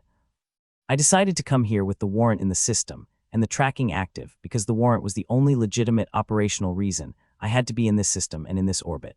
And I needed a legitimate operational reason because the people who issued the contract were going to be watching the contractor's movements, and a contractor who dropped a warrant collection without a reason was a contractor who got looked at very carefully by people who did not want to be looked at." Locke held her gaze. "I needed to be here. I needed to be in orbit above wherever you were when the transmission happened, because Solt needed the simultaneous broadcast, and the simultaneous broadcast needed the backup copy from the ship's communications system, and the ship's communications system needed to be in range." She paused. "The warrant was the cover story. It was always the cover story, from the moment I picked up Salt. Dorothy looked at her and thought about 8 years of not seeing someone, and the specific quality of knowing someone well enough that 8 years of absence didn't change the fundamental read, the way you could pick up a conversation with someone you knew deeply, and find the conversation exactly where it had been because some conversations existed outside of time, rather than inside it. Ozymandias, Dorothy said. Ozymandias, Locke said. You were there for 2 years before you went private, Dorothy said. 2 years and 4 months, Locke said. And in 2 years and 4 months, you were a corrections officer who did the job the way the job was supposed to be done, Dorothy said. Which in Ozymandias was not how the job was generally being done. No, Locke said. It was not. You knew about Rast, Dorothy said. The psychologist. You knew she was doing something other than what she said she was doing. Locke was quiet for a moment. I suspected, she said. I didn't know what. I reported it twice through the facility's internal oversight, and nothing happened both times, which told me the oversight was compromised, and I started looking at what the oversight was connected to, and what I found was the edge of something I didn't have the context to understand. She paused. When I left Ozymandias and went private, I took everything I had found with me. I've been adding to it for 6 years. What Salt had filled in the parts I couldn't reach. Dorothy thought about 6 years of Locke building a picture from the edges and Salt building it from the center and the backup copy, and the warrant and the holding orbit and the simultaneous transmission. And she thought about the specific kind of patience that was not waiting but working, the patience of someone who had a destination and was moving toward it through whatever route was available. The mutual acquaintance, Dorothy said. Who Salt contacted to get to you. Marin knows people across the outer systems, Locke said. The acquaintance was a former GC intelligence analyst who had worked with Thrace before Thrace ran. Someone who had been watching for the right moment to push the file into the open for years, and who identified Salt as the person carrying the means to do it. She paused. The network is larger than you know. Has been building for a long time. Dorothy thought about that and thought about what it meant that there was a network and had been a network, and the network had been building toward this, and she thought about the specific shape of something that had been moving toward a point for years from multiple directions, and had arrived at the point simultaneously, the transmission and the backup and the legal network and Thrace's testimony and Salt's provenance chain. And she thought that the program had spent 30 years engineering a subject, and the subject had spent 10 days dismantling the program's infrastructure on an alien planet, and neither party had fully understood what they were dealing with until it was too late to change the outcome. The program's damage control, Dorothy said. It's already running. Salt told me the first responses were in circulation within 20 minutes of the transmission completing. Yes, Locke said. We're monitoring it. 3 media operations in the core systems running coordinated counter-narratives, characterizing Thrace as unstable, the files as fabricated, the sources as compromised. She paused. It's fast. They had it prepared. They knew it was coming, Dorothy said. Since you picked up Salt. 4 months of preparation. Yes, Locke said. Which is why the dual-source, simultaneous transmission matters. And why Thrace's live testimony matters. And why the legal filing in 3 systems matters. They can run counter-narratives against one source. Against the full architecture, it's a different problem. Dorothy nodded. She reached for the flask and drank from it again, and handed it back, and Locke drank, and set it down, and they sat with the quiet of 2 people who had said the things that needed saying, and were now sitting in the space after the necessary things, and before whatever came next. The history, Dorothy said. What the novel has been building toward. You and mate. Say it. Locke looked at her. We don't have to. Say it, Dorothy said. Locke held her gaze for a moment, and then she said, You were in Ozymandias for 3 years before I left. I was there for 2 years and 4 months of those 3 years, and for 2 years and 4 months I was a corrections officer, and you were inmate 7741, and the framework of the situation was what it was, and there was nothing either of us could do about the framework without making things worse for both of us, so we didn't. We didn't, Dorothy confirmed. I knew what Rast was doing to you, Locke said. Not the full picture, I told you that, but I knew the assessments were not what they were presented as, and I knew the monitoring was not standard, and I knew you knew it too, and I knew you were managing it with the same discipline you managed everything else in that facility. She paused. I filed 2 reports. I looked for the edges of what was happening. I couldn't go further without burning what access I had, and burning the access would have been worse than maintaining it. I know, Dorothy said. You know, Locke said. I knew at the time, Dorothy said. I watched you for 2 years and 4 months the same way you watched me. Not the same framework, obviously, but the same attention. You were the only person in that facility doing the job, the way the job was supposed to be done, and you were doing it for a reason that had nothing to do with the job, and I knew that, and I knew you knew I knew it, and we both kept the knowledge in the place where things you can't act on yet go. Locke looked at her. And now, she said. And now the things we couldn't act on have been acted on, Dorothy said. The files are public. The names are in the nodes. The legal network is filing in 3 systems. Thrace is going to testify. The program's damage control is running, but it's running against an architecture it can't fully suppress. She paused. And we're sitting in a ship on a planet that isn't on any current registry, having the conversation we couldn't have in Ozymandias. Yes, Locke said. We are. Dorothy looked at her and thought about Pier, and what the word meant, and thought that Locke was the first person she had encountered across 10 days of an alien planet and 36 years of a life that had been engineered toward a specific outcome, who had looked at her and seen what was there rather than what they needed to see, who had assessed her accurately and completely, and had made decisions based on the accurate and complete assessment rather than on the version of her that served their purposes.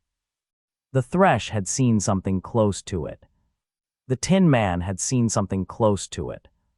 But both of them had been seeing her in the context of what she was to their situations, and Locke was seeing her without the context, just the person, and the person was what the person was, and Locke's assessment of the person was that the person was worth 8 years of building a network and 4 months of a cover story and a holding orbit above a planet nobody could find.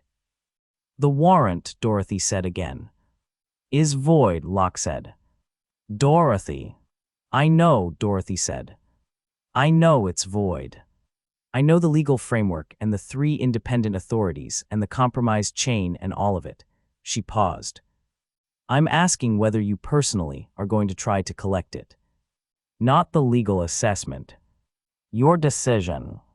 Locke looked at her steadily across the flask and the medical station and the quiet of the ship with its recycled air and its engine grease, and she said, No. Why not? Dorothy said. Because you're not a subject, Locke said. You were never a subject. You were a person, and the program treated you as a subject, and the warrant was an instrument of that treatment, and I'm not an instrument of that program, and I haven't been since I filed the second report that went nowhere and took everything I had found and left. She paused. Because you didn't do what the program designed you to do, which was to be a data point. You did what you did, and the program called it profile-consistent processing and successful conclusion, and what it actually was, what any of it actually was you making decisions in circumstances that were engineered to produce specific decisions, and making some of them the way the program predicted, and some of them in ways the program never predicted, and the escape was one of the ones they didn't predict, and this. She gestured at the ship and the planet outside it and everything the gesture contained. This was not in their model. Dorothy looked at her. The warrant is void, Locke said. My decision. Not the legal framework's decision. Mine. Dorothy was quiet for a moment, and then she said, the program's assets. The names in the files. Aldrich Coram. Locke held her gaze. The legal network will pursue them, she said. The filing includes everything Solt had and everything in the tower copy. Every asset, every designer, every institutional monitor. The proceedings are going to take years, but they're going to happen. Coram specifically, Dorothy said. Specifically included, Locke said. Specifically named with full operational documentation. Specifically going to be the subject of proceedings. Dorothy nodded once. Is that sufficient? Locke said. Dorothy thought about sufficient and what it meant, and she thought about the program's clinical language and the profile-consistent processing and the successful conclusion, and she thought about what sufficient looked like when the thing you were determining the sufficiency of was not a tactical problem but something else, something that didn't have a clean tactical resolution because it wasn't a tactical problem. It was the shape of your own life seen from outside for the first time. And she thought about whether the legal proceedings and the public files and quorum's name in the nodes was sufficient. Yes, she said. It's sufficient. Locke looked at her and the assessing stillness was doing its thing, reading the yes and the quality of the yes and filing it in whatever category Locke used for things that were true but not complete. And she said, you don't have to mean it completely for it to be the right answer. Dorothy looked at her. That's the most honest thing anyone has said to me on this planet, she said. 10 days, Locke said. On this planet. 10 days, Dorothy said. Yes. Locke reached for the flask and drank, and offered it, and Dorothy took it and drank, and they sat in the quiet of the ship, and the flask went between them once more, and the dawn was coming up outside, and Viridia's 7 violet gold light was finding the hatch's viewport, and making a rectangle of it on the deck between their chairs. So, Dorothy said. She wants to meet you, Locke said. I know what she wants, Dorothy said. Give me a few more minutes. Locke gave her the minutes without filling them, and Dorothy sat in the medical station with the treated shoulder and the closed jaw scar and the forearm bruising and the knee and the ribs and all the accumulated damage of a planet that had been trying to process her since the first hour, and she thought about what came next. What came next was Solt and the legal network and Thrace's testimony and the proceedings that were going to take years and the damage control operation that was running right now in the sector's media and the counter-narratives and the coordinated push to discredit everything that had been transmitted 6 hours ago. And beyond all of that was the question of what Dorothy Gale did with whatever came after the planet and the tower and the road and the files and the transmission. She did not have an answer to that question, and she did not need an answer to it yet, and she had learned a long time ago that demanding answers to questions before the questions were ready to be answered was a way of getting wrong answers that you then had to live with, and she was done living with wrong answers. She was done with a lot of things. All right, she said. Zolt. Locke stood and led her forward through the ship, and the forward section opened around them, and Solt was there, at the workspace with the data chips and the documents, and the organized chaos of 18 months of running and building and working, toward a point. And Solt stood up when Dorothy came through the partition, and looked at her with the eyes that had the brightness of someone running on something larger than sleep. Dorothy looked at her. Solt said, "You're the one who..." "Yes," Dorothy said. "I am." And Solt looked at her and Dorothy looked at Solt, and the dawn light was coming through the forward viewport in the violet gold of Viridia 7 morning, and outside the planet was doing what it always did, pulsing and humming and processing, and the road was somewhere beyond the forest edge pulsing its warm gold into the morning the way it always pulsed, going northeast and southwest and nowhere else, remembering everyone who had walked it. And Dorothy was inside a ship that was going to leave, and the road's memory of her was the road's business and not hers, and she was done with it, and the road was not done with her, but that also was not her business. She looked at Solt and she said, "Tell me what the legal network needs." And Solt told her. Solt had been talking for 20 minutes about the legal network's filing structure and the provenance chain requirements and the 3 independent authorities and the simultaneous transmissions reception across the sector's public nodes when Dorothy held up one hand and Solt stopped talking. Not because the information wasn't useful. It was useful, and Dorothy had been processing it with the full attention she gave to anything tactically relevant and had been filing it in the correct positions relative to everything else she knew. But Solt had reached a point in the explanation where she was circling back over ground she had already covered, the particular repetition of someone who was nervous and was using information delivery as a way of managing the nervousness, and Dorothy did not need the ground covered twice. "The transmission," Dorothy said. "From the array. You want to know what I transmitted?" Solt looked at her. "I know what you transmitted," she said. "The files. Thrace's complete operational record. 437. That's what Thrace transmitted," Dorothy said.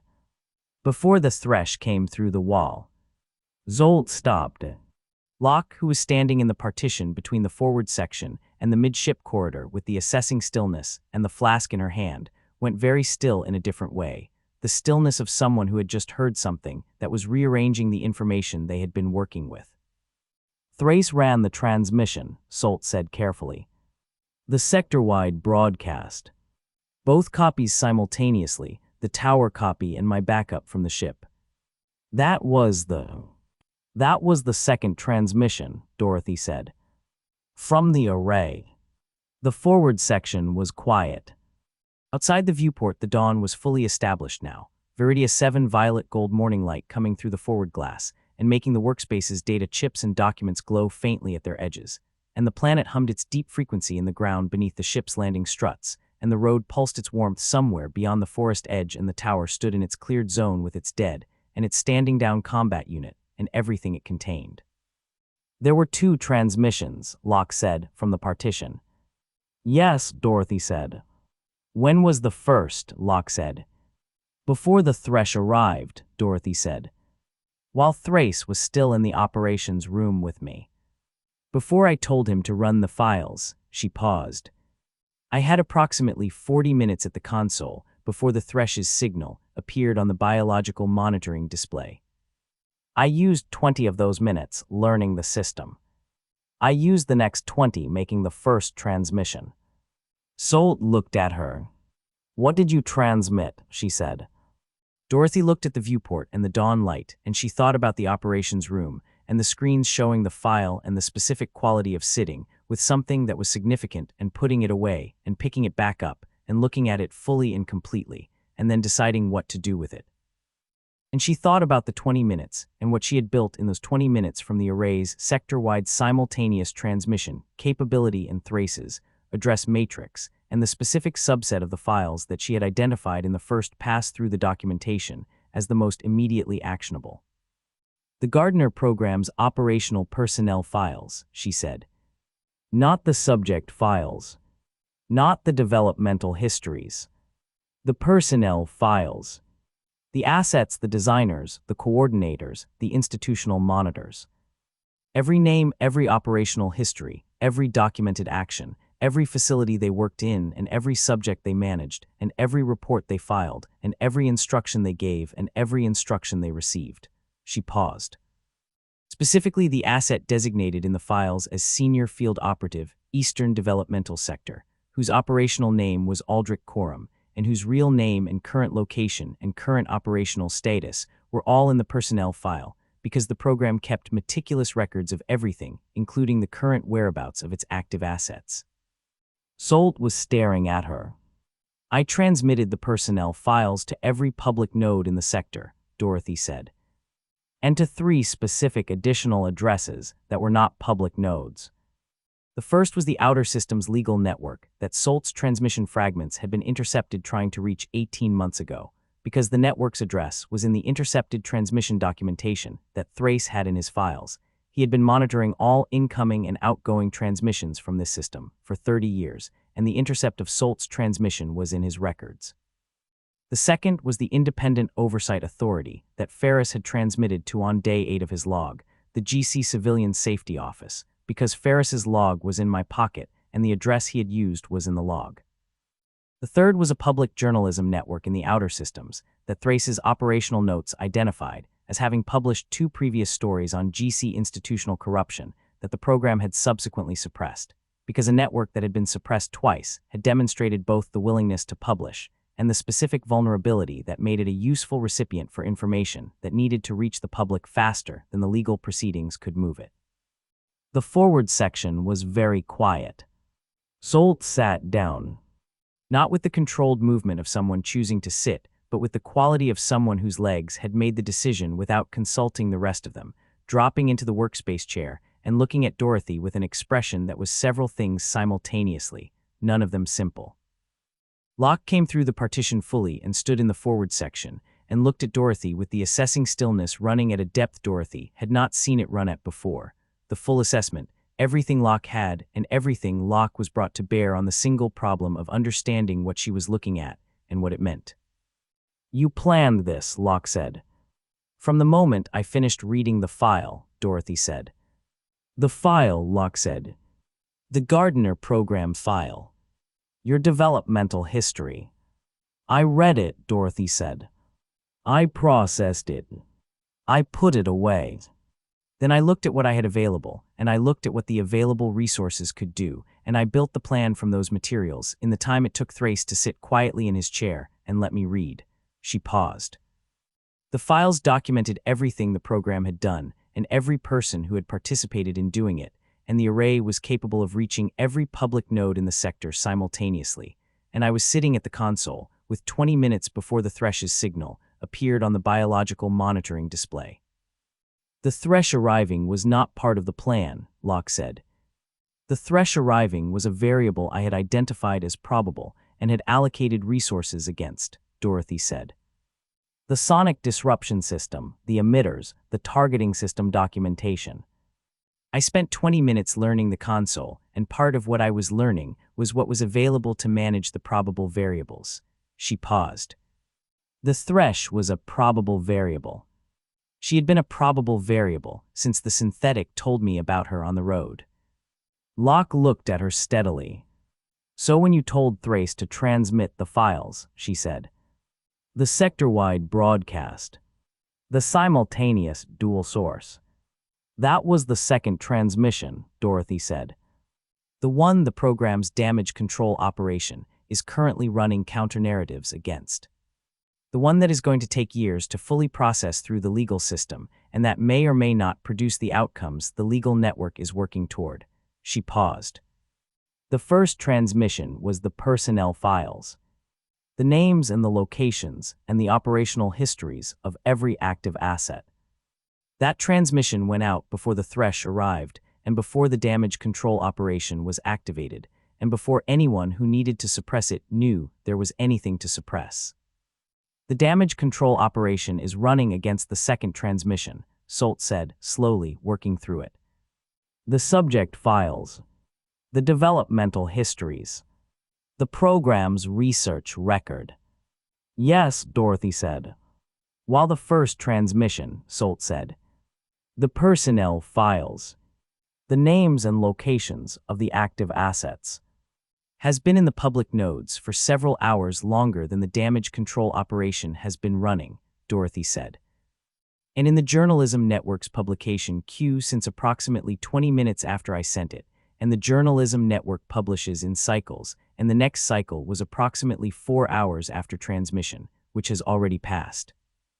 Solt looked at the data chips on her workspace and looked at Dorothy and said, Aldrich Corum's name and current location have been in a published Journalism Network story for the past. She checked the time on the workspace display. 2 hours. Approximately, Dorothy said. And the active assets across the program, Solt said. Every one of them. Names and locations. Yes, Dorothy said. Solt put both hands flat on the workspace and looked at them and breathed and looked up at Dorothy and said, the program can suppress the second transmission. With enough time and enough resources and enough institutional leverage, they can challenge the subject files and the developmental histories in Thrace's provenance, and they can run counter-narratives, and they can delay the legal proceedings, and they can make it complicated and expensive and slow. She paused. They cannot unsupply a Journalism Network story that has been live for 2 hours with the names and current locations of their active assets. They cannot unexpose the people in that story. They cannot put those people back in their operational positions now that those positions are public. No, Dorothy said. They cannot. The program is not damaged, Solt said, and her voice had the quality of someone arriving at a conclusion that was larger than the words available for it. The program is finished. The operational infrastructure is gone. You can rebuild a research program. You cannot rebuild a field operation whose assets have been publicly named and located. She looked at Dorothy. You ended the program with the first transmission. Everything after that, the subject files, the legal proceedings, the testimony, that's the record. That's the accounting. But the program itself ended 2 hours ago when the Journalism Network published. The forward section was quiet. Locke was looking at Dorothy with the assessing stillness, and the expression that was not quite anything Dorothy had a clean word for, something in the space between professional respect and the specific response of someone who was updating a model they had thought was complete and finding that the update was significant. "You read the file," Locke said. "And in the time it took Thrace to sit quietly in his chair, you built a two-transmission architecture that separated the operational destruction of the program from the legal record of the program and sequenced them so the operational destruction happened before the damage control could activate." "Yes," Dorothy said. "While processing the information in the file about your own developmental history," Locke said.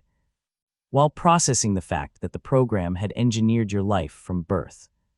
"The processing and the planning are not mutually exclusive," Dorothy said. "I can do both at the same time." Locke held her gaze for a long moment, and then she looked at the flask in her hand, and she looked at the viewport and the dawn light, and she said, "The warrant." "Yes," Dorothy said. "Is void," Locke said. "My decision. As I told you in the medical station." "You told me in the medical station before you knew about the first transmission," Dorothy said. "I want to know if the decision is the same now that you know." Locke looked at her. "Why would it be different?" she said. "Because the first transmission demonstrates a degree of planning and patience that changes the picture of who you're dealing with," Dorothy said. "You told me in the medical station the warrant was void because the program treated me as a subject, and you weren't an instrument of that treatment. The first transmission demonstrates that the subject was considerably more aware of the situation than the program understood and was running a counter-operation from inside the facility they thought they were monitoring." "You were running a counter-operation from inside Ozymandias," Locke said. "I was building toward a counter-operation," Dorothy said. "I didn't have the specific materials until I had the file and the array and 20 minutes at the console. But the orientation was there. The awareness that the monitoring was not standard, that the assessments were generating data for something other than their stated purpose, that Rast was an asset, and that at least 2 of the corrections officers were assets, that was there from the first year." Locke looked at her. "And you said nothing," she said. "Saying something would have told them what I knew, and what I knew was the only advantage I had," Dorothy said. "I held it until I had something to do with it." "You held it for 3 years," Locke said. "Yes," Dorothy said. "While being monitored continuously by assets who believed they were monitoring a subject who was unaware of the monitoring," Locke said. "Yes," Dorothy said. Locke was quiet for a long moment, and the assessing stillness was doing its deepest work, and Dorothy let it do the work and waited. And the dawn light moved through the forward viewport, and the planet hummed outside, and Solt sat at her workspace with her hands flat on the surface looking at Dorothy, with the brightness in her eyes at an intensity that had moved beyond not sleeping into something else. "The warrant is void," Locke said. "The decision is the same. For all the reasons I gave you in the medical station, and for the additional reason that I am not going to collect a warrant on someone who had the program identified and was building toward this from inside Ozymandias. Which means the program spent 3 years monitoring a counter-operation they didn't know was a counter-operation and generating data they thought was profile-consistent processing, and that was actually someone taking inventory of everything available and waiting for the right moment to use it." She paused. "The program's highest fidelity outcome," Locke said, "spent 3 years in the facility they put her in learning everything she needed to know to dismantle them, and then crashed on a planet nobody could find and walked across it for 10 days and dismantled them." She looked at Dorothy. "That is not a warrant collection. That is something I am not going to put my name on the wrong side of." Dorothy looked at her. "The warrant is void," Dorothy said. "The warrant is void," Locke confirmed. Solt exhaled. It was a long exhale, the exhale of someone who had been holding something for 18 months and was setting it down, and she looked at Dorothy and she said, "I read your file 3 times. I thought I understood what you were. I didn't understand what you were." "Most people don't," Dorothy said. "What are you?" Solt said. Dorothy looked at the viewport and the violet gold dawn of Viridia 7, and she thought about the program's answer to that question, which was a profile, a developmental outcome, a successful conclusion, and she thought about her own answer to it, which was simpler and more accurate, and had been true since she was 9 years old before anyone had engineered anything about it. "Patient," she said. Solt looked at her and nodded slowly, the brightness in her eyes at a level that had passed through not sleeping and arrived somewhere else entirely, somewhere in the territory of having spent 18 months working toward a point and having the point arrive, and finding that the arrival was larger than the working toward had prepared her for. "The legal proceedings," Dorothy said. "What do you need from me specifically?"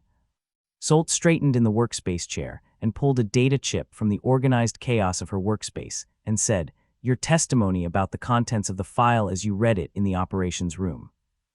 Your account of the transmission architecture and the sequencing and the specific addresses. Your identification of the personnel files as the primary transmission and the developmental histories as the secondary." She paused. "And whatever you're willing to give about the developmental history itself. Your account of your own life as you lived it, against the program's account of your life as they managed it." Dorothy thought about that. She thought about giving an account of her own life as she had lived it to a legal network that was going to use it in proceedings against the people who had managed it, and she thought about what that meant and what it cost and whether the cost was acceptable. "Yes," she said. Solt looked at her. "All of it," she said. "You'll give all of it." "I'll give what's useful," Dorothy said. "Everything that's useful I'll give." Solt looked at the data chip in her hand and looked at Dorothy and said, quietly, "Ren." Dorothy looked at her. "Ferris's daughter," Solt said. "She's 16 now. I've been in contact with her mother, Solene, through the legal network. They know about the files. They know what Ferris did and why and what it cost him." She paused. "Ren wants to know what happened to her father. Not the official account, she has that. The GC notation of a transport officer lost in a vessel incident, she has that. She wants to know what actually happened."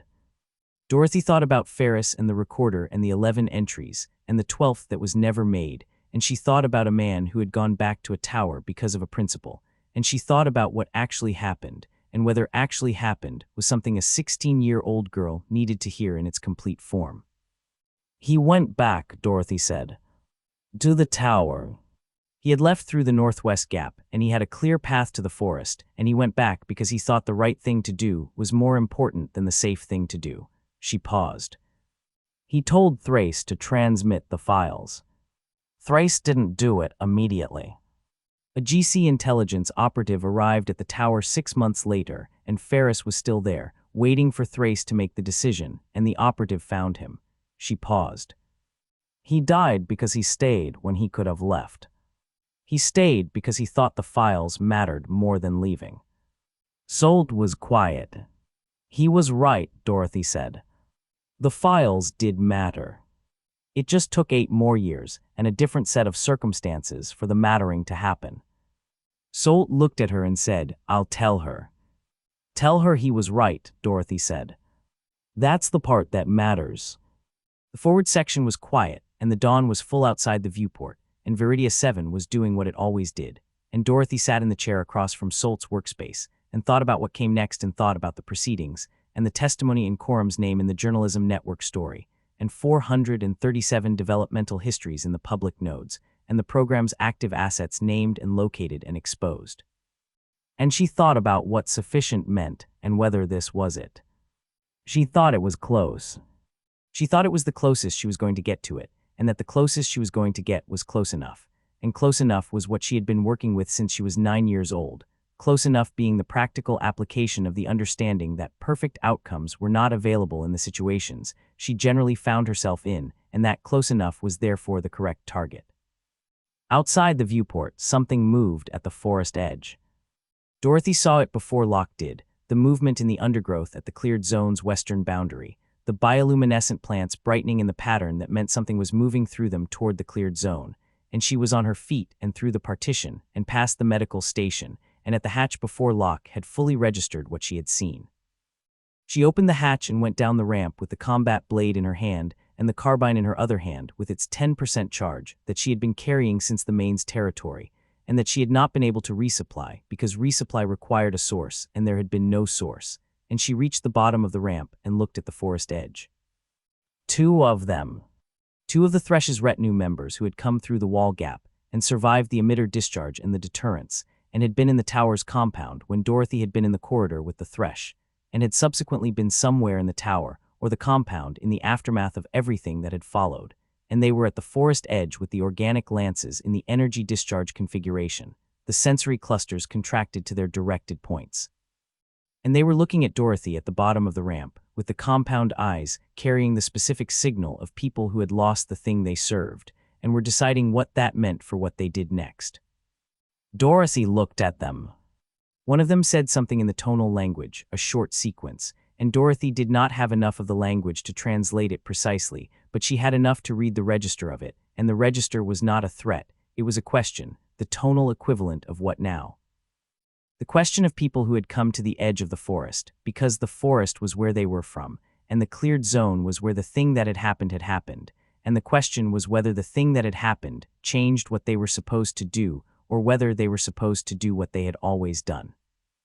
Dorothy thought about the legal network and the proceedings and the testimony and Solt's data chip, and what came after all of those things, and she thought about two surviving members of the Thresh's retinue at the forest edge with organic lances in the discharge configuration, and she thought about variables and which ones were manageable, and which ones were not, and what the difference cost. She thought about the old one in the Munchkin settlement with the amber eyes, and the careful words, and the thin careful people who were alive and managing after 30 years of the architect, and the harrow and the Thresh. And she thought about what two armed surviving members of a dead power's retinue on the forest edge meant to the settlements on the road when Dorothy was gone, and Glinda was managing the tower, and the response vessels were coming. She covered the distance between the ramp and the forest edge in the time available, and the time available was sufficient, and the combat blade was sufficient, and the 10% on the carbine she did not spend because the carbine was for the tower, and what was in the tower, and what was in the tower was finished, and the blade was what the forest edge required. The first one went down before the discharge configuration could fully activate, the contracted sensory cluster releasing its pulse into the ground as the body fell rather than at Dorothy, the pulse hitting the soil and the crystal road material in the compound path brightening briefly in response to the energy discharge, the way it brightened in response to blood chemistry, the road doing its continuous inventory. And Dorothy was already moving to the second one, which had the lance up in the cluster at its directed point, and was going to discharge, and Dorothy moved inside the discharge angle, and the pulse went past her left shoulder, and she felt the heat of it across the left side of her face, and she drove the blade in, and the second one went down. She stood at the forest edge with the two bodies in the bioluminescent undergrowth, and the blade in her hand, and the dawn light coming through the canopy in its filtered violet gold, and the planet processing what had just happened into its root network the way it processed everything, patient and thorough, and without judgment. The bioluminescent plants brightening in the spreading patterns of blood chemistry, absorbed, and then fading as the biology distributed the compound through the network, and the plants returned to their ambient pulse. Dorothy cleaned the blade and sheathed it, and went back up the ramp. Locke was at the hatch. She looked at Dorothy and looked past her at the forest edge, and looked at Dorothy again and said nothing. Variables, Dorothy said, and went back through the ship to the forward section and sat down across from Solt's workspace and looked at Solt and said, the testimony. What format does the legal network need it in? Solt looked at her and looked at the hatch and looked at her again and said, written declaration, witnessed, with a biometric authentication that the network's secure recording system can verify against the GC intake profile from Ozymandias. Then let's start, Dorothy said. Solt pulled up the recording system, and Dorothy looked at the viewport and the violet gold dawn of Viridia 7, and she thought about the testimony and what it required of her, and she thought that what it required was the same thing everything required, which was clarity and completeness, and the willingness to look at everything directly without the revision that made hard things easier to say but less true in the saying. She had always been willing to do that. It was possibly the one thing the program had identified correctly about her, the one characteristic they had found in the baseline assessment that was genuinely hers, and not managed, and not engineered, and not the product of anyone's deliberate intervention, the willingness to look at everything directly, and she thought that it was fitting that the characteristic the program had selected her for was the one she was going to use to end them. Begin the recording, she said to Solt. Solt began the recording. Dorothy looked at the viewport and the dawn and she started talking. The recording had been running for 40 minutes, and Dorothy was 3 years into the Ozymandias section of her testimony when the ship's external sensors produced the alarm tone, the 3-note sequence that repeated at 5-second intervals, and she stopped talking mid-sentence and looked at Locke. Locke was already at the sensor console. "What is it?" Dorothy said. "Everything," Locke said. Dorothy came out of the forward section and looked at the sensor console display and understood immediately what she was looking at and understood immediately why Locke had said everything, because everything was accurate. The sensor display showing the cleared zone and the perimeter wall and the forest beyond it, and the forest was not the forest anymore in any way that the word forest adequately described. The tree line was moving. Not in the way tree lines moved with wind or frond undulation, but in the way tree lines moved when the things that constituted them decided to stop being a line and become something else. The column trees at the forest's edge were moving toward the cleared zone. Not quickly. Not with the sudden committed speed of the Maine or the Scouts or anything else Dorothy had encountered on this planet that had decided to close a distance, but with the slow, inexorable quality of something that had all the time available and was using it, the massive trunks rotating at their root bases in the way she had seen individual root structures rotate in the forest that thinks. But here every tree at the cleared zone's perimeter was doing it simultaneously. The canopy shifting above them as the trunks moved, and the root systems below them cracking the soil as they rotated, and the bioluminescent undergrowth between the trunks flaring to maximum brightness in the way it flared when something significant was happening, the planet expressing its state in the only language it had. The biological monitoring display showed the root network activity at a level Dorothy had not seen on it before, not the thresh's directional signal, and not the forest that thinks reactive intelligence, and not the sonic disruption system's arrhythmia, but something that was all of those things simultaneously and more, the entire network operating as a single coordinated system at maximum activity. Every filament and every root and every bioluminescent plant and every crystal substrate connection running at full capacity in a pattern that was moving toward the tower from every direction at once. Not just the western tree line. Every direction. Dorothy looked at the display and she looked at the perimeter wall on the compound cameras, and the root filaments at the wall's base were doing what they had done when the thresh had put her palms on the compound ground and instructed them, the distributed hydraulic pressure against the alloy base, but without the thresh's direction, without anyone directing them, just the network itself doing what the network had decided to do. And the wall was already showing the deformation at its base that preceded the giving way. "The thresh," Locke said. "Her deaths." Dorothy looked at the display and thought about what the thresh had been, and what her death meant to the network she had been integrated with for 100 years, the planet's partner for a century, the woman whose bioluminescent patterns had been the planet's own language running through a biological body, and she thought about the root network reaching for the thresh in the corridor after the disruption system fired and finding nothing. And she thought about what a planetary biological network did when the thing it had been partnered with for 100 years stopped responding. The planet was not attacking. It was not a coordinated assault with intent and strategy. It was not the Maine's territorial aggression or the Thresh's directed power or TCU-11's programmed response. It was something more fundamental than any of those things. The vast biological conversation of Viridia, 7 registering an absence it had never registered before, and moving toward the last location of the absent thing, with the blind, patient momentum of a system that did not have the architecture for grief, but had the architecture for reaching. And the reaching was going to do what the reaching was going to do regardless of what was in its path. The ship was in its path. "Can you lift?" Dorothy said. Locke was already at the cockpit. "The root network is under the landing struts," she said. "The filaments have been growing into the strut housings since we landed. If I fire the drive now, I burn the filaments, and I burn the struts, and I don't know what burning the filaments does to the network's response." "It accelerates it," Dorothy said. "Everything that disrupts the network accelerates the response." The sonic disruption system at 80% accelerated the thresh's approach. Full power stopped her, burning the filaments from inside Will. "Bring the whole forest down on the ship," Locke said. "Yes." Dorothy looked at the sensor display, and looked at the perimeter wall beginning to give it its base on the western face, and looked at the column trees moving toward the cleared zone on every bearing, and she thought about the ship and Solt inside it, and the testimony recording, and the data chips and the backup copy.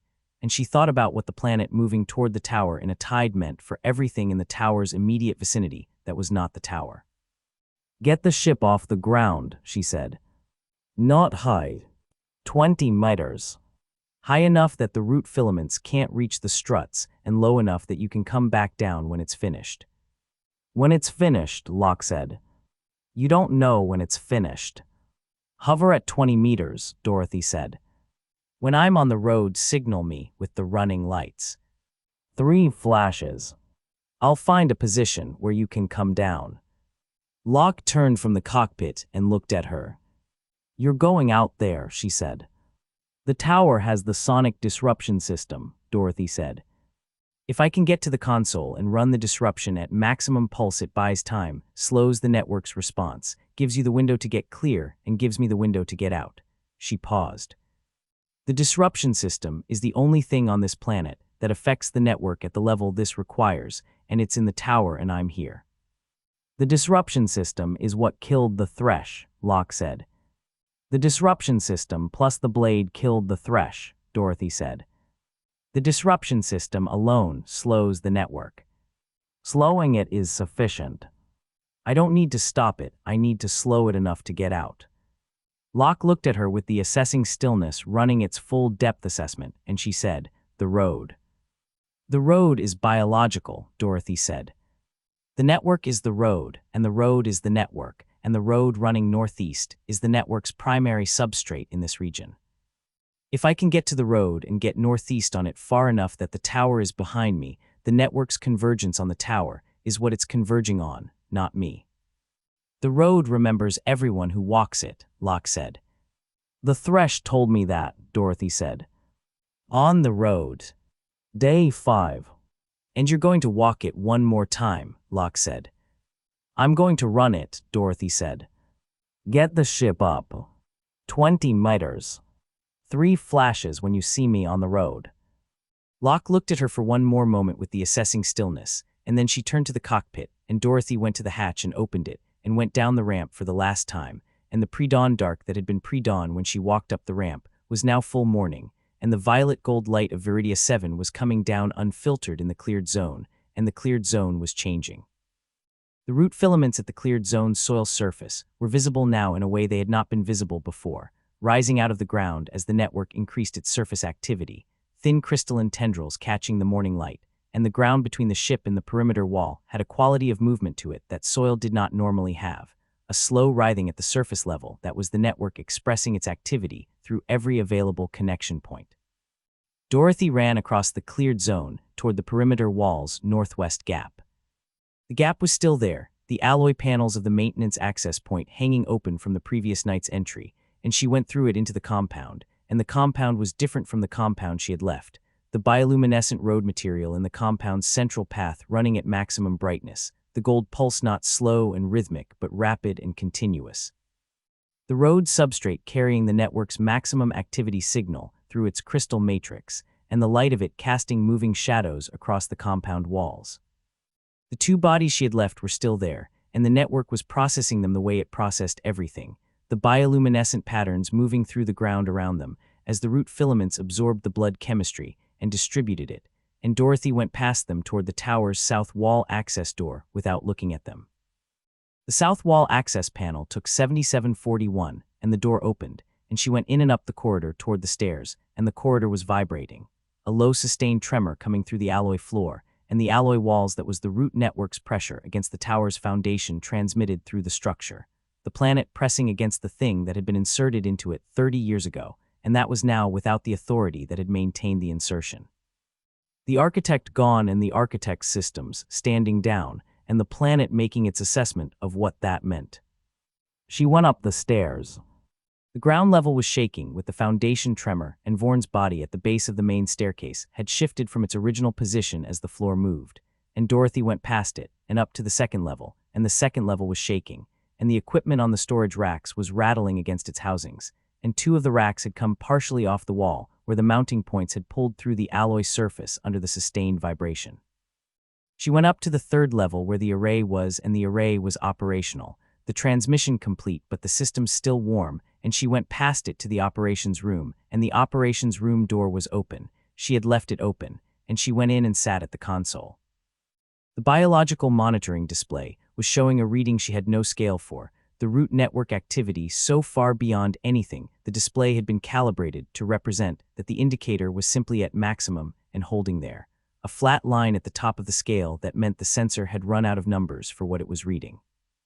Dorothy looked at the sonic disruption system control, and she looked at the remote access chip she had put back on the console after using it in the corridor with the thresh, and she picked up the chip, and she activated the disruption system at maximum pulse from the console rather than the chip, because the console gave her direct control of the pulse frequency and the pulse interval, and the chip gave her only the on and off. The tower shook. Not the foundation tremor, but the full structural response of a building whose alloy construction was conducting the disruption system's maximum pulse output through every surface simultaneously. The system designed to operate through the root network substrate, transmitting its pulse through the crystal road material under the compound, and through the filaments under the foundation, and into the network. And the network's response to the pulse was visible on the biological monitoring display as a cascade of arrhythmia spreading outward from the tower's position through the network in every direction. The maximum activity flat line breaking into the irregular pattern that meant the network's coordination was being disrupted. The trees at the cleared zone's edge stopped moving. Not permanently. The arrhythmia was spreading, but the network was vast, and the disruption was localized, and the network's compensation was already beginning at the edges of the disruption radius. The same compensation the thresh had run, routing around the interference, and the window the disruption bought was not long. Minutes rather than hours, but minutes was what Dorothy needed. She set the disruption system to run on automatic pulse at maximum output, and she left the console and went back down the stairs, and she went fast because fast was what the minutes required. The ground level was shaking harder than it had been 4 minutes ago when she came up through it, the foundation tremor deeper and more sustained, and she could see in the alloy floor the hairline fractures that the sustained pressure was opening at the floor's weld seams. The planet's argument with the tower's foundation finding its expression in the structure's material, and she went through the ground-level corridor toward the south wall access door, and she opened the door and went into the compound. The compound was not the compound she had crossed 4 minutes ago.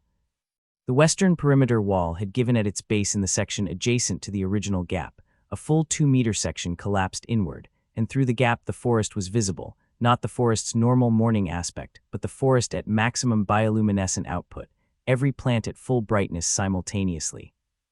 The column trees that had been moving toward the cleared zone now at the cleared zone's boundary, and their root systems visible above the ground surface as the network's activity pushed them upward, the roots of the column trees thick as the Tin Man's torso breaking the soil and curling above it in the specific shape of things reaching for something. Things reaching for the tower.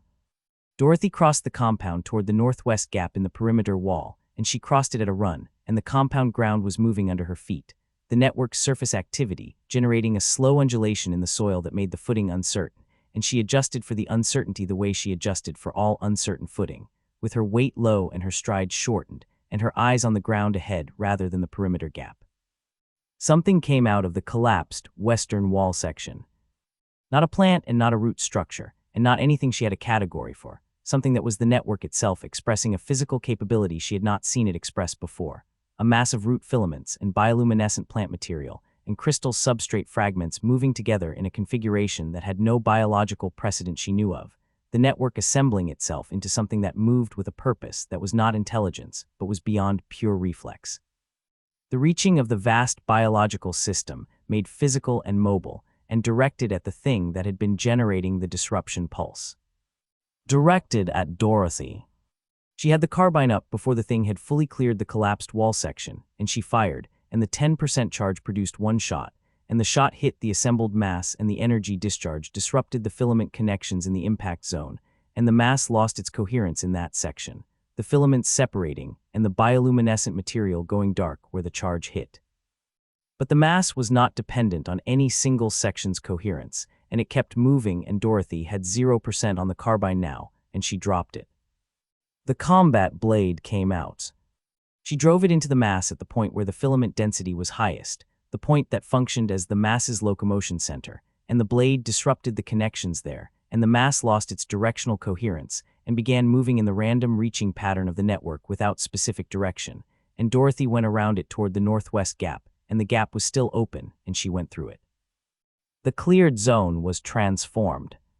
The root filaments that had been visible at soil's surface when she crossed it the first time were now above surface in a carpet that covered the cleared zone's ground completely, the crystalline tendrils interlocking at ankle height across the entire space between the perimeter wall and the forest edge.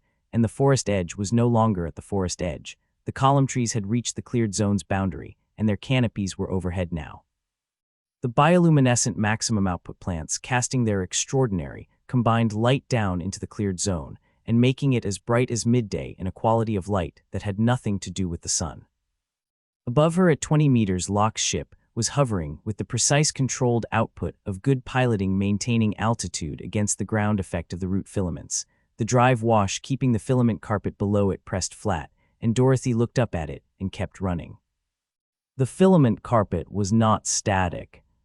It was the network's surface expression, and the network was at maximum activity, and the filaments were moving, the reaching, undulating motion of things growing at accelerated speed, and running through them was running through a field of obstacles that were growing into new configurations faster than she could track them, and she adjusted her route continuously as the carpet shifted. Reading the density patterns the way she had read the forest's bioluminescent announcement wave and the thrush's root network signal on the biological monitoring display, looking for the low-density paths between the high-density masses. Something closed around her left ankle. A filament cluster thicker than the carpet's general density, a knot of root material that had grown into a loop, and the loop had closed on her ankle with the slow, sustained force of something that did not need to be fast because it had all the time available, and Dorothy went down on her right knee on the filament carpet, and the carpet was not soft. The crystal substrate fragments in it were sharp, and her right knee found several of them, and she felt them through the coverall fabric, and she cut the filament cluster with the blade in 3 rapid strikes that opened the loop and freed the ankle, and she was back on her feet in the time the loop took to begin regrowing. She kept running.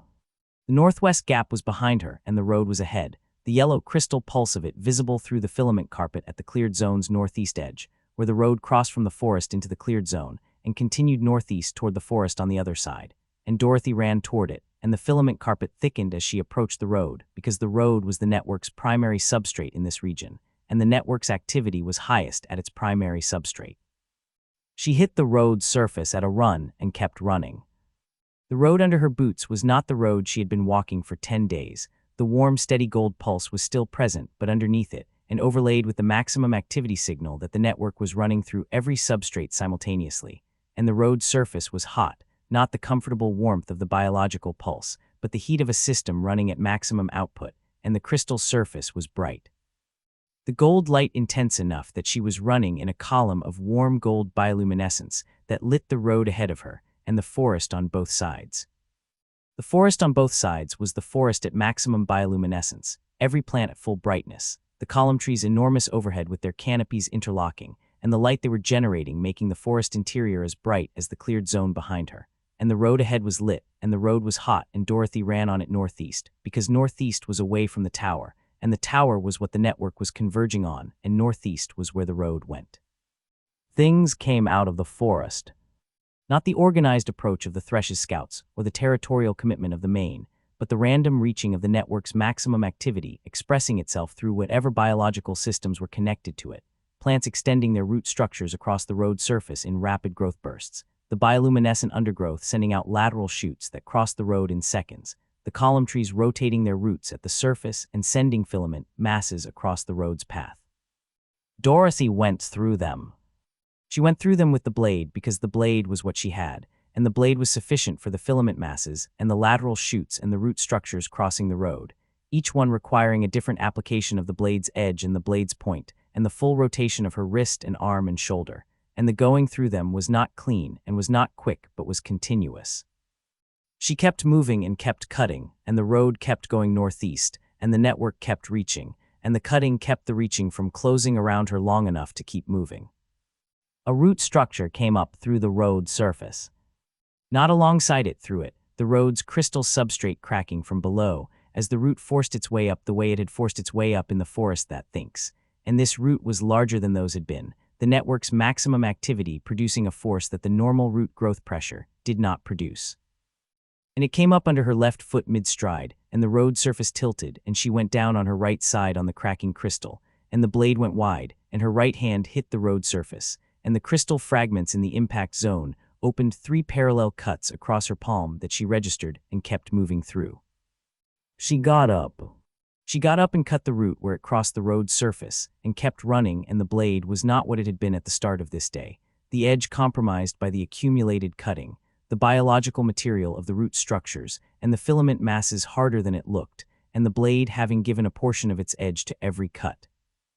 And she thought about the blade's remaining useful life, and she thought about the distance between here and wherever here became far enough from the tower that the network's convergence left her behind, and she thought that the blade had enough left, and she had enough left, and enough was the relevant metric. Something large moved in the forest to her left.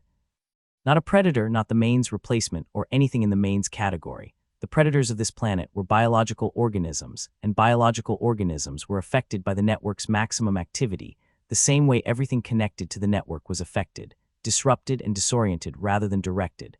But something large was moving in the forest to her left, and its movement was the movement of something large that had been disoriented and was thrashing rather than hunting. A column tree whose root rotation had destabilized its trunk and was in the process of coming down. It came down across the road. 40 feet of column tree, trunk hitting the road surface at the angle of a fall that had been in progress for several seconds before Dorothy saw it. And she saw it with enough time to assess the angle and assess her speed, and assess the gap between the trunk's projected impact point and her current position, and she assessed it as insufficient, and she left the road surface in a dive that took her left off the road and into the bioluminescent undergrowth on the road's left side, and the trunk hit the road where she had been with an impact that she felt through the ground and through her body where it was in contact with the ground, and that sent crystal fragments. Shattered road substrate in every direction, including through the air above her. She lay in the undergrowth for 2 seconds. The undergrowth was at maximum bioluminescence, and her contact with it was triggering the contact response brightening on top of the maximum output, and the plants were doing something she had not experienced from them before, not the passive tracking of her movement but an active contact, the plant material pressing against her with the slow, sustained force of something that was not strong enough to hold her and knew it, and was trying anyway, the network reaching through the plants for the thing lying in them. She got up and cut what was pressing, and got back on the road on the other side of the fallen trunk, and kept running. The road's heat was increasing. The crystal substrate under her boots was hot enough now that she could feel it through the boot soles, not burning but significant, the network's maximum activity generating heat through the substrate, the way a system at maximum output generated heat through any conductor. And the gold bioluminescence of the road was so bright that the road ahead was not just lit but radiant, a column of warm gold light extending northeast into the forest as far as she could see. Dorothy ran in the column of light, and she cut what reached for her from both sides, and she kept her feet on the road surface, because the road surface was the network's primary substrate, and the network was converging on the tower, and the road was converging on the tower from the northeast, and she was running northeast, which was away from the convergence, and as long as she was moving faster than the convergence, she was ahead of it. She did not know how much faster she was moving than the convergence. She knew she was still moving. At some point the carbine was gone, dropped in the cleared zone, and at some point the medkit was gone. She had no memory of losing it, but the weight that had been on her back was less than it had been. And at some point the second water bladder was gone, though she had not drunk from it in the past hour, and what remained was the blade and the coverall and the boots and the body inside the coverall. And the body inside the coverall was running on the specific fuel that bodies ran on when they had spent everything else, which was the refusal to stop, the pure physical stubbornness of a system that had not been designed to quit and had not learned to since. The blade was on its last edge. She knew it the way she knew all things about tools she was using at their limit, not from a measurement but from the feel of it, the way the cuts that had been clean in the first kilometer were no longer clean, the blade pushing through the root material and the filament masses rather than cutting through them, and she was compensating for the lost edge with force, and force was also a finite resource, but it was the resource she had. The forest thinned. She did not notice it immediately because thinning was gradual, and she was running, and running did not allow for gradual observations, but at some point she became aware that the canopy overhead had gaps in it, the column trees spaced further apart than they had been, and the bioluminescent undergrowth was less dense, and the filament carpet on the road surface was thinner, and the road's heat was decreasing under her boots. The substrate temperature dropping as the distance from the tower's foundation increased, and the network's maximum activity signal attenuated through the distance. She was past the density. Not past the network covered the entire planet, and she would never be past the network, but past the density of the network's convergence on the tower, past the point where the maximum activity was concentrated, into the region where the network was running at elevated activity, but not at the maximum output of the convergence zone. The plants were still bright. The road was still hot. Things were still reaching from the undergrowth. But the reaching was slower, and the plants were not moving toward her, and the road surface was not cracking from below, and the fallen column tree was behind her, and the filament masses were behind her, and the mass that had assembled itself in the collapsed wall section was behind her. Dorothy stopped running. She stopped and stood on the road in the night that had come while she was running, the planet's day having completed its arc during the time she had been inside the ship, and inside the tower, and in the compound, and on the road. And the night was around her with the bioluminescent plants at their elevated activity level, providing more light than their normal nighttime ambient, and the road pulsing its warm gold under her feet at a temperature that was high, but no longer the burning output of the convergence zone's maximum activity. She stood on the road and she breathed. In for 4 counts and out for 4 counts, and the breathing was harder than it should have been. The ribs that had been taped since day 2 of the planet objecting to the sustained demand of the past hour, with the deep structural ache that had been present since the crash, and that the tape and the time had been managing, and that the running had unmanaged, and she breathed through it in the controlled incremental way she had been breathing through it for 10 days, and it found its level, and she kept breathing. Her right palm was bleeding from the 3 parallel cuts. The crystal fragments had opened in it when she went down on the road, and the blood was running down the back of her hand, and along the blade's handle where she was still gripping it and dripping from the blade's tip onto the road surface. And the road was doing what it did, the bioluminescent pulse brightening briefly where the blood found the crystal, and then fading as the road processed the chemistry and distributed it through the substrate. Her left ankle was bruised from the filament loop, and her right knee was cut from the crystal fragments, and her left shoulder had reopened under the exertion, the closure strips that Locke had applied pulling at the wound edges, and the jaw scar was tight from the impact with the road surface in the fall, and the right palm was cut, and the ribs were insistent, and she was, in the inventory that she took at the end of everything, alive. That was the only metric. She looked northeast along the road, at the warm gold bioluminescent column of it extending into the forest's elevated nighttime light, and she looked at the visor display of the tactical overlay that had been part of the maintenance coverall's original equipment, and that she had been using since she found it active on day 3, the display that showed range and bearing on objects within sensor range, and she looked at the display, and she found what she was looking for. Locke's ship. Visible on the display as a transponder signal, northeast, above the tree line, hovering at 20 meters with the controlled precision of good piloting maintaining altitude, and Dorothy looked at the transponder signal, and she thought about 3 flashes, and she waited. The running lights on Locke's ship flashed 3 times. Dorothy raised her right hand with the blood running down it, and held it up toward the transponder signals, bearing the way you held your hand up to something you wanted to see you. And she thought that Locke's sensors were good enough to see a thermal signature on the road in the forest's nighttime bioluminescence, and she thought that Locke had been watching her since she left the cleared zone, and had been tracking the thermal signature on the road, and had been following the signature northeast at 20 meters altitude with the controlled precision of good piloting, and had been waiting for the signature to stop moving. The signature had stopped moving. Dorothy stood on the road and breathed and held her right hand up toward Locke's ship, and the road pulsed its warm gold under her boots, and the forest was around her at its elevated bioluminescent activity, and the planet hummed its deep frequency in the ground, and the root network, and the crystal substrate, and everything connected to everything else. And the tower was behind her somewhere in the dark, and the convergence was behind her, and everything she had been and done and survived on this planet was behind her on the road she was standing on.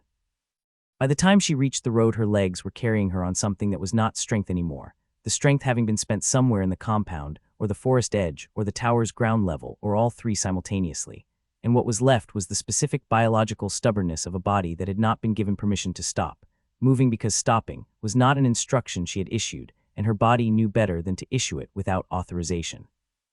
And the road was warm and gold beneath her boots in the dark of Viridia-7 night was around her, and the visor's display showed Locke's ship on the horizon, dropping through the cloud layer, with the controlled precision of a pilot who had been watching the sensor feeds and had seen everything and was coming down anyway. Locke's ship still smelled like recycled air and engine grease, and the specific functional smell of a working vessel that had been worked hard for a long time and maintained well throughout. And Dorothy sat on the examination surface in the medical station and let Locke work on the ribs without comment, the compression bandage going on in the methodical sequence of someone who had done field medicine enough times that the sequence was automatic and didn't require conversation to execute correctly.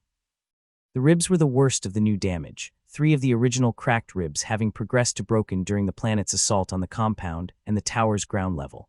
The biological tide that had come out of the forest, doing what biological tides did when they had momentum and a direction and 30 years of accumulated opinion about the thing they were moving against. The shoulder closure strips had held through most of it and had not held through all of it, and Locke redid those too, and the knee had taken a new impact somewhere in the compound that had given the old impact company, and the forearm bruising was a permanent feature at this point, present since the Scarecrow's field and simply accumulating texture since. Dorothy sat through all of it without the kind of sounds that people made when things hurt, because the sounds required energy, and she was rationing what remained. Locke reset the 3rd rib, and Dorothy breathed through it, and Locke said, without looking up from the work, "Thrace." "What about him?" Dorothy said. "His current status," Locke said. "The short-range transport. Where did he go?" "He had coordinates for the Outer Systems Legal Network's primary contact station," Dorothy said. "He'll be there within the transport's range parameters. Whether he's there already depends on how long I was outside." 4 hours, Locke said. "Then he's there," Dorothy said. "Or close enough." Locke applied the last compression wrap and stepped back and looked at the result and looked at Dorothy and said, "He's not going to survive the proceedings." "He'll survive long enough to testify," Dorothy said. "That's what the proceedings need from him. He's 72 years old, and he's been alone in a tower for 30 years, Locke said. "The proceedings are going to take years."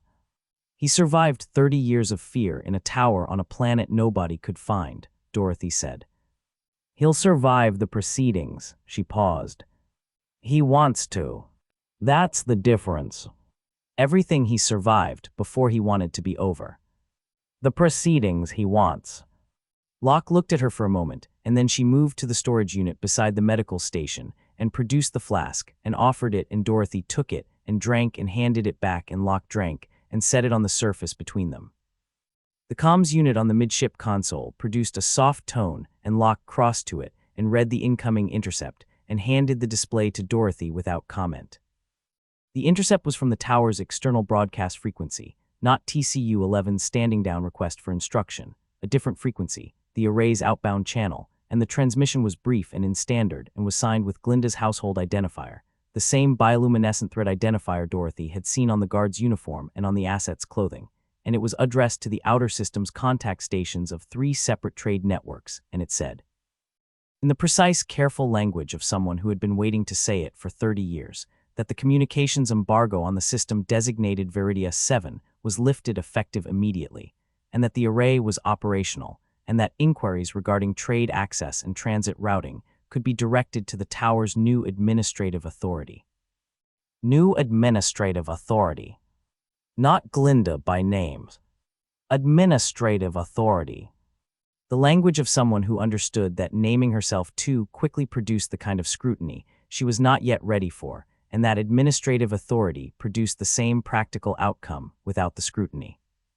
Dorothy read it and handed the display back to Locke, and said nothing about it, and Locke said nothing about it, and the comms unit produced another soft tone, and this one was Solt from the forward section, saying that the legal network had confirmed receipt of Dorothy's testimony, and that the authentication had verified, and that the filing was proceeding. Good, Dorothy said, to no one in particular. Locke sat in the chair across from the examination surface and looked at Dorothy with the assessing stillness and said, outside. The 4 hours. What happened? Dorothy looked at the viewport in the medical station, the small rectangle of Viridia-7 night showing the bioluminescent undergrowth at the cleared zone's edge pulsing its blue-green rhythm in the dark, and she thought about the 4 hours and what they had contained, and she thought about how to describe what they had contained to someone who had been watching on the sensor feeds and had seen the shape of it but not the interior of it. "The planet made a decision," she said. "About you," Locke said. "About the situation," Dorothy said. "I was the situation." "The biological tide," Locke said. "The forest. The undergrowths. The things from the dark. Everything that had been watching since day one," Dorothy said. "It came. Not organized. Not tactical. More like a pressure, a direction, the whole biological system of the planet moving toward a point the way water moves toward a drain, and I was at the point." She paused. "The planet had processed everything that happened in 10 days through the root network. The Longjaw and the Scarecrow and the Scouts and the Main and everything that died in the tower and the Thresh, especially the Thresh. The Thresh going into the network was significant. 100 years of integrated biology returning to the system all at once, and the system processed all of it and arrived at a conclusion about the thing that had produced all of it." "You," Locke said. "Me," Dorothy said. "And the conclusion was," Locke said, "that I needed to be somewhere else," Dorothy said. "It wasn't trying to kill me. It was trying to move me." "There's a difference," she paused. "I didn't understand that for the first 2 hours. I treated it as a threat and responded accordingly, and the response was expensive and not fully effective because you can't fight a tide. You can only move with it or against it, and fighting it is the same as moving against it, which is the same as the tide winning slowly." She paused.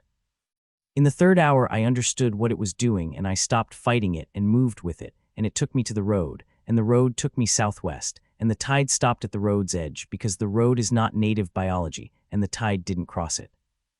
Locke looked at her. "You stopped fighting it," she said. "I moved with it to the road," Dorothy said. "On the way to the road I dealt with what needed dealing with. The moving and the dealing were not mutually exclusive."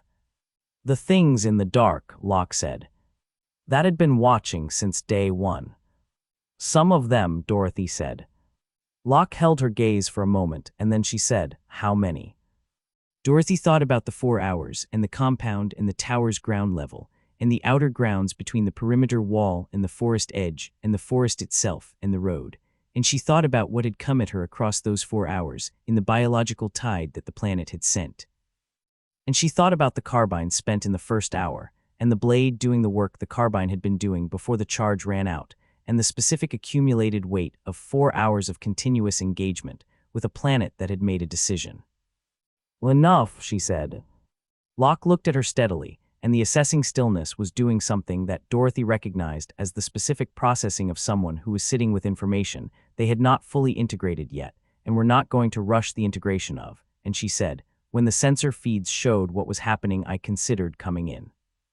"I know," Dorothy said. "I didn't," Locke said. "I know that too," Dorothy said. "Because you would have managed it," Locke said. "Regardless of what it cost." "Yes," Dorothy said. Locke was quiet for a moment, and then she said, "The killing. Across 10 days. The things you killed and the way you killed them and what you," she stopped. Not the stop of someone who couldn't find the words, but the stop of someone who had found the words and was deciding whether to use them. "Ask it," Dorothy said. Locke looked at her. "Do you enjoy it?" she said. The medical station was quiet, and the comms unit was quiet, and through the forward partition Solt was quiet, and the planet outside was doing its biological hum in the ground, and the bioluminescent plants were pulsing their ambient rhythm at the cleared zone's edge, and Dorothy looked at the viewport and thought about the question and thought about honest answers and what they cost and whether the cost was different with Locke than it was with anyone else. She decided it was different with Locke. "Yes," she said. Locke said nothing, and Dorothy looked at the viewport and continued. "Not all of it," she said. "The tactical problems I enjoy the way I enjoy any problem that has a clean solution when you find the correct angle. The geometry of it. The way the variables resolve when you understand them completely and apply the right response." She paused. "But underneath the tactical problem there is something else, and the something else is also yes." The watching things die, Locke said very carefully. The watching things stop, Dorothy said. There's a moment when something that was moving stops moving, and the moment is completely clear. Everything before it is noise, the threat and the response and the calculation, and the moment itself is silence, and I find the silence. She stopped and thought about the word and said, satisfying. In the way that completion is satisfying. The problem existed, and then the problem didn't exist, and the transition between those two states is the most honest thing I know how to experience. Locke was still. The thresh, Dorothy said. In the corridor. 40 minutes. It was not clean and it was not quick, and the planet's language going out of her skin in patches, while the network kept trying to reach her through the disruption. She paused. That was significant. That was not just a problem being solved. That was something else, and I am not going to characterize it as something it wasn't. You liked it, Locke said. I found it interesting, Dorothy said. In the way that a thing you have never seen before is interesting when it is also something you are in the process of ending. She looked at Locke. I understand that this is not a comfortable thing to hear. Locke looked at her with the assessing stillness, and Dorothy looked back, and the quiet between them had the specific quality of a quiet that was not empty but full, containing everything that had been said and everything that was being processed, and the particular weight of two people who were past the point where comfortable was the relevant standard. Are you going to kill me? Locke said. Dorothy looked at her. No, she said. Why not? Locke said. Because you're not a problem, Dorothy said. You're the first person in 36 years who looked at me clearly and made decisions based on what they saw rather than what they needed me to be, and I don't kill things that aren't problems. She paused. Also because I find you interesting in a different way than I find the other thing interesting, and the two kinds of interesting are not compatible. Locke held her gaze for a long time with the assessing stillness running at its full depth, and then she said, That's the most honest thing anyone has ever said to me. You asked an honest question, Dorothy said. It deserved an honest answer. Locke picked up the flask and drank, and offered it, and Dorothy took it and drank, and they sat in the quiet of the medical station, with the planet outside doing its patient biological work, and the comms unit quiet, and the dawn somewhere above the cloud layer beginning its approach to the horizon. At some point Locke went forward to prepare the ship for departure, and Dorothy sat in the medical station and looked at the viewport and the bioluminescent plants pulsing their rhythm in the last of the night, and she thought about 10 days and what they had contained, and she thought about the road and what it remembered, and she thought about the Tin Man dark on the floor of the level above the corridor, and she gave that 3 seconds, and then she stopped giving it anything.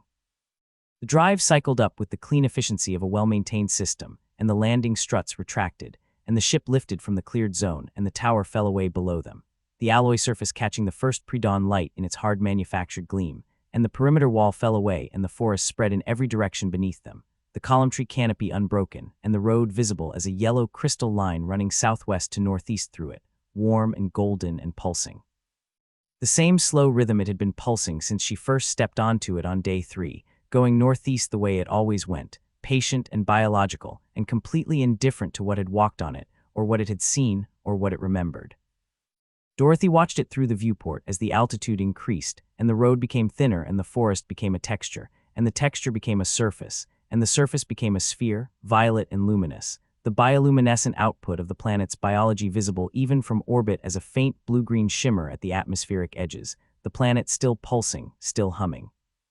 Still processing everything into its root network, with the patient thoroughness of something that had been doing it for a very long time, and was going to keep doing it long after the specific disruption of 10 days had been fully absorbed and distributed, and was indistinguishable from everything else the planet had ever known.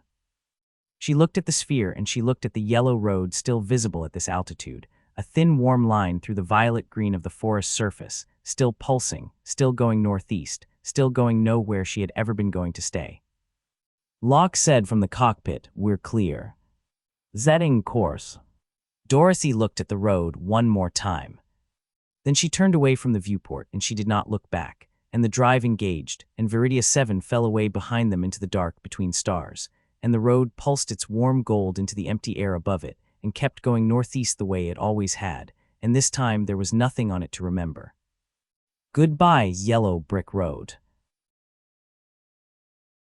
Thanks so much for listening. If you enjoyed today's episode, please consider subscribing so you never miss a story. And if you want to support the show, leaving a review on your favorite podcast app really helps us grow. See you next time.